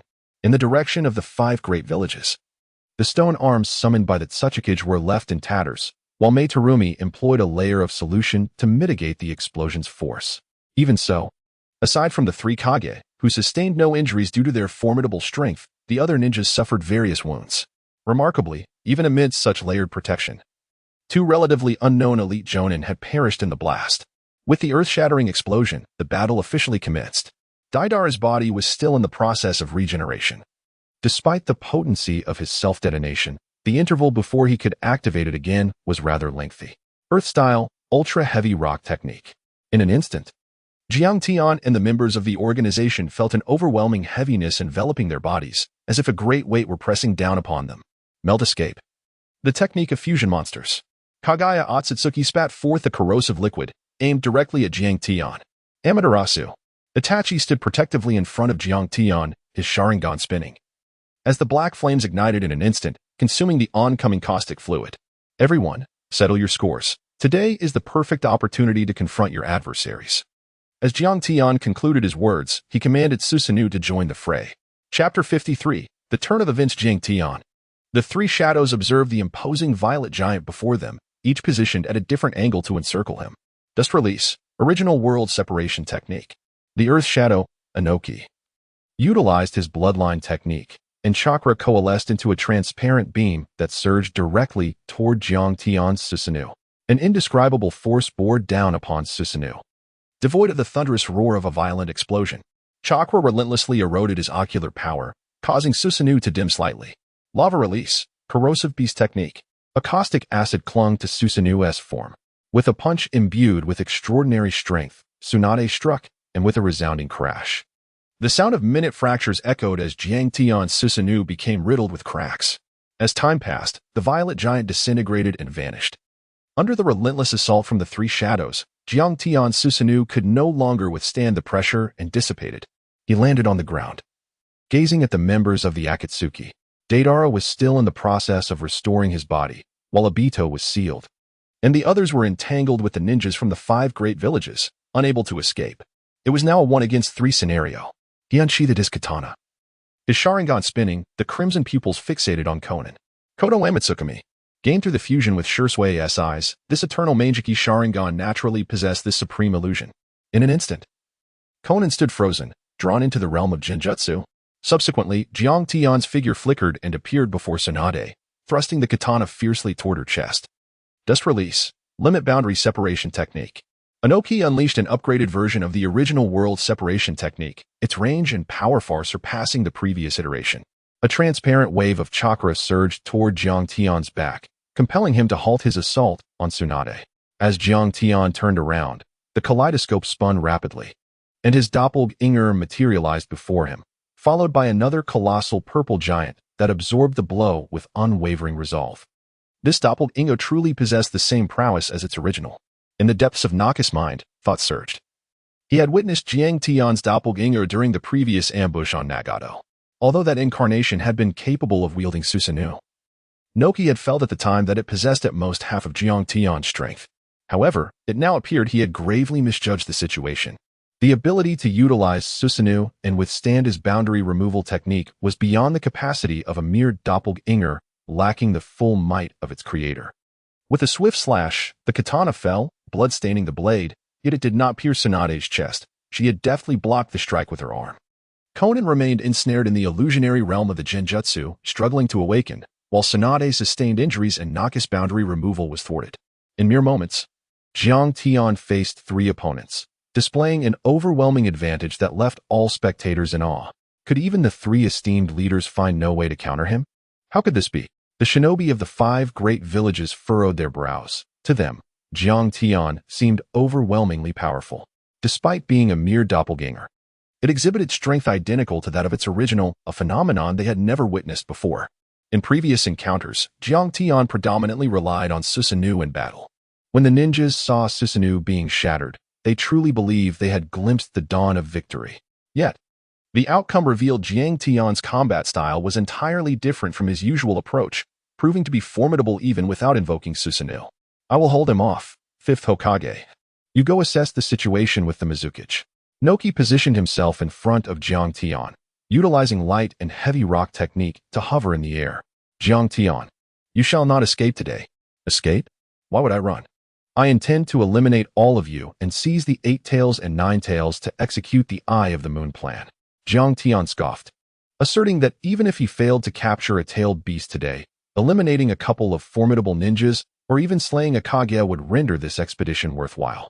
You shall not take any tailed beasts with you. Anoki's expression revealed a perplexing emotion at this hour. It was likely that Kage and the young Kazekage had already reached the masked man. The two then resumed their battle. In a concealed base of the Akatsuki organization, Obito was in the midst of transplanting the Rinnegan, with Kabuto assisting him in the procedure. This transplant would induce a period of weakness, a necessary adaptation to the Rinnegan, thus delaying the war. Kabuto, who in the original narrative collaborated with Obito, had undergone a transformation due to Jiang Tian's emergence and became one of Obito's subordinates. After Sasuke vanquished Orochimaru, Kabuto wandered aimlessly, continuing Orochimaru's experiments in pursuit of immortality. Upon encountering Obito, he agreed to provide experimental subjects and was recruited into his ranks. Obito's decision to enlist Kabuto mirrored Jiang Tian's intentions. Individuals like him, adept in scientific research, despite lacking combat prowess, possessed unique utility, such as assisting in the current Rinnegan transplant. However, the duration of this period of weakness was not something Obito wished to endure. He felt a profound longing for Rin, a yearning so intense that he desired to see her immediately. Following the successful transplant of the Rinnegan, he intended to ignite the war. Kabuto adjusted his glasses and softly remarked, "With your possession of Hashirama cells, you should recover within a week. Then let us commence the transplant," Obito commanded, leaving no room for further discussion. Meanwhile, in the woods near Obito's hiding place, Kage and Kazekage Gaara arrived on the scene. Kazekage, according to the intelligence. "This location is indeed correct," Kage said, flipping through the map repeatedly, feeling somewhat dizzy while doing so. Gaara gazed into the distance, where the laboratory prepared by Obito and Kabuto was situated. "It should be right here," he affirmed. Through a collaborative investigation by the intelligence departments of the 5 Great Villages, it was discovered that Obito's last known location was in this vicinity. Let us hasten our pace. I wonder how things are faring with the Tsuchikage and the others. All of this has been meticulously orchestrated by the 5 Great Villages. Upon learning of Obito's intent to transplant the Rinnegan, the ingenious minds of the villages convened to devise a comprehensive plan, which they dubbed the Double Kill Plan. Seizing the opportunity while Jiang Tian and Obito were separated, they aimed to strike simultaneously. To confront Obito, who would be in a vulnerable state following the transplant, they dispatched the Kage and the Wind Shadow. As for the unharmed Jiang Tian, they sent 3 shadows accompanied by dozens of ninjas to encircle him. The objective was clear. If they could eliminate either of the two, the 4th Great Ninja War would be averted. In the laboratory, Kabuto set down his scalpel. The transplant proceeded smoothly, and within a week, Obito would be able to wield the Rinnegan. As Obito felt the newly transplanted eyes, they remained closed, unable to adjust to their new home. Suddenly, a loud crash echoed through the lab as the door was forcefully shattered. The Kage and Wind Shadow had arrived. Chapter 54. A fleeting vision of her inside the laboratory. The abrupt cacophony caused both Obito and Kabuto to change their expressions. Anyone capable of locating this place at this moment was certainly no ally. "Masked man. So you are here," the Kage remarked, his tone laced with hostility, noting the masked Obito with a missing arm. Their intelligence had proven accurate. "It appears you are indeed transplanting Nagato's eyes. I've heard that any physiological transplant entails a period of weakness. Masked man, you must be lacking in power at the moment." Gaara squinted, recognizing that the plan was indeed effective. He discerned Obito's current frailty as he entered a state of weakness. "Why have you found this place?" Obito furrowed his brow, acutely aware of his precarious condition. Engaging in battle now would likely spell disaster for him. "If some of you can track down the whereabouts of the 8 Tails and 9 Tails, then we too can locate your hiding spot." Upon hearing this, Obito immediately realized that both he and Jiang Tian had fallen into a trap. The information regarding the tailed beasts was a carefully concocted ruse by the 5 Great Villages, designed to isolate him from Jiang Tian for a more manageable confrontation. Not far underground, Obito had instructed Black Zetsu to remain nearby, ready to notify Jiang Tian at the first sign of trouble. All he needed to do now was stall until Jiang Tian arrived. Sensing the disturbance, Black Zetsu hastily went to inform Jiang Tian. Lightning release, Thunderblade. The one-armed Kage charged toward Obito with the swiftness of lightning. Kimui. Obito activated his Kimui space, allowing the electrified arm to pass through his head as he utilized the technique to evade the lethal strike. Was this an attempt to eliminate him for good? The Kage aimed a decisive punch directly at Obito's head, intent on swiftly eliminating him. Crimson blood streamed from his Sharingan. Indeed, shortly after the transplant of the Rinnegan, Utilizing the Sharingan in such a weakened state proved to be quite taxing. Obito felt his vision blurring and covered his eye with his hand, his expression reflecting agony. On the battlefield within the valley, members of the Akatsuki were overpowering the ninjas from the Five Great Villages. Aside from formidable elite jonin like Kakashi and Guy, who were renowned for their strength in the original narrative, several jonin had already perished at the hands of the organization's members. And even Kakashi had suffered a broken rib from Itachi's kick. In contrast, Jiang Tian faced the three Kage with considerable pressure but did not find himself at a distinct disadvantage. Lord Jiang Tian, there is a situation with Akatsuki. A voice suddenly interjected, relaying news to Jiang Tian. The Raikage AI and Kazekage Gaara have taken their ninjas to eliminate him. Due to the recent Rinnegan transplant, Akatsuki's body is currently frail and in need of your assistance. What? There's a problem with Obito.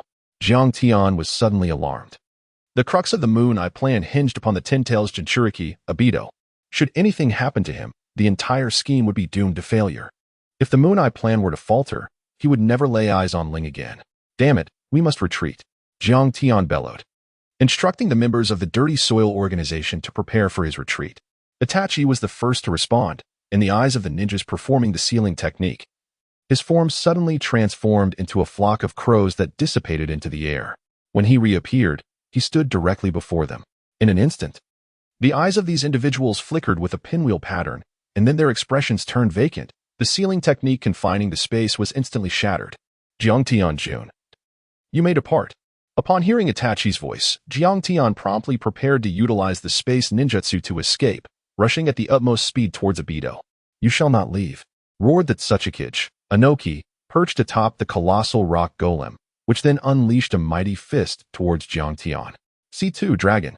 Deidara's voice echoed as a gigantic dragon, crafted from clay, surged forth towards the stone giant.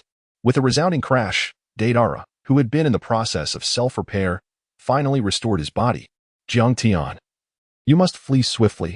We shall handle things here. Jiang Tian nodded at Deidara, then vanished from the spot. Tsunade, attempting to intervene, was halted by Nagato, who declared, Hokage, your opponent is me. Deidara regarded Anoki with a sneering smile, exclaiming, oh dear, old man, do try to suppress that look of anger on your face. What? Are you displeased to see my esteemed disciple? These words incensed Anoki further, darkening his countenance. Do you comprehend what this plan signifies? Allowing Jiang Tian to escape will render the entire village restless. You scoundrel, even in death, you continue to perpetrate such infuriating acts. Anoki had a fondness for this disciple, despite his disobedience and numerous transgressions. Yet, as the Tsuchikage, he realized he had indulged him far too many times. Now, witnessing such actions, Anoki felt it was high time to be resolute and impose discipline upon him. You may not perish, but do you truly believe that I am powerless against you? Edo Tensei, though the resurrected cannot die, they can be sealed. Upon hearing this, Deidara furrowed his brow for the first time since his revival, realizing that invincibility was not guaranteed. Outside Kabuto's laboratory, Obito's Sharingan was becoming increasingly blurred. His body, weakened from overuse of Kimui, was operating beyond its limits. Sandstorm Funeral, Raijin's Fiery Blade. The Raikage and the Wind Shadow unleashed their attacks simultaneously. Obito shook his head, striving to regain clarity, but his consciousness was slipping away. Kimui. He narrowly evaded their combined assault once more, only to suddenly spit out blood, his body staggering against a large tree. His condition had deteriorated alarmingly. The clarity of his Sharingan had faded to near obscurity, blood trickling from the corner of his mouth as he slowly bowed his head. Omid. Do not be late for the Ninja Academy's opening ceremony. In his dazed state, he faintly heard that familiar voice, one he yearned for day and night. Rin, is that you? Obito lifted his head slowly, and there she was, the familiar visage with short hair and markings on her face, still radiating the same joyful smile. Rin, have you come to fetch me? At long last, we can meet in a place devoid of Kakashi. In the eyes of others, Obito appeared to be conversing with the air. Yet, in his own perception, he beheld a figure, Kakashi Rin. He struggled to raise his hand, yearning to grasp the outstretched arm. Oh, Rin, how have you sustained such grievous injuries? Alas, I have no band-aids today. In this moment of hazy consciousness, marked by severe wounds, Obito saw and heard Rin, his beloved. Chapter 55, Let us go, Rin. In the throes of mortal peril, individuals often cling to life for a singular, paramount concern, or a cherished person. Perhaps it is a refusal to succumb, or perhaps a desire to remain conscious a little longer to gaze upon her. Obito, gazing upon the suddenly materialized Rin, understood that he was nearing the end. "Oh, Rin, you must be weary after all these years." Rin extended her hand, smiling at him. As Obito's heart sank with the realization that he might indeed perish here, has this fellow finally reached his limit? Kage observed Obito leaning against a grand tree, his gaze vacant, an expression reserved for those on the brink of death. "We must swiftly deal with him. News has arrived from Uchiha that Jiang Tian has escaped. We need to conclude this quickly." Iroha furrowed his brow at the news. It was astonishing that 50 ninja, under the leadership of the Three Shadows, could not contain Jiang Tian. He was indeed formidable. Kage nodded, raising his arm high despite the loss of one hand, electric arcs enveloping it in a chaotic dance. Raijin's hot blade. In that fateful moment, he realized he might fail. "Forgive me, Rin." The image of Kage charging towards him expanded in his vision. He no longer possessed the strength to unleash Kamui. With a thunderous crash, Kage's arm collided with the purple giant. "You wretched beings! How dare you launch a sneak attack while Obito is vulnerable? This is unforgivable." In a critical moment, Jiang Tian activated Susanoo and arrived just in time, directing his gaze at the bewildered white Zetsu and Kabuto. "What are you standing idly for? Hurry and tend to him." Kabuto and white Zetsu lifted Obito away to provide treatment. Watching their retreating figures, Jiang Tian's expression darkened, his tone laced with menace as he addressed them. "Remember this. I demand he survives, at any cost. He must live completely and wholly." Kabuto turned to face Jiang Tian, a chill of foreboding rising within him. In that moment, Jiang Tian appeared to him as a ravenous beast, the threat and fury in his words unmistakable. "Rest assured, I will exert every effort to save him." Upon hearing this, Jiang Tian narrowed his eyes in silence, softly admonishing Kabuto, "Did you not comprehend my words? It is not about your utmost effort. It is imperative that you save him." A wave of cold surged through him, enveloping his entire being. The apothecary Do felt as though he had plunged into an icy abyss, bowing his head respectfully as he uttered, "Understood, Lord Jiang Tian." As he watched the two assist Obito away, Jiang Tian turned to face Kage and his anger palpable. The last opportunity to save Ling was squandered due to their interference, leading to Nagato's untimely demise. Now, with the Moon Eye plan unfolding, the Five Great Villages stood as a formidable threat. Should Obito be eliminated, Jiang Tian would undoubtedly become the most terrifying nightmare for the Five Great Villages, haunting them relentlessly. Unless he met his end, they would never experience a moment of peace. "You wretched lot, you truly deserve to perish. Time and again, you have extinguished my hopes. This time, I shall ensure your downfall, without fail." Jiang Tian wielded Susanoo, having just departed from the battlefield where he faced off against the Three Shadows, and now found himself engaged in a solitary battle against the Kage and the Wind Shadow. With a resounding crash, the Kage's fist struck Susanoo, inflicting no harm upon Jiang Tian whatsoever. He commanded Susanoo to raise its massive katana and cleave towards Gaara. A wave of violet chakra surged forth towards Gaara, who hastily summoned a sand shield for defense. However, there was no pause. The sword's energy collided with the sand shield, shattering it as if it were mere tofu. Gaara was sent crashing to the ground, blood staining his chest. Among the 5 Kages, he was the youngest and the weakest. "Wind Shadow," the Kage exclaimed, a sigh of relief escaping him as he observed Gaara struggle to stand. He then turned his gaze back to Jiang Tian, shouting, "You damned fiend," and charged forth with raised arms. Nearby, in the woods adjacent to the laboratory, the Tsuchikage Inoki, the Hokage Tsunade, and the Mizukage Mei Terumi rushed towards the scene with utmost urgency. They understood the peril posed by Jiang Tian to both the Kage and Gaara. Members of the Akatsuki organization were being delayed by Kakashi and Might Guy, formidable warriors nearing the level of the Kage, allowing the Three Shadows to hasten to aid the Kage. The 5 Kages were on the verge of uniting. Such a spectacle of combat had only been experienced by Uchiha Madara in the original anime, a 1-against-5 confrontation. Meanwhile, at a certain base of the Akatsuki, Kabuto and White Zetsu were attending to Obito. A green light flickered from Kabuto's hands as he, a medical ninja, hurried to treat Obito. However, as time passed, cold sweat began to bead on his forehead. He could sense that Obito's condition was deteriorating rapidly, to the point that death was imminent. Obito's body was already weakened from the transplant of the Rinnegan, and repeated use of Kamui to evade the Wind Shadow and Kage's attacks had pushed his body to its limits. If he failed to save him, Jiang Tian would surely eliminate him. Kabuto recalled Jiang Tian's expression before leaving, and the ominous tone in his voice. It was a warning. Resolute, Kabuto summoned all the knowledge he had acquired during his time with Orochimaru, exerting every effort to heal Obito. In the realm of Obito's consciousness, everything was pristine. Surrounded by a kaleidoscope of nothingness, his heart was singularly focused, consumed by the desire to resurrect Rin. Before him stood Rin, smiling gently at him. "Oh, Obito. Why are you crying?" In this moment, Lin's every frown and smile appeared so vividly, as if she had truly come to life, standing right before him. Obito. Reminiscent of the childhood days when Lin would tenderly apply band-aids to his wounds, repeatedly wipe the warm tears from the corners of his eyes. "Lin," he called out. His throat constricted, uttering the name he had longed to shout countless times. "Let us go." In the outside world, Kabuto felt a sense of despair creeping into his heart. He sensed Obito's body growing increasingly cold, vitality slowly dissipating. He was on the brink of death. White Zetsu, utilize the first Hokage's cells immediately.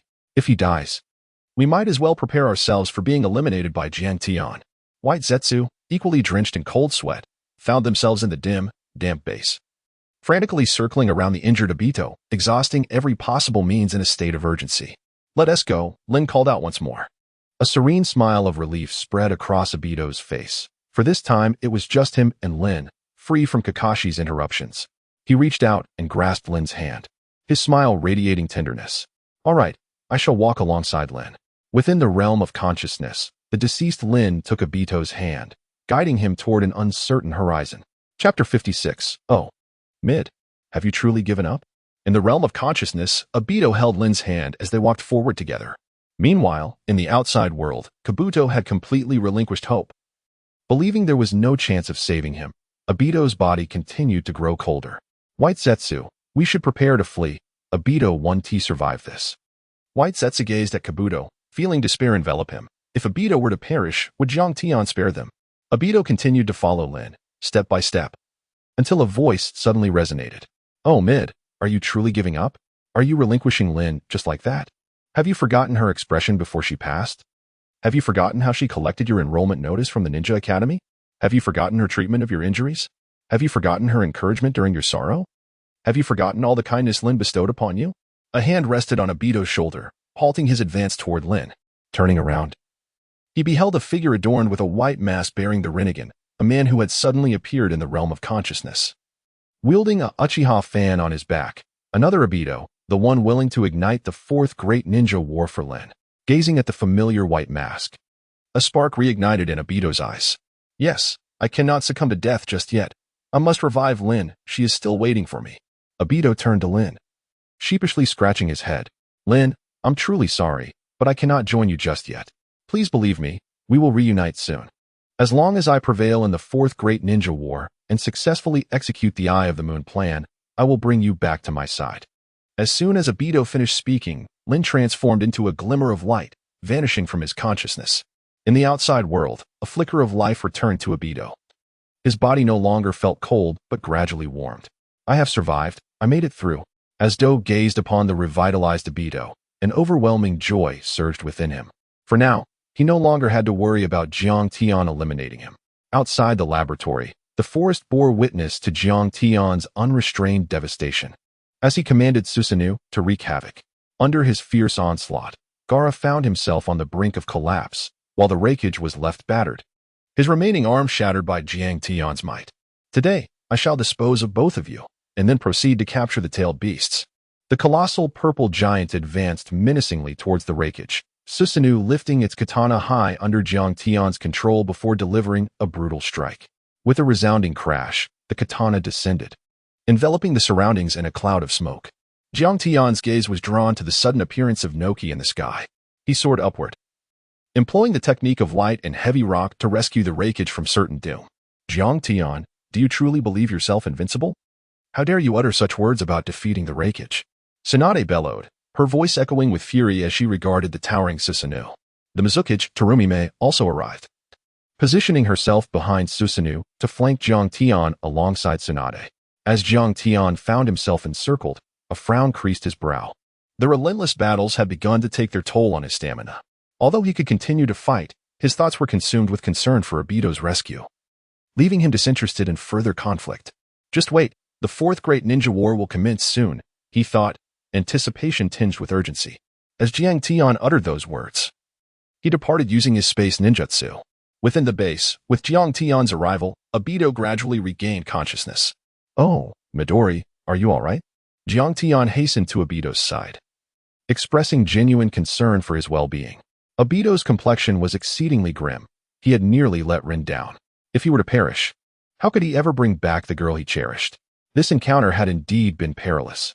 The individuals from the Five Great Villages were not merely a group of simple-minded foes.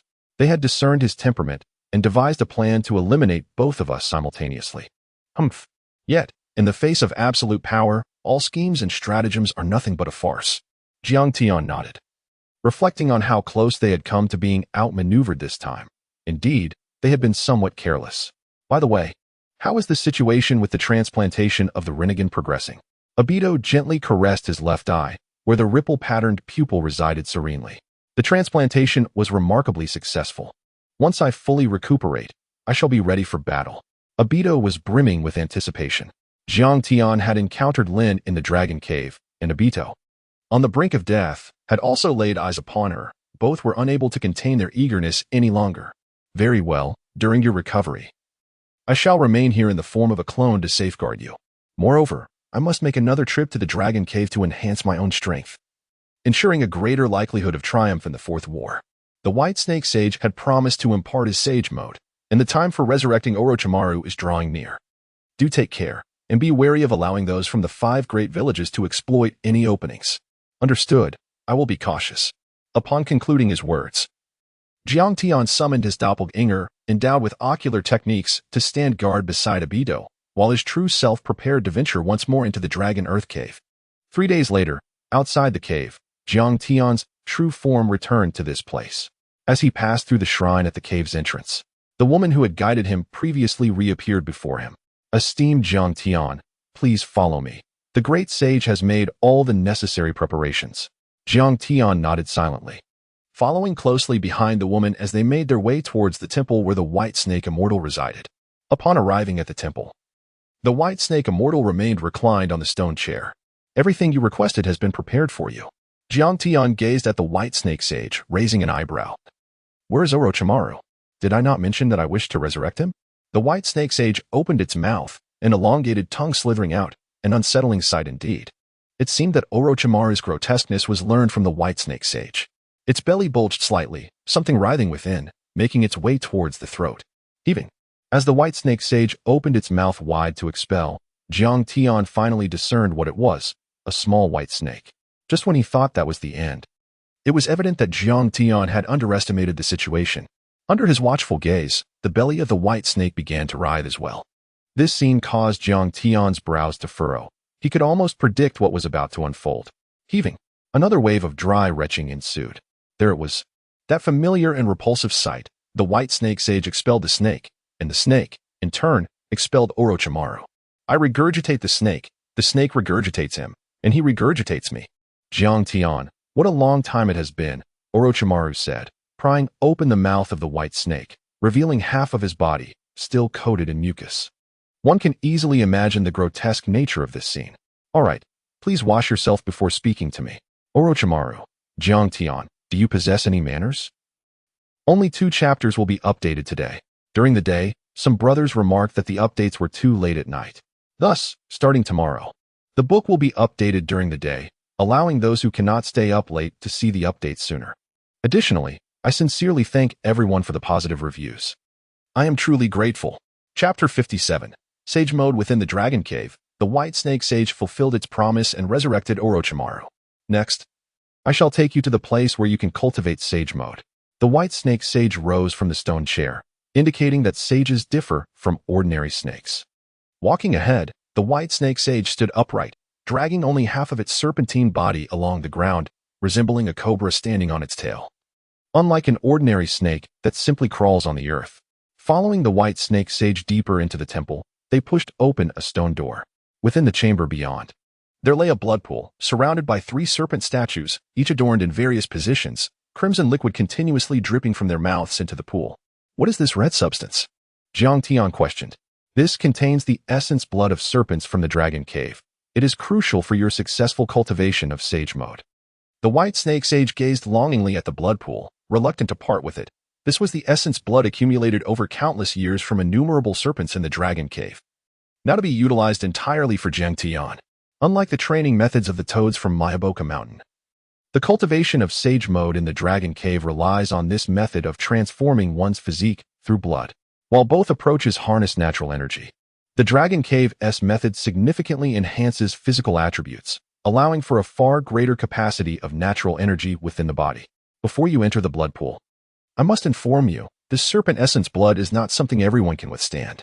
If you cannot endure the chilling erosion of the blood pool, you must emerge immediately. Forcing absorption could lead to your demise. Moreover, this opportunity is singular. The more blood you absorb, the more formidable your cultivation of the immortal mode will become. Does greater absorption truly equate to increased strength? Jiang Tian gazed at the bubbling, crimson blood pool, his brow furrowed. From the essence of the white snake immortal's words, it seemed that cultivating the immortal mode in the dragon earth cave was perilous, with the slightest misstep leading to death. I shall exercise caution. But if I am to cultivate, I shall pursue the strongest. With that declaration, Jiang Tian stepped directly into the blood pool. As his body submerged into the pool, he anticipated it would be scalding due to the bubbling. However, reality starkly contrasted his expectations, presenting an entirely different scenario. The blood pool was not merely devoid of heat. It was instead chilling to the bone, prompting an involuntary shiver. Upon reflection, this was perhaps unsurprising, for serpents are cold-blooded creatures, making the frigid nature of the blood pool entirely logical. With the naked eye, he could clearly see the blood within the pool diminishing. Though the pace was slow, it was nonetheless apparent. As the blood flowed into his body, Jiang Tian sensed an indescribable essence emerging within him. It was as if a beam of light pierced through the darkness, illuminating many concealed issues within his frame. This delineates the fundamental distinction between the Dragon Earth Cave and the mysterious Wood Mountain. To successfully cultivate the most potent immortal mode, one must undergo a complete transformation, evolving into an immortal from the inside out. The White Snake Immortal elucidated that he had prepared the most powerful immortal mode for Jiang Tian. Upon successful cultivation, the transformation would manifest dragon-like attributes. This is the origin of the Dragon Earth Cave's name, incomparable to the toads of mysterious Wood Mountain.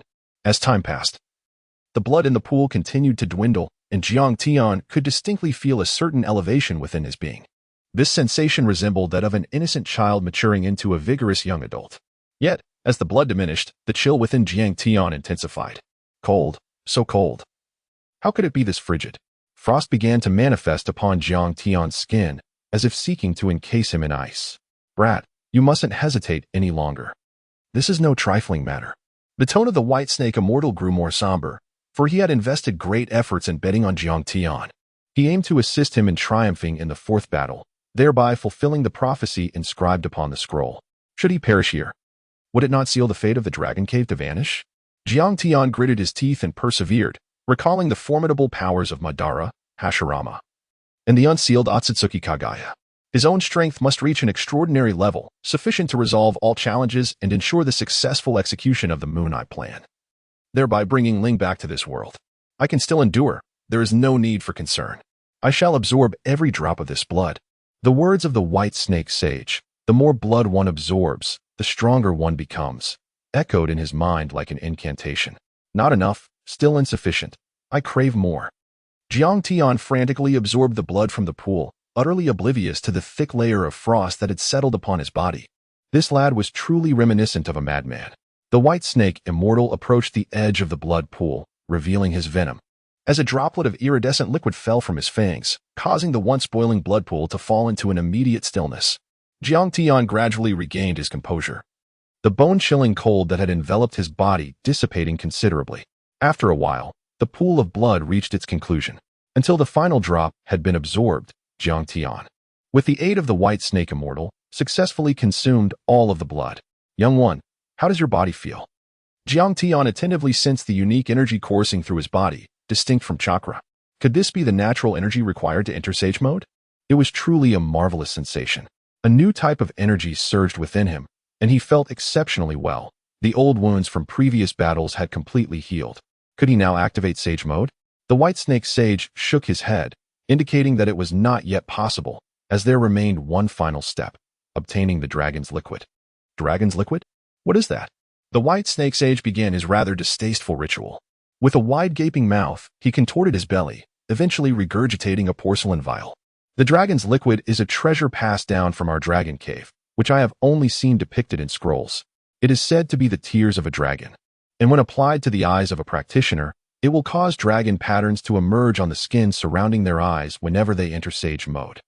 Jiang Tian immediately recalled the appearance of Hashirama when he entered sage mode, characterized by the markings encircling his eyes. He picked up the porcelain vial and opened it. Gazing at the nearly vacant interior, which was disappointingly sparse, there were only a few pitiful drops remaining. Fortunately, it was not a liquid meant for consumption. Otherwise, with such a meager amount, he would scarcely have felt anything at all. He poured the scant liquid into his palm and gently applied it to the skin around his eyes. In an instant, the skin surrounding his eyes began to shimmer, revealing strange patterns. These markings resembled wings, extending from the corners of Jiang Tian's eyes to near his earlobes, as if his Sharingan had been granted wings, enhancing their power. He could feel the surging natural energy within him, and a confident smile spread across his face. Sage mode activated. Chapter 58, The Fourth Great Ninja War commences. As Jiang Tian entered the mode of the celestial being, a surge of natural energy enveloped him, causing the dragon wing-like patterns on the corners of his eyes to come alive in an instant.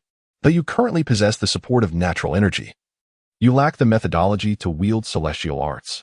In this form of the celestial being known as the Dragon Earth Cave, there are a total of 3 scrolls corresponding to it. I shall bestow them upon you. The white snake sage exhaled a total of 4 scrolls. How come there are 4 scrolls? Jiang Tian inquired. One of them is a summoning scroll that binds us in contract. When the 4 wars commence and you require my assistance, simply utilize this scroll. Jiang Tian picked up the 4 scrolls, nodding in acknowledgement. Wait for me. The war shall commence shortly. However, before that, I must attend to a matter with Orochimaru. Exiting the dragon cave, Orochimaru followed closely behind Jiang Tian. Lord Jiang Tian, you specifically had the white snake sage resurrect me. What purpose do you have in mind? Jiang Tian gazed towards the direction of the vortex's ancestral ground and softly uttered, I am aware that you possess the art to unbind the soul sealed by death. Please, enlighten me on how to proceed. Orochimaru stood motionless, his gaze fixed on Jiang Tian, imbued with a profound significance. This technique was a closely guarded secret of his, known to no one. How could Jiang Tian possibly be aware of it? Jiang Tian, Orochimaru remarked, at times, I find you rather unsettling. It seems no secret can remain hidden from you. Jiang Tian observed Orochimaru with a calm demeanor. There is no need for flattery. Simply tell me what to do. The reason I am aware of how to lift the corpse demon ceiling is largely thanks to you, Lord Jiang Tian. Thank me? Jiang Tian furrowed his brow, perplexed by the statement. Surely you recall the collection of scrolls you brought back from the Vortex Ancestors' land after my hands became incapacitated. Jiang Tian suddenly realized that the solution to the unbinding technique lay within that pile of scrolls. We must make another journey to the ancestral land of the Uzumaki clan to seek out the sealing masks used by the clan leaders of yore. When it comes to dealings with the Grim Reaper, none are more adept than the Uzumaki clan, masters of sealing techniques.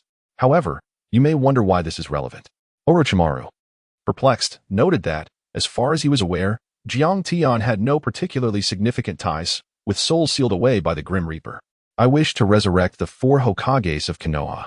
Orochimaru hurried to keep pace with Jiang Tian, exclaiming, Are you out of your mind? Did you not despise Konoha the most? Jiang Tian hastened towards the ancestral land of the Vortex clan, conversing with Orochimaru, of course. I do not intend to resurrect them without purpose. I aim to bring these individuals back to life under my complete control, transforming them into my instruments for conquest across the 4 battlefields. Just imagine the spectacle of the Hokages of the Leaf slaughtering their own ninja. How intriguing that would be. Orochimaru, unaware of the events that transpired during his absence, pondered the implications of Jiang Tian's words. Was the 4th Great Ninja War on the brink of commencement? Their figures flickered as they traversed the landscape, soon arriving at the ancestral site of the Vortex clan. They encountered virtually no obstacles and swiftly secured the mask, which, to outsiders, appeared merely as a symbolic artifact, oblivious to its true significance. Only a scientist of Orochimaru's caliber could comprehend the mask's genuine purpose. After acquiring the mask, the duo returned to the Akatsuki base. Orochimaru, do you have confidence in fully controlling the 1st and 2nd Hokages? Jiang Tian inquired. With candor, Orochimaru shook his head. I am certain I can control the third and fourth Hokages. However, the formidable strength of the first and second poses a considerable challenge. Nevertheless, I possess methods to reinforce the control of the Edo Tensei technique over the resurrected. This process, however, will be time-consuming. I require time. Upon hearing this, Jiang Tian and Obito exchanged glances, evidently impatient. Having successfully mastered Sage Mode and implanted the Rinnegan, they were unwilling to wait any longer. Obito and I will capture the Nine Tails and Eight Tails. You focus on researching ways to enhance the control over the resurrected from a safe distance. Jiang Tian resolved to leave Orochimaru within the confines of the base, allowing him the opportunity to devise a solution. During this period, he aimed to avoid utilizing Uchiha Obito whenever possible. Should this individual discover that Obito had acquired his Rinnegan, he might very well choose to lift the impure world reincarnation technique, thereby jeopardizing the plans for the Fourth Great Ninja War. Approaching Obito alongside Orochimaru, they found him in a state of recovery. He donned a white mask and wore a striking blue ensemble. The left eye, which had previously been absent, now rested quietly, adorned with a rippling pattern. You have returned, Jiang Tian. Indeed, I have also brought Orochimaru back with me. Let him enhance those white zetsu with Hashirama cells. Once everything is prepared, we shall be ready to commence the Fourth Great Ninja War. Jiang Tian and Obito elucidated the circumstances, indicating that he was fully prepared and ready to act at any moment. Very well, I shall escort Orochimaru to the underground base now. Orochimaru followed closely behind Obito as they made their way to the subterranean facility. It was surprising to discover such a hidden place beneath the organizational headquarters. As they traversed the darkened tunnel, Orochimaru marveled at the obscurity of the passage. Once a member of the Akatsuki, he had never been aware of the existence of this concealed area. Upon emerging from the tunnel, the scene before him was breathtaking, prompting even Orochimaru to gasp in astonishment. Are these all white zetsu? He gazed upon the countless white zetsu below, densely packed and seemingly innumerable. How many were there, truly? 100,000 strong. Yet they were all crafted from inferior Hashirama cells, lacking significant power. Thus, it was imperative for you to enhance this army using the Hashirama cells. After a moment of contemplation, Orochimaru nodded in agreement, expressing his willingness to assist. In the span of 3 days, Orochimaru employed his unique techniques to bolster the entire White Zetsu army, transforming these mere cannon fodder of the Fourth Great Ninja War into somewhat stronger combatants. Although they remained as mere pawns, this enhancement rendered them slightly more formidable. Jiang Tian and Obito gazed upon the formidable army of 100,000 White Zetsu, and in unison, they donned their iconic attires, masking their identities. One adorned a white mask, draped in a cerulean robe, bearing the Uchiha fan upon his back, with the Rinnegan in his left eye and the Sharingan in his right. The other sported an Azura mask, clad in a crimson robe, with a katana sheathed at his waist, his eyes reflecting the eternal Meijiki Sharingan. As they stepped outside the base, a gentle rain began to fall from the sky, the droplets pattering softly upon them. They gazed into the distance, towards the direction of Konohagakure. Once, both had been ninjas of the village. Yet Konoha had taken from them their most cherished lives. This battle would commence from Konoha, serving as the prologue to the Fourth Great Ninja War. Edo Tensei. Jiang Tian clasped his hands together, as coffins ascended from the ground one after another. Among them were not only the deceased members of the Akatsuki, but also formidable figures such as Kimimaro, the second Tsuchikage, and the fourth Kazekage, all of whom had left their mark in the world of shinobi. He refrained from summoning Uchiha Madara, for without absolute certainty in controlling such a being, Jiang Tian had no intention of employing him. Bang, bang, bang. The lids of the coffins incessantly fell, as one powerful figure after another emerged, standing behind the two. After exchanging a glance, Jiang Tian and Obito nodded in unison, declaring, the Fourth Great Ninja War. Let the battle commence. Chapter 59. The reactions of the 5 great villages in the Hidden Leaf Village. The fifth Hokage stood before the glass window of his office, his gaze filled with an unsettling sense of foreboding. Jiraiya, do you believe we can triumph in this war? The 5 great villages had united, with each Kage leading countless ninjas in a concerted effort to thwart the formidable duo. The strategists of the various villages convened to devise plans aimed at eliminating Obito and Jiang Tian. Yet, their endeavors had proven futile. These two individuals were overwhelmingly powerful, instilling a sense of helplessness in all who opposed them. The Hidden Leaf has weathered the storms of the 3 previous ninja wars. There is no need for excessive worry, Jiraiya reassured, attempting to offer comfort. though he understood all too well the terror that Jiang Tian and Obito embodied. Each of them possessed the capability to obliterate the hidden leaf, and the prospect of their combined forces was even more daunting. As they journeyed towards the hidden leaf, Jiang Tian and Obito flickered through the trees, with members of the Akatsuki trailing closely behind. Their first destination was the hidden leaf, driven by the intent to gather intelligence on the Nine Tails and the Eight Tails. This time, they aimed to utterly annihilate the village. Jiang Tian's expression remained tranquil, yet the icy glare in his eyes unmistakably revealed the fury simmering within him. The two silently nodded. Let it be utterly destroyed, for there was nothing worth clinging to. Lord Hokage, trouble is at hand. A message from the intelligence department announced. Jiang Tian and the masked man are approaching Konohagakure with members of the Akatsuki. Jiraiya and Tsunade exclaimed in unison, they've arrived so swiftly. Alert the Anbu and the Konoha Guard to initiate the highest level of vigilance.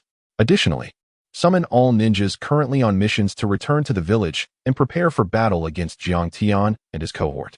Understood. The Anbu operative vanished, swiftly relaying Tsunade's orders. Not only Konoha but the other 4 villages were also closely monitoring Jiang Tian's movements. Before long, the news disseminated from the organization was rapidly transmitted by the Anbu of each village, reaching all 5 great villages. In the Tsuchikage's office, Inoki furrowed his brow as he perused the documents before him. Tsuchikage-sama, what shall we do? Should we offer assistance? After a moment of contemplation, Inoki resolved. Quickly assemble the Anbu. I shall lead the support for Konohagakure myself. If Konoha falls to those 2, no village will be spared. In the Raikage's office, the subordinate inquired. Raikage-sama, shall we proceed to aid Konohagakure? The Raikage nodded. Yes, gather the ninjas immediately. Similar situations unfolded in the offices of the Kage and Mizukage. Within mere moments, the leaders of the 5 great villages unanimously mobilized their ninjas to assist Konoha. They did not wish for such altruism. Historically, Konoha had been the strongest, and the prospect of weakening its power was enticing, yet this opportunity was not one they were willing to seize at this moment. Jiang Tian and the masked man possess formidable strength. If they are left unchecked at this moment, it would not merely weaken Konoha, but could potentially lead to its annihilation. The leaders are well aware of the principle that the loss of one can lead to the downfall of another. From the moment Jiang Tian and Obito set forth, an overwhelming sense of pressure enveloped the 5 great villages, compelling them to lay aside their past grievances and unite. In the depths of the forest, Jiang Tian gazed at the increasingly distinct figure of Konohagakure in the distance. He turned to Obito and remarked, Tsunade surely knows the whereabouts of the tailed beast's hiding places. I entrust this task to you, for your proficiency in extracting information far exceeds mine. Although we both possess the eternal Meijiki Sharingan, renowned for its illusionary prowess, when it comes to interrogation, your skills are unparalleled. Rest assured, she will have no choice but to comply. Each refusal will come at the cost of her life. Beneath his mask, Obito's expression darkened. He had devised a plan. Should Tsunade fail to reveal the location of the tailed beasts, he would execute a Konoha ninja before her very eyes. With each refusal to answer, a life would be extinguished until she divulged the secret.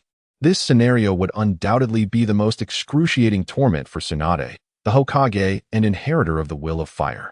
Let us witness what this so-called Will of Fire truly entails, he proclaimed. Meanwhile, at the gates of Konohagakure, Tsunade and Jiraiya stood resolute, flanked by the entirety of the village's shinobi.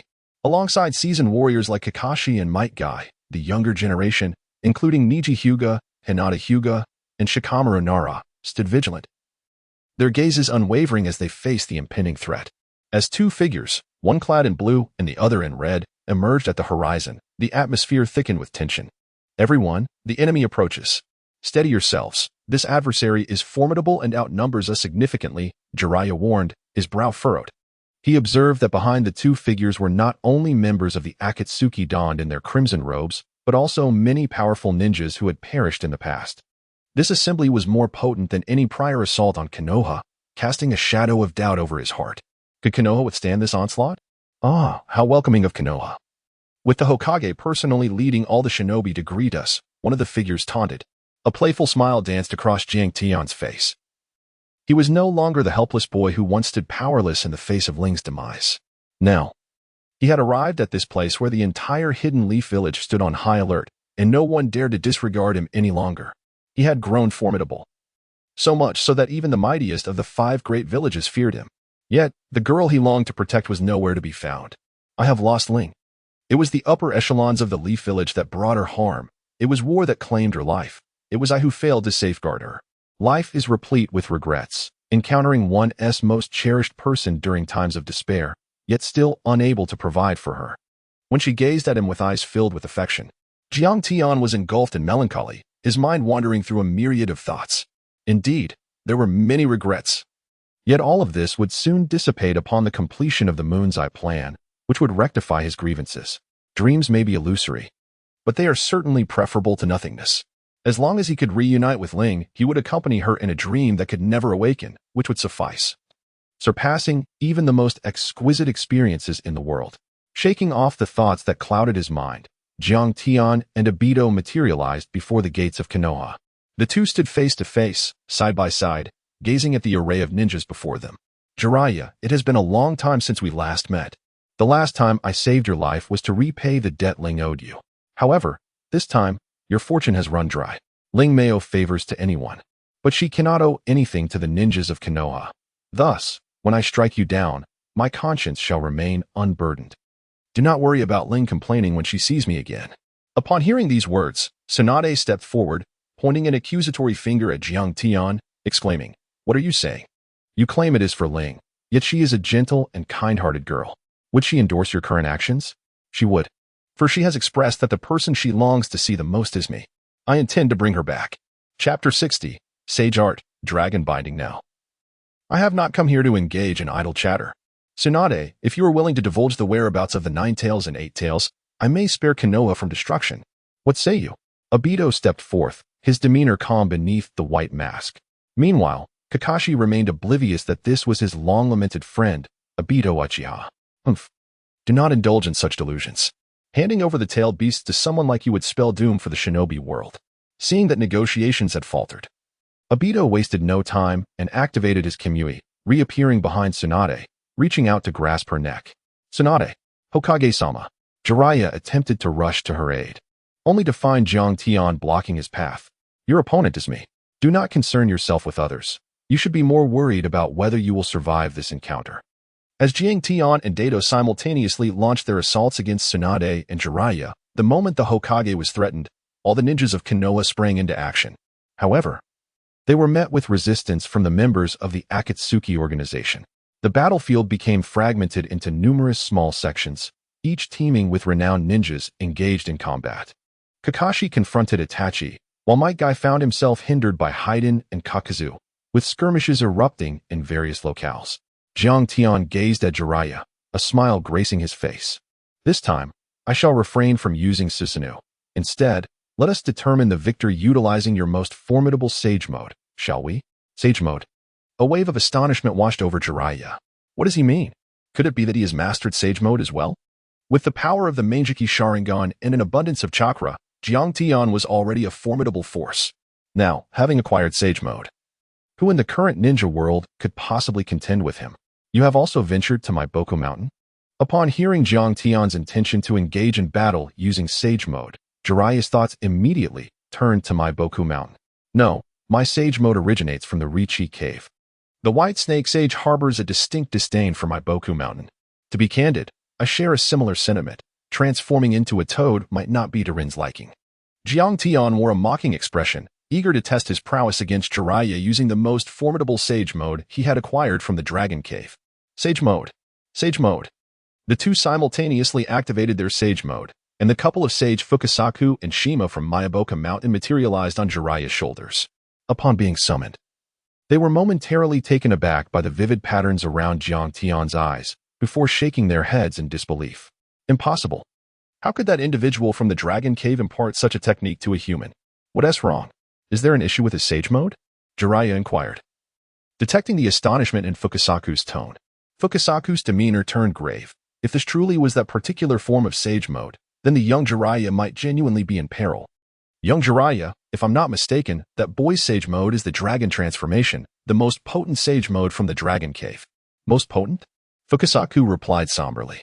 In the case of the ordinary inheritance from the Dragon Cave, the recipient's body exhibits certain serpentine traits, much like how you transform into a toad. However, upon activating the most formidable Sage Mode, one acquires draconic characteristics, which is precisely why that place is known as the Dragon Cave. Fukasaku inexplicably recalled the words spoken to him by the great Toad Sage during his childhood.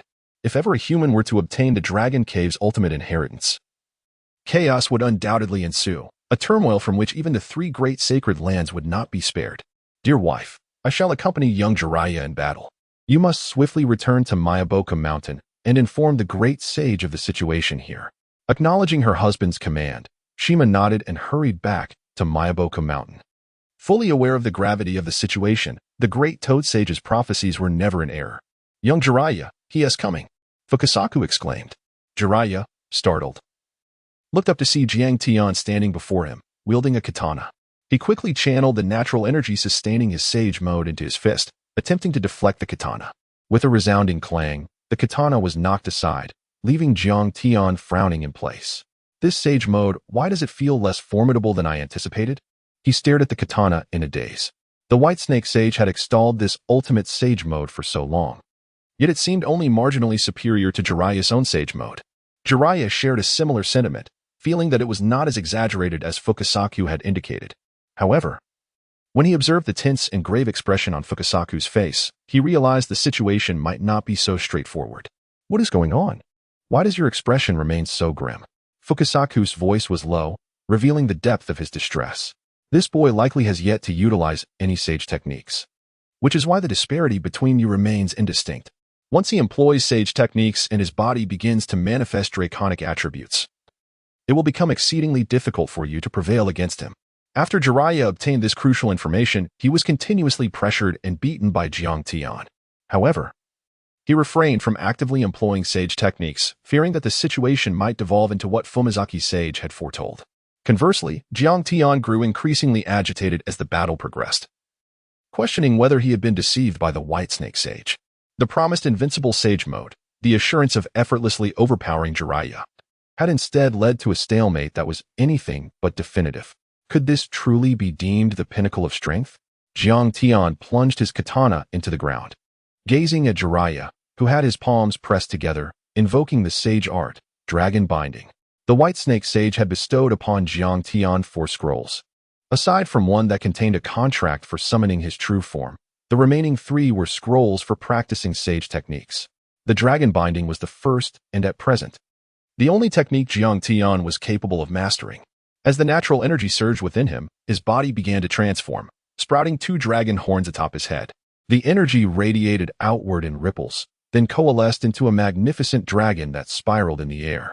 The colossal dragon, composed entirely of natural energy, was so immense that it dwarfed even Jiang Tian's Susanoo, leaving onlookers in utter disbelief.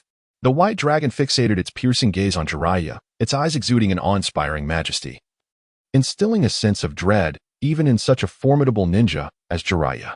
Great sage, what manner of being is this that stirs within me a flicker of fear? The most powerful sage mode of the Dragon Cave, the sage art, dragon binding, represented the pinnacle of sage techniques among the 3 sacred lands. The Sage of Deep Work repeatedly extolled Jiang Tian's prowess, underscoring his high regard. Sage art, 5 right gate. Jiraiya unleashed a sage technique in an attempt to counter Jiang Tian. Yet, the white dragon charged directly into the flames of 5 right gate, ensnaring Jiraiya with an unyielding grip. The sage art, dragon binding, is one of the most formidable sealing techniques. In mere moments, Jiraiya found himself utterly restrained, unable to move. Chapter 61, Dragon Might Susanoo. In the Hidden Leaf Village, the battling ninjas ceased their actions, captivated by the scene of the white dragon tightly entwining Jiraiya, which left the onlookers profoundly shocked. Did such creatures as dragons truly exist, or were they merely manifestations of energy? Jiraiya-dono. Quickly, we must assist Jiraiya-dono. We cannot allow him to come to harm. Jiraiya struggled desperately against the binding of the white dragon, but his efforts were in vain. Great sage, what sorcery is this dragon binding? Why can I not break free?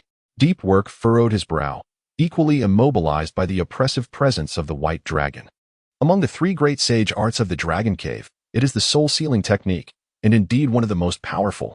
Dragon binding can suppress all of an opponent's actions, even their chakra and natural energy in sage mode. Though it is not a sealing technique targeting the soul, it can nonetheless halt all movement. Upon hearing the Sage of Deep Work's explanation, Jiraiya felt a chill. Are you suggesting that we are left with no choice but to wait for our demise? As Jiang Tian felt the sudden emergence of dragon horns above his head, a surge of natural energy coursed through his being, eliciting a smile from him. Was this not the essence of the strongest immortal mode spoken of by the White Serpent Sage? Not far from him, Obito forcefully overturned Tsunade with a swift kick. Tsunade, now adorned with numerous wounds, found herself being overwhelmed in her battle against Obito. He approached her slowly, seizing her by the neck, his expression cold and resolute beneath his mask. Fifth Hokage, are you still unwilling to divulge the location of the tailed beasts? Tsunade was lifted off the ground, her feet dangling in midair. Anger and urgency contorted her features. These two were overwhelmingly powerful, having subdued both her and Jiraiya. In your dreams, I will never surrender the tailed beasts to someone like you who seeks to annihilate the world. Annihilate the world, you say? Compared to the 5 great villages. Who truly embodies the harbinger of destruction? With a powerful flick of his wrist, Obito hurled Tsunade aside, her body flying through the air and crashing into the Hokage's gate, shattering it. Hokage-sama. Damn it. This guy is insufferably audacious. Might Guy launched forward, kicking Haiden and Kaku away, charging directly at Obito. 7th gate, open.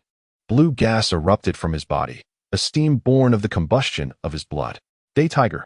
As Guy sped towards Obito, the blood flames ignited within him, gradually forming a white ferocious tiger.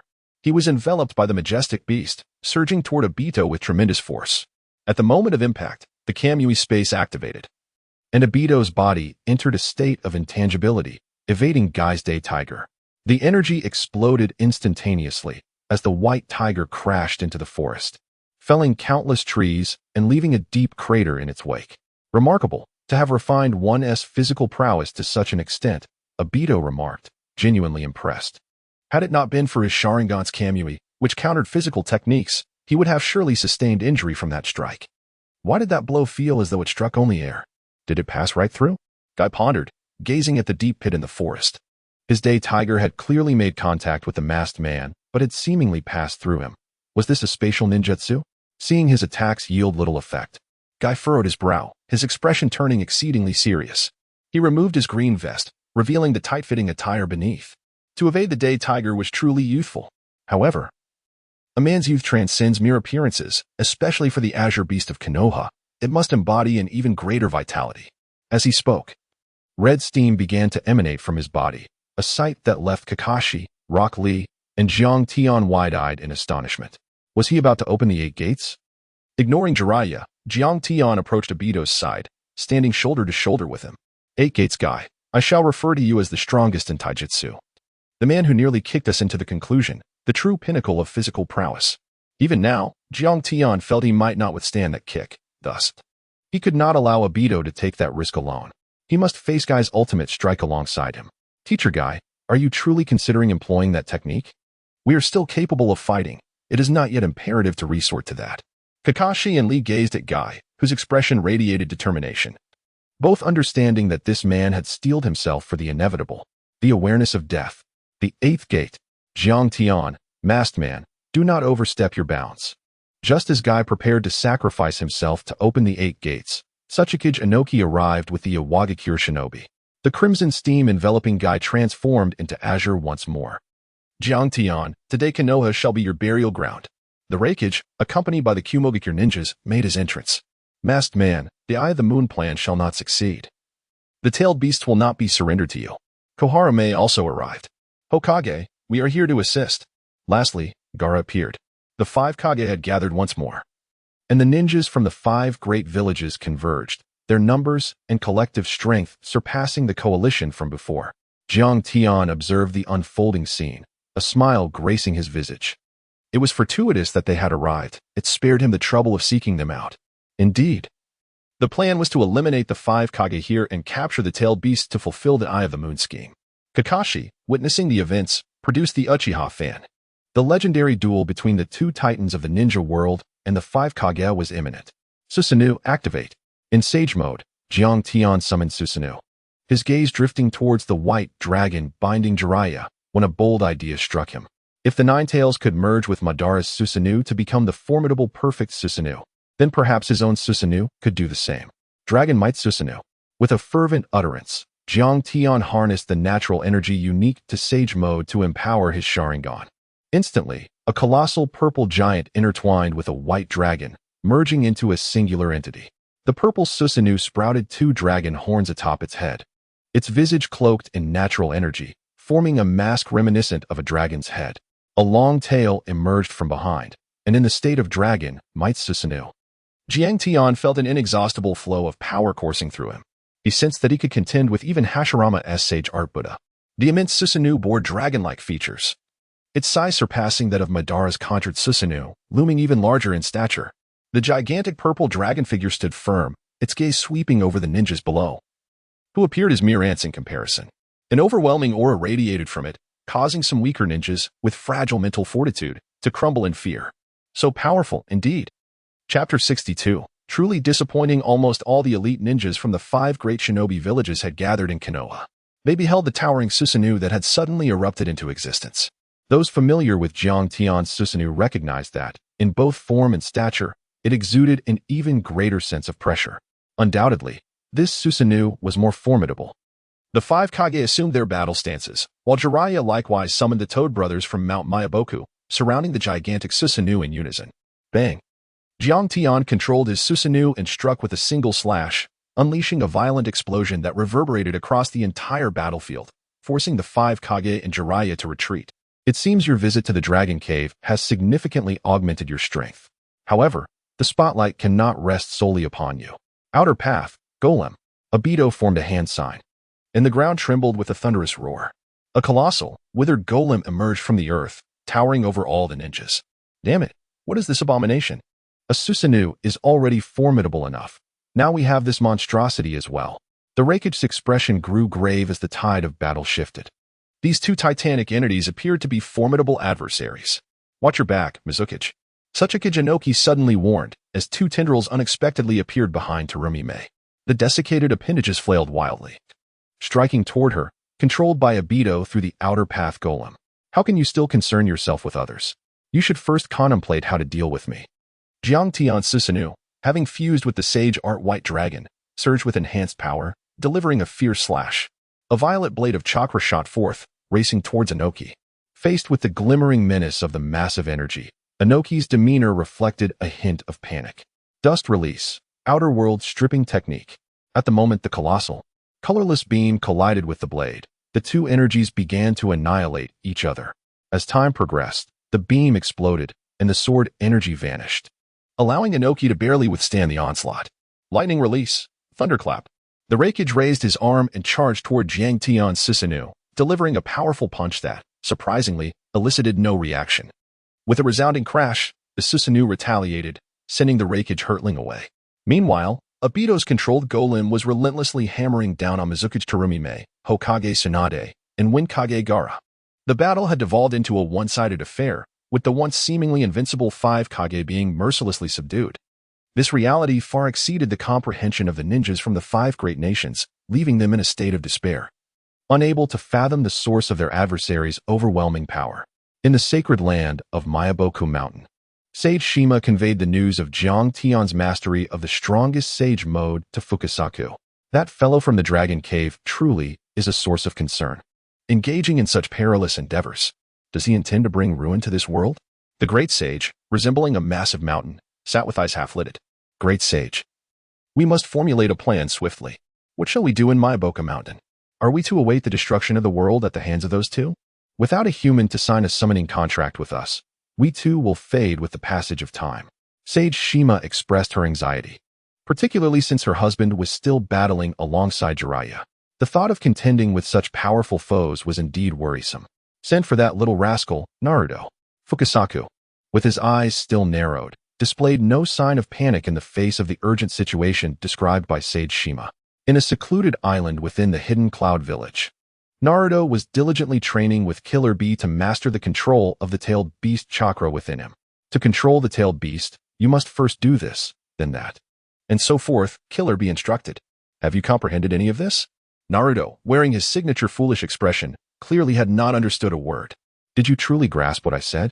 Killer Bee inquired again, noticing Naruto's silence.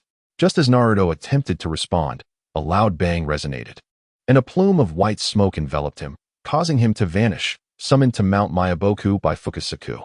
Upon arrival, Naruto, still bewildered, glanced around.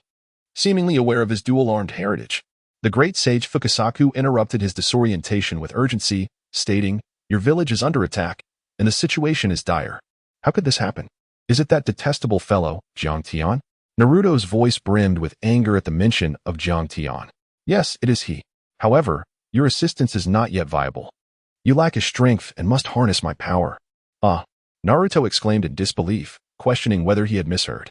Having never witnessed the great sage Fukasaku in action, he sometimes doubted the sage's combat prowess. "How can you lend me your strength?" he asked. The great sage raised his palm, revealing a scroll that had materialized there. "This scroll can summon my essence to the human realm, but it requires an immense amount of chakra. It can only summon my clone. Yet it suffices to confront a single human." Naruto's mouth fell agape at the prospect of summoning the great sage's clone. The pervy sage had previously told him that no one could summon the great sage unless the sage of six paths were to attempt it. An immense amount of chakra. Are you referring to the nine tails within me? Indeed, it is the nine tails, Fukasaku affirmed, presenting the scroll to Naruto. On the battlefield outside of Konohagakure, the Ninja Alliance was facing relentless defeats, with the five Kage bearing various degrees of wounds. Is this the extent of the five Kage? Aren't you the ones who frequently instigate conflicts between villages? Naruto's voice thundered. What has caused this despondent state? Stand up and face me. With your fervent hearts that fight for the interests of your villages, come and battle me. Jiang Tian's tone was frigid, laced with a hint of fury. These individuals reveled in conflict, yet when confronted with his current self, they spoke of peace, branding him and Obito as malevolent beings bent on world destruction. The fourth great ninja war was ignited by them. But who instigated the wars from the first to the third? You people will forever prey on the weak, using the lives of ordinary ninjas as mere pawns in your quest for power. Yet, when faced with the strong, you turn around and accuse others of wickedness to mask your own frailty. Indeed, this world is profoundly disheartening. These words resonated deeply with Obito. The agony this world inflicted upon them was not solely due to the deaths of Rin and Lin. It was compounded by the abhorrent and grotesque rules that demanded a strong force to dismantle them, and they were those very strong individuals. Chapter 63. The three great holy lands could stop at Myobokuzen. The stark and brutal truths sliced through the facade of the leaders of the five great villages like a sharp blade, revealing their concealed expressions. Most notably the grim countenance of the Konoha ninja hierarchy. Given Jiang Tian's affiliation with Konoha, his remarks carried an undertone of mockery towards the village, leaving the other villages feeling collateral damage. You should silence yourself. As a rogue ninja, what right do you have to criticize others? Born in Konoha, a ninja of the village, yet after defecting, your only thought was to obliterate your former home. You are unworthy even of the title ninja. A resounding voice echoed across the battlefield, dispelling the gloom and despondency among the ninjas of the five great villages. Look, it's Naruto. Naruto has returned. Go, big brother Naruto. The excitement on Konohamaru's face was unmistakable upon seeing his elder brother. During the last assault by the villain Jiang Tian on Konoha, it was Naruto who had saved the village, steadfastly fighting alone. Hinata, regardless of the moment, would blush like an apple at the mere sight of Naruto. This boy, still displaying his reckless demeanor, has come back to aid the village. Jiraiya wore a look of contentment, realizing that the prophecy spoken by the great sage Toad was indeed referring to Naruto. The Konoha ninjas gazed at the suddenly appearing Naruto, their eyes rekindling with hope. Unbeknownst to them, Naruto had gradually become a figure whose mere presence instilled a sense of reassurance in their hearts. Jiang Tian scrutinized the protagonist. For within the realm of Naruto, it was prudent to exercise caution in the presence of such a figure. Is your only recourse mere words? He challenged. When I last annihilated Konoha, you were powerless to intervene. What will you do this time? Will you implore me to depart with your empty platitudes? A person like me is hardly worthy of being called a ninja. And what of the higher-ups in Konoha who dispatched me and linked to the battlefield as mere cannon fodder? What are they but embodiments of malevolence or hypocrisy? The so-called will of fire that you hold so dear is nothing but a fade. At least for me, it stands as a deception, luring Ling to her demise. Jiang Tian's gaze was dimmed. Every mention of Ling's death involuntarily conjured memories of that fateful day when they were encircled at the border of Mist Village. Shrouded in torrential rain, Ling and he found themselves surrounded. At that time, Jiang Tian, still not possessing formidable combat prowess, was grievously injured, while Ling, wielding the kaleidoscope Sharingan, valiantly shielded him from the onslaught of enemies. They waited in vain for reinforcements that would never materialize. That contingent had been dispatched to rescue Asuma Saratobi, and thus Ling perished before Jiang Tian's eyes. From that day forth, he dared not allow himself a moment's complacency. Each time he opened his eyes to behold the world, the transplanted Sharingan incessantly reminded him that Ling was still waiting for him to bring her back. Thus, with innate talent complemented by the power of the kaleidoscope, he has arrived at a point where he can stand shoulder to shoulder with Obito, challenging the entirety of the ninja world. This world owes Ling an insurmountable debt, particularly the repugnant Hidden Leaf Village. Naruto, your arrival is fortuitous. It saves me the trouble of seeking you out. Jiang Tian directed Susanoo towards Naruto, intent on directly capturing the tailed beast to initiate the Moon Eye plan. Ling, wait for me. I will return for you soon, he vowed. Bunta, hurry and assist Naruto, Jiraiya commanded, frowning as he instructed the three brothers of the Toad clan to intervene. However, no sooner had he spoken than the trio was sent flying upon approaching Susanoo. Is he truly that formidable? That lad is not yet 30, Jiraiya mused, contemplating that even the first Hokage, Uchiha Madara, must have possessed only such strength at that age. He found himself at a loss for words to describe this young man. Given time, he could nearly become the second sage of the Six Paths. If he were not a rogue ninja, but rather a devoted protector of Konoha, the village would surely rise to prominence, securing its place as the foremost among the 5 great shinobi countries. The village's defensive capabilities would ascend to a new echelon, no longer relying solely on himself and Tsunade. A sense of melancholy washed over him as he reflected on the powerful Konoha ninjas who had defected: Uchiha Madara, Orochimaru, Itachi Uchiha, Jiang Tian, and Sasuke Uchiha. Little did he know, there was also Uchiha Obito among them. Had the village retained these individuals, such devastation would never have occurred. Jiraiya, perceptive as he was, recognized that while these defectors harbored extreme ideologies, the higher-ups in the village had undoubtedly engaged in numerous unsavory actions. The lineage of Hokage succession revealed much. Since the first Hokage established the village, the second, Senju Tobirama, was a brother of the same clan, and the third was a descendant of the Saratobi clan. Even the fourth Hokage, Namikaze Minato, though lacking a powerful background, was married to a member of the Uzumaki clan, whose lineage, although diminished, was still notable, especially since the first Hokage's wife also hailed from the same clan.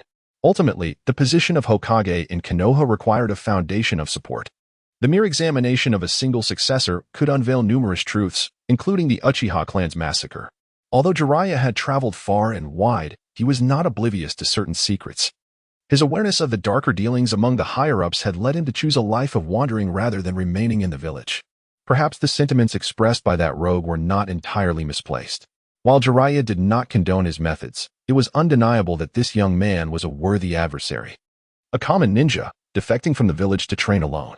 For love, he waged war against the world, an endeavor that would be impossible for any ordinary person. Yet Jiang Tian managed to reach this point, alongside the enigmatic masked man at his side.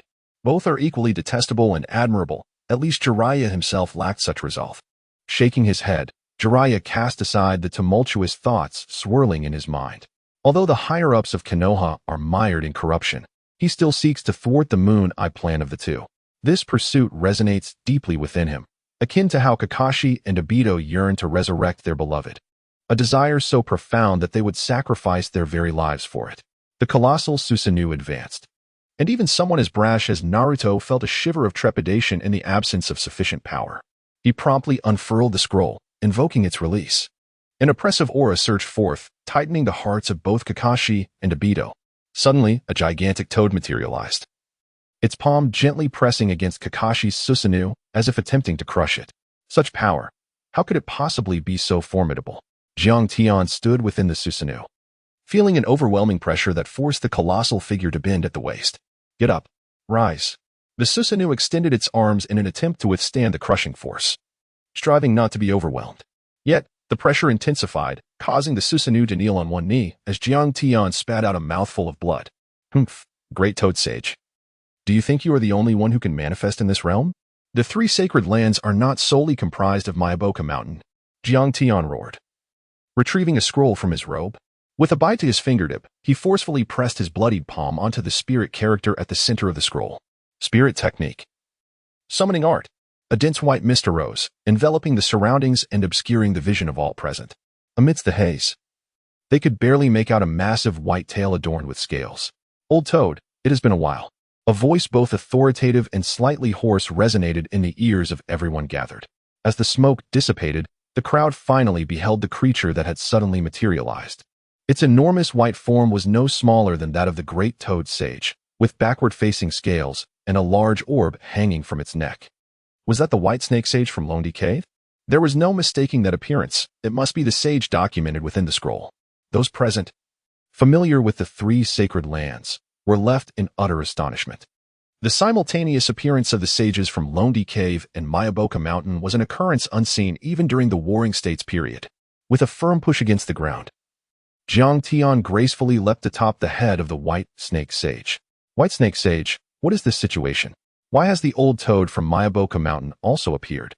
The white snake sage gazed at the toad sage, equally taken aback by this unexpected occurrence. Logically, it was inconceivable for anyone to possess such immense chakra capable of summoning the old toad, not even a mere clone. His eyes swept across the scene and landed on Naruto, and then he realized it was the chakra of the Nine Tails. "Young one, the figure before you is merely a clone of the old toad. The real one remains at Mayaboka Mountain, so there is no need to panic. However, one must not underestimate a clone. This creature has lived long enough, even surpassing my own lifespan, and thus I harbor a certain apprehension towards him."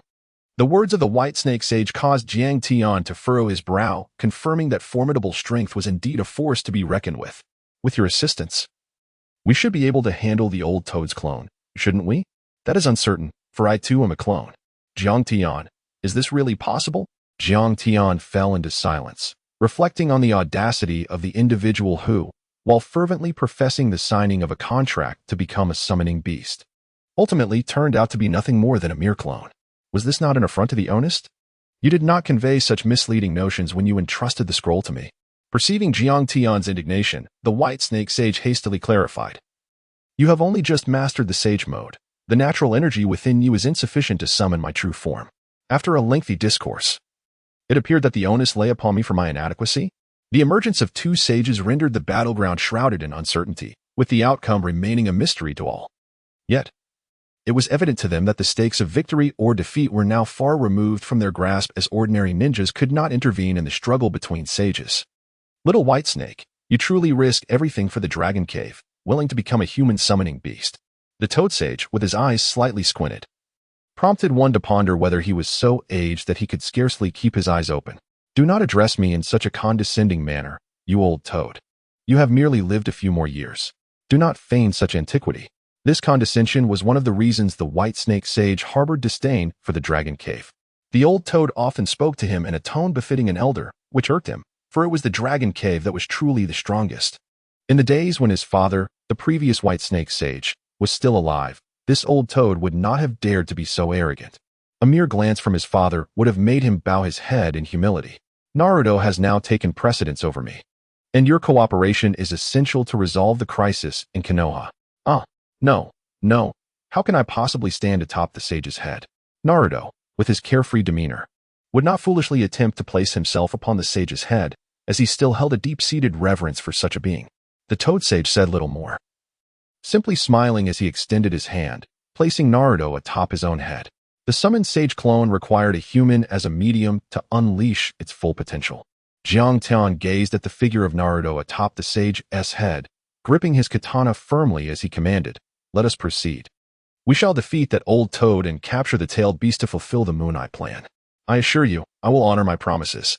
The white snake sage nodded in agreement. The terms of their collaboration had been established with the vision of unifying the ninja world, compelling all ninjas to forge contracts with the serpents of the dragon cave, thereby becoming summoning beasts. The two colossal entities surged toward one another, with Jiang Tian's grip tightening around his katana as he focused intently on Naruto, confident in his ability to successfully capture the tailed beast. The white snake sage lunged forward, raising his immense tail to strike fiercely at the toad sage. As he extended his hands to grasp the tail, he was flung away with great force. Once he landed steadily, the two sages began to clash, their clones colliding with relentless fervor. "Naruto, surrender the tailed beast willingly." As Jiang Tian awakened his Sharingan, the natural energy surged within his sage mode. He brandished his katana, drawing closer to Naruto, relentlessly swinging his blade. Clang, clang, clang. Naruto, enveloped in the crimson chakra of the Nine Tails, continuously threw punches to fend off Jiang Tian's sword strikes. Senjutsu, tides of 10,000 snakes. The White Snake Sage, after repelling the Toad Sage with a flick of its tail, unleashed the technique. The surrounding ninjas gazed in astonishment at the dense forest, which suddenly echoed with a thunderous roar as colossal trees toppled one after another. In mere moments, an uncountable multitude of snakes surged forth like a tidal wave. The snakes, appearing in a myriad of colors and sizes, created an overwhelming spectacle that sent shivers down the spines of onlookers. What lay before them was an ocean of serpents, prompting the ninjas to leap to treetops and rooftops in haste. Wherever the snakes slithered, not a blade of grass remained. They left nothing in their wake as they converged upon the Toad Sage, intent on devouring this clone. The Toad Sage observed the countless serpents with an unperturbed demeanor, his expression betraying no hint of concern. Calmly, he raised his palm and struck the ground with force. Senjutsu, Toad Vortex. From his palm emerged a massive whirlpool composed of toads. This vortex possessed an immense gravitational pull, drawing the advancing serpents into its depths. It continued until the last snake was consumed, after which the toad vortex vanished without a trace. The two sages wielded their techniques simultaneously, with neither achieving a decisive advantage. Their jutsu, while not visually overwhelming, bore destructive power beyond imagination. A colossal pit formed at the center of their clash, obliterating even the towering trees and structures beyond its perimeter. Colorful smoke rose from the ground, remnants of the snake's venom. With a resounding thud, Jiang Tian delivered a powerful kick, sending Naruto flying. The White Snake Sage, witnessing this scene, broke into a smile and jested at the Toad Sage. "Old Toad, it seems I have triumphed once more. In the eyes of the spectators, I remain superior." His laughter echoed sharply through the air, and Obito.One wore a grin, recognizing the value of such an ally. For the first time since his entrance, the Toad Sage furrowed his brow, fully aware that time was of the essence. He needed to devise a strategy to neutralize Jiang Tian and the White Snake Sage. Otherwise, the ninja coalition was destined for failure. His gaze turned towards Jiang Tian, realizing that capturing the leader would be pivotal for victory. Chapter 65. Illusion determined, the Toad Sage summoned the natural energy within him, mobilizing it entirely. "Kid, watch your back." The White Snake Sage shouted in alarm. Jiang Tian spun around abruptly, though it was slightly too late. A gigantic toad hand descended upon him as the White Snake Sage rushed in frantically. According to the scrolls left within the Dragon Cave, Jiang Tian was the man destined to lead the Dragon Cave to prosperity. He must not be allowed to meet an untimely fate. The White Snake Sage unleashed his full strength in an assault against the Toad Sage. Upon encountering the White Serpent Immortal, the response was remarkably swift. Reluctantly, the Toad Immortal altered his offensive strategy, substituting his lethal strike with a sealing technique. Celestial Art, 5 Elements Seal. Suddenly, a radiant circle materialized behind the Toad Immortal, its brilliance blinding. The circle boasted 5 distinct colors, each corresponding to the elements of metal, wood, water, fire, and earth. Jiang Tian attempted to evade, wishing to escape this luminous circle, yet his efforts proved utterly futile. The circle seemed to possess a will of its own, relentlessly fixating on Jiang Tian, advancing with astonishing swiftness, arriving in the blink of an eye. Curse it, how could he possibly evade it? Jiang Tian furrowed his brows and turned to look, only to find the luminous circle had already manifested behind him, colliding directly with his form. Jiang Tian. Obito hastily activated the Kimui space, appearing by his side. Jiang Tian surveyed his own body, seemingly unscathed. What had transpired with that strike? After the full force attack from the Toad Sage, his doppelganger's energy had been entirely exhausted and dissipated. Similarly, the White Snake Sage had used up all his energy to thwart the Toad Sage, causing his own doppelganger to vanish. The ninjas from the 5 Great Villages gazed at Jiang Tian in bewilderment. After enduring a sage's blow, he appeared utterly unaffected. Could it be that this individual had reached such an extraordinary level of strength, withstanding a sage's attack without a scratch? Obito shared the same confusion. Had Jiang Tian truly become so formidable? Now, he could finally capture the Nine Tails. Jiang Tian's gaze fell upon the unconscious Naruto, a smile gracing his face. Although he himself was uncertain why he had emerged unscathed from the blow, with the Toad Sage gone, no one could impede his attempt to seize the tailed beast. He leaped gracefully from the tree, intent on extracting the 9 tails from Naruto. Suddenly, with a resounding thud, Jiang Tian plummeted to the ground. This was astonishing. The notorious demon of the ninja world had actually fallen from the tree. The scene rendered everyone speechless, including Obito, who stood frozen in disbelief. Jiang Tian had fallen. This was as shocking as hearing that the three Tomo had defeated the Sharingan. Jiang Tian rose from the ground, his brow furrowed in concern. He realized that he could not even initiate the Sharingan. Only a scant amount of chakra stirred within him, so meager that it was nearly negligible. Capable of being depleted by a single jutsu. Had the five elements seal confined his chakra? At that moment, Jiang Tian comprehended that the final strike from the Sage of the Frogs had indeed inflicted harm, not in a conventional sense, but rather by sealing him, rendering his chakra stagnant and his ability to fight severely compromised. It seemed he had been ensnared by this seal. Jiraiya began to elucidate the situation to the shinobi of the 5 great villages. He too possessed knowledge of the 5-element seal, albeit one vastly inferior to that of the Sage of the Frogs. Nonetheless, the fundamental principles of the technique remained unchanged, and he understood it to a degree. Suddenly, he tumbled from the tree, likely due to the sealing of his chakra just before the sage's departure, resulting in a significant loss of his power, leaving him incapable even of descending from the branches. Upon hearing Jiraiya's words, the shinobi felt emboldened. During Jiang Tian's reign of power, they scarcely dared to cast a glance in his direction. What were they waiting for? Now was the time to eliminate that terrifying foe. Indeed, to slay him would usher in peace for the shinobi world. Once his strength was sealed, these individuals emerged, a veritable troop of jesters. Obito was the first to respond, rushing to Jiang Tian's side to activate the Kimui space and whisk him away. The surroundings began to warp, and soon their figures vanished from sight. In the forest, Jiang Tian struck a massive tree with a fierce punch. Damn it, he had almost succeeded in capturing the Nine Tails. Beneath his mask, Obito maintained a calm demeanor. It was not insurmountable. The priority was to find a way to unravel the seal within Jiang Tian. Once the seal was lifted, their chances of success in their subsequent endeavors would be assured. As for the time taken to dispel the seal, he would unleash the army of White Zetsu, initiating a full-scale war.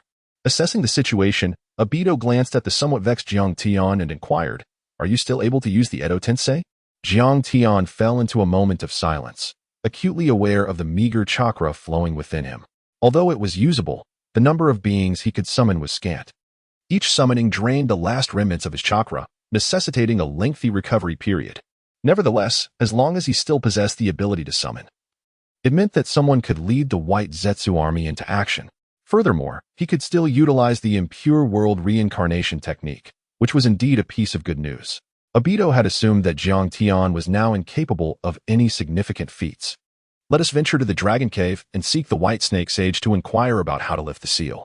After Jiang Tian finished speaking, Obito activated the Kamui space and headed towards the dragon's lair. The two traversed the shrine outside the lair and continued onward, arriving at the depths of the dragon's lair. How infuriating! They were so close to successfully capturing the Nine Tails. Upon entering the cave, Jiang Tian's first utterance was one of lamentation. Had he not failed this time, he would have been able to meet Ling sooner. His inner turmoil stemmed from Ling, as his failure to capture resulted in a delay of her revival. White Serpent Sage. How can this seal be lifted? In response to Jiang Tian's inquiry, the White Serpent Sage scrutinized his form intently. The 5-element seal of the Old Toad cannot be undone. It must await the dissolution of the seal itself. Wait, I cannot afford to linger even a moment longer. Is there no other recourse? Jiang Tian furrowed his brow. The success of the Moon's Eye plan was imminent, and the thought of waiting was unbearable. I can utilize the treasures within the Dragon's Cave to assist you in hastening the seal's dissolution, yet this will merely expedite the process rather than directly dismantle the seal. How long will it take? 1 month, replied the White Serpent Sage. Even with the treasures, the seal could not be directly broken. The sealing techniques of Miaomu Mountain surpass those of Dragon's Cave, yet in terms of combat prowess and destructive capability, Dragon's Cave remains the preeminent among the 3 sacred grounds. During this time, let the army of Bai assist you in your efforts for the Edo Tensei. Jiang Tian nodded, accepting the situation. He clasped his hands together, exhausting the last vestige of his chakra to summon 2 coffins, those of Scorpion and Deidara. As the two emerged from their sepulchres, a profound sense of weakness washed over Jiang Tian. The reanimation jutsu had completely drained the scant remainder of his chakra, rendering him utterly feeble. You two will lead the White Zetsu in reconnaissance, primarily to gather intelligence on the tailed beasts. After orchestrating the departure of Scorpion and Deidara, Jiang Tian felt his vision darken, and a wave of dizziness enveloped his mind, nearly causing him to succumb to unconsciousness. Chapter 66. The Battle at Mayaboka Mountain. After the departure of Jiang Tian and Obito, the Hidden Leaf Village was once again reduced to scorched earth. It seemed that regardless of the circumstances, it was always the Hidden Leaf that suffered devastation and injury. This provoked a sense of indignation among many leaf ninjas. Why? Despite the existence of the 5 great ninja villages, did Jiang Tian and the masked man choose to relentlessly target the Hidden Leaf? Jiang Tian is faring well, after all. He is a rogue ninja from Konoha. It is widely known that he harbors a deep-seated animosity towards the village, stemming from his ties to a member of the Uchiha clan. As for the masked man, following this battle, everyone has witnessed the terrifying prowess of both Jiang Tian and Obito. No one dares to underestimate them any longer, believing that they alone could incite the 4th Great Ninja War. While others may falter, it is universally acknowledged that Jiang Tian and the masked man certainly can. Ladies and gentlemen, you have all observed the recent battle. Jiang Tian has grown even stronger. He has successfully mastered the Sage Mode of the Dragon Cave and can summon the avatar of the White Snake Sage. If we do not take decisive action soon, the annihilation of the ninja world is imminent. In the Hokage's office, Tsunade occupies the main seat, her face marred by the wounds inflicted by Obito. With a furrowed brow, she surveys those present, her expression grave, as the situation has spiraled beyond our control. The 5 great ninja villages have collaborated time and again, yet they have been unable to subdue Jiang Tian, a feat unheard of until now. Escaping unscathed from the combined siege of the 5 great villages is something only her grandfather and the ancestors of the Uchiha clan could have accomplished. The mere thought of this fills Tsunade with an overwhelming sense of seriousness. Indeed, we must devise a strategy. The strength of Jiang Tian and the masked man surpasses our expectations. We cannot stand idly by and watch the ninja world perish. The Rakage, a typically hot-headed middle-aged man, has surprisingly adopted a grave demeanor, indicating the immense pressure he feels. What do you think of the current situation, Lord Tsuchikage? Terumi May turns to Inoki, the eldest among the 5 Kage, seeking his insight and a viable solution. Inoki, equally somber, reflects on Jiang Tian, recalling the negotiations among the 5 Kage from years past. Organized by the first Hokage, it was essentially the inaugural summit among the 5 great villages. As the bodyguard of the Tsuchikage, he encountered the man who cast a long shadow over his life, the Uchiha Madara. Just the sight of Madara's crimson Sharingan was enough to instill fear in his younger self, rendering him paralyzed with terror. Today, Jiang Tian bears an uncanny resemblance to Uchiha Madara, possessing the same crimson eyes and formidable strength that evokes dread. Yet, the current 5 great villages cannot find anyone of the caliber of the first Hokage. While Madara faced the wrath of the first Hokage, Jiang Tian finds himself unchallenged. No one can rival him. This battle has clearly demonstrated his might. He has even surpassed the strength of Madara from back then. In the past, the first Hokage could defeat Madara. Now, who possesses the ability to vanquish Jiang Tian? We are at an impasse. I implore you all to set aside past grievances and unite the ninjas of the 5 great villages for the sake of our survival in the ninja world. Let us fully cooperate, as Inoki's words resonate with a sense of resignation. The 5 great villages once erupted into 3 bloody wars, fueled by deep-seated animosity that is not easily relinquished. Yet, they now find themselves in a predicament, with no recourse but to watch the ninja world fade away. I am open to the Tsuchikage perspective. Tsunade was the first to voice her thoughts. Konoha has always been a prime target for Jiang Tian and the masked man, so the assistance from other villages is indeed a fortuitous development. Sunagakure is also willing to rally all its ninjas to fight for the survival of the ninja world. I concur. For the first time, the 5 great villages are setting aside their personal grievances to unite. Very well. The specific battle plan will be deliberated upon collectively by the 5 Kage. We shall return to our villages to inform the ninjas of this resolution. The ninjas from the 5 great villages assemble, and an army of 100,000 white Zetsus is mobilized. War is on the brink of erupting. The Eye of the Moon plan is soon to take center stage. Kakashi, where have Naruto and the others gone? After the departure of the 4 Kages, Tsunade inquired about Kakashi and Naruto's whereabouts. In the coalition's battle strategy, the safety of the 9 tails and the 8 tails is paramount. Without the tailed beasts, Jiang Tian and the masked man cannot execute the Eye of the Moon plan. Naruto has been taken to Mayaboka Mountain by Fukasaku Sage. where it is said that the great sage Fukasaku will provide him with specialized training. That is reassuring. At Mayaboku Mountain, under the guidance of the great sage Fukasaku, he should be quite safe. Knowing that Naruto is in Mayaboku Mountain, Tsunade breathed a sigh of relief. Jiang Tian could not possibly infiltrate Mayaboku Mountain to capture the tailed beast, unless he seeks his own demise. Within Mayaboku Mountain, Naruto awakened from his stupor, sitting attentively beside the great sage Fukasaku, absorbing his teachings. In his confrontation with Jiang Tian, he realized the extent of his own frailty. If he cannot even defeat Jiang Tian, how can he claim to protect the village? The world would be obliterated by that fiend, rendering his ambition to become Hokage a mere hollow aspiration. Little Naruto, the serpent from the dragon cave, has chosen that young man named Jiang Tian. Therefore I choose you. Mayaboku Mountain shall also partake in the fourth great ninja war. I cannot stand idly by while the ninja world is annihilated. Mayaboku Mountain, the dragon cave, and the wet-bone forest have coexisted for countless ages. Though they often engage in subtle skirmishes among themselves, they have never intervened in the great wars of humanity.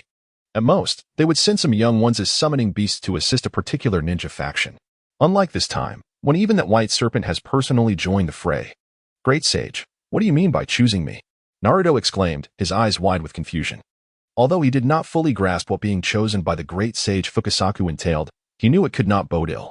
I will teach you the most powerful sage mode of Mayaboku Mountain and contract you to participate in the fourth war, declared the great sage Fukasaku. If Jiang Tian wins this war, then Mayaboku Mountain will gradually fade away. Without ninjas to sign contracts, it is merely a matter of time before Mayaboku Mountain disappears. Sign a contract with me? Naruto's mouth fell agape in shock. It was utterly absurd to consider summoning the great toad sage as a contract beast. How could I possibly enter into such an agreement? This is simply impossible. The great toad sage shook his head and replied, Little Naruto, this is not the time to concern ourselves with seniority or face. I must shoulder the responsibilities of a leader and ensure the continuation of my clan in Mount Mayaboku. Therefore, prepare yourself to undergo my rigorous training, to inherit the most formidable legacy of Mount Mayaboku, and face Jiang Tian in battle. The phrase rigorous training, face Jiang Tian in battle, seemed to possess a peculiar enchantment, igniting a fierce fighting spirit within Naruto's eyes. He yearned to protect his village, safeguard his comrades, and become Hokage. Thus, he must confront Jiang Tian and defeat him. I shall heed the great sage's words and train diligently.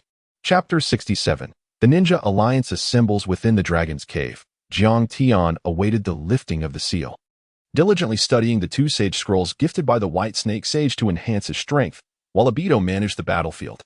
Fei, I never anticipated how deeply you concealed your intentions. The two of you have instigated a war, Deidara teased with a smirk.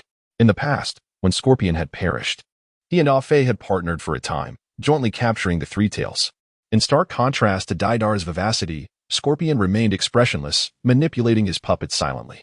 You two shall lead the White Zetsu army to gather intelligence as the vanguard for the Fourth Great Ninja War. Remember, your primary objective is to investigate the Jinchuriki of the Eight Tails and Nine Tails. If you encounter formidable adversaries, retreat promptly. Obito conveyed the battle plan clearly. Having conferred with Jiang Tian, during this month of awaiting the seal's dissolution, they could afford to slow the progress of the Moon Eye plan, as long as it did not come to a complete halt. Though Scorpion and Deidara were both formidable, they needed to exercise caution against the Ninja Alliance. They were undeniably invincible in combat, but needn't face foes one by one unnecessarily. Retreat? Huh? Do you think Scorpion and I need to retreat? Let us not forget we possess immortality, Deidara boasted, having discovered that after his previous experience with self-detonation, he emerged unscathed, his body capable of regeneration. This inflated his ego, leading him to perceive everyone as weaklings, even when regarding Jiang Tian and Obito. Once a comrade, Scorpion had been reduced to a mere little scorpion in Deidara's eyes. Little Scorpion, do you not agree that we are now invincible together? Scorpion shot him a glance, saying nothing, feeling that this fool had lost his senses. No. It seemed he had always had some issues with his intellect. Sensing Scorpion's thoughts, Deidara began to protest. What do you mean by that? Do you look down upon me? Have you forgotten? We are the artistic duo, a team. You cannot regard me with such disdainful eyes. Scorpion replied softly, I am but a puppeteer creating art, not one to self-destruct. Deidara, the handsome lad from the Akatsuki, could only respond with silence. Enough bickering, let us embark on our mission. Remember my words. Our primary objective is to gather information regarding the tailed beasts. Obito observed the two troublesome youths with a paternal sigh. It was indeed worrisome to have them summoned by Jiang Tian. The true troublesome youth was himself and Jiang Tian. Alas, if neither of them spoke of it, then they were not troublesome youths. Outside the base, 100,000 white Zetsu surged forth like a tidal wave. Scorpion and Deidara resolved to venture to the hidden cloud village to gather intelligence, for Jiang Tian had mentioned that the two Jinchuriki might be concealed there. Though their precise locations remained unknown, Deidara summoned a bird and seated Scorpion upon it. Scorpion, should I self-destruct upon encountering enemies, or should I self-destruct? He mused with a chuckle. Art is an explosion. Art is the sublime moment. Scorpion, maintaining his stoic demeanor, replied softly, No, art is eternal. It is the eternal art that is the most beautiful. No, no, no. The moment of explosion is the most beautiful. I insist it is eternal. As Obito watched the great bird take flight, he could only shake his head, rubbing his temples in mild exasperation. Indeed, they were two troublesome youths. Doesn't your conscience ache when you utter such words? At the intersection of the 5 great ninja villages, all the ninjas gathered. The crowd coalesced, revealing a sea of ninjas clad in various attires. Unlike previous occasions, this time all ninjas had exchanged their village headbands for newly crafted ones emblazoned with the character for ninja. In that moment, they were no longer defined by their villages. They stood united as members of the Ninja Alliance. As the ranks were organized, the leaders of the 5 villages made their appearance simultaneously. Look, it's the esteemed leaders. With such esteemed figures leading us, victory in this war is assured. Indeed, it is. The arrival of the 5 Kages instantly elevated the atmosphere to a fervent climax. Ladies and gentlemen, the reason we gather here today needs no elaboration. It is clear to all. We stand for the survival of the ninja world. To prevent the destruction of the world we depend upon, and for the honor of ninjas. We must win this war. Defeating Jiang Tian, the rogue ninja from Konoha, and the masked man is the sole path to victory. Today, we turn to you, urging you to give your utmost to secure triumph in the 4th Great Ninja War. The elder Tsuchikage, speaking on behalf of the 5 Kages, rallied the spirits of all present, igniting a fervor that swept through the crowd. Defeat Jiang Tian and secure victory. Eliminate the masked man and thwart the Moon SI plan. Fight! Fight! Fight! The ninjas erupted with ecstatic cheers, as if invigorated by a surge of energy. I shall now announce the leaders of each faction, the Earth Shadow declared, retrieving a list from within his robes. The supreme commander of the ninja allied forces will be none other than the former Hokage of the Hidden Cloud Village. This decision was reached through mutual agreement among the 5 Kage. The commander, as the emblem of the coalition, is best suited to be the formidable Hokage. As the Earth Shadow is advanced in years, and the Wind Shadow, Gaara, is still quite youthful. The remaining 2 shadows, after all, do not possess the strongest combat capabilities. The chief strategist of the ninja allied forces will be the former Hokage, Tsunade. The overall commander of the ninja forces will be entrusted to the former Wind Shadow, Gaara, who will oversee all ninja contingents. The leader of the daimyo's guard will be the former Mizukage, Materumi. As the Earth Shadow concluded the reading of the list, murmurs of discontent rippled through the ranks of the coalition. Can the Wind Shadow, being so young, truly lead us to victory in this war? Why is it that the youngest Wind Shadow assumes the role of commander of the allied forces? Could not Lord Earth Shadow take on this responsibility? This commentary came from a ninja of the Hidden Stone Village, who felt slighted that their own shadow had not been assigned a significant position. What do you mean? Why should Lord Wind Shadow take on this role? Is it not fitting for him to serve as the commander? A ninja from the Sand Village immediately contested this. The newly formed coalition was a motley assembly, with ninjas from all 5 great villages intermixed. While the higher echelons of the 5 Kage could set aside their grievances to unite, the lower-ranking ninjas found it far more challenging to genuinely cooperate without prejudice. It was ludicrous to expect collaboration with those who had previously vanquished their friends and families. The animosities ran deep. How dare you speak so ill of Lord Wind Shadow? Bang! The ninja from the Hidden Stone Village who had disparaged the Wind Shadow was met with a swift punch to the face. What are you doing? Why strike someone? Seeing one of their own attacked, other ninjas from the Hidden Stone Village rushed to intervene. Like a butterfly effect, the situation escalated, and chaos ensued. Chapter 68. All preparations complete. The sudden outbreak of violence left everyone in shock. The anticipated unity was shattered even as the announcement was made. Stop. Please cease this fighting. Gaara urged, his brow furrowed in concern, Yet his words fell on deaf ears, as though no one acknowledged the pleas of this young leader. How infuriating. I told you to shut your mouth. How dare you speak ill of Lord Wind Shadow? I am merely stating the truth. The Wind Shadow is too young to command the allied forces. The turmoil and bickering continued unabated within the coalition ranks, and the Raikage, observing Gaara's futile attempts at pacification, felt his expression darken. With arcs of electricity crackling around him, he stamped his foot and bellowed, "You bunch of ruffians, silence yourselves at once." The ninjas from various villages ceased their actions, for while they might dare to disregard Gaara, none would defy the words of the formidable and temperamental Raikage, unless they wished for their bones to splinter. My friends, I acknowledge my inexperience and the unworthiness of my candidacy for the position of Commander-in-Chief.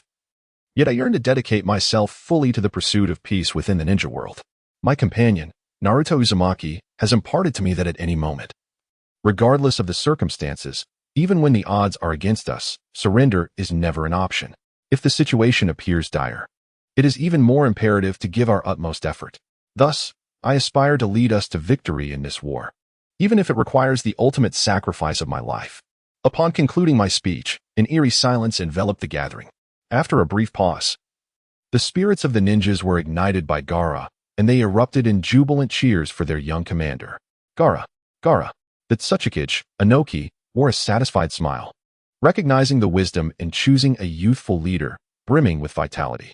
It had indeed been Inoki who proposed and staunchly supported Gaara's appointment as the commander of the allied forces.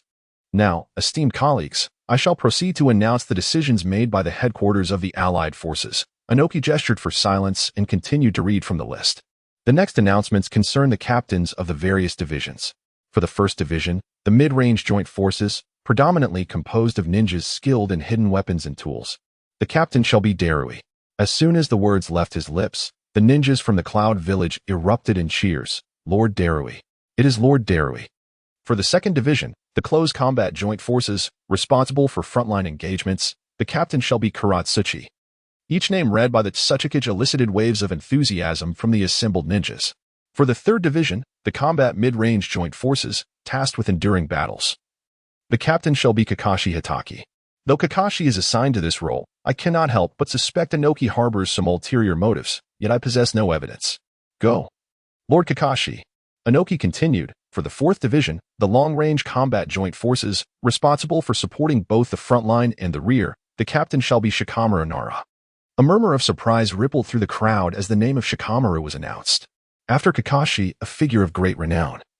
To have such a young individual as captain raised eyebrows. What could this mean? Shikamaru, who is he? This was a name unfamiliar to many. Was there some hidden agenda? Why was it that a person so young could assume such a significant role? Indeed, Gaara, as the Kage, holds a significant position. Yet what status does this young man possess? The onlookers gazed at the youth at the forefront of the formation, his ponytail swaying, their eyes brimming with skepticism. The captain of a battalion must be meticulously chosen. After all, the entire unit is entrusted to their command. A single miscalculation could plunge the entire corps of ninjas into peril. Tsuchikage, having overheard the murmurs, raised his voice to introduce the ninjas. It was Nara Shikamaru who proposed the plan to eliminate the two when the masked man was in a weakened state. He serves as the strategist for the allied forces, and under his guidance, the support unit can influence the entire battlefield, making swift and accurate decisions. To think that such a formidable strategy originated from a young man of Konoha. Upon learning that Shikamaru was the architect of the plan to dispatch the two formidable foes, doubts regarding his leadership dissipated entirely. Every ninja was aware of the plan's brilliance, which nearly vanquished the masked man and could have hastened the war's conclusion. Having such an individual as captain instilled a sense of reassurance. The 5th unit, a special operations force, comprised samurai and ninjas with unique combat skills, was helmed by Mifune from the Land of Iron. Mifune, alongside the samurai, joined the allied ninja forces, and the 5 Kage graciously appointed him as the commander of the 5th unit.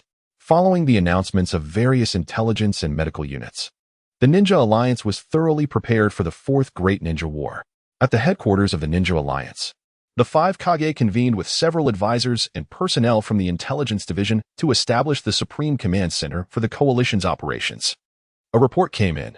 Intelligence had located the whereabouts of former Akatsuki members Deidara and Sasori. The Alliance had been closely monitoring the movements of Kakashi and Obito, and the long-awaited news had finally arrived.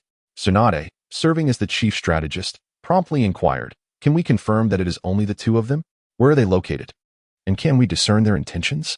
Yamanaka Inoichi, the captain of the intelligence division, swiftly responded, reporting the gathered information. "Currently, we have identified only the two of them. And according to our intelligence, they are headed towards the Hidden Cloud Village." The mention of the Hidden Cloud Village sent shockwaves through the five Kage. While others might be oblivious, they knew well that the Eight Tails and Nine Tails were concealed in the vicinity of that village.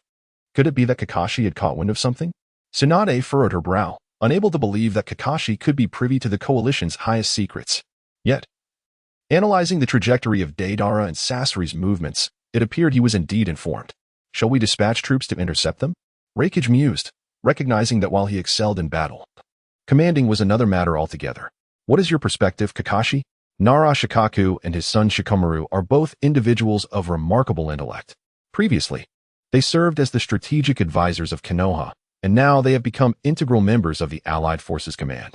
"Lord Hokage, I propose that we dispatch a specialized combat unit specifically designed to counter the abilities of the two," he suggested, for the purpose of interception. "This way, regardless of Jiang Tian's true intentions, we can respond with utmost swiftness, and the main force can be mobilized at any moment." Tsunade nodded in agreement, finding merit in this suggestion. "Which unit do you believe would be most suitable for this task?"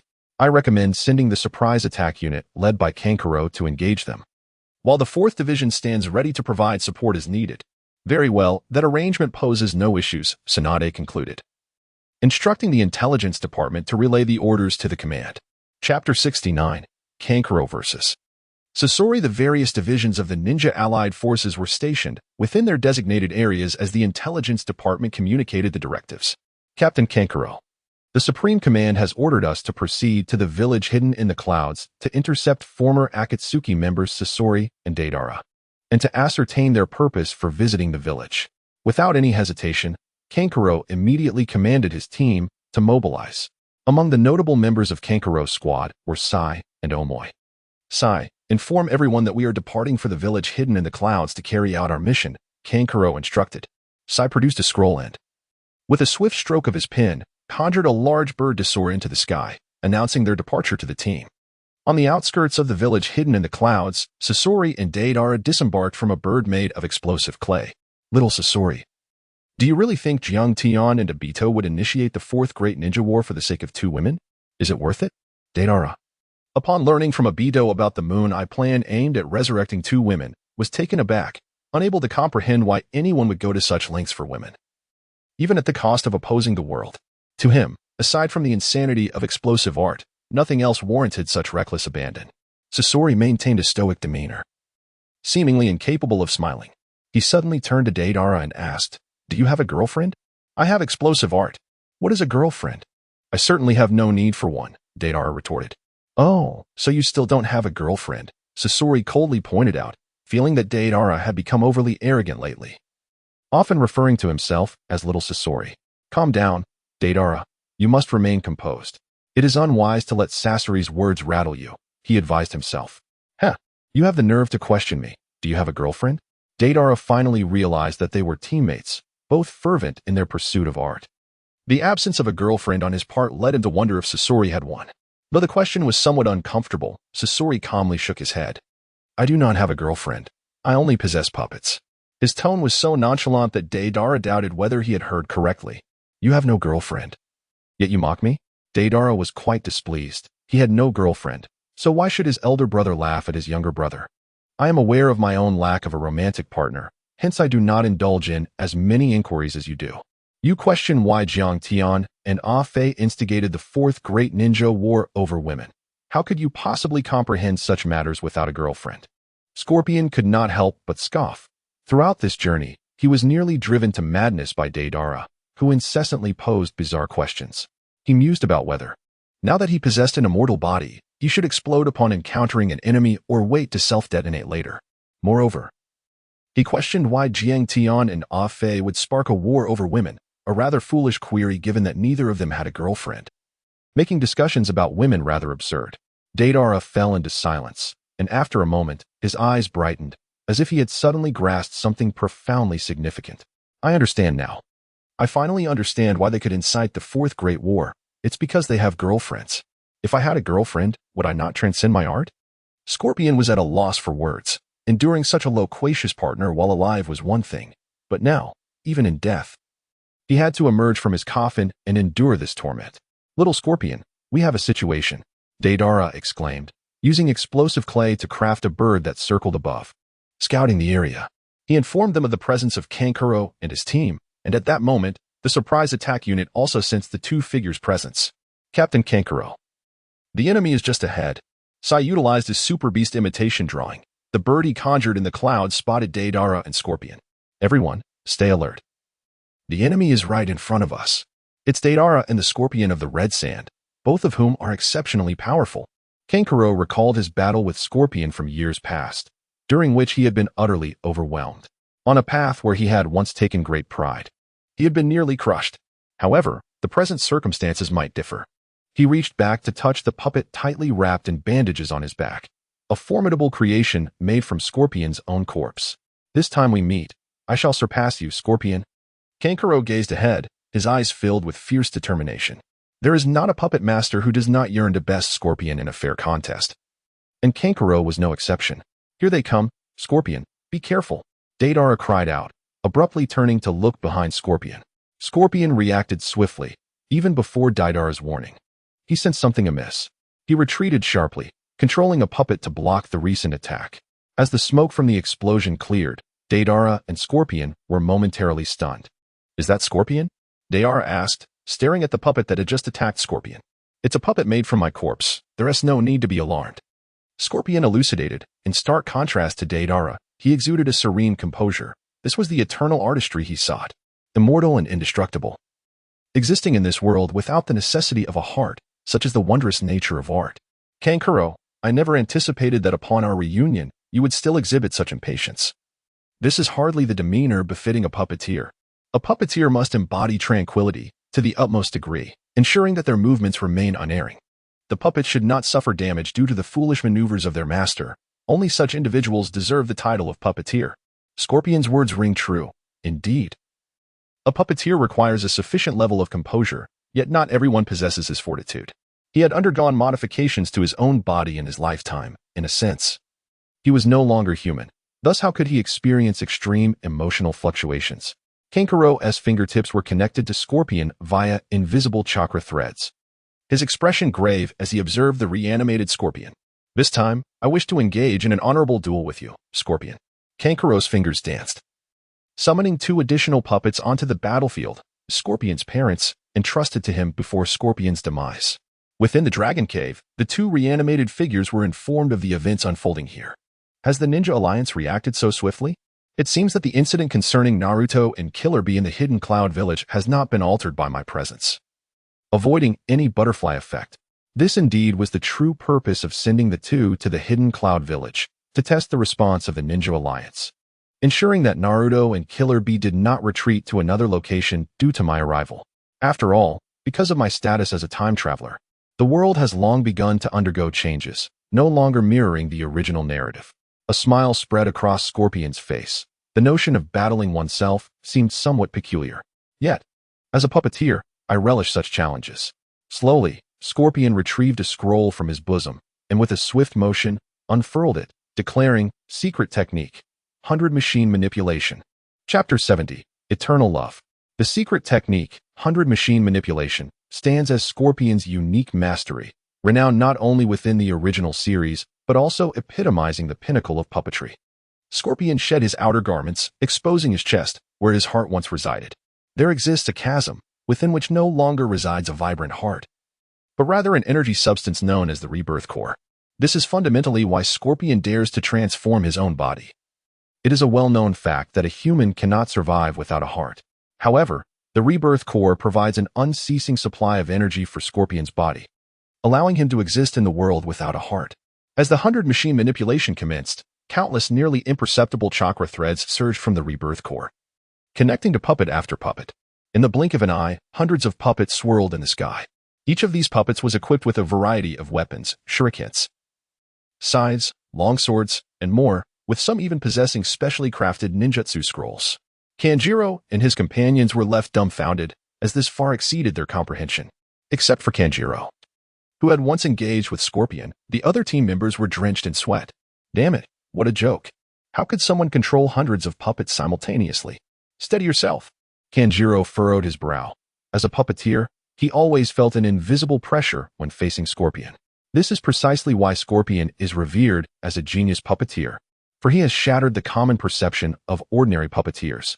A truly formidable puppeteer could command an entire legion. Little Scorpion, I must say, each time I witness your 100 machine manipulation, I am left in awe. It truly is a remarkable art. However, it still pales in comparison to my self-detonation. Deidara has seldom acknowledged anyone, aside from Itachi Uchiha, who once recruited him into the organization, and this partner who has elevated eternal art to its pinnacle. Scorpion's expression remained icy as he replied coolly, indeed it is somewhat lacking compared to your form of suicidal art. Little Scorpion, do you even comprehend the meaning of politeness? Politeness. The utterance of such a word from Deidara seems somewhat inappropriate, as he is the least polite of them all. Scorpion disregarded the incessant chattering of Deidara and commanded his puppets to charge towards Kanjiro's team. Crimson secret technique, flame bullets. Kanjiro danced his fingers, directing the puppet Scorpion to attack his own puppets. The body of Scorpion, crafted into a puppet, erupted in flames from its arms, hurling fire towards the puppets of the 100 machine manipulation. An absurd scene unfolded as I fought against myself. The reanimated Scorpion gazed at his own corpse with an impassive expression, his fingers moving with increasing speed as hundreds of puppets surged forward towards Kanjiro's team. Ninjutsu. Super beast imitation. Sai produced a scroll, his brush dancing, as various ferocious beasts leapt from the scroll, tearing at the puppets controlled by Scorpion. Little Scorpion, do you require my assistance? As his companions were besieged, Deidara instantly grew displeased, feeling disregarded as he was treated like air, with a multitude attacking a single individual. No need. A duel between puppeteers does not require your intervention. In the heart of Scorpion, the battle of puppet masters must be conducted through the means of a puppet master. This aspect is one of the most criticized by fans of the original work. Despite being part of an invincible organization, they insist on executing tasks individually, allowing others to be eliminated one by one. Scorpion remains exceedingly formidable. Even though his prowess has significantly increased, and despite the growth of Kankuro, he still finds himself challenged when facing this genius ninja. This is the allure of the Akatsuki Sasori. While other puppet masters can merely control a handful of puppets, he commands an entire legion at his side. As Scorpion's attacks intensify, beads of sweat cascade down Kankuro's forehead, prompting him to hastily deploy his second puppet. The secret technique, double release, summons the Black Ant. A puppet equipped with multiple arms. The Black Ant scuttles across the ground at breakneck speed toward Scorpion, its belly mechanism springing open to ensnare him within its body. From the depths of the Black Ant, countless ninja tools emerge from various mechanisms, tearing into Scorpion's form. However, the reincarnated being possesses an immortal body. Though trapped, Scorpion's manipulation of the 100 puppetry continues unabated. From the skies, 3 puppets dive downward, brandishing their weapons to dismantle the Black Ant. With a resounding crash, the Black Ant shatters, and a disfigured Scorpion rises from within. Kankuro, you could never defeat me before. Now, with my immortal body, you stand even less of a chance. Thus, choose your fate, death or escape from this place. Scorpion, contemplating sparing Kankuro's life, clearly contradicts the orders conveyed by Jiang Tian. Little Scorpion, have you lost your mind? Deciding to let these people go on your own will certainly provoke Jiang Tian's wrath, and he will undoubtedly revoke your Edo Tensei. Deidara exclaimed anxiously, as Scorpion's closest ally. He still wished to continue partnering with Scorpion, unwilling to witness his disappearance. We only agreed to assist him in capturing tailed beasts, not to eliminate anyone. Scorpion remained composed, fully aware that everything transpiring here had already been communicated to Jiang Tian. In the depths of the Dragon Cave, Jiang Tian frowned. This is the downside of the Edo Tensei. Reincarnated beings retain their memories from life, making them susceptible to emotional appeals from old acquaintances, leading to verbal duels and reflections.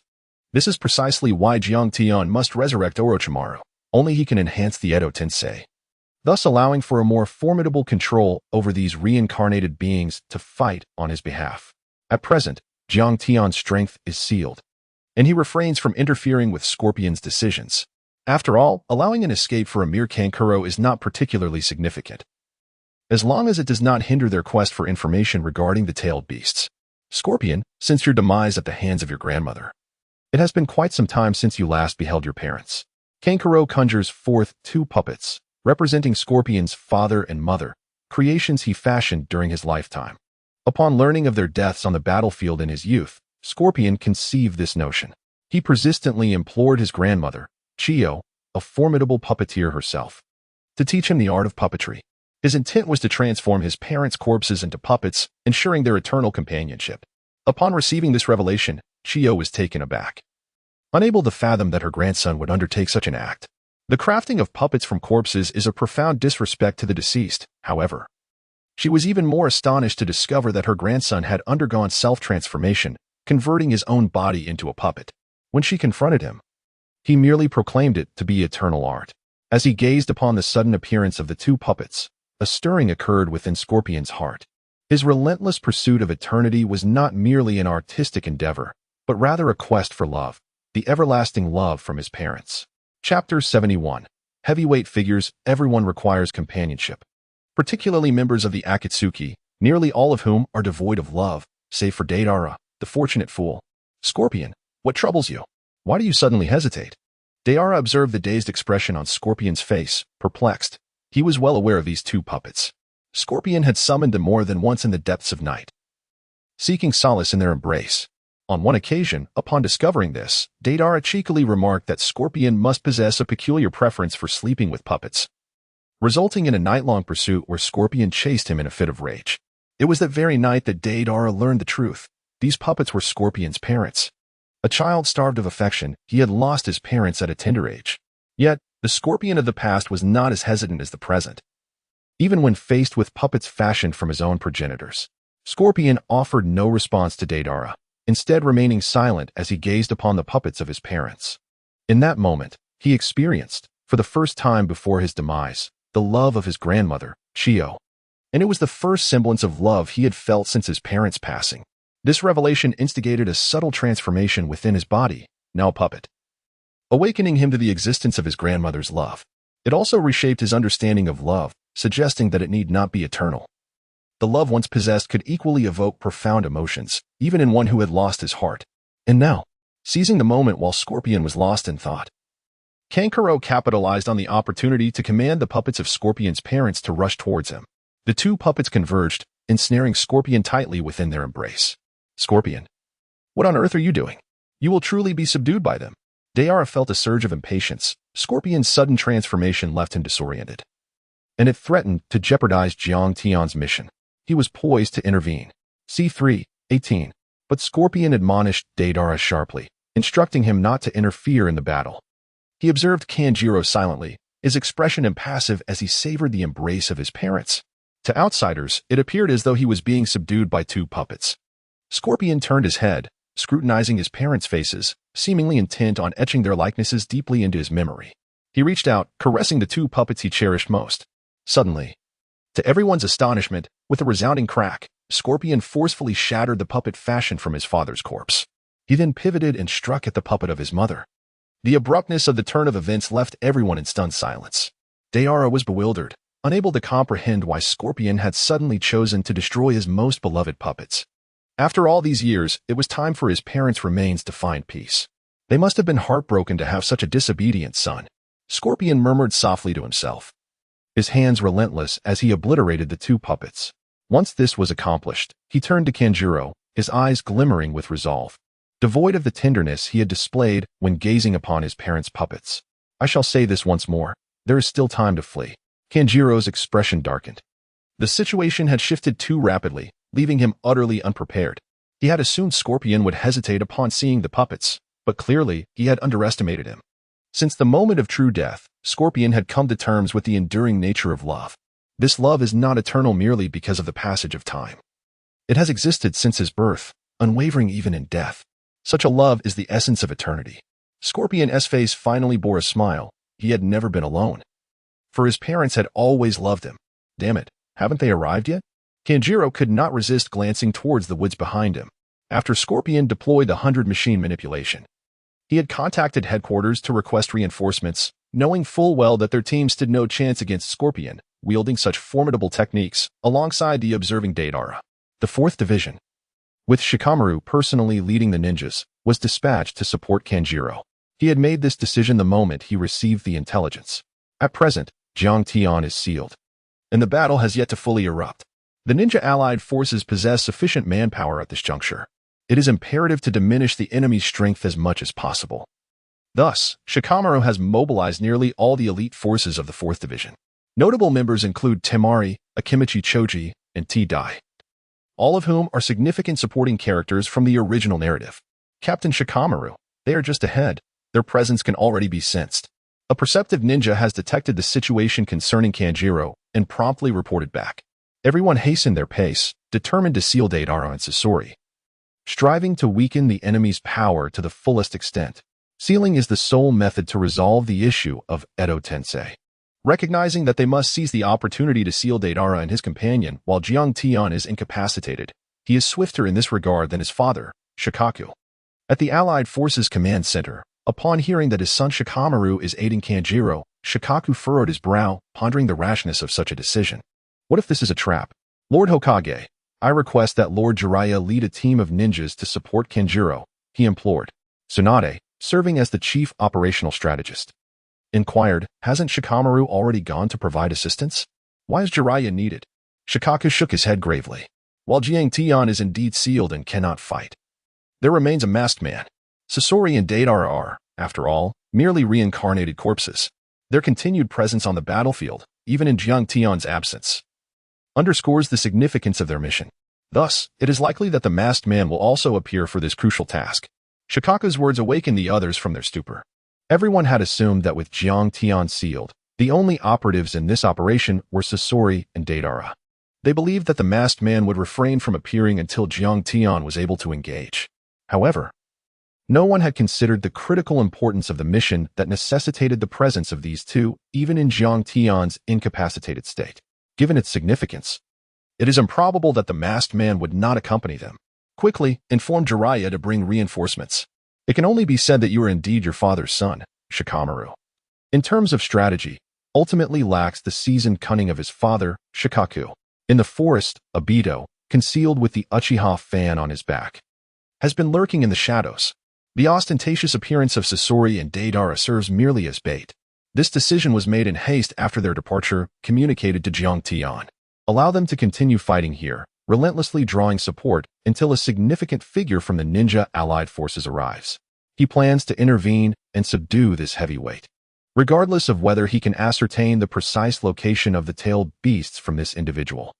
He can capture them and use them as hostages to exchange for something of value. Now, this heavyweight from the allied forces is none other than the approaching Jiraiya. Chapter 72. Don't be afraid, little D. Has the support team arrived?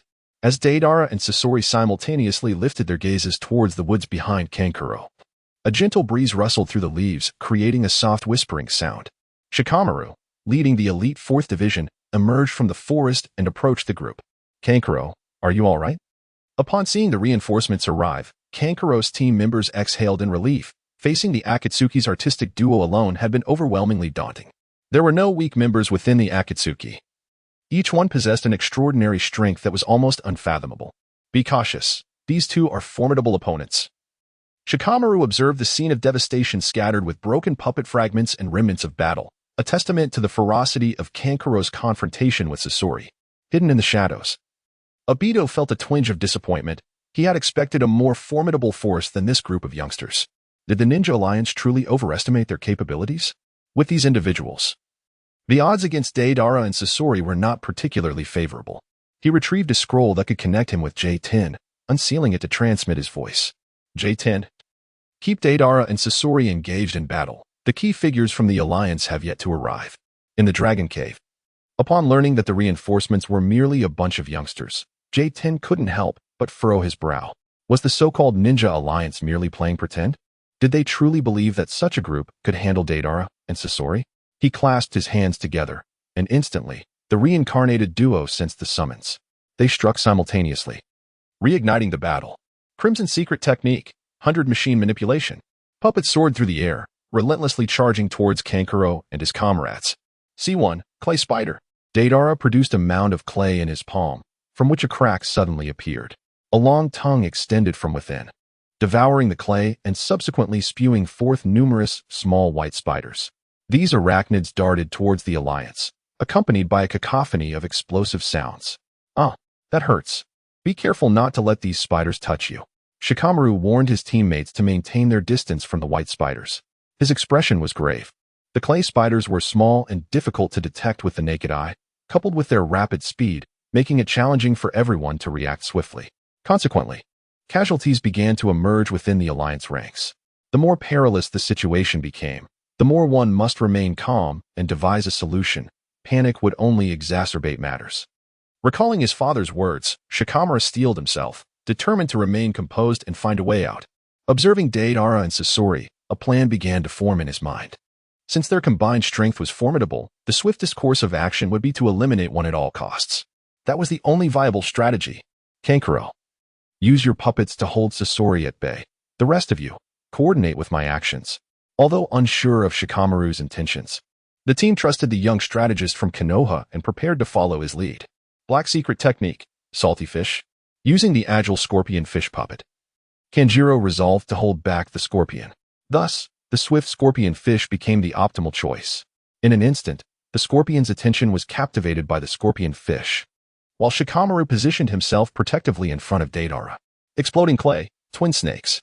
Two white snakes, crafted from clay, surged toward Shikamaru, aiming to attach themselves to his body and obliterate him into fragments. Soi, act quickly. At Shikamaru's command, Soi swiftly produced a scroll, his brush dancing as he invoked the ninja technique, Super Beast Imitation. An oddly shaped beast erupted from the scroll, charging directly at the twin snakes. Boom! A resounding explosion echoed as the beast collided with the twin snakes, resulting in an instantaneous detonation. Deidara, observing the thwarted assault, was not disheartened. Instead, he clapped and praised. "Impressive, you managed to block the twin snakes.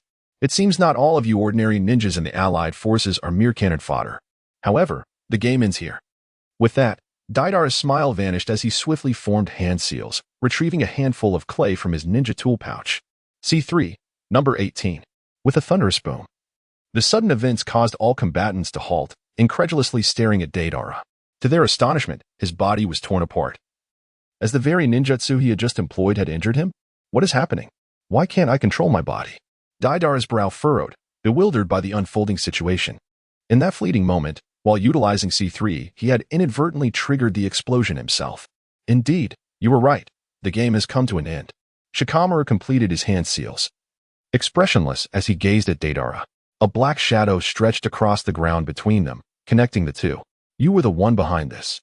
Even Deidara, oblivious as he was, recognized that Shikamaru's actions were the cause of his injury. The Nara clan's unique secret technique, the shadow imitation technique. Although its destructive power was negligible, it could yield unexpected results if utilized correctly. Haha, even if you control me, what of it? I am a reincarnated body, immortal.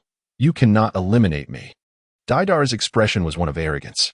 Ever since his resurrection by Jiang Tian, he relished the thrill of self-detonation, growing increasingly conceited, believing no one could surpass him, especially since he could not die. Despite Jiang Tian's warnings that the Edo Tensei would be sealed, Deidara, having never witnessed such a sealing, remained fearlessly naive. Indeed, you cannot be slain, but today I have brought a ninja well-versed in sealing techniques for this very moment. Everyone, attack. As Shikamaru's words fell, several ninjas lunged toward Deidara, prepared to seal him. For the first time, a hint of panic crossed Deidara's face as he beheld the advancing figures. Scorpion, save me. Upon hearing the desperate cries of his younger ally, Scorpion maneuvered his puppets to obstruct Kankuro's salamander, charging towards Deidara. Typically reticent, Scorpion unexpectedly raised his voice, exclaiming loudly, "Do not fear, little Deidara, Scorpion is here." It must be noted that the term little Deidara bore a hint of personal grievance. A fleeting thought crossed Deidara's mind. Perhaps it would be better if he refrained from intervening. With a swift motion, Kankuro and Sai, despite their injuries, positioned themselves to impede Scorpion's advance. Their arms were instantly torn by Scorpion's puppets, blood gushing forth. Do not even think about passing. While I may not be able to defeat you, I can certainly hinder your progress. Kankuro gritted through the pain, a forced smile on his face. As the ninja responsible for his seal drew nearer, Deidara felt a surge of panic, resorting to desperate cries for help. Afei, if you do not appear soon, I shall be eliminated. Chapter 73. I must first inquire whether I agree of Fei, the masked man. This outcry sent a shiver through the hearts of the allied forces present. The masked man had followed them? Such a formidable figure appearing in this scenario was beyond their capacity to handle. Fei, you must hurry, or I shall truly become enraged. After all, I was once your senior during my lifetime. Is it fitting to disregard me like this? Daidar's predicament left Toby, who had been lurking in the shadows, with a throbbing headache. Noticing the absence of reinforcements, Toby decided against waiting any longer. He would eliminate these nuisances first. When will you become more reliable? I have never encountered anyone who so eagerly exposed the location of their comrades. You are the first. From the darkness, Toby emerged, bearing the Uchiha fan and donning a white mask. The masked man had truly arrived. Cursed be this situation, it differs entirely from what I had anticipated. Shikamaru's eyes widened in urgency. If the masked man was present, all of them would inevitably perish today. In the face of overwhelming power, his intellect bore no weight. No matter what strategies he devised, he could not escape the inevitable crushing defeat. Toby wielded the Uchiha fan effortlessly, and with a mere flick, Shikamaru was sent flying. The connection between him and Deidara vanished in an instant. Fei, you display a shocking lack of respect for your seniors, arriving only now to take action. I was nearly sealed just moments ago. It was perilous. As Deidara freed himself from the shadow imitation technique, he hurried to Toby's side, chattering incessantly. Well, it seems our plan to capture key individuals has failed. Let us proceed to eliminate these nuisances. As soon as those words were uttered, the expressions of the allied ninjas shifted dramatically. Faced with the masked man who had ignited the Fourth Great Ninja War, they found themselves utterly powerless to resist. Obito repositioned the Uchiha fan upon his back. Dealing with these insignificant foes required not even ninjutsu, merely taijutsu sufficed. He charged towards the group, akin to a ravenous wolf infiltrating a flock of sheep, seizing one ninja by the neck and exerting a fierce grip. With a swift twist, he snapped the man's neck and continued his relentless assault. His figure flickered among the crowd, as one by one, members of the alliance collapsed to the ground, their bodies turning limp as if they were mere puddles of mud, all felled by broken necks. His ruthless methods were executed with such speed that they were nearly imperceptible to the naked eye. Obito had transformed into a harbinger of death, casually reaping the lives of these ninjas. Run! Flee! The cries of alarm and anguish echoed incessantly. Obito's overwhelming power rendered these individuals devoid of the courage to resist. He was simply too formidable.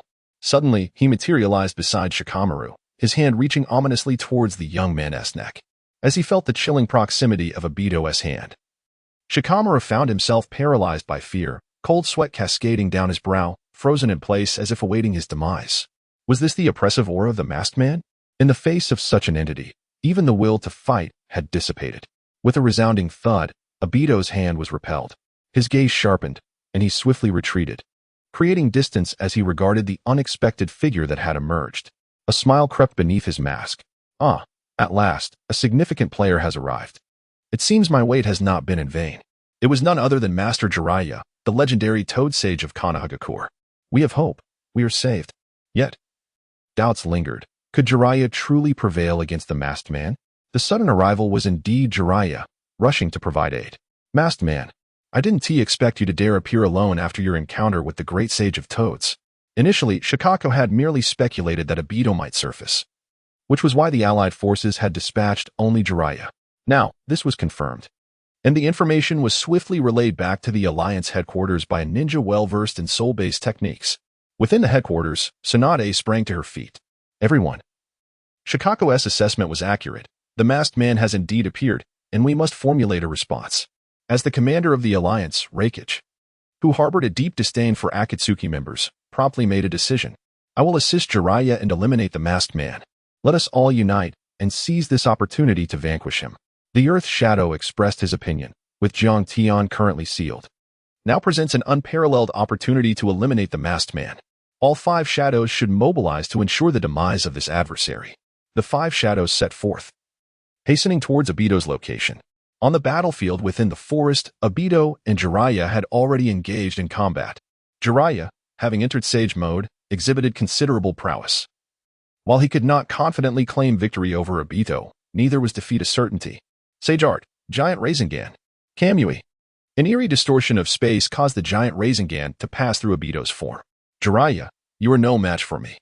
Although it would require some effort in my current state to subdue you, your defeat is inevitable. As the Jinchuriki of the Ten Tails. Obito had yet to activate the Six Paths mode, for the Nine Tails and Eight Tails remained uncaptured. Yet, with the power of the Manjiki Sharingan, Obito found himself in a position of dominance over Jiraiya. Unfazed by Obito's condescending remarks, Jiraiya maintained his composure, harboring no anger. Perhaps I am truly outmatched, but I can at least delay you for a while. He had received word of the Five Shadows approach, and his only objective was to hold Obito at bay. Sage Art. Five Right Gate. Natural energy surged forth, unleashing a torrent of flames. Fire Style. Blazing Storm. Obito, his throat constricted, retaliated with his own fire style technique. The two formidable infernos collided mid-air, gradually neutralizing each other. Observers well-versed in fire style techniques felt a deep sense of shame. This was true mastery of fire style, rendering their own attempts childlike in comparison. As the flames dissipated, beads of sweat began to trickle down Jiraiya's forehead. Is he truly this powerful, the masked man? He glanced behind him, contemplating whether he could hold out until reinforcements arrived. Meanwhile, the Five Shadows continued their journey, consistently receiving updates from the Allied headquarters. Esteemed leaders, we have received word that Lord Jiraiya has engaged the masked man. Another message followed. Lord Jiraiya has utilized Sage Art, while the masked man is employing fire style. The battle remains indecisive. With each update, the pace of the Five Shadows quickened, with Tsunade growing increasingly anxious. As the Hokage, she owed Jiraiya a great deal. His unwavering support had enabled her to solidify her position, alleviating many burdens. Please, everyone, hasten your pace and provide support to Jiraiya. Understood. The shadows nodded in unison, propelling themselves forward with utmost urgency. Suddenly, a colorful energy sphere detonated before them, the shockwave halting their advance. Everyone, there's no need to rush for reinforcements. Let us first discuss the ambush that was laid against me last time. A familiar voice resonated nearby, causing the Five Shadows to widen their eyes in disbelief. How is this possible? Isn't this person supposed to be sealed? In the forest, a man clad in a crimson robe, adorned with a Shura mask and wielding a katana at his waist, emerged. I apologize, but this path is closed. If you wish to offer assistance, you must first seek my consent. Chapter 74. The Tale of Jiraiya. The hero, final chapter. The man who suddenly appeared was a manifestation of Jiang Tian's ocular jutsu. Although his true self was sealed, the clone, unaffected by the inability to utilize Sage Mode, stood undeterred. Since the ambush that befell him previously, the clone had remained absent, causing the Five Shadows to gradually forget him. They had assumed Jiang Tian was rendered powerless by the sealing techniques of the Great Toad Sage and could not summon his clone. Little did they know that this clone was a product of the Kaleidoscope Sharingan, a bloodline limit unique to Jiang Tian, thus inherently remarkable. As they beheld Jiang Tian's unexpected arrival, a wave of confusion washed over the assembly. Jiang Tian, were you not sealed? How can you possibly be here? The Five Shadows struggled to comprehend the presence of one who was supposedly confined by the Great Toad Sage. According to the sage's intel, it would take Jiang Tian at least a month to recover enough to rejoin the fray. Ha ha ha, you lot, bereft of bloodline limits, cannot fathom the might of the Uchiha clan's lineage. The one sealed is Jiang Tian. What concern is it of my clone? The Uchiha bloodline. This fellow must be Jiang Tian's clone. We had misjudged the situation. His clone was not a mere ninjutsu, but stemmed from the bloodline limit of the Sharingan. The elder Tsuchikage, with his vast experience, quickly deduced that the Jiang Tian before them was indeed a manifestation powered by the Kaleidoscope Sharingan. We must hasten to Jiraiya's aid. Otherwise, he may not withstand the onslaught. Tsunade urged urgently. Presently, the only one who cared for her was Jiraiya. Do not entertain thoughts of assistance. Prioritize your own safety. Jiang Tian slowly unsheathed his katana, the kaleidoscope activated, fixating on the 5 individuals. Though the clone could not wield Sage Mode, it possessed all other powers, including that of the kaleidoscope. While unable to claim victory over the united Five Shadows, it was more than sufficient to delay them. Susanoo. A colossal purple figure rose from the ground, completely obstructing the path of the 5. Meanwhile, in the clash between Obito and Jiraiya, the tides were turning unfavorably for Jiraiya. Kamui. The kaleidoscope spun rapidly as Obito reappeared behind Jiraiya, delivering a fierce kick that sent him flying. The Uchiha fan was hurled forth, and the iron chains binding his arms ensnared Jiraiya once more, pulling him back into the fray. A resounding thud echoed as a fist struck his chest, causing blood to spill from Jiraiya's lips. Lord Jiraiya. Shikamaru and a host of Konoha ninjas watched in alarm, if even Jiraiya could not stand against this foe. Their fates were sealed, destined to become lifeless corpses. Ninjutsu, Needle of the Earth God. Jiraiya's white hair stood on end, transforming into silver needles that surged towards Obito. With a swift motion of the Uchiha fan, Obito deflected all of the needles. Jiraiya, you have lost. It is time to conclude this tedious battle. Wood release, cutting technique. Countless wooden spikes suddenly emerged, piercing Jiraiya's body and leaving him resembling a porcupine. Coughing up blood, Jiraiya clenched his teeth to maintain consciousness, reaching to extract the wooden shards embedded within him. The crimson blood had already stained his clothes, with more oozing from the wounds. His body began to sway. Yet he still refused to fall. Masked man, both you and Kage will not emerge victorious from this war. Obito scoffed lightly. The outcome of war cannot be determined by mere words. It relies on strength. Clearly, your power pales in comparison to mine, so prepare to embrace death. With a flicker of movement, Obito delivered another kick. Bang! Jiraiya was sent crashing to the ground once more. This time, he struggled to rise but ultimately failed. His bloodied hands curled weakly, attempting to prop himself up, yet it proved futile. In the face of impending death, countless memories flashed through his mind. Little Jiraiya. Do not be disheartened. Even a genius can compensate through hard work. In his teacher's eyes, he was not the last in his class. This encouragement from the third Hokage had transformed him from a mere underachiever into one of the legendary Sannin of Konoha, the sage of Mount Myaboku. Tsunade, Orochimaru. And his disciple Minato flashed through his memories, encapsulating his life of failures.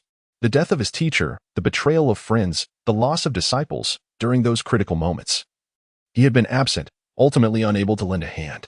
He had never mustered the courage to confess to the woman he loved. Often joking about it, but never speaking seriously, fearing that a sincere confession would lead to Tsunade's earnest rejection. Jiraiya, you truly are a useless ninja, he thought. As the awareness of his cultivation dissipated, a bitter expression on his face. His life seemed overwhelmingly unsuccessful, a failure in many respects. Yet perhaps, even someone like him could still possess some value. In his final moments, the image of Naruto appeared in his mind. That child who always proclaimed his ambition to become Hokage. A metal rod slipped from Obito's sleeve as he slowly approached Jiraiya. Shikamaru and others attempted to intervene, but were thwarted by Sasori and Deidara. With a swift thrust, the iron rod pierced through Jiraiya's chest, just before his heart ceased to beat. A smile graced Jiraiya's face. Then you must be the child of prophecy, without a doubt. The commoner ninja Jiraiya has met his quiet demise, falling at the hands of Obito. In comparison to the esteemed ninjas from the prominent clans of Konoha, he held little status. However, he became a disciple of the third Hokage and, after attaining formidable power, mentored a student who would later ascend to the position of the fourth Hokage. Consequently, his stature within Konoha became exceedingly prominent, with every ninja addressing him as Lord Jiraiya upon sight. Yet, had he not been graced with such accolades, he would have remained merely a civilian of Konoha, and his death would indeed have been a silent one, forgotten by all. Jiang Tian is also a commoner. Had it not been for his formidable strength, Ling's death would have passed unnoticed. This epitomizes the essence of Konoha, which has long strayed from the original intent of its founder. The village was meant to be a sanctuary of peace and equality. Yet following the extinction of the Senju clan, the Uchiha clan met a similar fate. The notion of equality was obliterated with the demise of these two great clans, allowing a few powerful families to seize control. Perhaps this was the true reason behind the Uchiha clan's annihilation. Only by eradicating the Uchiha could the founding clans of Konoha eliminate their rivals. Consequently, the remaining families could govern Konoha with greater ease. Even Tsunade, upon becoming Hokage, occasionally found herself beholden to the whims of these influential clans. The village has become somewhat disheartening. Yet one might hope that the child who ascends to Hokage will instigate change. Unexpectedly, the conclusion of Jiraiya's heroic tale is thus. Although somewhat abrupt, the ending is still commendable. The ninjas who died fighting for the ninja world, Jiraiya's heart ceased to beat entirely. He slowly closed his eyes, destined for eternal slumber. At this moment, Jiraiya's heroic saga reaches its final chapter. Chapter 75, The Perverted Sage. I will take you home. Jiraiya has died, perishing in this forest, at the hands of Obito. Jiraiya-sama, you scoundrel, you shall pay. The Konoha ninja's eyes brimmed with tears, flushed with rage, all glaring fiercely at Obito. Yet, none could confront Obito for vengeance. They were too weak, feeble to even overcome Scorpion and Deidara. Tick-tock, tick-tock. Suddenly, a light rain began to fall from the sky. As if the heavens were bidding farewell to this lecherous middle-aged ninja, Obito gazed silently at the lifeless body beneath him. Jiraiya was innocent.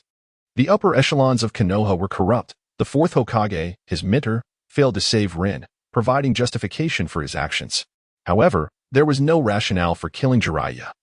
Yet his stance remained unchanged. Anyone who obstructed him from executing the Moon Eye plan to resurrect Rin was an enemy, deserving of death. Even Jiraiya, who had not sullied himself with the corrupt elite of Konoha, was equally deserving of demise, perhaps within the entirety of Konoha. Only Jiraiya truly sought the welfare of the village, untainted by ulterior motives.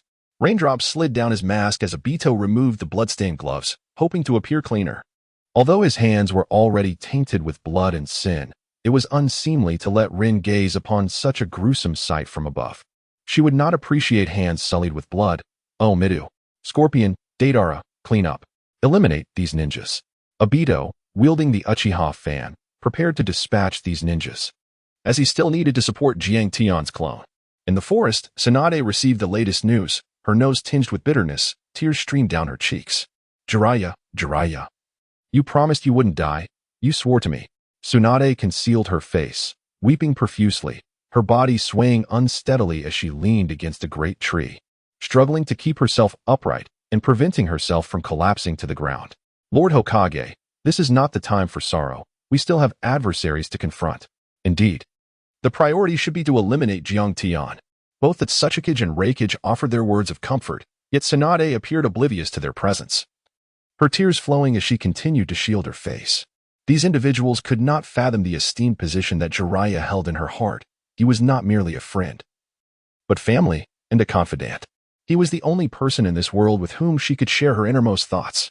The news of Jiraiya's demise struck her with a blow as profound as the loss of a lover in years past. In the Dragon Cave, upon learning of Jiraiya's passing through his clones, Jiang Tian's expression shifted subtly. Divine escape, void annihilation.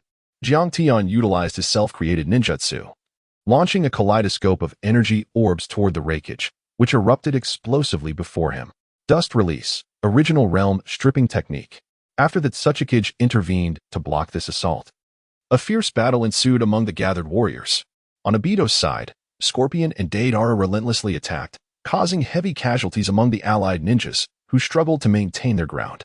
Suddenly, a loud bang resonated as a cloud of white smoke ascended. A formidable presence manifested on the battlefield, prompting Obito to sharply raise his gaze toward the figure gradually emerging from the mist. Clad in a vibrant red robe, a headband tied around his forehead fluttered in the wind. As his eyes slowly opened, intricate patterns resembling those of a toad adorned the skin around his eyes. It was Naruto, who had just completed special training under the great sage of Mount Myaboku. Standing atop Gamakichi, he was flanked by his brothers, Gamaken and Gamagoro. Lord Jiraiya. Shikamaru gazed at Naruto, his eyes glistening with tears, overwhelmed with relief at the sight of his long-awaited comrade. I understand now. Naruto looked down at Jiraiya's lifeless body, his expression calm, devoid of shattering sobs, not a single tear escaping his eyes. His mind felt blank, his throat constricted slightly. The perverted sage was gone. He lay lifeless among the trees, his body motionless. As his mind processed this harrowing information, it seemed at a loss for how to react. He turned to Obito, slowly raising his hands to assume a stance reminiscent of Wing Chun. This was a form of physical technique from Mount Myaboku, and in an instant, he vanished, moving with unparalleled speed. Obito's expression grew grave. He could not fathom the rigorous training Naruto had undergone to achieve such swiftness. His Sharingan barely caught a glimpse of Naruto's fleeting shadow, though his Rinnegan could discern the speed with clarity. With a resounding bang, Obito brought the Uchiha fan before him, successfully blocking Naruto's punch. The force behind the strike was substantial enough to force Obito back a step, as he had underestimated Naruto's current strength in his haste. He managed to make me retreat? Naruto maintained his combat stance, igniting a renewed sense of hope among the allied ninjas witnessing this moment. They clearly saw Naruto push Obito back, realizing he could contend with the masked man, though I am unaware of the training you've undergone. It's impressive that you have reached such a level. Naruto's gaze locked onto Obito, a fervor igniting within him. At this moment, he was solely focused on defeating the masked figure before him. In front of the perverted sage's corpse, he was determined to vanquish this foe at any cost. This is the most powerful sage mode taught to me by the great sage, designed specifically to take you and Jiang Tian down. Hearing this, Obito chuckled. finding the notion of being slain by such a statement somewhat amusing. As he raised the Uchiha fan, Jiang Tian's voice echoed in his mind. Oh, Mido. Take Scorpion and Deidara away first. As Naruto appears, it is likely that the old toad from Mayaboka Mountain will also make an entrance. Thus, it is imperative that no mistakes occur at this juncture. Return for now, and we shall devise another plan. Through the scroll, Obito communicates with Jiang Tian. With the Ninetales merely moments away, how can one simply depart? Naruto's conspicuous arrival undoubtedly demands the old toad's attention. Moreover, in comparison to the Ninetales, your safety is paramount. Without you, even if the Ninetales were captured, the Moon Eye plan could not be executed, Jiang Tian argued. But have you forgotten Nagato? Failing at such a crucial moment, do you wish to repeat that? Obito was about to retort, yet Jiang Tian interrupted with the mention of Nagato, recalling how they had nearly crossed paths with destiny. Very well, I shall heed your counsel. As Obito's Sharingan whirled, he activated the Kamui space, departing with Scorpion and Deidara. Meanwhile, in the midst of the 5 Kage battle, Jiang Tian's shadow clone also made its escape. The rain began to fall more heavily as Naruto approached Jiraiya's lifeless form. With great care, he adjusted his mentor-esque garments and visage, then hoisted the body onto his back. He murmured softly, "Perverted sage, truly, at your age. Engaging in such perilous endeavors leave the protection of ninjas and peace to us younger generations." Shikamaru approached Naruto, observing his serene countenance. And couldn't he help but voice his concern, Naruto. Yet, it seemed Naruto was oblivious, engrossed in conversation with Jiraiya. "You're so foolish," Shikamaru called out again, noticing Naruto's despondent demeanor. Nevertheless, Naruto had already shouldered Jiraiya's body and continued onward, leaving only his silhouette behind. "Perverted sage, do you know? The great sage has taught me even more formidable techniques. How about that? I hope I haven't brought you shame. Perverted sage, I will take you home." As the rain cascaded down his face, Naruto maintained his tranquil expression, though the droplets, upon reaching his eyes, suddenly became warm. His shoulders trembled slightly. The warmth of the rain did not manifest in a cacophony of sobs, yet it had already released his anguish. Naruto had matured, understanding that the tears of an adult should flow silently. Chapter 76, the second scroll within the Dragon Cave, Obito and Deidara returned. While Jiang Tian calculated the time needed to unravel the seal, still half a month remained. "Jiang Tian, the Ninetales are within reach. You should not have summoned me back," Obito asserted, feeling the urge to take a gamble, even if the old toad from Mayaboka Mountain truly was on their heels. It was merely a precaution. If the Ninetales could not be captured this time, there would always be another opportunity. However, should anything happen to you, the Moon Eye plan would face utter failure. Jiang Tian harbored his own concerns. Obito was irreplaceable, their last glimmer of hope. Should the Ten-Tails Jinchuriki encounter any misfortune, all their plans and efforts would be rendered futile. Merely half a month remained. Once I shatter the seal, we shall march into battle together. There was no other course to take. Obito nodded slightly before turning to depart, a twinge of regret lingering in his heart, feeling that a bold gamble was warranted. Gazing at his retreating figure, Jiang Tian offered a wry smile and shook his head. "I am just like you, yearning to bring them back swiftly. It is precisely for this reason that I exercise utmost caution, ensuring that no unforeseen circumstances akin to Nagato's incident arise again." After Obito's departure, Jiang Tian retrieved the scrolls bestowed upon him by the White Snake Sage. A total of 4 scrolls. Apart from the contract for summoning, the remaining 3 contained records of sage techniques.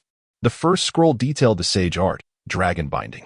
It was a technique designed to restrain an enemy's movements, lacking in lethal force. According to the White Snake Sage, the scrolls that followed would present increasingly formidable sage arts, demanding greater mastery and yielding greater power. Jiang Tian unfurled the second scroll, revealing an array of diminutive figures executing a variety of poses. When viewed collectively, they resembled a captivating sequence of illustrations.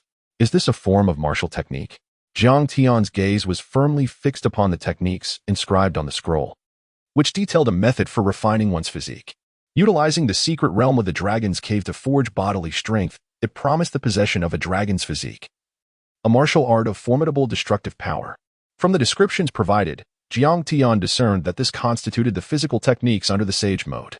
The techniques were categorized into 3 distinct forms, each seemingly possessing extraordinary might. However, he pondered how they would measure against the 8 gates of Uchiha. The notion of physical techniques in sage mode, endowed with the strength of a dragon's body, certainly exuded an aura of immense power. Jiang Tian carefully secured the scroll and made his way to the temple where the White Snake Immortal resided. White Snake Immortal, I implore you to unveil the secrets of the dragon's lair, allowing me to cultivate the celestial arts inscribed upon this second scroll. Reclining upon a stone chair, the White Snake Immortal's expression grew grave upon hearing Jiang Tian's intention to venture into the secret realm.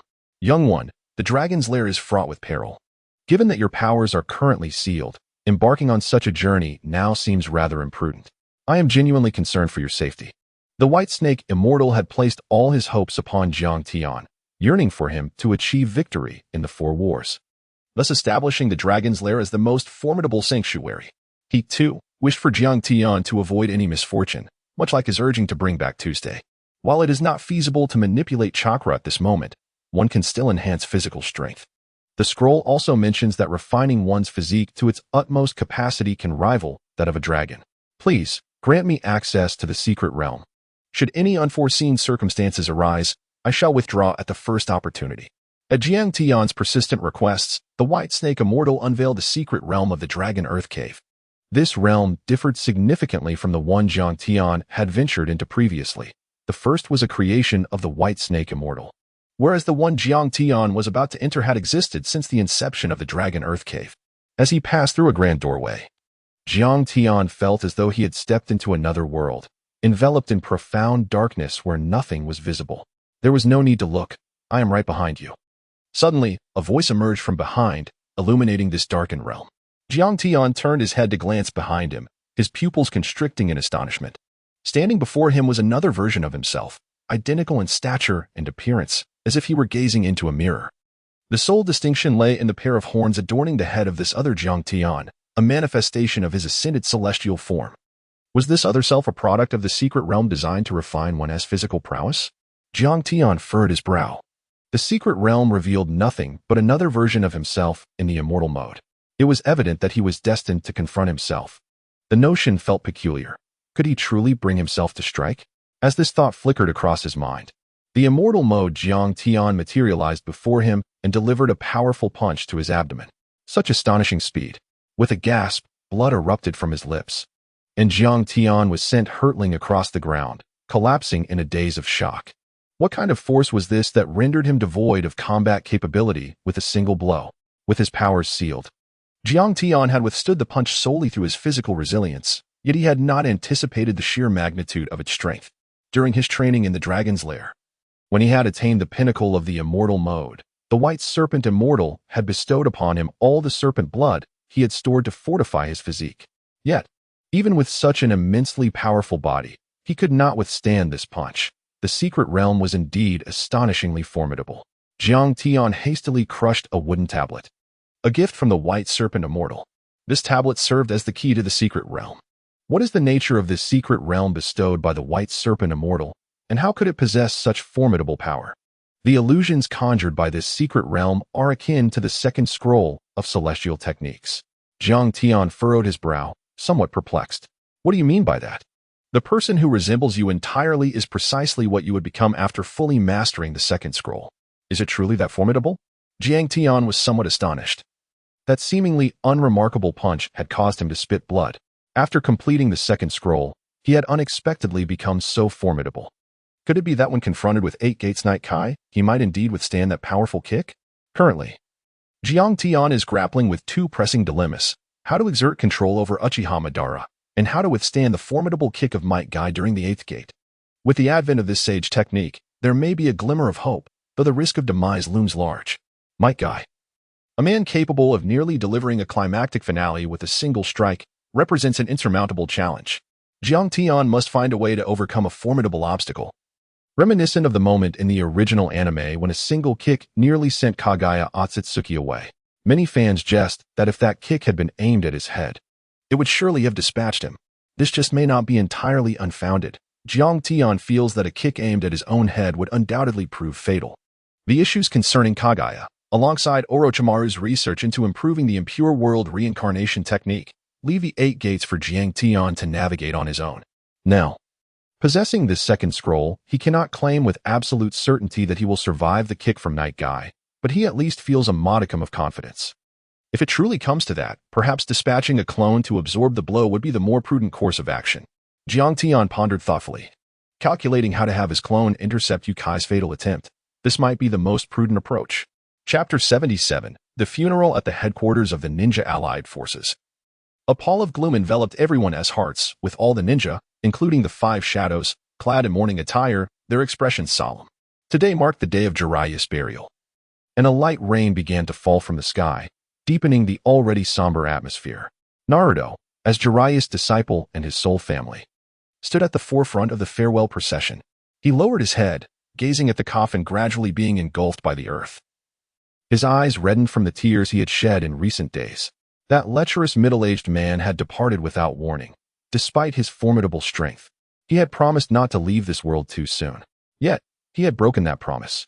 Jiraiya was the first high-ranking official of the Allied forces to perish, making the ninja acutely aware of a harsh truth. War is merciless, and even ninjas like Jiraiya are not immune to death.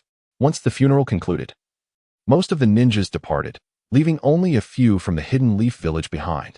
Shikamaru approached Naruto and gently patted his shoulder, speaking softly, "I understand how you feel. I have experienced this sensation myself." Observing Naruto in his current state, Shikamaru's heart grew heavy, recalling his own sorrow upon Asuma's death. Kakashi, as the teacher of Team 7, felt an immense internal struggle. If only he had recognized Jiang Tian's inner turmoil sooner, he might have quashed him before he grew powerful, perhaps altering the course of events. His heart was laden with guilt, yet he remained unaware of another masked figure, his former comrade, Uchiha Obito. Had he known Obito's identity, Kakashi's heart would have been profoundly shattered. Both individuals who ignited the Fourth Great Ninja War had once been his allies. Was it sheer fortune or misfortune that defined their paths? Meanwhile, Tsunade remained silent. She was the last of the legendary three of the Hidden Leaf. With Jiraiya's death and Orochimaru's demise at the hands of Uchiha Sasuke, it seemed as though everyone from her generation had perished. This realization kindled a sense of loneliness within her, as if Jiraiya's passing signified the curtain falling on an entire era. She approached Naruto, holding a letter that Jiraiya had entrusted to her. "Naruto, this is a letter that Jiraiya gave me during his investigation of the Akatsuki. I had planned to return it to him upon his return, but he insisted on keeping it, believing it would be useful one day. Perhaps he had already foreseen this day of his departure." Naruto received the letter, remaining silent and speechless. He felt no desire to converse, his mind incessantly replaying cherished memories with the perverted sage. Together they sought out Tsunade, where he learned the Rasengan, and through him, ventured to Myobokuzen for training. The sage would even pilfer from his own wallet to indulge in drinking, invariably exhausting the funds, and treating himself to ice cream. Yet, the perverted sage was rather stingy. Whenever Naruto bought ice cream with his own money, he would opt for the kind that could be split in half, allowing them both to enjoy a single purchase. He was indeed quite lecherous, shamelessly swiping coins from children and frequently sneaking into women's baths to peep. However, he was also the finest teacher in the world, imparting invaluable lessons, assisting when the Nine-Tails threatened to break free from its seal, and rescuing him from perilous situations, instilling wisdom within him. This was Jiraiya Sensei, a remarkable mentor to Naruto Uzumaki. Perhaps he could not merely be classified as a teacher, he embodied a paternal figure. As Naruto pondered these thoughts, tears began to stream from the corners of his eyes. He had many mentors, Iruka, Kakashi, and Jiraiya, each having treated him with great kindness throughout his life. Yet, Jiraiya was more than just a teacher. He evoked a sense of fatherly warmth within Naruto, who had felt genuine affection for the first time. He carefully tucked Tsunade's letter away in his bosom, anxious to keep it dry from the rain. He was reluctant to leave, as if departing would signify Jiraiya's death. Although his teacher had passed, Naruto's heart remained obstinately attached to the hope that as long as he lingered, casting one more glance, Jiraiya had not truly left this world. He remained there, watching until everyone had departed, still standing in place. The rain soaked his clothes, when suddenly an umbrella appeared above him, shielding him from the downpour. "Naruto-kun." He turned to see Hinata. She stood beside him, holding the umbrella, her cheeks flushed like an apple. She had never been this close to him before. In the past, merely catching a glimpse of Naruto would make her blush, and now, standing so near, one could only imagine the extent of her shyness. "Hinata, you should go. I'm fine. I just want to watch the perverted sage for a little longer before I leave." Naruto spoke in a low voice, not wishing to burden Hinata with worry. Yet, the more he insisted on minimizing his feelings, the more concern it sparked within her. Hinata was not naive. She understood the profound significance of Jiraiya's departure to Naruto. How could he possibly be unaffected by the loss of his mentor? She yearned to offer him solace, to uplift his spirits, yet remained at a loss for how to do so. Comforting others was an arduous task for the inherently shy Hinata. Observing Naruto's despondent visage, she silently encouraged herself. Hinata Hyuga, you can do this. Believe in yourself. After a lengthy moment of hesitation, she finally extended her hand, gently grasping Naruto's, choosing to silently accompany him in his sorrow. This unexpected gesture only elicited a brief glance from Naruto, who did not elaborate further. Hinata's cheeks flushed crimson. She had finally held Naruto's hand. Oh my, how bashful. At the Joint Forces headquarters, the five Kage convened once more to deliberate on how to counter the assaults from Kage and Obito. Let us discuss our next course of action, one of them proposed. As our previous strategies have repeatedly failed, leading to mounting casualties on our side, that Tsuchikage was the first to voice his concerns. Noting that although this was a meeting of the five Kage, with the Hokage in her current state, it felt more like a discussion among the four of them. Observing Tsunade lost in thought, gazing out the window, that Tsuchikage could only sigh inwardly. To be frank, there was a significant disparity in strength. Kage alone could contend with all five of them. Without alternative strategies, this battle appeared increasingly dire. Despite his profound disdain for Kage, the Raikage was compelled to acknowledge his formidable power, a result of numerous battles. Their combined efforts as the five Kage had yet to overcome Kage. Perhaps it was time for the younger generation to step forward. They had fallen behind the times. That Tsuchikage recalled Naruto, the Jinchuriki of the Nine Tails, who had mastered the strongest sage mode from Mount Myoboku. If anyone could rival Kage, it would be him. Unbeknownst to them, Naruto had already ascended to become the pinnacle of the allied forces' might, regarded as a contender capable of matching Kage and the Masked Man. Chapter 78. Farewell to the perverse sage. Ultimately, we are too weak and must rely on the youth. To be honest, while this statement rings true, it still leaves a sour taste in my mouth. The Raikage once believed himself to be formidable, ranking among the top in the five Kage. However, with the onset of the Fourth Great Ninja War, he realized he had miscalculated. The times had changed. This was the era of the young. Even Sasuke had managed to sever his own arm. He could no longer keep pace with the evolving world. I maintain that our plan should remain unchanged. At the very least, we must safeguard the Eight Tails Jinchuriki. Now that Naruto Uzumaki has returned from his training at Mount Myoboku, he may indeed become the cornerstone of the allied forces in the war. In the shadowy reflections, Mei Ming expressed her thoughts, acknowledging the formidable strength of Naruto Uzumaki at this moment. Perhaps allowing him to participate in the battle would be the wisest course of action. However, as a precaution, it was imperative to safeguard the Eight Tails. This way, even if Naruto encountered unforeseen circumstances, the Moon Eye plan would remain unthwarted. What are your thoughts, Hokage? Anoki, the Tsuchikage, inquired of Tsunade, and instantly, the gaze of everyone in the room converged upon her. Yet, she remained silent, lost in contemplation, gazing out the window. Hokage-sama, Narashikaku, seated beside her, leaned in and called softly, prompting Tsunade to come back to herself. What is it? The other Kages are seeking your opinion on whether to allow Naruto to engage in the battle. Tsunade nodded. I concur with this arrangement.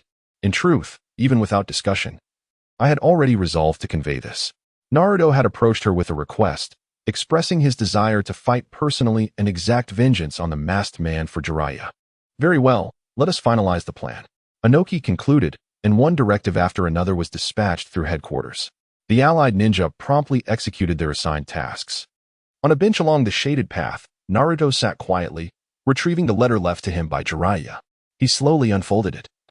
The opening line echoed the lecherous sage's characteristic manner of speaking. Ah, you little rascal, are you sulking now? Have you forgotten what I said to you at the tavern? A competent ninja must learn to regulate his emotions. Whether one is joyful or sorrowful, each day is a day, so one ought to choose happiness. Well, how should I put it? To be honest, I'm unsure of what to say now. This is my first time leaving a farewell letter. Ha. It is both the first and the last time, because it is a farewell letter, perhaps. It was evident from the tone of Jiraiya's writing that he did not bear a heavy heart while composing this letter. Even in penning a farewell, his demeanor remained lighthearted.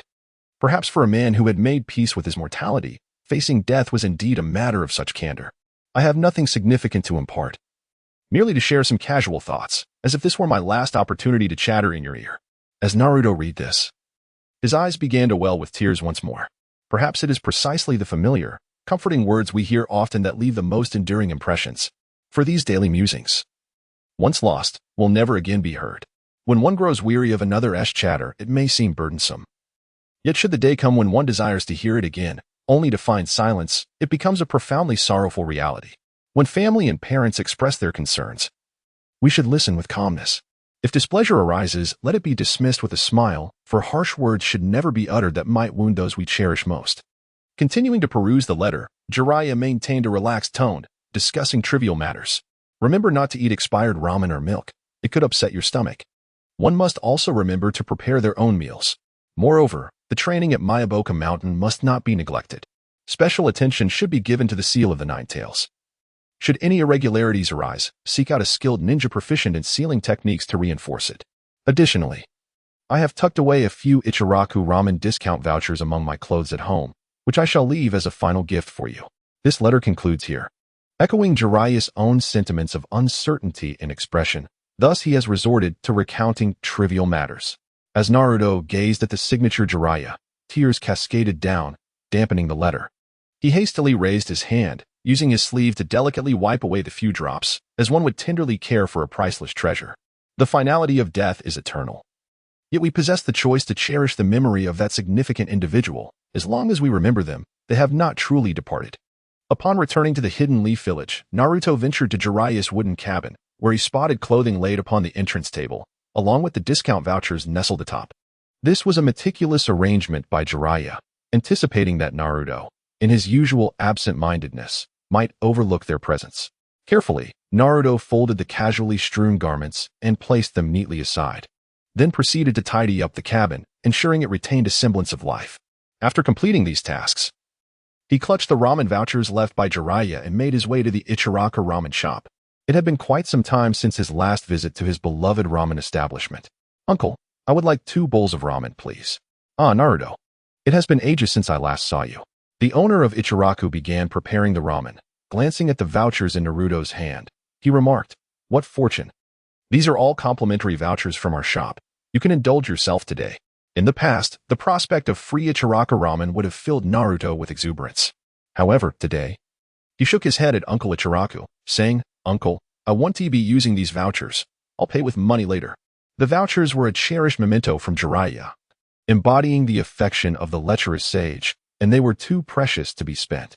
As 2 bowls of ramen were served, Naruto placed one beside him, arranged his chopsticks, and fetched a copy of Ika Paradise that he had brought from Jiraiya's home. He enjoyed reading it while eating, especially when he wasn't drinking, a pastime he shared with Kakashi-sensei. He then picked up his chopsticks and softly declared, "I shall begin my meal now." Much like the days when I visited this place with Jiraiya to indulge in ramen, the same noodles remain, as does Naruto. The sole distinction now lies in the absence of the perverse sage. Naruto savored his meal slowly, no longer devouring the ramen with the same voracity as before.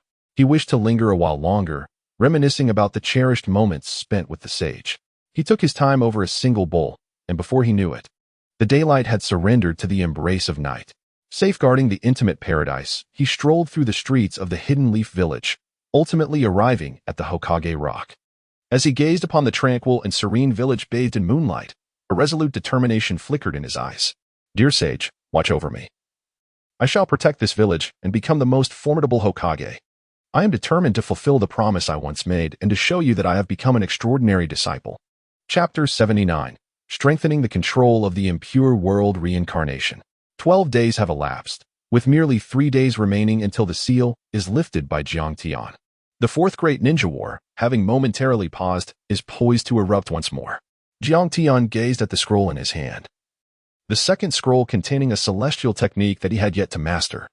The cultivation required to strengthen his physical prowess was not something that could be achieved in a brief span of time. It necessitated a gradual and methodical approach. "Jiang Tian, come to the base. The matters you instructed have yielded results." A small white snake slithered before Jiang Tian, incessantly flicking its tongue, through which the voice of Orochimaru resonated. "I shall be there immediately." Jiang Tian arranged for his clone to hasten towards the base. Upon receiving the news, the clone clad in a crimson robe promptly made his way to the facility. Inside the base, glass jars containing a yellow liquid were bubbling, indicative of a chemical reaction taking place. The title of the renowned scientist of the Hokage was indeed well-deserved. as Orochimaru incessantly manipulated an array of peculiar devices that appeared to be his experimental tools. Orochimaru, must you always present such a nauseating spectacle upon our encounters? The clone. Jiang Tian could no longer contain his disdain. Every time he beheld this individual, he was compelled to witness a grotesque performance of snake regurgitation. The most disconcerting aspect was the viscous slime that adorned Orochimaru's body, a thick substance that was quite unsettling to behold. It was white and exceedingly dense, making it rather uncomfortable for onlookers. Jiang Tian, do not dwell on such trivialities. I have devised a method to enhance the control over the impure world reincarnation. By preparing an additional offering, I can utilize this talisman of mine. Orochimaru produced a yellow talisman, which was quite peculiar. For it is well known that the talismans of the Hokage are predominantly black. I suspect this individual harbors a penchant for color, and I have evidence to support this. Namely the talisman in his grasp. Jiang Tian took the talisman in his hands, scrutinizing it intently. Upon observing the symbols inscribed upon it, he concluded that he could not decipher their meaning. They appeared to be mere scribbles. Are you certain this is effective? He inquired. Orochimaru's expression shifted to one of seriousness. You may question my gender, but do not cast doubt upon the validity of my research. If this talisman proves ineffective, then no one in this world could possibly resolve this issue. Indeed, one may perpetually doubt Orochimaru's gender, yet equally, one may unwaveringly trust in his scholarly prowess. Very well. I shall give it a try. Jiang Tian clasped his hands together, summoning Deidara from the realm of the living. Aside from Obito, this individual was the first to be subjected to enhanced control. As the coffin lid fell, Deidara emerged, still bewildered by the situation. Before he could comprehend what was happening, Orochimaru produced a kunai and forcefully inserted a scroll bound to his research into Deidara's mind. What are you doing? What have you stuffed into my head? Jiang Tian gestured towards the shuriken on the table, which Orochimaru had prepared in abundance, indicating that we were to use these weapons to control you. You two are utterly absurd, stuffing shuriken into my mind. What if this causes me illness? Would I then be deemed an artist with a deranged mind? Deidara could not bear the thought. As an artist, how could he be afflicted with madness? You are already a corpse, and each time you self-destruct. Why do you not consider preserving your own mind? Jiang Tian could not help but recall the moment when Deidara was first resurrected from the dirt, uttering the phrase, "Art is an explosion." It was a sentiment so profound that, rather than merely losing one's mind, one could feel as if their entire being had shattered into fragments. Although you may express such thoughts, I still find myself disinclined to embrace a fractured mind. Jiang Tian felt that selecting him as the first subject for experimentation was indeed a judicious choice. This individual certainly warranted enhanced control. Orochimaru, are you not yet prepared? Jiang Tian did not sense the efficacy of the talisman, akin to the discomfort of executing a special move in a game that requires a prolonged animation. One must wait several minutes for the scroll to take effect. A man must neither be overly eager nor hasten unduly. As a man, Jiang Tian has never encountered the concept of haste within his lexicon. While others measure time in hours, he counts it by the day. Jiang Tian, do urge Orochimaru to expel that kunai swiftly. I fear my mind may succumb to ailment, adversely affecting my artistic sensibilities. Deidara remains concerned about his intellect. Though Jiang Tian himself harbors doubts regarding its existence, particularly given that his ultimate technique involves self-detonation. He claims his mind is sound, yet who would believe him? Little d. I must tell you, as an artist, it is quite normal to possess a touch of madness. Otherwise, how could one possibly create art that astounds the world? Although this notion bears a semblance of logic, Deidara cannot shake the feeling that something is amiss. I cannot comprehend how art and madness could be intertwined. Do you believe that I or Orochimaru possess any artistic flair? Jiang Tian wore a smile that belied his true nature, resembling a cunning beggar beneath the overpass peddling dubious martial arts secrets. One might contend that only those with a penchant for artistic subterfuge could grasp his essence. Among artists, I, Deidara, hold only Scorpion in esteem. The rest shall never attain my approval. An artist who self-destructs, I surmise, would hardly garner your admiration. As the time for the talisman to take effect draws near, one can be certain that, in true Deidara fashion, he would create a commotion if not provided with his cherished kunai. Jiang Tian felt that he could triumph through intellect alone, without resorting to physical confrontation. Indeed. You are correct. My relationship with Orochimaru is founded solely on artistic bacteria. Consider this. Both of us are rather unremarkable, our minds akin to those of ordinary individuals, thus lacking any artistic flair. How could an artist capable of creating explosions possess a mind comparable to ours? Surely, that would diminish the very essence of your artistry.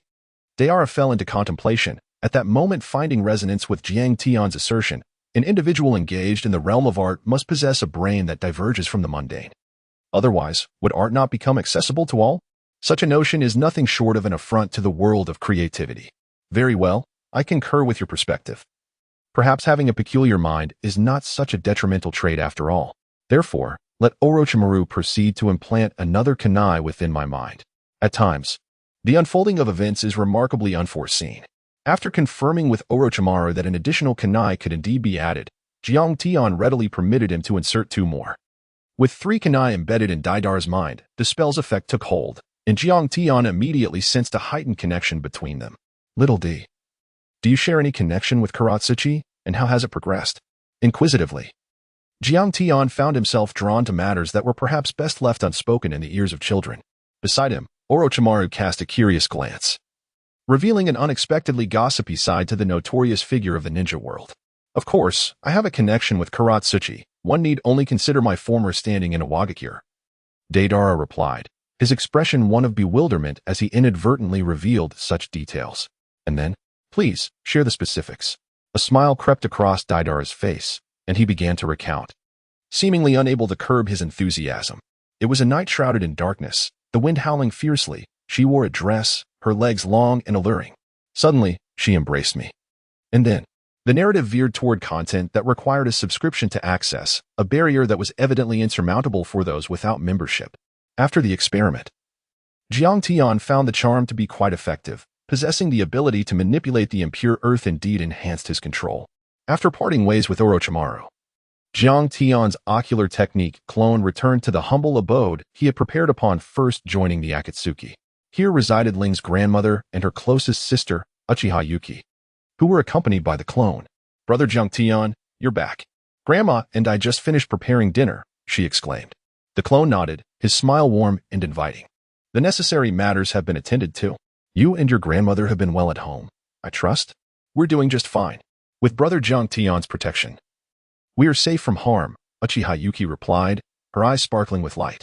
However, as Jiang Tian's gaze fell upon the photograph resting on the table, the light in his eyes dimmed instantly. It was a picture of Sister Ling. Has it truly been all these years, and Brother Jiang Tian still cannot move on? Little did she know that Jiang Tian was not merely unable to let go. He was teetering on the brink of madness, driven to oppose the entire ninja world in his quest to resurrect Ling. After dinner, Jiang Tian, as was his custom, wandered to the cherry blossom tree in the courtyard. Lost in thought, this tree was planted by him and Ling, a testament to their beautiful memories together. Ling, wait for me. I shall bring you back very soon. Jiang Tian cradled Ling's photograph, gently caressing her visage with his palm, his eyes brimming with affection. Brother Jiang Tian, can you truly not forget Sister Ling? Under the moonlight, Uchiha Yuki settled beside him, her legs swinging back and forth as she lowered her gaze, lost in contemplation. You must understand the bond one shared with Ling. Jiang Tian replied honestly, albeit perplexed by the girl's inquiry. Yet, Sister Ling has been gone for so many years. Do you intend to wait for eternity? Uchiha Yuki had harbored feelings for Jiang Tian for quite some time, dating back to that year when she first trailed behind Sister Ling and encountered this elder brother. Jiang Tian. From the moment he carried her home after her childhood fall, she found herself enamored with him. Waiting isn't so bad. At least it preserves the flicker of hope. Hope, embodied in the moon's eye plan, hinged upon winning the fourth war and successfully capturing the 8 tails and 9 tails, which would herald Ling's return. But what if you cannot wait? The unexpected question cast a shadow over Jiang Tian's gaze, for he had never contemplated such a possibility. Could he truly fail? If he did, Ling would remain lost to him forever.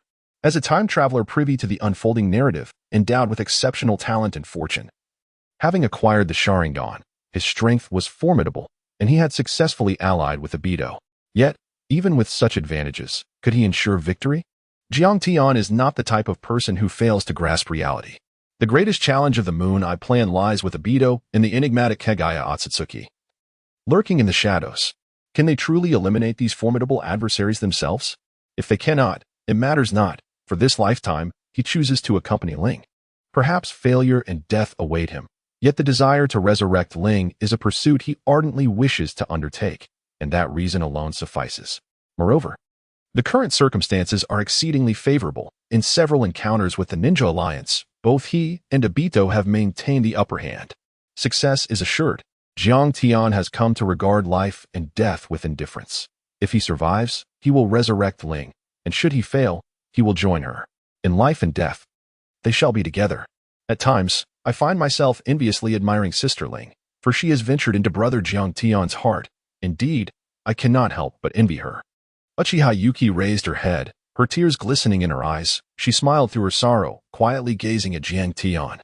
Little did she know that her first brave attempt to confess her feelings for brother Jiang Tian would transform into her final farewell.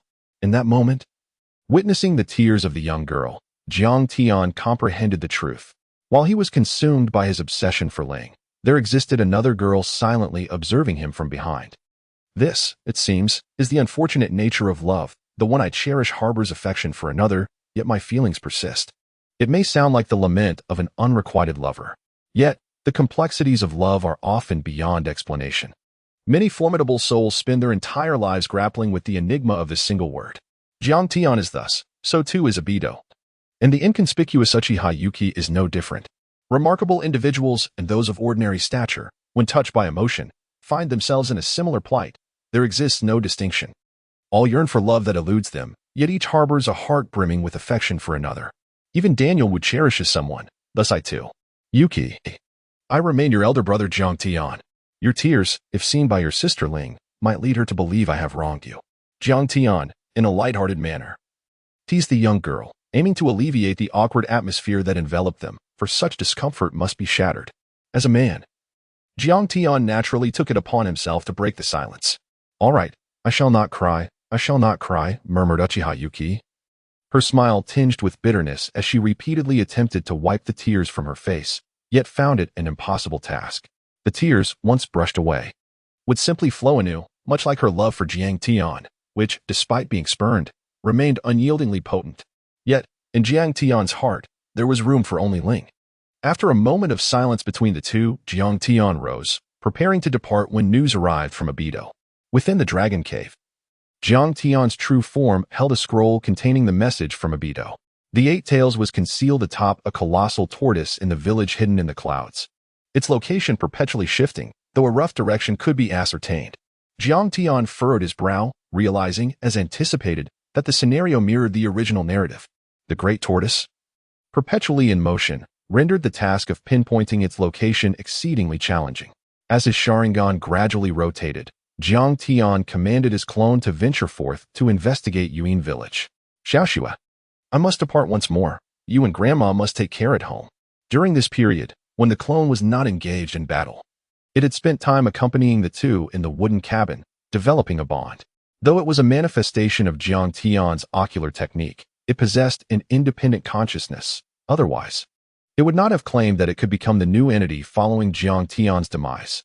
Within the clone's memories, Uchiha Snow and Grandma felt akin to family. Understood. Brother Jiang Tian, returned swiftly, the clone responded as it rose to leave. Yet, it had not ventured far when it turned back to glance at Uchiha Snow, who sat there, wiping her tears. A sudden pang of sorrow gripped the clone's heart. The original body, situated within the dragon-esque cave, was also affected. Its mood plummeting unexpectedly, and Jiang Tian's eyes widened in alarm. Why did the clone exhibit such a reaction? It should be under his control. How could it experience such foreign emotions? Jiang Tian harbored no clear understanding of this peculiar, extraordinary ocular technique. After all, these eyes had been bestowed upon him by Ling. The clone must not falter. Damn it, why was the clone behaving this way? Jiang Tian's true self could no longer remain still. The reaction of his doppelganger had cast a shadow over his mood. He pondered the unsettling possibility that one day he might lose control over his avatar. Blurring the lines between his true self and the projection, he retrieved a scroll to convey a message to Orochimaru, requesting his company on a journey to the Uchiha ancestral grounds as he sought to investigate certain matters. Chapter 81. The encounter of Naruto and Sasuke at the outskirts of the Uchiha ancestral grounds. The site lay in ruins, a testament to the fierce battle fought by the brothers. Utilize your small snakes to assist me in locating all the stone tablets that document the Sharingan, Orochimaru instructed. Jiang Tian had no choice but to bring Orochimaru along, as the endeavor to locate the stele inscribed with the secrets of the Sharingan amidst the ruins was inherently fraught with challenges. Only with the assistance of Orochimaru's small white snakes could this quest be accomplished. However, in the next moment, Orochimaru's actions instilled a sense of regret in Jiang Tian. With his unique technique, he unleashed a torrent of white snakes from his mouth. Countless serpents slithered away in various directions, while Orochimaru, with his eyes gently closed, attuned himself to the sensations, his mind processing the information relayed by the small snakes. Found it, in the deepest part to the left. Jiang Tian hastened towards the innermost depths to the left, arriving at a spot where a small serpent lay coiled. He began to clear away the debris beneath his feet. And gradually, a stone tablet emerged before him. As he extended his hand to wipe away the dust, a passage of text unveiled itself, specifically detailing the ocular technique of the Sharingan. The Sharingan, a bloodline inheritance of the Uchiha clan, appears overwhelmingly powerful in the eyes of outsiders. Yet, only those of the clan comprehend the true nature of these eyes, which are, in fact, cursed. The inscription bore little deviation from the original narrative, remaining largely consistent. But the final two sentences captivated Jiang Tian's attention, causing his gaze to darken. The abilities of the Uchiha clan's Manjiki Sharingan manifest according to the individual's most profound desires. Reflecting upon his own Manjiki, Jiang Tian fell into contemplation, detecting an unusual essence. The awakening of his Sharingan had occurred in a dire moment. Teetering on the brink of death, yet the techniques it bestowed were not of overwhelming destructive power. Instead, they were predominantly life-preserving. The Genjutsu, Death's Domain, ensures the caster cannot perish within its confines, while the technique's doppelganger effectively grants a second life. Was this truly what Ling had envisioned in her heart at that moment? A yearning to survive, perhaps she had already foreseen the grim fate that awaited her. Tears unexpectedly welled up in Jiang Tian's eyes. Beside him, Orochimaru remained oblivious to the cause of his distress, gazing at the stone tablet without perceiving any anomalies. Jiang Tian, what has suddenly come over you? It's nothing. Merely the strong winds and sands have clouded my vision, Jiang Tian replied, shaking his head. Once he had regained his composure, he resumed his examination of the tablet, but found it increasingly difficult to extract any valuable information. Nevertheless, he did come to understand one thing. Each member of the Uchiha clan, possessing the kaleidoscope, wielded unique ocular techniques. Thus, there could be no relevant records. It was imperative for Jiang Tian to explore on his own. Let us return, he declared. You shall continue your research on resurrecting the 4 Hokage of Konoha. I must prepare for battle. I have lingered too long. With only a day remaining until Jiang Tian would lift the seal, he instructed Orochimaru to resurrect the 4 shadows of Konoha from the Shinigami, as per their preordained plan, with a talisman to enhance the control of the impure world reincarnation. Jiang Tian envisioned summoning both Tobirama and Hashirama, along with himself and Obito. Wouldn't this war become a mere walkover? At least in terms of elite combat strength. The Ninja Alliance had only Naruto, who had returned from his training in Myobokuzen. Nearby in the Land of Clouds, Sasuke had once again taken his team, the Hawk, out on an expedition. So, where are we heading this time? Suigetsu inquired, recalling the previous 5 Kage summit, during which they had narrowly escaped disaster, nearly losing Sasuke. Thankfully, the 2 formidable beings had arrived just in time to rescue them. Sasuke often exhibited such spontaneity, casually voicing his intentions and proceeding wherever he pleased. Seemingly unfazed by the potential dangers, a rather reckless disposition, indeed. Suigetsu had reason to suspect that Sasuke's carefree attitude stemmed from the protection afforded by the 2 great powers. Who wouldn't feel secure with Jiang Tian and Obito, men capable of turning the tide of the 4th Great Ninja War, watching over them? We are on a mission to gather intelligence regarding the 8 Tails, Sasuke stated, gripping the sword at his waist with one hand, his expression remarkably serene. He felt a renewed sense of capability. After a period of intense training, he had become increasingly proficient in controlling his eternal Manjiki Sharingan. Now, he believed he could stand toe-to-toe with shadow-level adversaries. Who in the ninja world could challenge him now? With confidence swelling within him, Sasuke recalled how he had once forced the Raikage to sever his own arm. Now, he had grown even stronger. The other 3 members of the Hawk team were far more alert. Upon hearing that the orders had come from the masked man, they collectively sighed in relief. In the event of danger, it was highly probable that the masked man would intervene to save them. Leading the way, Sasuke set forth toward the Land of Clouds. The 4 figures flickering through the forest. In another part of the woods, another quartet was making its way toward the Land of Clouds, led by Naruto, followed closely by Sakura, Hinata, and Lee. Naruto was determined to join the fray, necessitating his entry into the allied forces. After deliberation among the 5 Kage, he was assigned to Kakashi's squad stationed in the hidden cloud village. The two teams advanced relentlessly, their paths destined to converge ahead. Naruto. There seems to be someone up ahead. Hinata activated her Byakugan, perceiving the flow of chakra within the woods. On Sasuke's side, the uniquely gifted Kankuro also sensed the presence of others' chakra. Sasuke, there are individuals ahead. It appears to be a four-man team. Naruto and Sasuke simultaneously raised their heads. An inexplicable sensation washing over them, a strange feeling, as if they were on the brink of encountering fated adversaries, so familiar yet unsettling. The two, accompanied by their teams, charged toward each other until they met within the forest, halting their steps and silently gazing at one another. Where does it hurt? It's been a long time. With a dry throat, Naruto questioned, "What brings you here?" He was aware of the discussions at the 5 Kage summit. Knowing Sasuke had allied himself with the masked man from the land of rivers, Sasuke smirked dismissively. "Do I need to report my actions to you?" Trailing behind like a mere afterthought? "How can you say that?" Naruto exclaimed. In his silence, Sakura stood beside him, tears streaming down her face. Seeing Sasuke again filled her with both joy and sorrow. She was elated to see him, but disheartened by the changes in him. Now associating with such individuals and speaking harshly to his once closest friend. "Is this your little girlfriend from Konoha, Sasuke?" "She doesn't seem impressive," Kankuro retorted.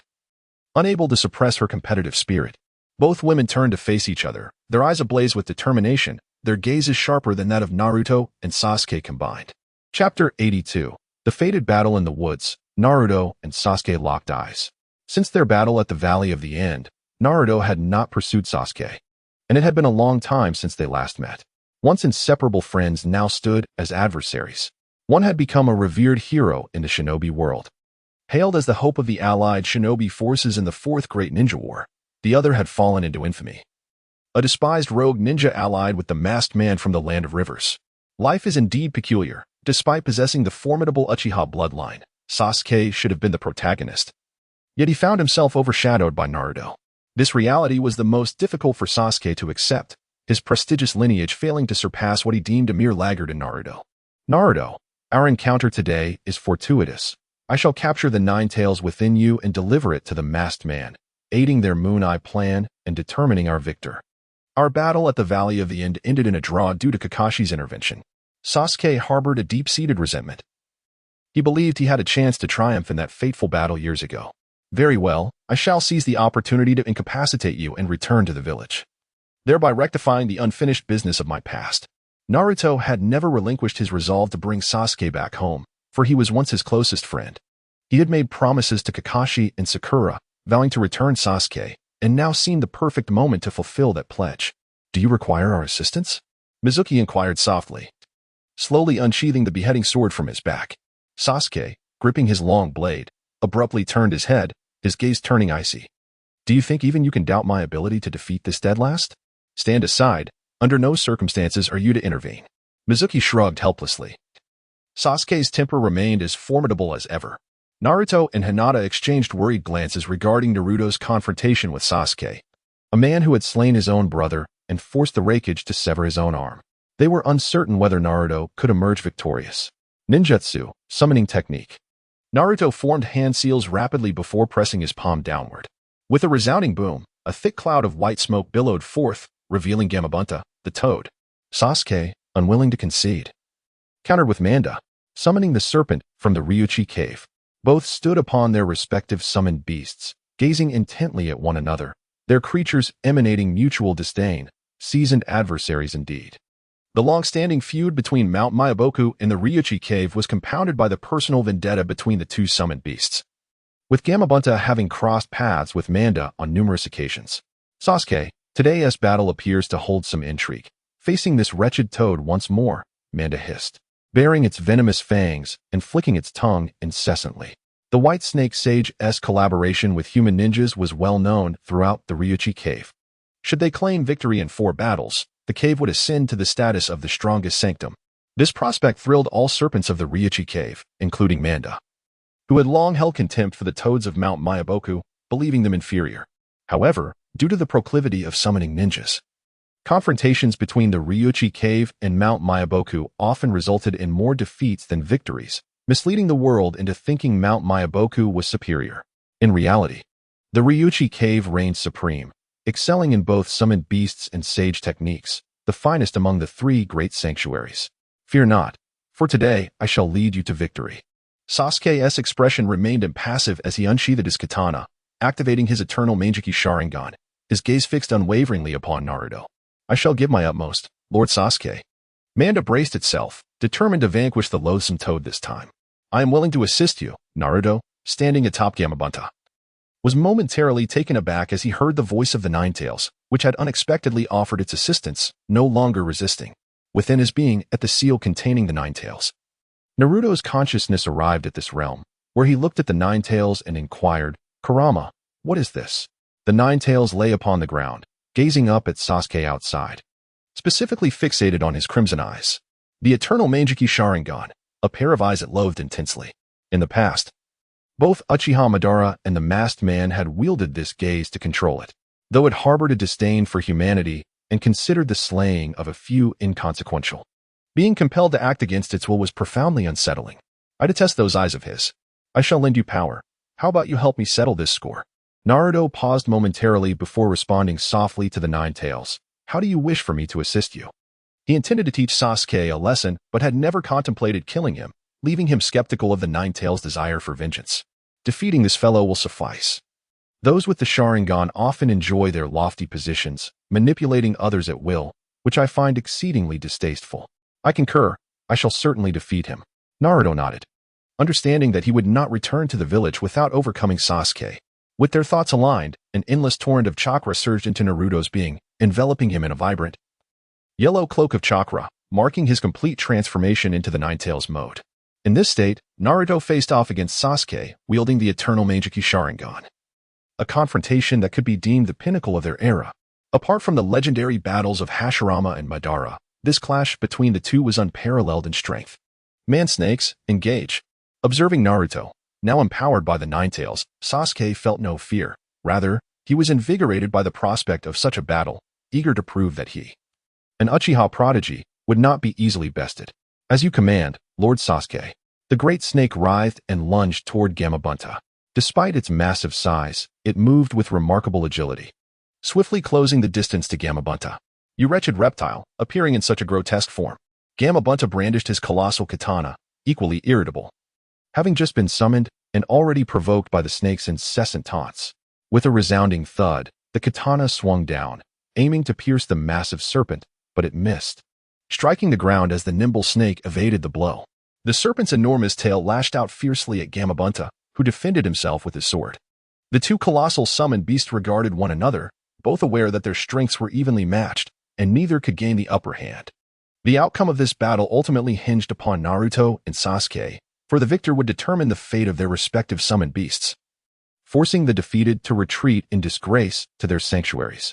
The Sharingan whirled furiously, and the massive Susanoo rose from the earth. Sasuke glared at Naruto and shouted, Naruto, it is time to settle this. Perfectly agreeable. Let us commence. Chapter 83. Eternal Kaleidoscope versus Nine-Tailed Naruto. At the same moment, both combatants sprang into action.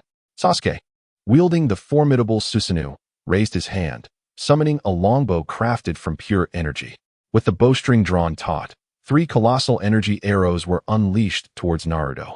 Surrounding Naruto, the chakra of the Ninetales surged forth, elongating into 9 enormous arms that grasped the massive arrows hurtling towards him. Sasuke's assault was thwarted, eliciting discomfort within him. Unwilling to yield, Naruto charged towards the Susanoo, exclaiming, multiple shadow clone jutsu. Supported by the overwhelming chakra of the Ninetales, Naruto conjured a seemingly endless multitude of shadow clones throughout the forest, their numbers obscured by the sheer volume. Rasengan. Countless clones brandished the gigantic Rasengan, surging towards Sasuke's Susanoo, intent on breaching its formidable defenses. How ridiculous. You think such feeble attacks can harm my Susanoo? Sasuke scoffed. Disdain etched across his face as he commanded Susanoo to swing the bow in a sweeping motion, dispersing Naruto's clones in a flash, along with their mighty Rasengan. Their exchanges were evenly matched, neither able to gain the upper hand. Indeed, their clash could be deemed a battle of destiny, not solely due to their identities as Ashura and Indra, but also because their powers were strikingly comparable. Fire release, addictive earth command. Recognizing the inefficacy of his previous attack, Sasuke once more directed Susanoo to draw back the bowstring, this time adorning the arrows with ominous black flames that flickered with a chilling intensity. Naruto, be cautious. The black flames upon that Uchiha's arrows are insidious, the Nine-Tails warned, its voice echoing in Naruto's mind. Observing the frown etched on Naruto's brow, Sasuke's lips curled into a smirk as he taunted, "What's the matter, Naruto? Are you beginning to fear?" Indeed. It is natural for any ordinary person to be apprehensive in the face of the Uchiha clan's formidable bloodline power. With a swift release, the Susanoo loosed 3 black arrows that cleaved through the air with a sharp whistle. As the arrows soared, the surrounding space began to warp under the influence of the searing black flames, showcasing the terrifying might of the addictive Earth Command. The chakra of the Nine-Tails surged forth, enveloping Naruto in a protective layer resembling the Nine-Tails, with 9 colossal tails thrashing behind him. Tailed Beast Bomb. A terrifying energy coalesced before Naruto, forming a massive sphere that expanded rapidly before launching forward, hurtling directly towards the incoming black arrows. The two forces collided mid-air, continuously clashing in a bid to consume one another. Boom. A deafening explosion reverberated, and the sky was illuminated by a blinding light that rendered the onlookers unable to open their eyes. The terrifying energy radiated outward, prompting Naruto to swiftly envelop Hinata and the others with the chakra of the Nine-Tails, shielding them from the shockwave. Sasuke likewise summoned his Susanoo to protect the members of Team Hawk, ensuring they would not be inadvertently harmed. Hiding behind the Susanoo, Suigetsu was taken aback. It was no wonder Sasuke had forbidden them from intervening in such a scale of battle. They would likely be powerless to contribute meaningfully. Standing within the protective embrace of his Susanoo, Sasuke's expression grew grave. He had not anticipated that Naruto, once the underdog, could withstand such formidable power as that of Kage. Damn it, he mused, possessing the eternal Mangekyou Sharingan. Why was he still unable to contend with this adversary? Sasuke felt a surge of resentment. He believed that with his current strength, he should be able to decisively overpower Naruto. Yet reality often diverges from expectation, and not only could he not defeat Naruto, but he might also face a humiliating defeat. Senjutsu mode, activate. Naruto declared, transforming into Sage mode, with patterns resembling those of a toad appearing at the corners of his eyes, embodying the most potent Sage mode of Mount Myaboku. Just moments ago, news had reached the Allied headquarters indicating that they had detected traces of Jiang Tian's activities near the hidden Cloud Village.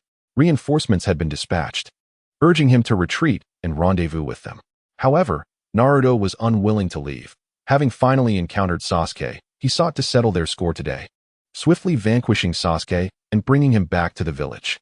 In Sage mode, Naruto gazed at Sasuke's Susanoo and leaped down from the back of F, cloaked in the Nine-Tails chakra. He charged toward the immense Susanoo. The convergence of natural energy and Nine-Tails chakra caused his 9 tails to swell dramatically. The tails elongated, wrapping around the Susanoo, with both energies surging through them relentlessly. Crack, crack. The sound echoed ominously. How could this be? Damn it, why is this happening? Sasuke's eyes widened in disbelief as he observed the fissures forming on his Susanoo. The realization that his Susanoo was faltering under the onslaught of Naruto, once considered the underdog, was nearly unbearable. Impossible, exclaimed the members of Team Hawk, their anxiety palpable. The Susanoo, a hallmark of the Uchiha clan's ocular prowess, if shattered, would signify that their opponent surpassed them in strength. It cannot be. This is inconceivable. Sasuke's countenance was frenzied, his crimson eyes spinning wildly as he relentlessly channeled his ocular power into Susanoo, striving to prevent its collapse. Blood trickled from the corners of his eyes, and darkness began to envelop his vision, a consequence of overexerting his ocular abilities. Naruto, gritting his teeth with determination, fervently poured energy into the 9 tails, intent on shattering Sasuke's Susanoo. Ultimately, in a moment of agony, Sasuke covered his eyes as Susanoo shattered violently. The pain in his eyes paled in comparison to the torment within his heart. At that instant, his once lofty spirit plummeted to the ground. He had truly been defeated by the underdog, Naruto. Even with the might of the Uchiha bloodline and the eternal Mangekyou Sharingan, he had succumbed. This was an unbearable truth for Sasuke, who had always taken pride in his noble Uchiha lineage. You lost, Sasuke, Naruto observed calmly. Shut up. I have not lost yet.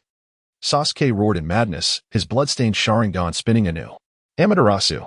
Black flames ignited upon the beast's cloak. Though capable of incinerating it, the 9 tails' boundless chakra surged forth, swiftly mending the damage inflicted upon its cloak. Gasping for breath, Sasuke's inability to accept defeat stemmed not from the concept of failure itself, but rather from the humiliation of being bested by Naruto, especially in the strongest form of the Uchiha clan's bloodline. His Sharingan began to whirl once more, yearning for a desperate counterattack, but suddenly a hand rested upon his shoulder. Clad in a red robe and a Shura mask, Jiang Tian's clone had arrived. Enough. Even with the eternal Mangeki, overexerting your ocular power will lead to damage. The members of Team Hawk breathed a sigh of relief upon Jiang Tian's arrival, sensing salvation. I cannot bear the thought of the Uchiha clan's strongest bloodline being defeated by a mere underdog. A deranged Sasuke shouted at Jiang Tian, struggling against his grip, eager to re-engage Naruto and restore honor to the Uchiha name. Jiang Tian's clone gazed at Sasuke and spoke softly. Once your eternal Mangeki reaches its pinnacle, you shall surely have the means to defeat him. Pinnacle? Sasuke questioned, puzzled, for he believed the peak of the Sharingan was the eternal Mangeki. What do you mean by pinnacle? The others, intrigued by Jiang Tian's mention of a pinnacle beyond the Mangeki, also contemplated this revelation, particularly the members of Team Hawk, who were more familiar with Sasuke's Sharingan than most. Under the expectant gaze of the crowd, Jiang Tian gradually elucidated, the pinnacle of the Sharingan is the Eye of God, the same as that of the Sage of Six Paths, the Rinnegan. Rinnegan? At that moment, everyone widened their eyes in disbelief, unable to contain their astonishment. Chapter 84. Indra and Ashura. The gathered assembly was incredulous upon hearing of the Rinnegan. The unique and formidable nature of the Rinnegan is exemplified by Nagato, leading the ninja world to a clearer understanding. Much like the eyes of the Sage of Six Paths, the Rinnegan possesses unimaginable power. Is what you say true? Is the ultimate evolution of the Sharingan indeed the Rinnegan? Sasuke still finds this hard to believe, as it diverges from the accounts inscribed on the Uchiha clan's stone tablet. The tablet merely states that the Sharingan is a cursed eye, and its bearers ultimately lose their beloved, with no mention of the Rinnegan whatsoever. The clone Jiang Tian explained in a deep voice, while other Uchiha may not be capable, you, Sasuke, can possess eyes akin to those of a deity. For you are the reincarnation of Indra. Jiang Tian candidly unveiled the truth, seizing the opportune moment to sow discord between Ming and Zhua. As long as these two did not have the chance to unite, his safety would be assured. Sasuke's gaze darkened as he hurriedly inquired, what is the reincarnation of Indra? Is it truly extraordinary? Indeed, it is quite remarkable. The last reincarnation of Indra was Uchiha Madara. As Jiang Tian's words echoed, it was as if a colossal stone had been cast into a tranquil pond, instantly stirring a tempest of waves. The nature of Uchiha Madara is well known. He is the man who could contend with the first Hokage, an ancestor of the Uchiha clan. His power is formidable enough to summon the Nine Tails. And the revelation that Sasuke is also a reincarnation of Indra is utterly astonishing. How could this news not leave everyone in shock? If I were to share the same lineage as Uchiha Madara, a so-called reincarnation of Indra, why then would I find myself defeated by Naruto, the underdog? The thought of losing to Naruto has become a thorn in Sasuke's side, especially now that he is acutely aware of his unique identity. It is an affront he cannot bear.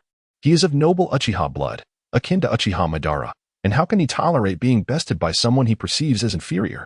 In response to Sasuke's inquiry, Jiang Tian shook his head, gestured towards Naruto, and spoke in a somber tone. Because he is the reincarnation of Ashura, and he is no ordinary individual. Upon hearing this secretive revelation, astonishment once again washed over the faces of those present. Both Naruto and Sasuke furrowed their brows. Though they might not fully comprehend what it means to be the reincarnation of Ashura, the implication was clear. One is Ashura, the other Indra. It certainly sounds like a rivalry. Jiang Tian's subsequent words confirmed the conjecture of the two. The reincarnation of Ashura, what could it possibly entail? Sasuke could not restrain himself from inquiring first, yearning to uncover the profound connection between Indra and Ashura. The previous reincarnator of Ashura was Senju Hashirama. Hence, do you now comprehend, Sasuke? With a single utterance, Jiang Tian rendered the atmosphere palpably tense. Sasuke abruptly lifted his gaze towards Naruto. Is this truly the case?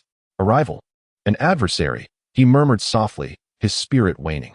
In the battle at the Valley of the End, his ancestor Uchiha Madara had been defeated, purportedly slain by the first Hokage. Now, having once again succumbed to Naruto, the sense of humiliation intensified within him. The fated clash between Indra and Ashura had seen the Uchiha clan vanquished twice. The recurrence of such a disgrace tormented Sasuke, whose prideful nature was already fragile. No, That is not correct. I am still alive. Indra did not lose. Nor has the Uchiha lineage been defeated. Sasuke regarded Naruto with a chilling countenance, his expression imbued with an aura of killing intent. I shall not allow the events of the past to be repeated. This time, I wager the name of the Uchiha clan. I must triumph in this fateful battle to vindicate the reincarnation of Indra. Naruto's visage grew strained. He could not fathom how matters had devolved to this point. Observing Sasuke's countenance, he recognized that persuading him to return to the village had become an exceedingly arduous task. Have you forgotten? We were once comrades, students of Team 7. Silence. That is no longer the case. We are now the reincarnations of Indra and Ashura, destined to commence a battle of fate. This exchange irrevocably severed the ties of Team 7, rendering it impossible for the two to return to their former camaraderie. In the Dragon Cave, Jiang Tian's true self sensed all of this through his clone, a smile gracing his face, seemingly becoming ever more malevolent. Yet, it mattered not. I have never been a virtuous figure in this world. Under the influence of Jiang Tian's words, Naruto and Sasuke found themselves on opposing sides. A scenario Jiang Tian had anticipated. He had contemplated numerous times the potential factors that could lead to failure alongside Obito, with the most significant threat being the alliance of Indra and Ashura, uniting against himself and Obito, and employing the sealing techniques used against Kage to confine them. Should the two of them fracture their alliance, this looming peril would vanish, greatly enhancing his chances of triumph in the war. With his objective accomplished, Jiang Tian commanded his clone to lead Sasuke and Team Hokage. The intelligence regarding the Eight Tails had ceased to hold importance. He and Obito had achieved their goals. Originally, Jiang Tian had dispatched his clone to gather information about the Eight Tails. But upon learning that Naruto was also en route to the hidden cloud village to participate in the war, he swiftly adjusted his strategy and instructed his clone to remain in place. He then directed Obito to summon Sasuke to the hidden cloud village, all orchestrated for the moment of their encounter. Once Sasuke faced defeat and articulated the fate of Ashura and Indra, he would irrevocably position himself against Naruto. The eternal Mangekyou Sharingan Sasuke would inevitably fall before Naruto, who had mastered the most potent sage mode of Mount Maiboku. Everything was meticulously orchestrated by Jiang Tian, and the plan unfolded seamlessly. Outside the hidden cloud village, the clone, having received orders, utilized space-time ninjutsu to transport Sasuke and Team Hokage, leaving Naruto in a state of shock. He understood that perhaps when he next encountered Sasuke, they would truly become adversaries, unable to return to their former camaraderie. Hinata, sensing his turmoil, called out with concern, aware that Naruto must be deeply saddened. Their bond as the closest of friends was well known. I'm fine, Naruto replied, waving his hand dismissively, yet he felt a twinge of exhaustion in his heart. Would his former friend truly never return?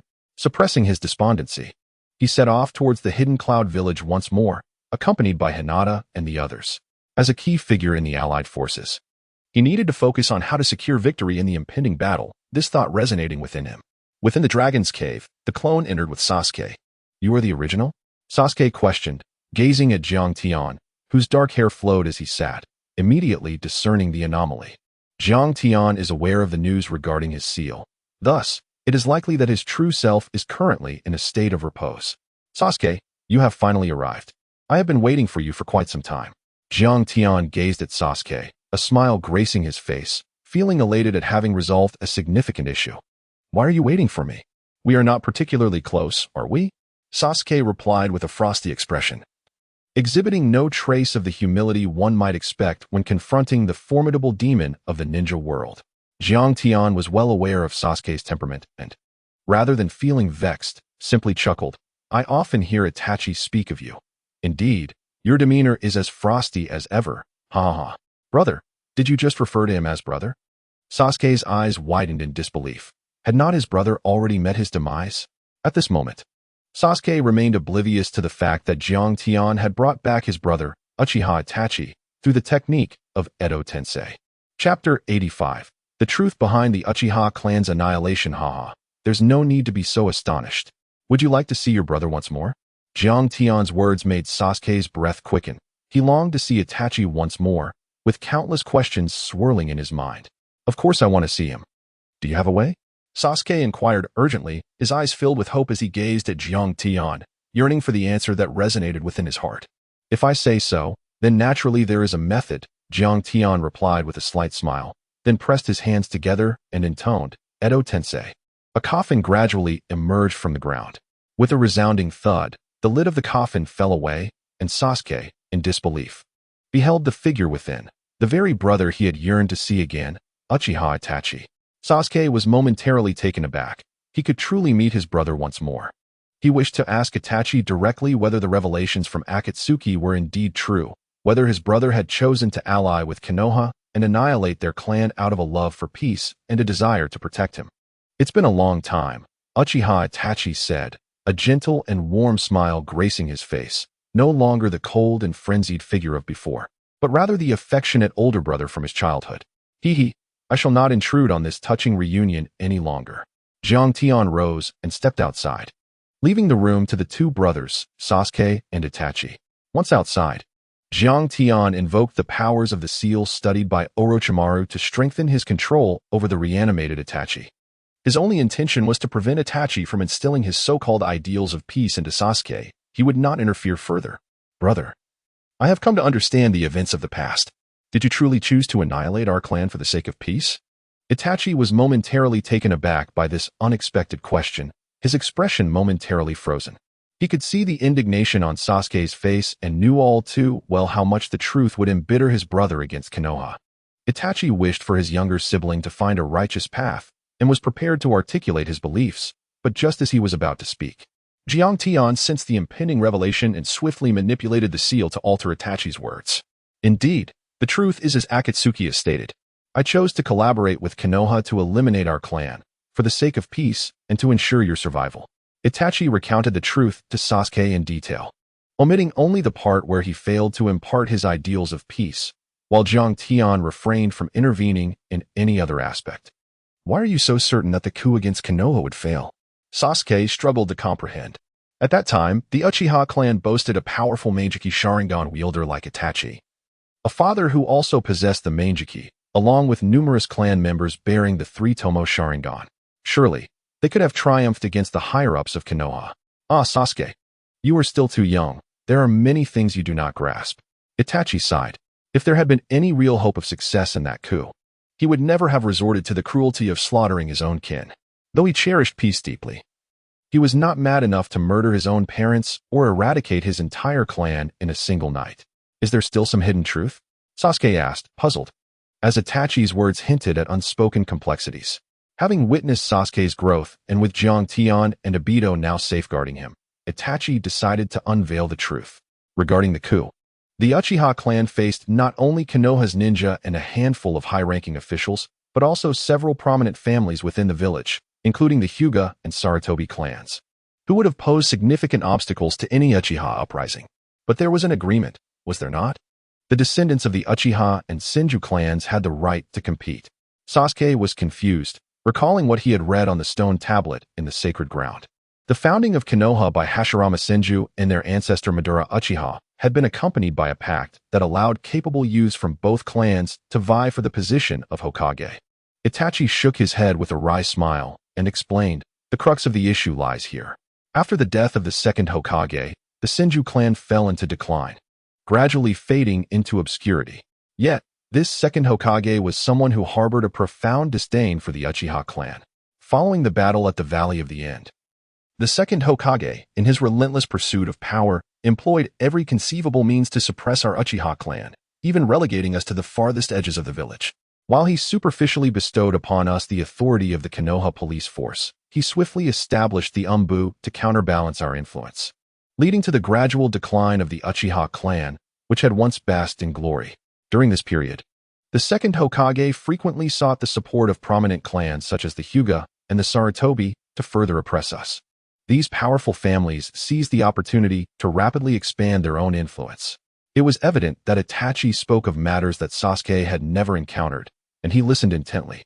For even the outside world remained oblivious to the true circumstances following the annihilation of the Uchiha clan. Itachi continued, emphasizing that these were not the primary reasons for our plight. The most crucial factor was that, before his death, the second Hokage explicitly designated Hiruzen Sarutobi to succeed him as the third Hokage.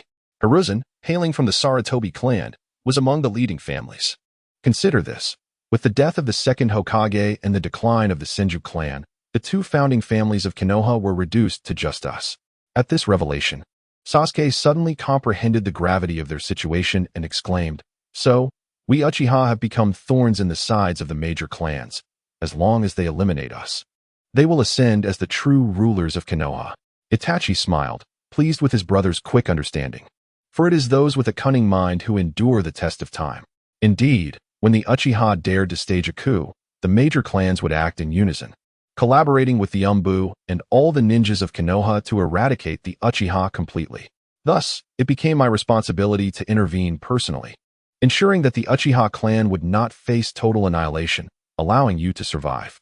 Itachi had made this difficult choice out of desperation, wishing for his brother's continued existence. But if they all secretly desire to exterminate the Uchiha, why offer you the option to spare me?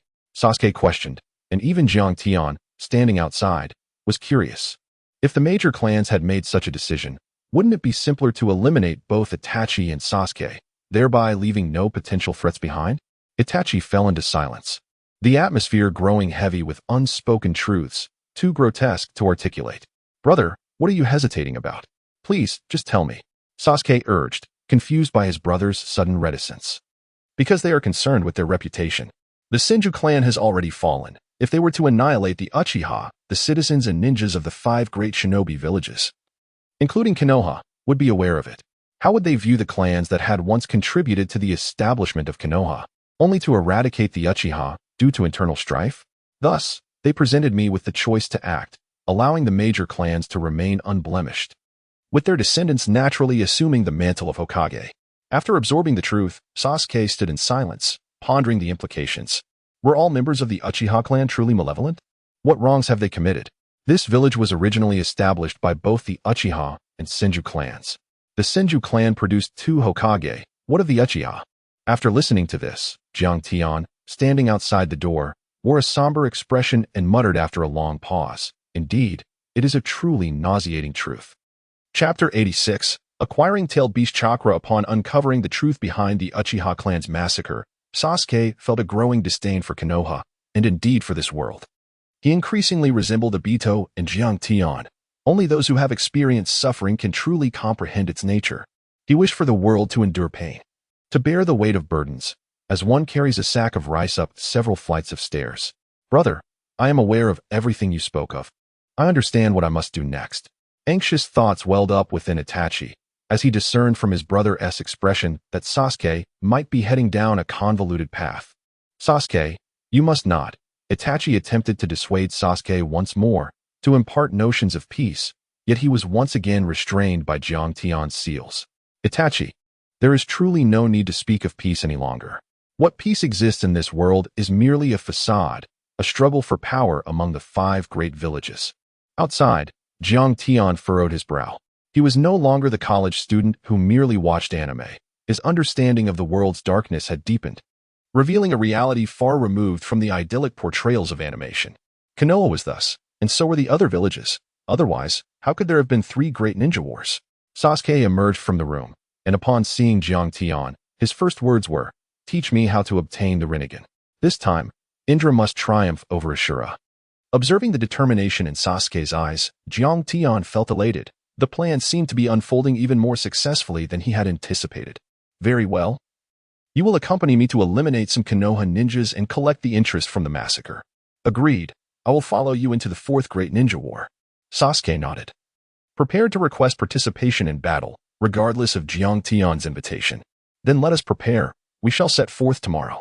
Jiang Tian departed to prepare for tomorrow's battle. By the dawn of the morrow, his seal would be lifted, allowing him to commence the subsequent plans to capture the 8 tails and the 9 tails, and to activate the Eye of the Moon. In the dead of night, Obito, donning a white mask, approached Jiang Tian and whispered, "We should be able to act tomorrow. Correct?" "Yes," Jiang Tian replied, "that old toad has delayed us for far too long. It is time to create a tumultuous upheaval." Under the moonlight, Jiang Tian gazed up at the luminous orb, slowly lifted a nearby cup, and drained it in one gulp. "I have kept Ling waiting yet again. If we encounter that old toad once more, what will you do?" Obito inquired softly, recalling how their previous attempt had faltered due to that very toad, which had nearly thwarted their capture of the 9 tails. A smile graced Jiang Tian's face. "I possess the ability to summon the White Snake Sage. Yet my insufficient chakra hinders me from manifesting its true form. Once my chakra reaches an adequate level, the old toad will naturally assist in confronting the white snake sage. Do you have a solution? Obito's expression was one of astonishment. It seemed that Jiang Tian had discovered a method to augment his chakra.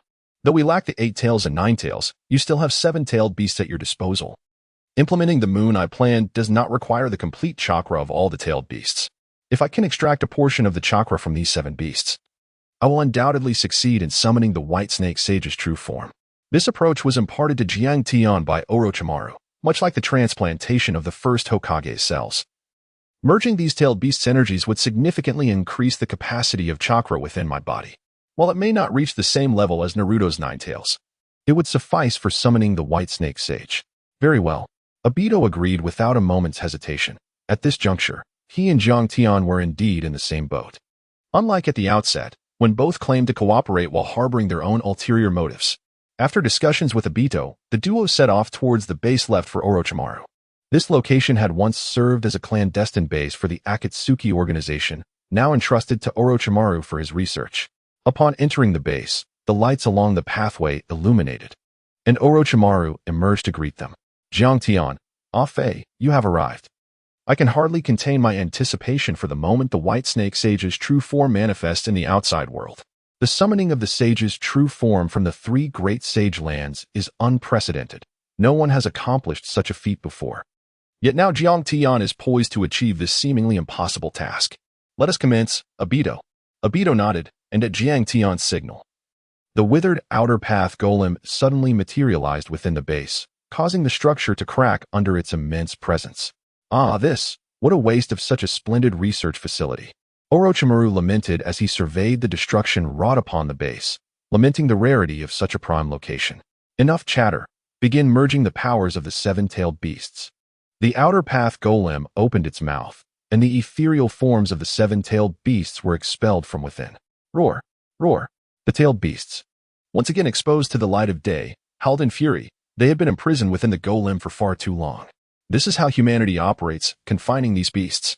Obito's gaze darkened as he softly admonished, a pack of brutes daring to act so brazenly. As his chakra surged, countless chains ensnared the tailed beasts, rendering them immobile. Orochimaru, act now, Jiang Tian urged, observing Orochimaru's momentary stupor.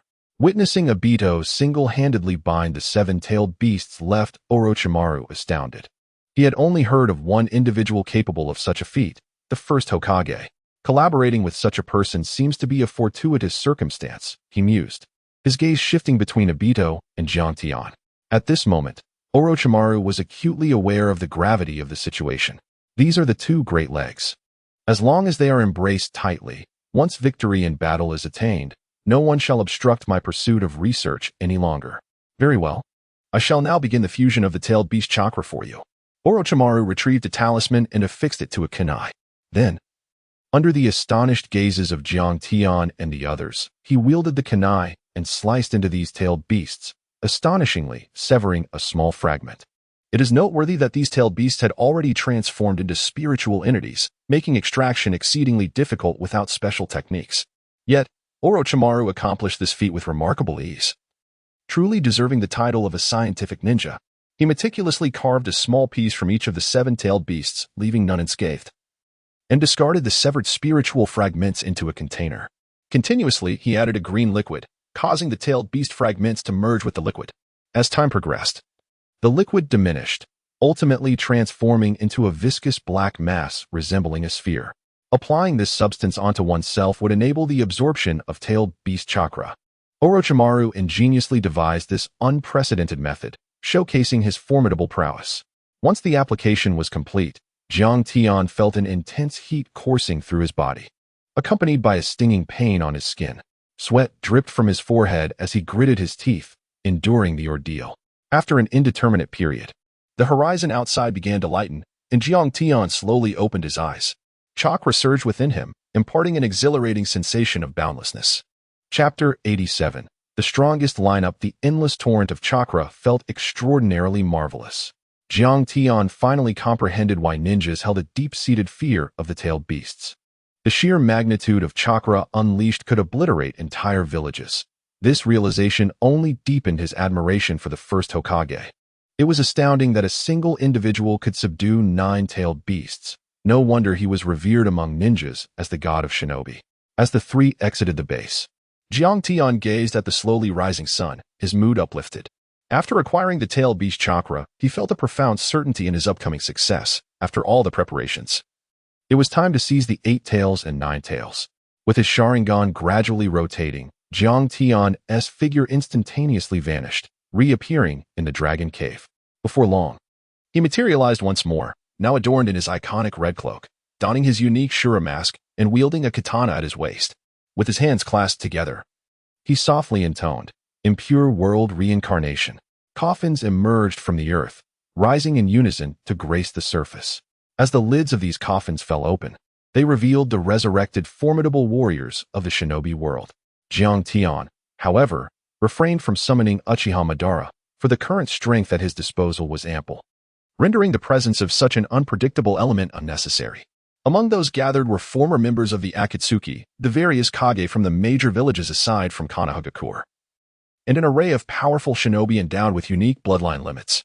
These individuals stood respectfully behind Jiang Tian, and at that moment, his shadow clone arrived with Sasuke in tow. With all present, a vast surge of chakra coursed through Jiang Tian's being as he rapidly formed hand seals, then forcefully pressed downward. Senjutsu, summoning technique. With this incantation, the white snake sage, reclining upon his stone chair in the Ryuchi cave, slowly opened his eyes, and in the blink of an eye, he vanished from his previous location.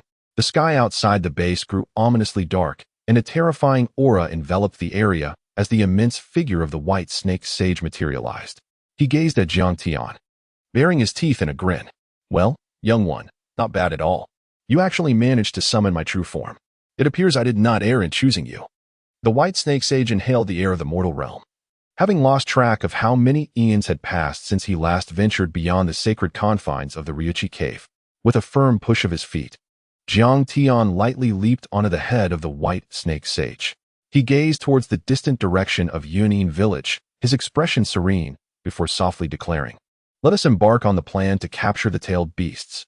In this moment, both Jiang Tian and Obito felt a surge of warmth within their hearts, convinced that they would surely succeed in apprehending the tailed beasts. The formidable lineup included the White Snake Sage, the Ten Tails Jinchuriki Uchiha Obito, the sage arts of Jiang Tian, the ocular technique of his doppelganger, as well as Indra's reincarnation, Uchiha Sasuke, alongside countless powerful figures resurrected from the realm of the dead. How could such a lineup possibly falter? This was undeniably the strongest assembly in history. Not only Jiang Tian and Obito believed in their strength, but even Orochimaru and the resurrected warriors felt invincible. Their collective power was overwhelming, capable of annihilating anything in their path. In my Bokuzen, the great toad sage suddenly opened his eyes wide. Through the frogs traversing the human realm, he swiftly sensed the presence of the white snake sage. This truly posed a troublesome dilemma. He furrowed his brow, his expression laden with gravity. On the side of the ninja coalition, news of the white snake sage's manifestation reached them almost immediately. With so many powerful beings converging, it was nearly impossible not to take notice. At the coalition headquarters, the 5 Kage and various strategists bore expressions of distress. Their strength was overwhelming, bordering on despair. "What shall we do?" the Tsuchikage queried, his brow knitted with anxiety. It was utterly unexpected that Jiang Tian, after breaking the seal, would create such a monumental disturbance, akin to a thunderous force aiming to shatter the ninja coalition in one fell swoop. The Tsuchikage's words plunged the room into silence. In the face of such absolute power, what could they possibly do? Bang! The Raikage pounded the table with his remaining hand, his words as fiery as ever. "We shall fight that man to the bitter end. If he wishes to capture the tailed beasts, he must first tread over my corpse." His declaration only deepened the gloom in the hearts of those present. Although they recognized his words as fueled by anger, it seemed an inevitable reality. They all envisioned themselves as mere corpses, sacrificing their lives for the peace of the ninja world. Gaara leaned back in his chair, the youngest among the 5 Kage and the commander of the coalition. In this dire moment, he remained remarkably composed, displaying a steadiness that surpassed his older counterparts. "Esteemed leaders, I have something to convey." At the sound of Gaara's voice, all eyes in the headquarters turned towards the young Kage, curious about what he might share in such a critical hour. As you're all aware, I was once the Jinchuriki of the One Tail, labeled as a cursed weapon within my village. During that time, I harbored deep resentment towards everyone. However, I encountered Naruto, who, like me, was also a Jinchuriki, similarly scorned by others. Yet, he was different. He never relinquished hope despite facing countless criticisms and hardships. His eyes shone with light, and he taught me to believe in that very light. Naruto embodies an indomitable spirit, always brimming with an unwavering vigor, which has led the devoted fans of the original work to affectionately refer to him as a master of verbal dueling.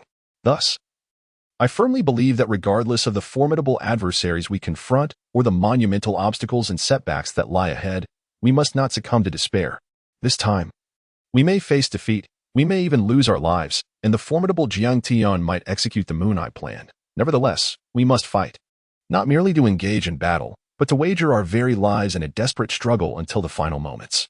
I hold a steadfast conviction that if we are truly willing to sacrifice our lives for the sake of peace in the shinobi world, future generations will not regard us as cowards.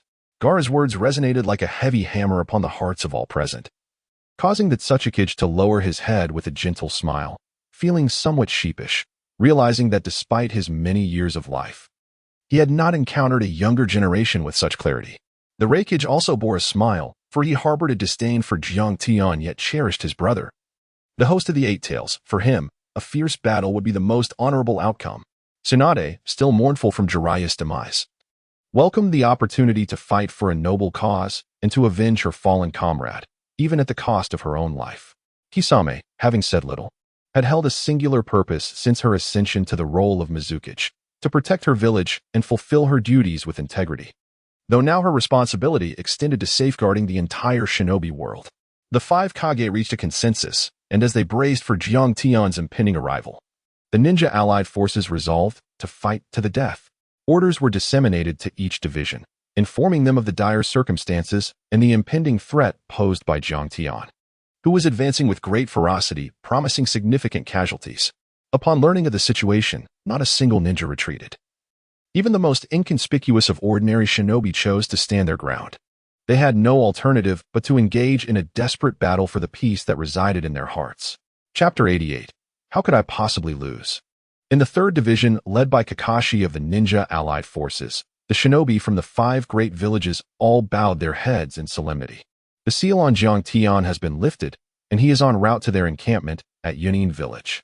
According to intelligence from the command headquarters, Jiang Tian approaches with formidable force, gathering his strongest allies, including the legendary White Snake Sage in his true form.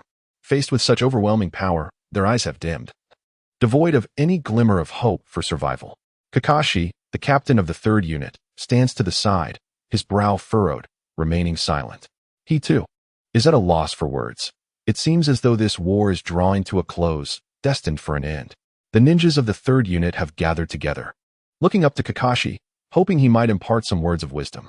Amidst the oppressive silence, several figures rush toward them, led by none other than the hero of the coalition, Naruto Uzumaki, who has returned with the body of Jiraiya, taken from the clutches of the masked man. It is Naruto. He has arrived. Jiang Tian's intent is to capture the Nine Tails, and he shouldn't have come here. To have brought back the body of the legendary Sannin shows Naruto's formidable strength, a crucial asset for the coalition. The crowd buzzes with speculation regarding Naruto's presence. Everyone, I will stand shoulder to shoulder with you until the final moment. Upon his arrival, Naruto articulates his resolve to fight alongside everyone for the future of the ninja world. Kakashi-sensei, I have also received news. Jiang Tian has mobilized nearly all his forces and is heading toward Unveiled Village. Indeed, it is a troubling situation, Kakashi replies softly, his expression and tone remaining grave, unchanged by Naruto's arrival. He understands that even Naruto's words may not suffice to turn the tide of this war. Naruto then turns to face the assembled ninjas of the 3rd unit. Observing the sorrow etched on their faces, their fighting spirit extinguished, he feels compelled to speak. Friends, we have no choice in this battle. For the sake of peace and our future, we must emerge victorious. Certainly, we may face defeat and death, but even in failure, we must not bow our heads or lose our fighting spirit. Though the enemy is strong, we must give our all. Unlike Jiang Tian and the masked man, we may not possess such overwhelming power as they do. Yet, we have comrades fighting alongside us. Each firefly's light may be faint, but when they gather together, they form the most brilliant radiance in the world. Even the most ordinary fireflies, when united, can radiate a brilliant glow, a sentiment that resonates deeply within the hearts of all. Among the coalition, apart from a small fraction, the rest are merely inconspicuous ninjas. They lack formidable strength and extraordinary backgrounds, seemingly destined to serve as mere cannon fodder under the relentless wheels of war, contributing only an inconsequential brushstroke to the battlefield's bloodshed. Yet, in this pivotal moment, a young man named Naruto Uzumaki declared that even those like them possess value and can shine with resplendent brilliance. Therefore, I urge you all to follow my lead closely, to fight for peace. For peace. Charge! Charge! Charge! The third division roared in unison, their voices swelling like a tsunami, soaring into the heavens. Approaching the outskirts of the Cloud Village, Jiang Tian stood atop the head of the White Snake Sage. In the sky, white clay birds circled, with Deidara perched upon one, reporting the situation. Jiang Tian, Akatsuki, and the entire ninja coalition had been mobilized, with ninjas from all 5 great villages converging on the Cloud Village. It appeared that the decisive battleground was set to be the Cloud Village. Jiang Tian narrowed his eyes, glancing at Obito, who bore a smile. Obito, our plan is nearing fruition. Once we secure victory in this war, we shall see them again. Indeed. They had awaited this day for far too long. Obito too felt a surge of emotions, eagerly anticipating the moment. The Grand Army continued to advance, gradually bringing the Cloud Village into clearer view. Hurry, everyone, speed up. Also, notify the other divisions to move at full speed. We must enter the Cloud Village before Jiang Tian. The 5 Kage led their command and various special units from the operations headquarters toward the Cloud Village, while other divisions hurried there under the headquarters orders. They have arrived. Both Jiang Tian and the masked man have appeared outside the Cloud Village. Within the Cloud Village. Upon receiving the announcement, all ninjas turned their gaze toward the village's exterior. Naruto was the first to react, exclaiming, "Everyone, we must go out and meet them in battle. There are many residents in the village. We must take the battlefield outside." Hearing these words, the ninjas' expressions hardened with resolve. Naruto took the lead, rushing toward the village's outskirts, followed closely by Kakashi and the 3rd Division ninjas. This is Naruto's magic. With just a few words, he seized command of the 3rd Division from Kakashi, compelling others to follow in his wake. Outside the Cloud Village, Jiang Tian raised his arm, signaling everyone to halt. He gazed at the seemingly endless 3rd Division, filled with emotion. A force of tens of thousands appeared indeed formidable, yet regrettably, they were a mere collection of ineffectual beings. The ninjas gazed upwards at Jiang Tian, who stood atop the head of the White Snake Sage, feeling a profound sense of unease as the overwhelming pressure emanating from the sage made it difficult for them to breathe. The biting mockery that escaped Jiang Tian's lips silenced any potential retorts. After all, this man was perched upon the head of a sage. It is noteworthy that even the legendary Uchiha Madara and Senju Hashirama had never engaged in such audacity. Jiang Tian, have you not yet secured victory in the war to speak so brazenly? Do you not think that is rather presumptuous? Naruto scolded, his brow furrowed, striving to maintain morale among the troops. Ha ha ha, those words are utterly ludicrous. You should have outgrown childish banter, yet here you are, uttering such nonsense. In response to the reprimand, Jiang Tian remained unfazed, instead erupting into laughter as though he had just heard the most amusing jest in the world. Open your eyes and behold the company I keep. The 3 great sages stand at my feet. Afe, Orochimaru, and Sasuke stand by my side. Behind me are former members of the Akatsuki, several former Kage from various villages, and many ninjas possessing unique bloodline limits. Given such a formidable assembly, tell me how I could possibly lose. It is inconceivable. Jiang Tian's words struck the hearts of the allied ninjas like a heavy hammer, and indeed, he spoke the truth. How could such a formidable lineup possibly lose? In other words, facing such formidable beings, what could the Ninja Alliance possibly employ to secure victory? Chapter 89, The Battle Begins. Naruto's recent words had ignited a fierce fighting spirit, only to be extinguished in an instant. Although news from headquarters indicated that Jiang Tian had brought forth numerous powerful entities, the disparity between hearing and witnessing was profound. Confronted with such an unparalleled assembly, one could truly feel the chill of dread, and the will to resist would dissipate. This scene would be etched into their memories for a lifetime. It was overwhelmingly astonishing. The man standing atop the White Snake Sage's head loomed over them like a deity, gazing down with an air of omnipotence. Jiang Tian, do you truly believe your victory is assured? Naruto pondered gravely. While Jiang Tian's statements were indeed factual, as adversaries. They could not afford to falter in their rhetoric, especially at such a pivotal moment before the impending conflict. Is my victory truly assured? Is this not an obvious matter? Jiang Tian gazed at Naruto, a smile playing at the corners of his mouth. How could he possibly lose? Such confidence was not mere arrogance, but a testament to his formidable prowess. Enough of idle chatter. Let us directly capture the nine tails within you. With a gentle smile, he and Obito leaped down, positioning themselves at the forefront of the Grand Army. Both activated their Sharingan, leading the charge against the vast coalition of ninjas. In an instant, a breach was torn through the ranks of the allied forces, and the duo moved as if in an uninhabited realm. Fire release, storm dance, God technique, void annihilation. The two champions fought side by side, slaughtering the ninja alliance as effortlessly as one might chop vegetables. Do you wish to join the fray? Jiang Tian abruptly turned, his Sharingan spinning rapidly as he fixed a piercing gaze upon a ninja attempting a sneak attack, his expression darkening. The ninja, clutching a kunai, found himself ensnared by Jiang Tian's grip, subjected to an excruciating stare. The tyrant of the ninja world glared at him, a torment in itself. However, this torment was brief, as Jiang Tian swiftly kicked the ninja away.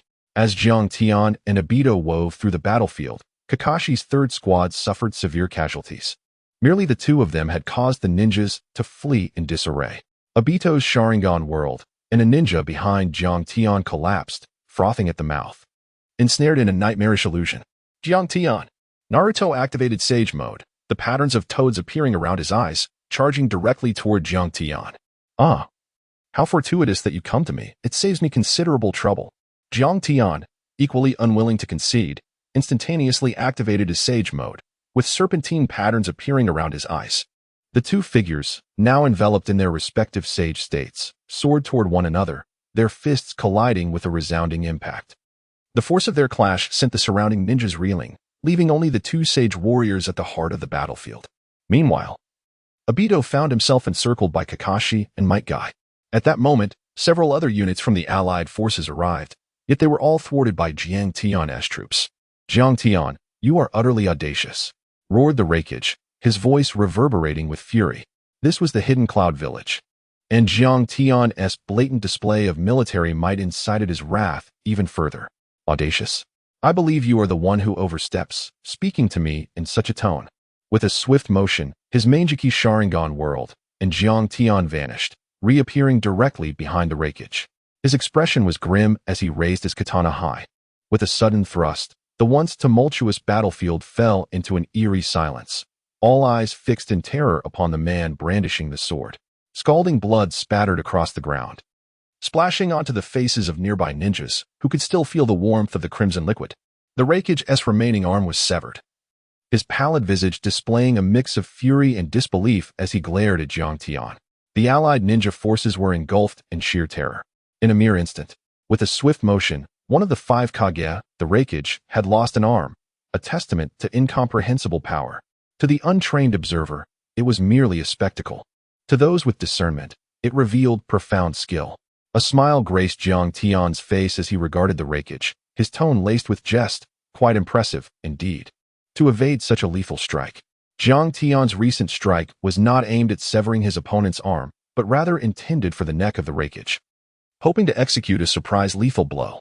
However, with the astonishing speed of space ninjutsu, the Raikage instinctively managed to retreat 2 centimeters. A mere fraction that ultimately spared his life. Dust release, world separation technique. Lava release, lava monster technique.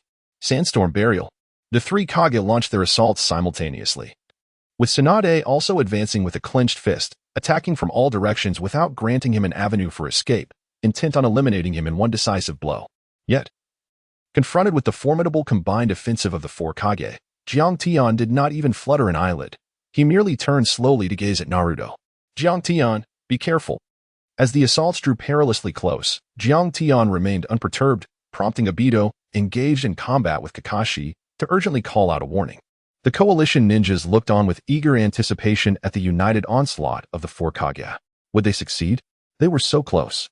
They must eliminate this adversary. But in the next instant, with a thunderous crash, a colossal white tail lashed out, forcefully bringing the 4 Kage crashing down from the sky. The hopes of the coalition ninjas shattered in an instant. Not only was Jiang Tian remarkably powerful, capable of severing the Raikage's arm with a single strike. But he was also accompanied by a sage, a white snake sage from the Dragon Cave, whose mere tail swipe had sent the four Kage sprawling. I told you. How could I possibly lose this battle? Jiang Tian's mocking voice resonated clearly in everyone's ears. The morale of the coalition plummeted. Even the mightiest of the five Kage had proven so vulnerable. What could they do? Sage art, summoning technique. A roar erupted as thick white smoke enveloped the battlefield, within which a massive figure flickered into view. Naruto leaped suddenly, landing atop the gigantic silhouette's head. White Snake, you truly have reached such heights. To assist this human in achieving victory, you have indeed contracted your true form? Heh, unlike you, old toad, who clings to the sage's dignity and refuses to sacrifice for your sacred ground. Your hesitation in contracting with this lad stems from your pride as a sage. Does it not? The words of the white snake sage plunged the toad sage into silence. Although he had refrained from contracting with Naruto due to the insufficient natural energy within him, there lingered a certain pride of being a sage that he found hard to relinquish.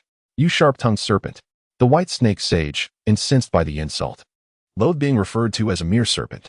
You, wretched toad, are but a mere clone. How dare you speak to this sage in such a manner? The roar reverberated through the heavens, a manifestation of the wrath of the immortal residing in the Dragon Cave. In Chapter 90, The Art of Immortality, Ascending as a Dragon. The White Snake Immortal's primal scream echoed across the universe. The fury of the immortal transformed the atmosphere, leaving many weaker ninjas within the allied forces momentarily paralyzed, as if entranced. Yet, in an instant, these stunned ninjas regained their senses, only to clutch their heads in agony and collapse to the ground, unconscious. The overwhelming power instilled fear in all present, while the reanimated army held a distinct advantage over the vast numbers of the Ninja Alliance. The situation increasingly favored Jiang Tian, with the allied ninjas ensnared in a dire predicament, as if the annihilation of the ninja realm loomed ominously close. White Snake, have you forgotten the words of the Sage of Six Paths from years past? The Toad Sage furrowed his brow, recalling that in the early days of the ninja world, there were no so-called three great sanctuaries. The toad, snake, and slug emerged from a multitude of creatures, encountering the enigmatic Tsutsuki clan. The Sage of Six Paths, regarded as the progenitor of the ninja realm, hailed from this lineage. These three beings met the sage and the woman who ruled and governed this world.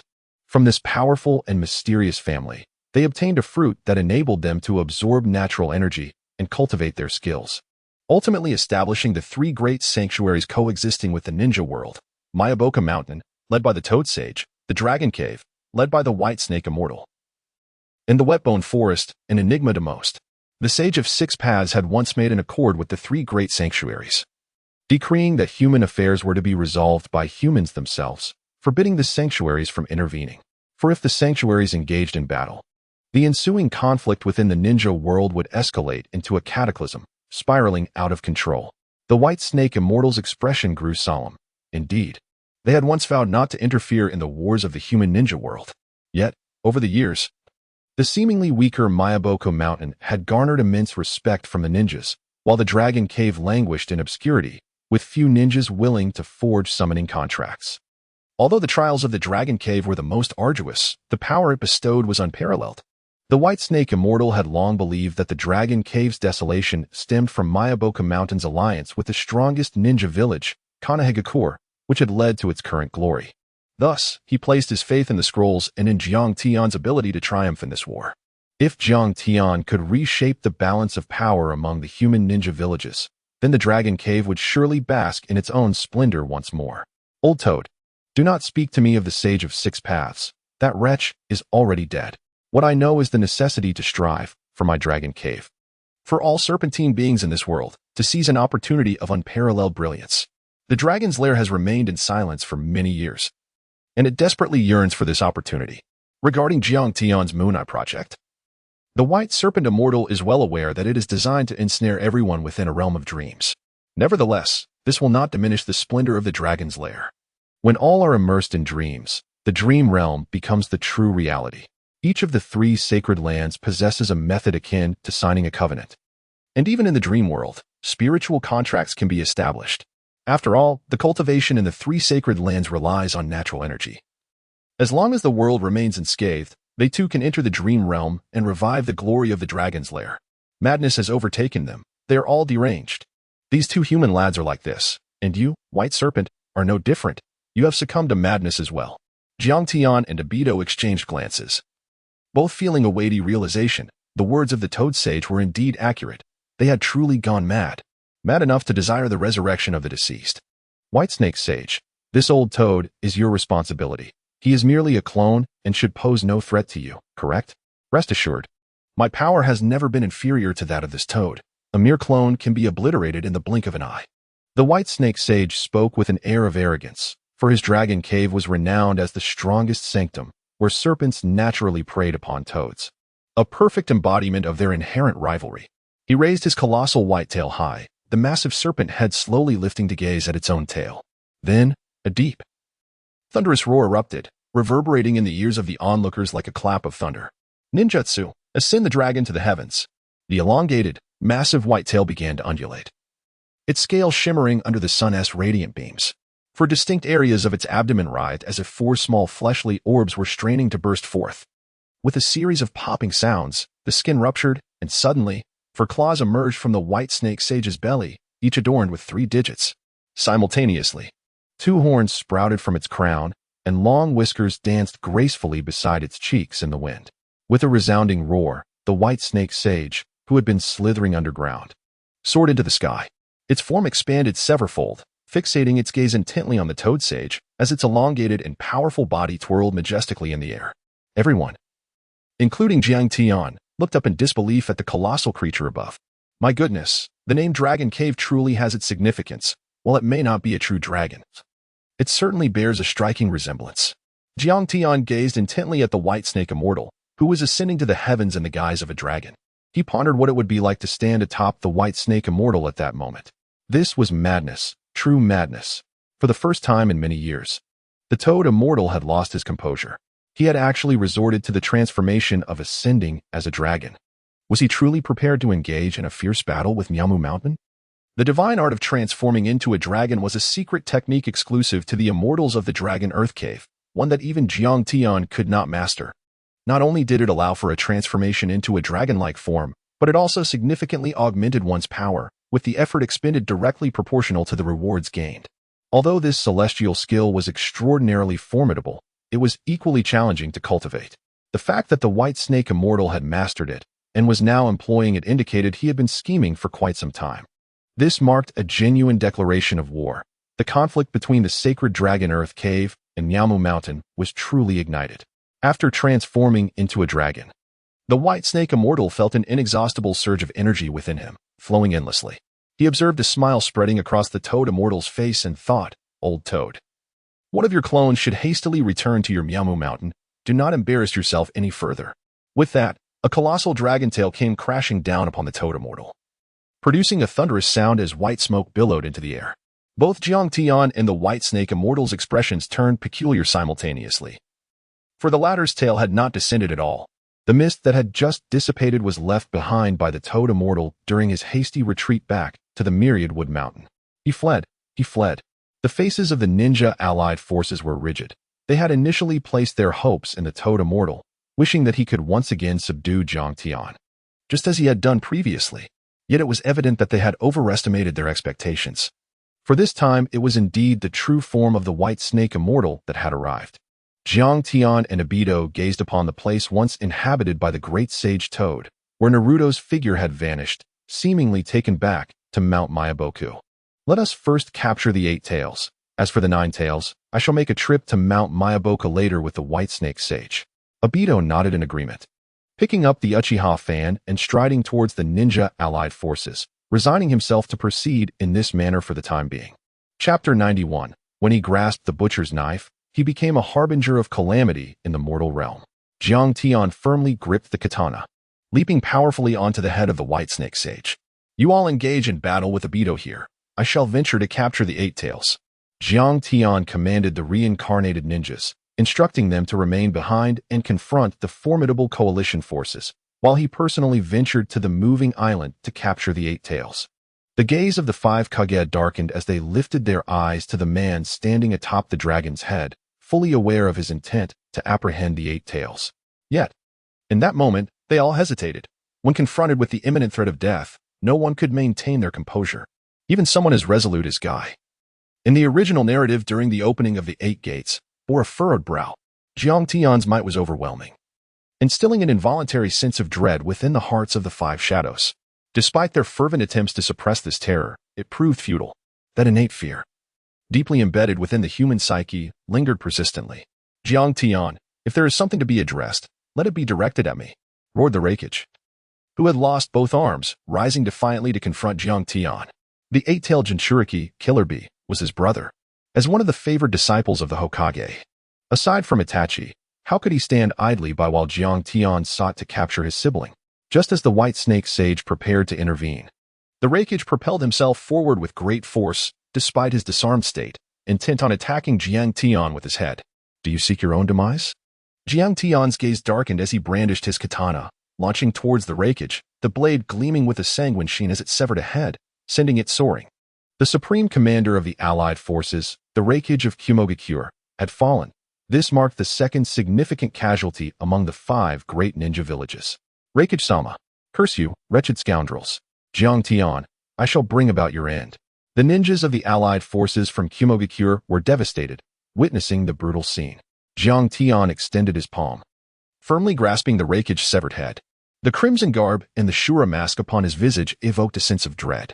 With one hand gripping the katana and the other holding the head of their commander, he resembled a demon arisen from the depths of hell. Do you feel anguish, weaklings? With the Hokage's demise behind him, Jiang Tian was in no rush. His intentions were clear, to eliminate the 5 shadows before pursuing the 9 tails, ensuring no one could thwart him then. You scoundrel, you shall pay. A Kumogakure ninja charged at Jiang Tian, but before he could close the distance, he was brought down by the katana. Another head soared into the air, only to crash down heavily at Jiang Tian's feet. Volume does not equate to strength. Leaning on his katana, Jiang Tian observed the remaining ninjas with a quiet intensity. 3 more ninjas from Kumogakure surged towards him, yet, predictably, they too were swiftly dispatched. Blood spilled forth, deepening the already vivid hue of his crimson attire. Today, I shall witness just how many of you dare to face death. No sooner had he spoken than another ninja approached, brandishing a kunai and shouting, You demon! The thud of a body hitting the ground resonated, followed by a torrent of increasingly desperate ninjas rushing at Jiang Tian, yet none could escape the inescapable fate that awaited them. The number of corpses beneath Jiang Tian continued to rise.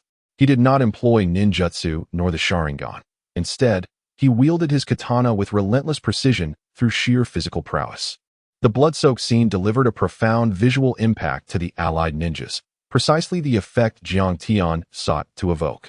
Observing their hesitation to advance, he taunted, Do you feel it now, the anguish that belongs to the weak? Among the fallen lies your friends, your kin. In my grasp, I hold the severed head of your village's leader. Yet, look at you now, what can you possibly do? Your weakness has rendered you so feeble that you lack even the courage to take a single step forward. Such is the lament of the impotent. As Jiang Tian grew increasingly agitated, his tone became progressively frenzied. Have you felt this anguish? The helplessness and resentment, the heartache and humiliation. Do you not yearn to slay me, to avenge your loved ones and friends? Not a single ninja from the allied shinobi forces dared to meet Jiang Tian's gaze, for they were terrified. When Ling perished, I experienced this very sentiment. My emotions mirror yours at this moment. Observe your expressions. Who among you does not wish to end my life immediately? Yet, you lack the courage. Were you to possess my strength, you would undoubtedly strike me down without hesitation.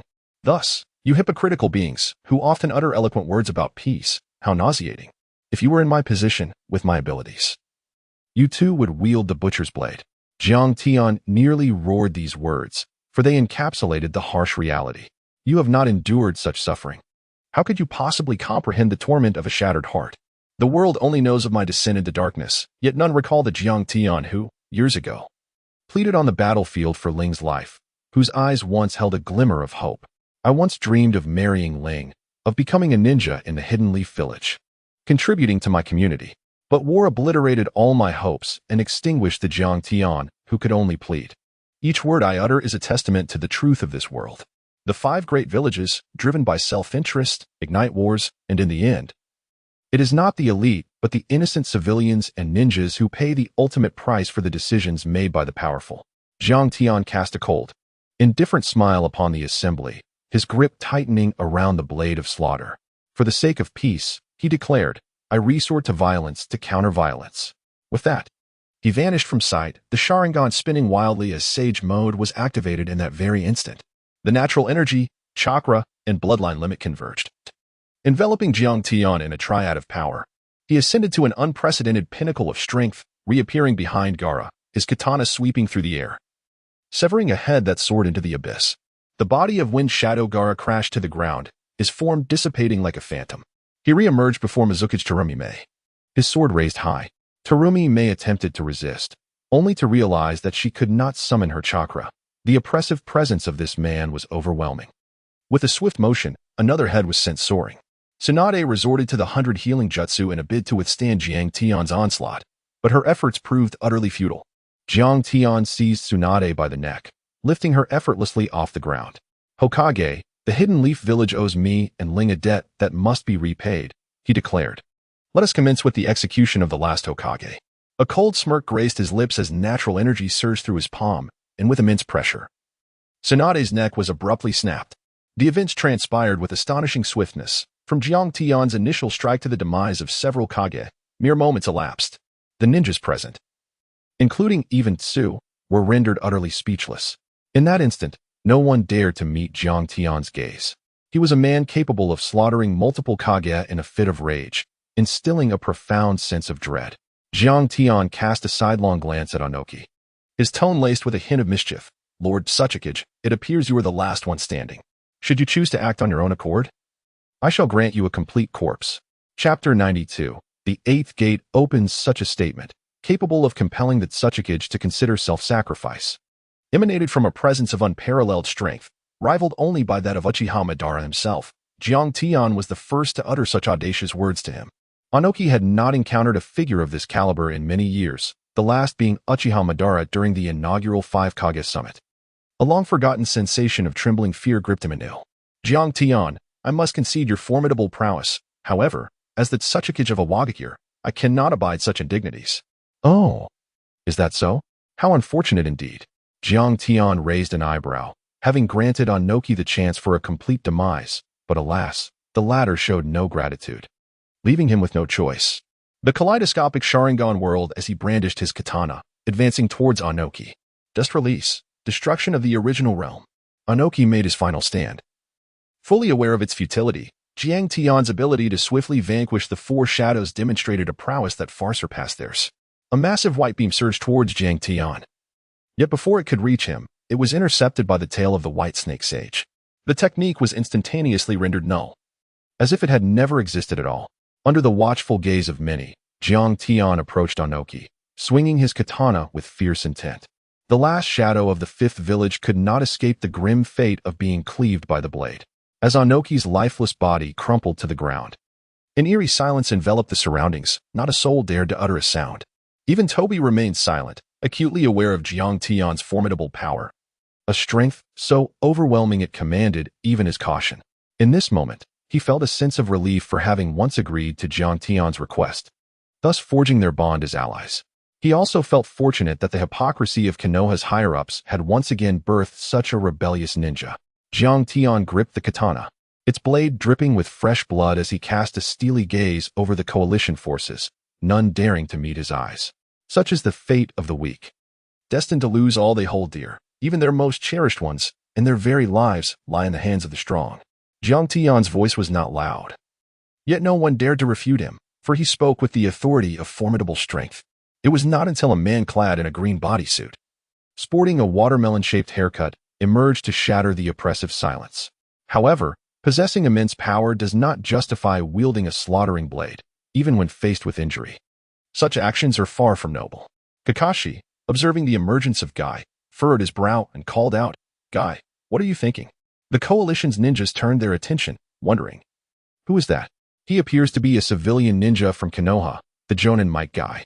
With all the Kage slain, how could a mere Jonin dare to provoke that formidable adversary? Murmurs of bewilderment filled the air as they pondered what audacity Might Guy possessed to stand forth. Yet, unbeknownst to them, Jiang Tian understood all too well. His expression remained composed as he murmured, So, you have finally stepped forward. Very well. Let us resolve all troubles in one fell swoop. Might Guy approached Jiang Tian steadily, unfastening the buttons of his vest as he walked. Gaining immense power should not serve as a license for reckless actions, regardless of one's past experiences. They should never become a justification for dragging so many into the abyss or igniting the Fourth Great Ninja War. Jiang Tian sheathed his katana, unlike the casual demeanor he displayed when facing the Five Shadows.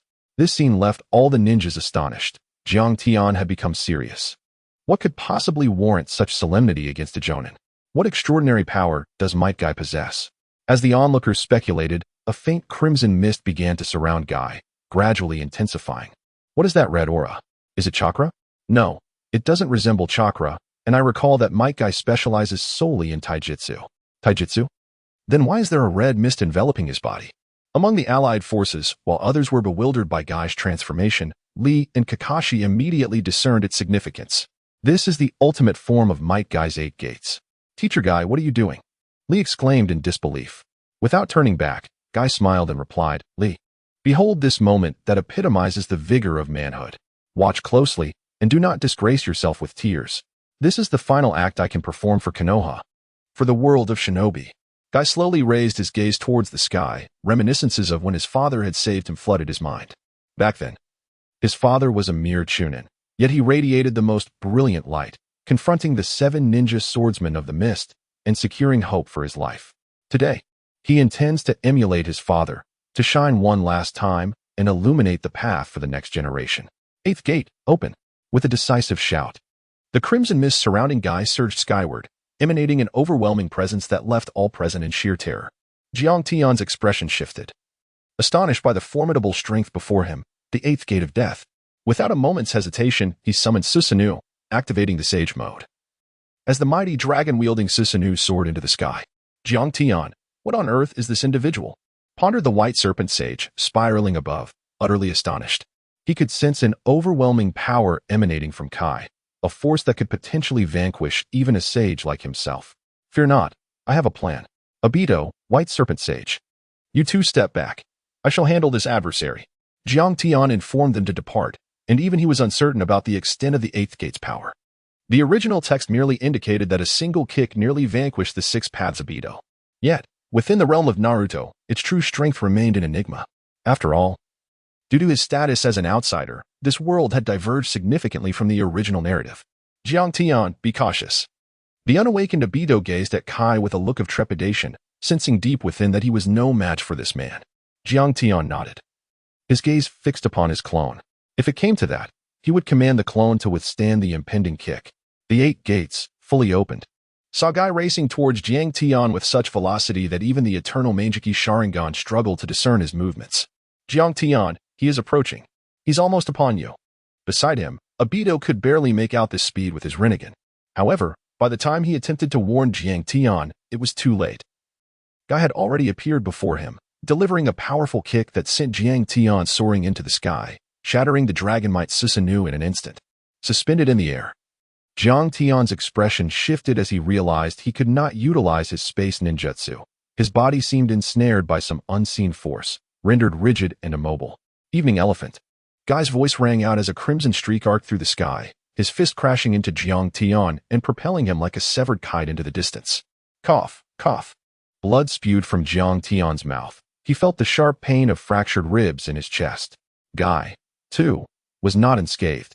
As he surged forward, his ankle suddenly faltered, bones fracturing beneath the strain. Chapter 93. Night Guy. The toll of fully opening the 8 gates was an unimaginable burden on his life force and body. A man unversed in ninjutsu was capable of such high-speed movement in the air, illustrating the immense pressure his bones endured. This was a classic tactic of mutual destruction, a one-for-one exchange of life. Regardless of whether he could vanquish Jiang Tian, his own life was forfeit. Kakashi stood stunned, unable to fathom that the man who had always regarded him as a rival could possess such formidable strength, truly capable of opening all 8 gates. Guy, in your fully unleashed state, you might actually be able to defeat that Jiang Tian and lead us to victory in this war. Kakashi was not alone in his anticipation. Upon witnessing Guy's successful strike, all the allied ninjas harbored a silent hope that Guy would eliminate Jiang Tian. Guy's body surged once more, enveloped in a crimson mist, and in his rapid motion, he appeared as a radiant streak of light. One punch after another landed upon Jiang Tian, 5 thunderous blows in total, sending Jiang Tian hurtling like a high-velocity projectile into the forest, where he collided with and shattered a multitude of colossal trees. Dust and debris swirled as the onlookers, filled with both hope and trepidation, fixated on the direction of Jiang Tian's descent, fervently wishing for his demise to come from this assault. Yet in the next instant, with a resounding thud, the hopes of the allied ninjas were instantly dashed. Jiang Tian leapt from the ruins, followed by a series of violent coughs. After regaining his composure, he murmured, "Such an attack indeed sends chills down one's spine. Had it not been for my training with the celestial techniques inscribed on the second scroll and the fortitude I gained from my endeavors in the Dragon's Cave, I might have truly fallen to your onslaught." The failure of the 8-gate Shixiang to vanquish Jiang Tian deepened the despair of the allied forces. In the face of such relentless assault, they were at a loss as to how to defeat this formidable demon lord. "Is it truly impossible to bring him down?" Kakashi murmured, observing the breathless Kai, fully aware that his condition was equally dire. Jiang Tian, who had braved the onslaught of Shixiang, was also in a precarious state, suffering severe injuries. Yet, he remained vigilant, understanding that the true challenge lay ahead with Uchiha. Only by enduring through this trial could he truly resolve the formidable issue posed by the 8 gates. As Jiang Tian's Sharingan spun, he commanded his shadow clone to appear beside him, standing together as they gazed at Kai. To think he could withstand even the evening's imagery, he truly was formidable. Kai furrowed his brow, uncertain whether his impending final strike would be sufficient to vanquish Jiang Tian. However, he found himself without alternatives, merely hoping that Night Kai could eliminate Jiang Tian. "Kai, your body." Kakashi's concern echoed, to which Kai, turning his back, raised a thumb in reassurance. "Do not worry. I shall not fall before I defeat this fiend." He then pressed his hands upon the ground, spreading his legs apart as he slowly crouched down, exclaiming, "Gather." The crimson mist surrounding him surged forth, gradually morphing into the shape of a ferocious beast. Kai held in agony, his eyes rolling back, and his body bore cracks akin to those of a parched earth. Meanwhile, Obito, perceiving through his Rinnegan that this was Kai's ultimate attack, hastily cautioned Jiang Tian, "Be wary. This is his desperate final strike." "I am aware," Jiang Tian replied, furrowing his brow, his expression tinged with anxiety. Unsure of the strength behind this impending blow, he summoned his clone close to him, preparing it to withstand the onslaught. The aura surrounding Kai intensified. The beast formed from the red mist, fully taking shape as he charged towards Jiang Tian, roaring, "Night Kai." Jiang Tian activated his Sharingan, intending for his clone to shield him, but to his horror, he discovered that the space was sealed. Although his Sharingan was operational, his control over the clone was significantly diminished, lacking the intensity he required. Furthermore, Kai had directly locked onto his true form, and that cursed clone had the audacity to evade at that critical moment. Standing aside, the clone, possessing full consciousness, also feared death. An overwhelming instinct for survival compelled it to resist Jiang Tian's control. It had no intention of rebelling against Jiang Tian. It merely wished to survive. "Damn it!" Jiang Tian bellowed in frustration. He glared at the clone, realizing that this traitorous entity harbored ulterior motives. He should have been more vigilant that day when facing Uchiha Yukiyuki's movements. Now was not the time for accountability. Any punishment for the clone would have to wait until he dealt with Uchiha. The Crimson Beast charged forward, and Kai delivered a powerful kick to Jiang Tian. Instantly, an excruciating pain coursed through Jiang Tian's bones, and soon thereafter, he felt nothing at all. Half of his body vanished under the force of that strike. He was hurled away, crashing to the ground, unable to rise. Obito, peering through his Rinnegan, gasped, "Jiang Tian." He observed the weakening pulse of Jiang Tian's heart, flickering as if it were on the brink of extinguishment, while his vitality rapidly dissipated. Had he been eliminated? There was no mistaking it. Just look at the furious visage of the masked man. Jiang Tian was surely dead. Had he finally perished, this wretched being? The allied ninjas, momentarily stunned, erupted into jubilant celebration upon confirming Jiang Tian's demise, reveling in the defeat of the ninja world's dark overlord. Kai collapsed heavily to the ground, reduced to charred remnants, his being seemingly consumed by flames, vitality swiftly fading. "Cough, cough, Izanagi." Jiang Tian summoned the last vestiges of his strength, his left eye spinning wildly as time appeared to freeze. The urgency etched on Obito's face and the ecstatic expressions of the allied forces were suspended in place, their emotions frozen in a tableau. As the eternal kaleidoscope of Jiang Tian's left eye closed forever, time rapidly rewound, replaying the recent events in vivid detail. Jiang Tian was sent flying, and Kai sprinted forward, everything retreating until he squatted down. A revitalized Jiang Tian stood there, the only notable difference being that his left eye was tightly shut. In stark contrast, Kai remained a lifeless corpse sprawled on the ground. What is the meaning of this? Why has that fellow come back to life? Damn it, what kind of trick is this? How could this guy not be killed? The coalition ninjas were in disarray, unable to comprehend how someone who had clearly perished had returned. Only Obito understood. At the last moment, Jiang Tian had invoked his Anaji, altering the outcome of his death. That was perilously close. He nearly met his end. Jiang Tian's expression turned cold, his tone suddenly chilling. Yet, how dare he destroy the eye that Ling gifted to me? It seems I have not slain enough ninjas. Obito, remain here with those from the impure world. Eliminate anyone unwilling to submit. I will go capture the Eight Tails. Upon hearing Jiang Tian's command, Obito nodded. Understood. I await your good news. With the 5 Kage deceased, and Might Guy fallen in battle, the Moon Eye plan could no longer be thwarted. Chapter 94. Capture of the Eight Tails on an island in the hidden Cloud Village, which was in fact a colossal moving tortoise. Killer Bee continued his synchronized training with the Eight Tails. He had learned that the coalition permitted Naruto to engage in battle. He too wished to escape this heavily guarded location and join the fray. The island, formed from the tortoise's shell, was also under the watchful eyes of the coalition's guard, ensuring the highest level of security. The guards had been unilaterally contacted by the coalition and were unable to reach out to the outside world, thus remaining oblivious to the chaos beyond. The Toad Sage's clone had escaped back to Mount Myaboku, the 5 Kage had perished, and the formidable user of the 8 gates, even when fully unleashed, had failed to vanquish Jiang Tian. Most crucially, Jiang Tian was racing towards this location. Lord Killer Bee, you should spare yourself the effort. This place is fortified with the coalition's strongest seals. Even if you manage to elude us, you will not escape this island, remarked the ninja assigned to guard Killer Bee, hoping he would abandon his escape plans for everyone's sake. However, with Naruto, the Jinchuriki of the 9 Tails, participating in the battle as the brother of the Raikage. My brother needs me. No sooner had he spoken than a swift sound of slicing air resonated from afar. A dragon-like white creature hurtling towards them, none other than the White Snake Sage and Jiang Tian. Fear not, your brother no longer requires anyone. Soon, you shall join him. Came the ominous words as Jiang Tian approached. Before he arrived, his voice echoed ominously, causing terror to sweep over all present on the island.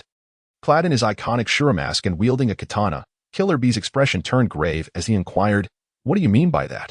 What do you mean my brother no longer needs me?" Jiang Tian replied with a cold smile, "What more could the dead desire? I have already eliminated all 5 shadows. And your brother was the first to perish. Impossible. You must be lying. How could you possibly have slain the 5 shadows?" Upon hearing this news, Hirobai's first reaction was one of disbelief. He had once faced Jiang Tian in combat, and knew he was far from the strength required to vanquish the 5 shadows. "Oh, then perhaps you should ponder why I am here in this very place." Jiang Tian removed his mask, tightly closing his left eye. The eternal kaleidoscope revealed but a single image, further accentuated by the pervasive scent of blood enveloping his body. Karabi furrowed his brow. Perhaps Jiang Tian spoke in deceit. Yet the circumstances indicated he had indeed just endured a brutal battle to find himself in this very place. Could it truly be as he claimed, that his brother and the 4 Kage had perished in combat? Karabi dared not dwell further on such thoughts. If this were indeed the case, hope for the shinobi world would be extinguished. Do not let his words sway you. The outcome is not necessarily as grim. The voice of the 8 Tails resonated in his mind, sensing the turmoil within Karabi. It sought to stabilize his spirit. For a shift in mindset prior to battle would lead to inevitable defeat. Jiang Tian leaped down from atop the White Serpent Sage, drawing his katana as he slowly approached the vigilant ninjas guarding the area. The last remaining Sharingan spun wildly, his figure flickering amidst the throng. As these insignificant ninjas fell one after another, no match for Jiang Tian's prowess. They scarcely had time to utter a cry before being swiftly dispatched. Now, only you remain. 8 Tails Killer Bee. A subtle smile curved Jiang Tian's lips as he turned his gaze toward the White Serpent Sage in the sky. White Serpent Sage. I entrust this sealing technique to you. The White Serpent Sage nodded, casting his eyes upon the layers of seals set to protect Killer Bee. A flicker of light dancing in his pupils. He raised his tail high and then struck down fiercely against the layers of seals. Crack! Crack! The shimmering seals shattered instantaneously. Unable to withstand the force, Jiang Tian, wielding a katana, approached Karabi and coldly remarked, "Should you choose to surrender and allow me to extract the 8 tails directly, I can grant you a complete corpse. However, should you resist, you will meet the same fate as your brother." These words struck a chord of inexplicable dread within Karabi. Intensifying his concern for his sibling, he gravely inquired, "What have you done to my brother?" "Nothing much," Jiang Tian replied. "Merely severed his head from his body with this very blade." "You fiend!" Karabi exclaimed, his body enveloped in the cloak of the tailed beast. Unable to withstand the revelation any longer. Regardless of the truth behind Jiang Tian's words, the mention of his brother's decapitation shattered Karabi's composure. With the tailed beast's cloak enveloping him, he charged at Jiang Tian in a fit of fury. Senjutsu, Dragon's Binding. Jiang Tian directly employed celestial magic, conjuring a colossal white dragon woven from the very fabric of natural energy, which coiled tightly around Karabi, rendering him nearly immobile. Damn it, how could he be so formidable? Unable to break free, Karabi's heart was filled with astonishment. The sensation was entirely different from their previous encounter.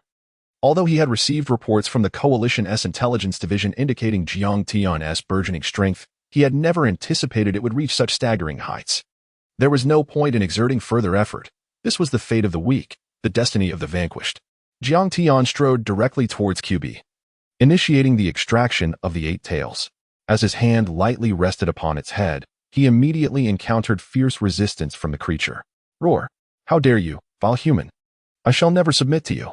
The 8 tails, fully aware of its grim fate should it fall into Jiang Tian's grasp, envisioned a future shrouded in darkness, devoid of light, and stripped of all freedom.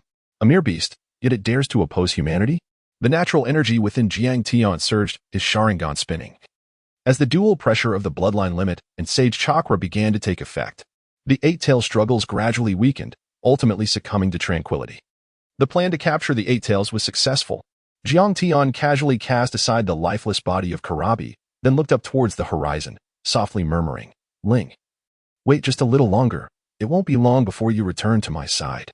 He leaped once more onto the head of the white snake sage, hastening towards Obito. On the battlefield outside of Hidden Cloud Village, the bodies of numerous ninjas, including Kakashi, Hinata Hyuga, Rock Lee, and Kuratsuchi, lay discarded. Even those of considerable renown had not escaped the grim fate of slaughter. They were all rebels. The remaining ninjas had chosen to submit. For the 5 Kage had all perished, what could they possibly do? The outcome of resistance was singular, death. And the corpses strewn across the ground served as poignant testament to this truth. They gazed upwards at Jiang Tian, returning from the skies. Aware that the 8 tails had also been captured, and the light in their eyes dimmed further. It was over. Everything was over. This thought arose in the hearts of all present. Chapter 95. The Battle of the Wet Bone Forest. Obito. The 8 tails has been successfully captured. Is everything resolved here? Obito nodded. All the rebels were dead, not a single one remaining. Jiang Tian's gaze swept over the remaining ninjas, who immediately lowered their heads in his presence. "We pay our respects to Lord Jiang Tian." As one ninja knelt in homage, the others, who had chosen to surrender for the sake of their lives, quickly followed suit. All kneeling in unison and exclaiming, "We pay our respects to Lord Jiang Tian." Jiang Tian observed the individuals before him, noting their professed commitment to peace. Yet when confronted with the specter of death, they cowered and chose to submit. He leapt down from the head of the white snake sage, handing over the captured 8 tails to Obito. Subsequently, he turned his gaze towards the clone standing nearby. This wretched pawn, merely a manifestation of himself, had managed to evade a decisive strike at a critical moment, nearly sealing his own fate. Truly infuriating. Yet it would be unwise to act upon such impulses at this juncture. As Jiang Tian's thoughts swirled, he recognized the necessity of addressing the variable of his shadow clone. Albeit not at this moment. He had just emerged from a fierce battle and, having sacrificed his left eye through the use of his Anaji, he feared that executing the clone might complicate matters further. The most pressing concern now was to apprehend the remaining 9 tails to execute the Moon Eye plan, or perhaps to contemplate how to restore his combat prowess, even surpassing his previous strength. Cradled within him was a Rinnegan, the very eye he had taken during Nagato's demise. Originally, he and Obito had each claimed one eye to prevent Madara from assembling a complete pair and achieving true resurrection, never anticipating that one day it would be employed for his own benefit. In truth, he could have transplanted this eye long ago, yet he hesitated, unable to part with the eye left to him by Ling. Thus, the notion of transplanting the Rinnegan had never crossed his mind until now. Reluctantly, he resolved to proceed. Much like Obito, to coexist with both the Sharingan and the Rinnegan. With this determination, he approached Orochimaru to discuss the transplantation of the Rinnegan. As for the shadow clone, Jiang Tian chose to remain silent. Its fate was sealed. It must perish, yet even as a tool, its demise must hold significance. Jiang Tian departed with the majority of his forces, leaving the remaining coalition ninjas exchanging glances filled with uncertainty. This war concluded with Jiang Tian's resounding victory. Although he had lost one of his Sharingan, it could still be deemed a considerable triumph. With 5 Kage slain, the Toad Sage's clone in retreat, and the 8 Tails captured. Only the 9 Tails remained before the Eye of the Moon plan could be executed. In Mayaboku Mountain, the unconscious Naruto slowly regained consciousness. Ever since the Toad Sage had brought him back, he had been clamoring to return to the battlefield, causing such a ruckus that it was quite a headache. The 2 elder sages had to knock him out to restore some peace. "Old man, please take me back to join the fight," he implored. "Ah, I knew you would be making that demand as soon as you woke up," the sage replied.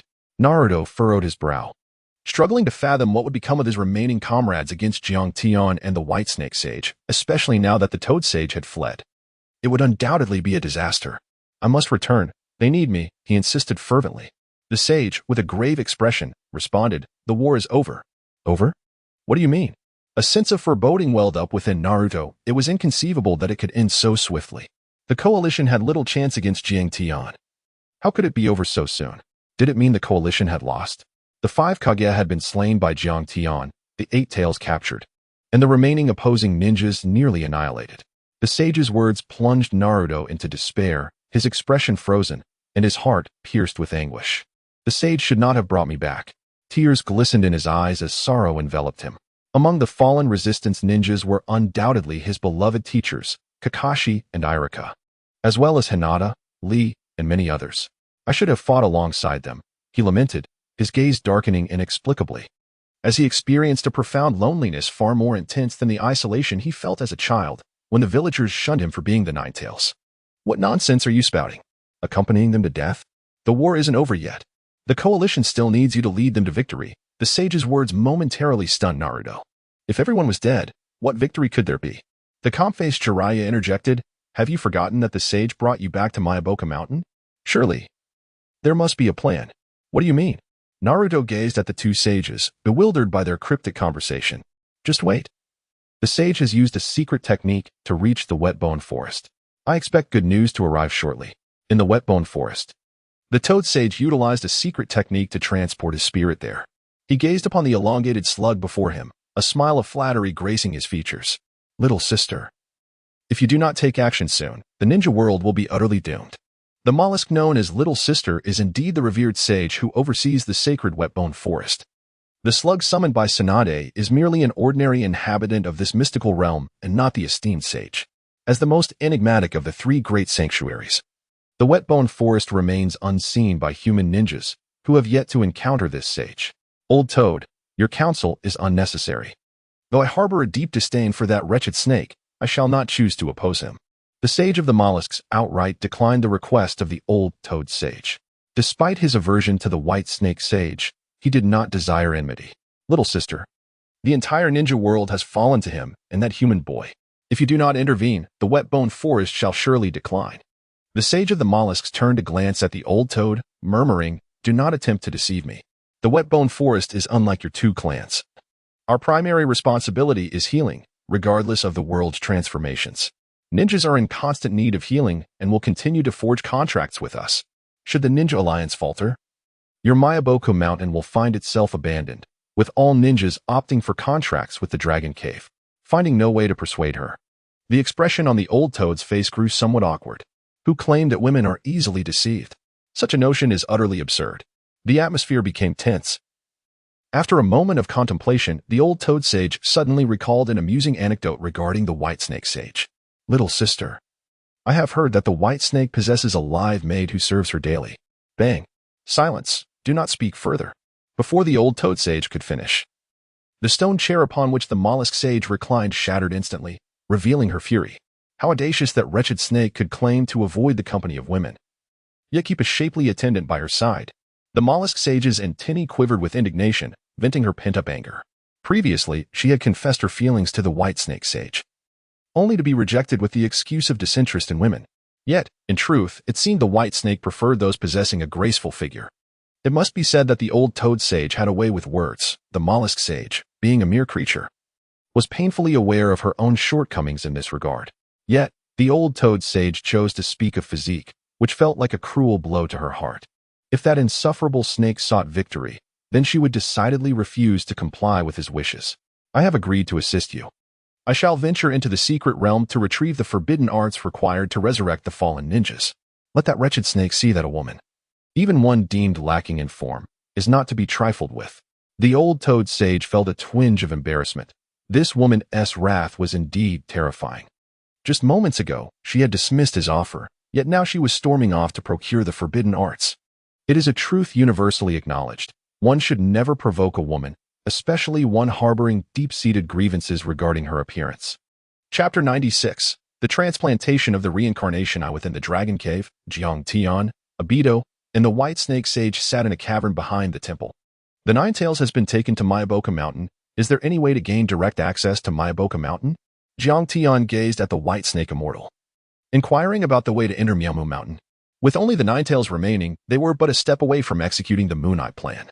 However, the White Snake Immortal cautioned, given your current condition, our overt approach to Miamu Mountain may not ensure success. Oblivious to the implications, Obito furrowed his brow, questioning whether he was incapable of entering. If entry is impossible, then I can only take Jiang Tian with me, he replied.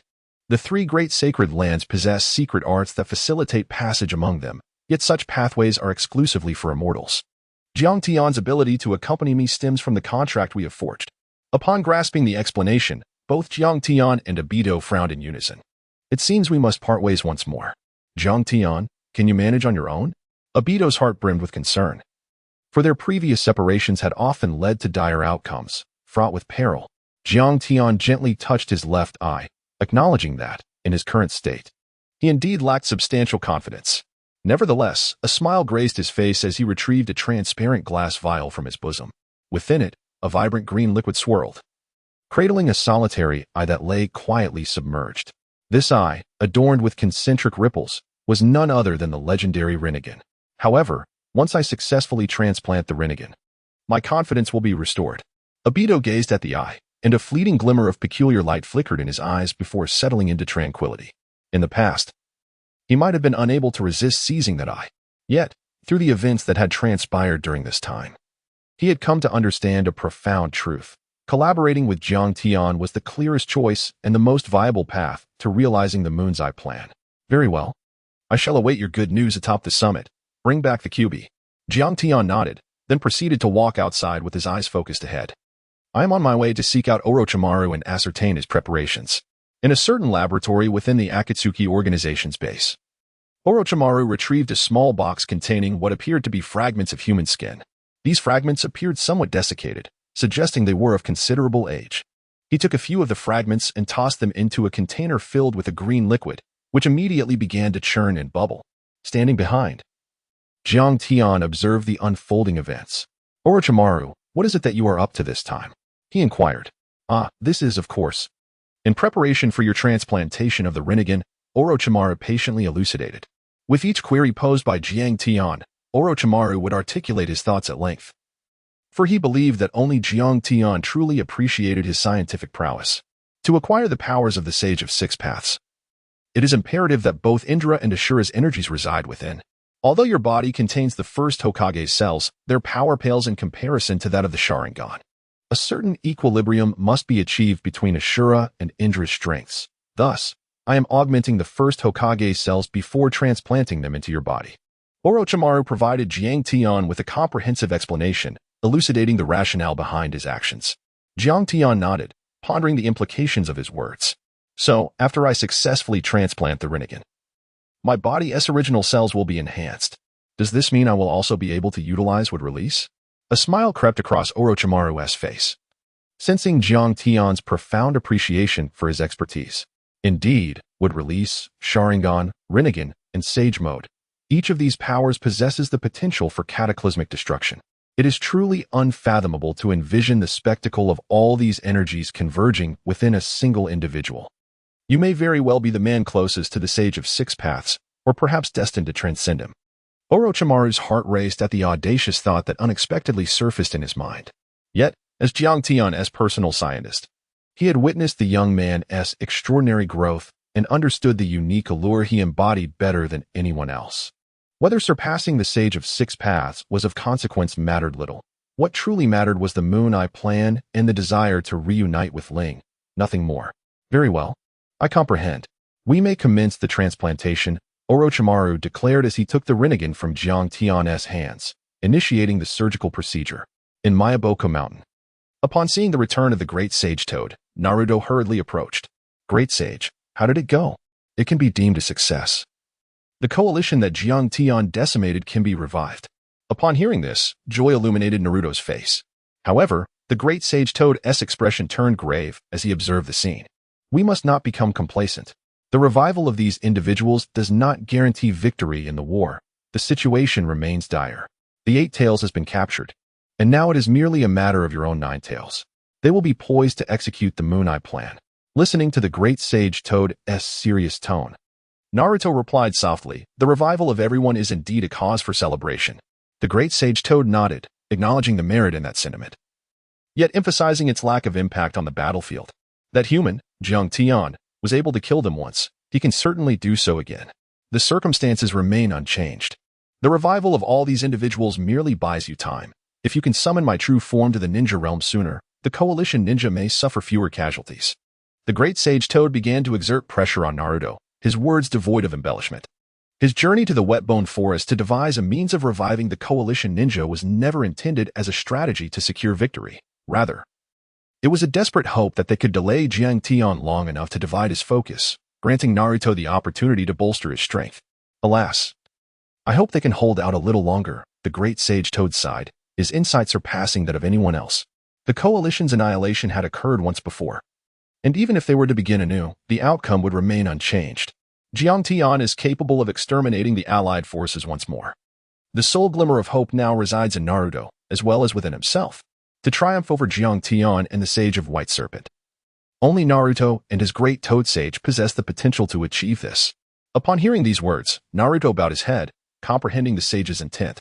He resolved to devote himself to rigorous training. Although he had fled once before, not by choice, he now had the opportunity for a fresh start. One he must seize to prevent the allied forces from meeting a tragic demise while he remains powerless. On the outskirts of the hidden cloud village, slugs emerged from the thickets, relentlessly crawling over the heaps of corpses. Time passed, though its measure was lost, until a torrential downpour began to fall from the heavens. Kakashi suddenly sat up, astonished by the scene before him. An increasing number of corpses began to rise, revived by the Sage of Slug's secret technique. However, not all ninjas returned. This technique could only resurrect those who had perished within 3 days. For those who had been deceased for longer, their souls had already departed, rendering the technique ineffective. Chapter 97. Ants will always be ants in the laboratory of the base. Orochimaru's hands never ceased their movements, diligently manipulating the transplantation of the Rinnegan.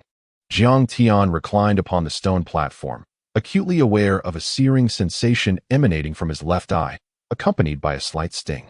As time elapsed, Orochimaru paused his meticulous actions, wiping the perspiration from his brow. Each time he performed a transplant surgery on Jiang Tian, an unusual tension enveloped him. Unlike conducting experiments where subjects could be manipulated at will without consequence, the stakes were profoundly higher when operating on Jiang Tian. Should any complications arise, the repercussions would be dire, instilling an inevitable sense of anxiety. All right then, give it a try. Jiang Tian gradually rose from the stone platform, opening his left eye to observe the surroundings through the lens of his Rinnegan. A peculiar sensation enveloped him, as if he could perceive the essence of all things, transcending the bounds of time, past and future intertwined in an ineffable feeling. How strange it is. Why does my body not succumb to weakness?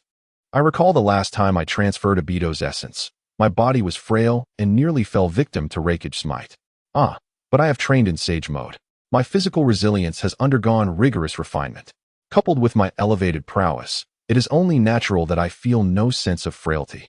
Orochimaru's face blossomed with a smile. Now it was his turn to boast, for his research capabilities are unmatched by the average person.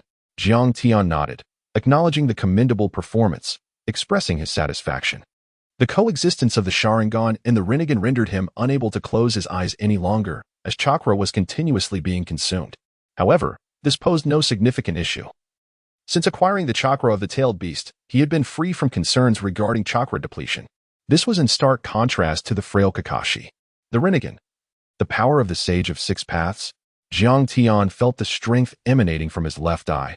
Though it was not a complete set, it was nonetheless formidable.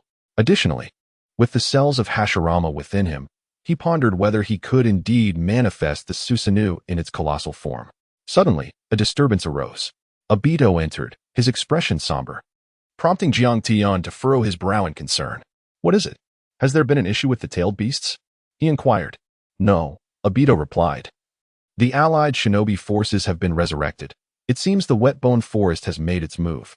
"The Whetbone Forest?" Jiang Tian echoed, intrigued. Jiang Tian felt somewhat bewildered. Indeed, due to the influence of the original narrative, which led him to overlook this sacred place. The arrival of this celestial being had altered the dragon cave of Miyamu Mountain, diverging from the original text. Thus, it is only natural that the Whetbone Forest would also undergo transformations. After all, this world has long since departed from the original storyline, and he himself had initiated the Four Wars. A mere change in the Whetbone Forest is entirely reasonable. No matter if rebirth is to occur, so be it. Should anyone dare to obstruct us, we shall simply vanquish them once more. Jiang Tian maintained a calm demeanor, showing no signs of panic upon receiving the news. This was the confidence that stemmed from absolute strength. Having slain the Five Shadows once, he could certainly do so again. However, he still needed to gather more information from the White Snake Immortal. Let us seek out the White Snake Immortal. Despite his formidable power, Jiang Tian's cautious nature made him averse to uncertainty. It was imperative to clarify details about the enemy.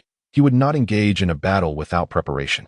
Within the dragon's cave, as he listened to Obito elucidate the situation, Jiang Tian regarded the White Snake Immortal with keen interest, his eyes reflecting a hint of anticipation. He had not expected this serpent to have such romantic entanglements, and it appeared he was not as handsome as himself. It was truly unexpected that the old toad could be so shameless, harboring feelings for a woman. The White Snake Immortal was incensed. The matter with the slug was a long-standing grudge. Many years prior, when the two had resolved never to meet again, the White Snake Immortal had vowed never to possess another woman in his lifetime. The slug had also promised not to oppose the dragon's cave, which is why the White Snake Immortal had not considered this angle. Yet, he had underestimated the swiftness with which a woman's demeanor could change and the temperament of the Slug Immortal. After listening to the White Snake Immortal's account, Jiang Tian and Obito exchanged amused glances, though they struggled to suppress their laughter. "Ha ha ha, forgive me, I simply cannot contain myself. I never imagined that the White Snake Immortal, in his youth, would indulge in watching others bathe." Obito, witnessing Jiang Tian's inability to hold back, joined in the laughter. "Not only did you spy on someone bathing, but you also went out and remarked that they were covered in tentacles, which was quite unsightly. Ha ha ha. Were you afraid that no one would know you were peeping?" The White Snake Immortal felt vexed as he observed the two young men mock him. "I've already stated that was merely youthful folly, a time of ignorance." "Ah yes, youthful folly, ha ha." Jiang Tian clutched his stomach, laughing heartily, while the Immortal remained a steadfast man. He could vividly envision the scene. A serpent telling a worm that its tentacles were rather unattractive. How absurd. The White Snake Immortal felt his head spinning.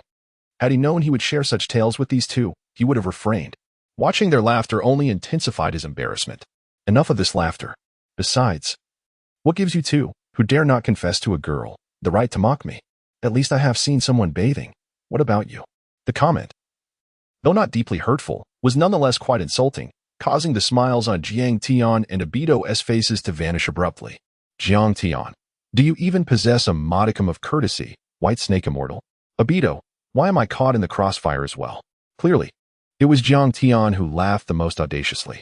After enduring a wave of emotional turmoil, both formidable beings, hesitant to confess their feelings to the ladies, concealed their smiles and resumed a more solemn demeanor. Nevertheless, speaking of the resurrected coalition, what are your plans moving forward? Jiang Tian waved his hand dismissively, remarking that it was no great matter and that he could simply strike again. Dato gazed into Jiang Tian's eyes, recognizing that his strength had once again intensified. With the acquisition of the Nine Tails, the Moon Eye plan could be set in motion. As the 10 Tails revived, his power would surge dramatically. At that juncture, the so-called Ninja Alliance would be rendered insignificant. Jiang Tian spoke the truth. Even if they were resurrected, it would merely subject them to another harrowing experience of losing friends and loved ones. For those weaklings, such an outcome would hardly be a boon. They would remain oblivious to the vast chasm that separated them from the two of us.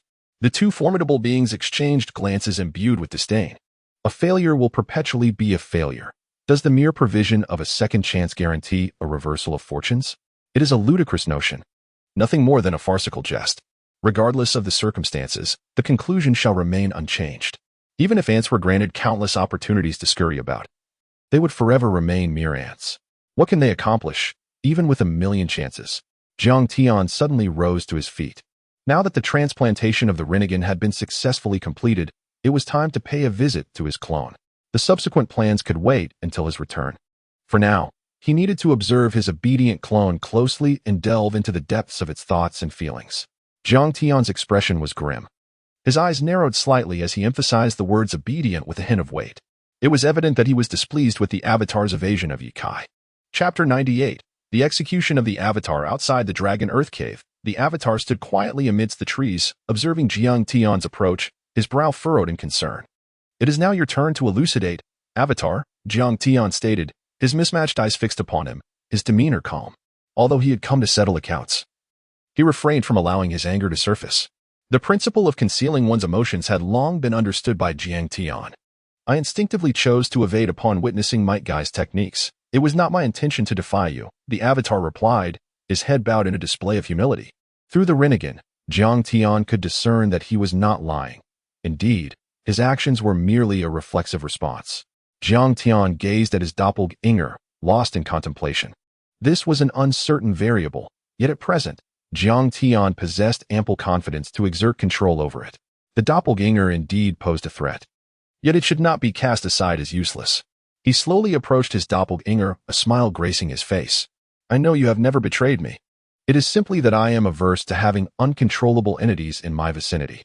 Jiang Tian's tone abruptly shifted as the natural energy of the sage mode surged within the palm of his right hand, forcefully pressing down upon the head of his clone, only to meet emptiness. "Indeed, this shadow is far from the loyal companion you profess to be. The fact that you were able to react to my sudden move indicates that you had been on guard against me all along."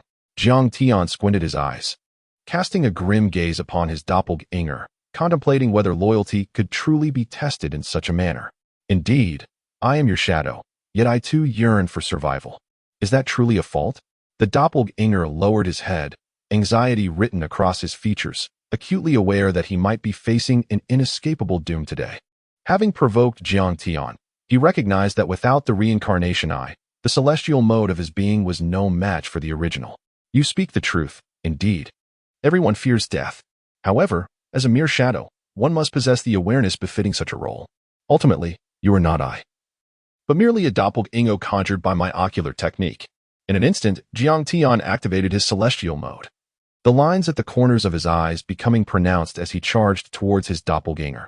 The two Jiang Tians simultaneously drew their katana, engaging in a fierce confrontation. "You dare to unsheath your blade against me? How can I possibly show you mercy? Shall I merely await my demise without resistance?" As Jiang Tian observed the demeanor of his doppelganger, a resolute decision crystallized within him. Today, he would undoubtedly vanquish the replica. Susanoo. The eternal kaleidoscope within the doppelganger's eye spun rapidly as a colossal purple giant rose majestically from the ground, wielding a massive katana and gazing intently at Jiang Tian. "Do you not find it absurd to employ the very power I bestowed upon you against me?" Clad in a crimson robe, Jiang Tian surged forward towards Susanoo without the slightest trepidation in the face of such terrifying might. In his sage mode, his strength and speed far surpassed those of the doppelganger. As the enormous blade of Susanoo descended, Jiang Tian swiftly turned his gaze upon it, activating the ocular technique of his Rinnegan. Almighty push. With eyes akin to those of the Sage of Six Paths, he unleashed a power that rivaled the divine, causing Susanoo's immense blade to be repelled in an instant. Jiang Tian swiftly traversed the chest of Susanoo, hurtling towards the doppelganger situated at its core. As the doppelganger perceived Jiang Tian drawing ever closer, a profound sense of unease enveloped it, intensifying with every moment. In a frenzy, it commanded Susanoo to thrash about violently, desperately attempting to dislodge Jiang Tian from its grasp. With a powerful kick, Jiang Tian swiftly distanced himself from his doppelganger, Susanoo. In midair, he brought his palms together, invoking the celestial technique, Dragon's Binding. A colossal white dragon materialized abruptly, ensnaring Susanoo with an unyielding grip. With a thunderous crash, the violet giant succumbed to the pressure of the white dragon, collapsing to his knees with a resounding thud. Jiang Tian gazed coldly at the Susanoo kneeling before him, softly murmuring, "Do you now perceive the chasm that lies between us? A shadow will forever remain a shadow. Do you comprehend the essence of my words?" The doppelganger fell into silence, for deep within, he understood the futility of challenging Jiang Tian. Yet, as Jiang Tian's manifestation, his spirit mirrored that of his creator, unyielding and resolute. Even in the face of a formidable adversary, he could not resign himself to inaction, nor could he embrace death without a semblance of resistance. "It is time to relinquish your struggle, or rather, it seems you have already succumbed to despair." Jiang Tian slowly approached his doppelganger, his palm gently closing as the white dragon of celestial magic tightened its grip around the Susanoo. Crack! Crack! The Susanoo could no longer withstand the pressure and collapsed with a thunderous roar. "Considering all that you have done for me, is there anything you wish to convey at the end?" The doppelganger implored, yearning for one last glimpse of the prayer beads nestled in his embrace. "Very well. I grant you this wish." Jiang Tian subtly loosened his control over the white dragon that was bound to the earth, granting his doppelganger the freedom to move its left hand. The doppelganger slowly retrieved a string of prayer beads from within its robes, becoming utterly entranced, as if it held the most precious treasure in the world. Upon catching sight of the bracelet, Jiang Tian's gaze sharpened instantly. He too reached into his bosom and retrieved a string of identical beads. This particular bracelet had been gifted to him by Ling. Jiang Tian recalled that this bracelet was crafted by his grandmother, with Ling and Shuer each possessing a strand. At that moment, Jiang Tian comprehended everything. His earlier conjectures were indeed accurate. The doppelganger, having cared for Shuer and their grandmother, had inevitably developed deeper feelings over time. This entity ultimately possessed its own consciousness, distinct from his own. To be precise, although it was a doppelganger, it had long since transformed into another being. "Jiang Tian, may I implore you for one final favor? Allow me to gaze upon Shuer once more. I beseech you, considering all that I have done for you. I earnestly request this." The doppelganger bowed its head in supplication.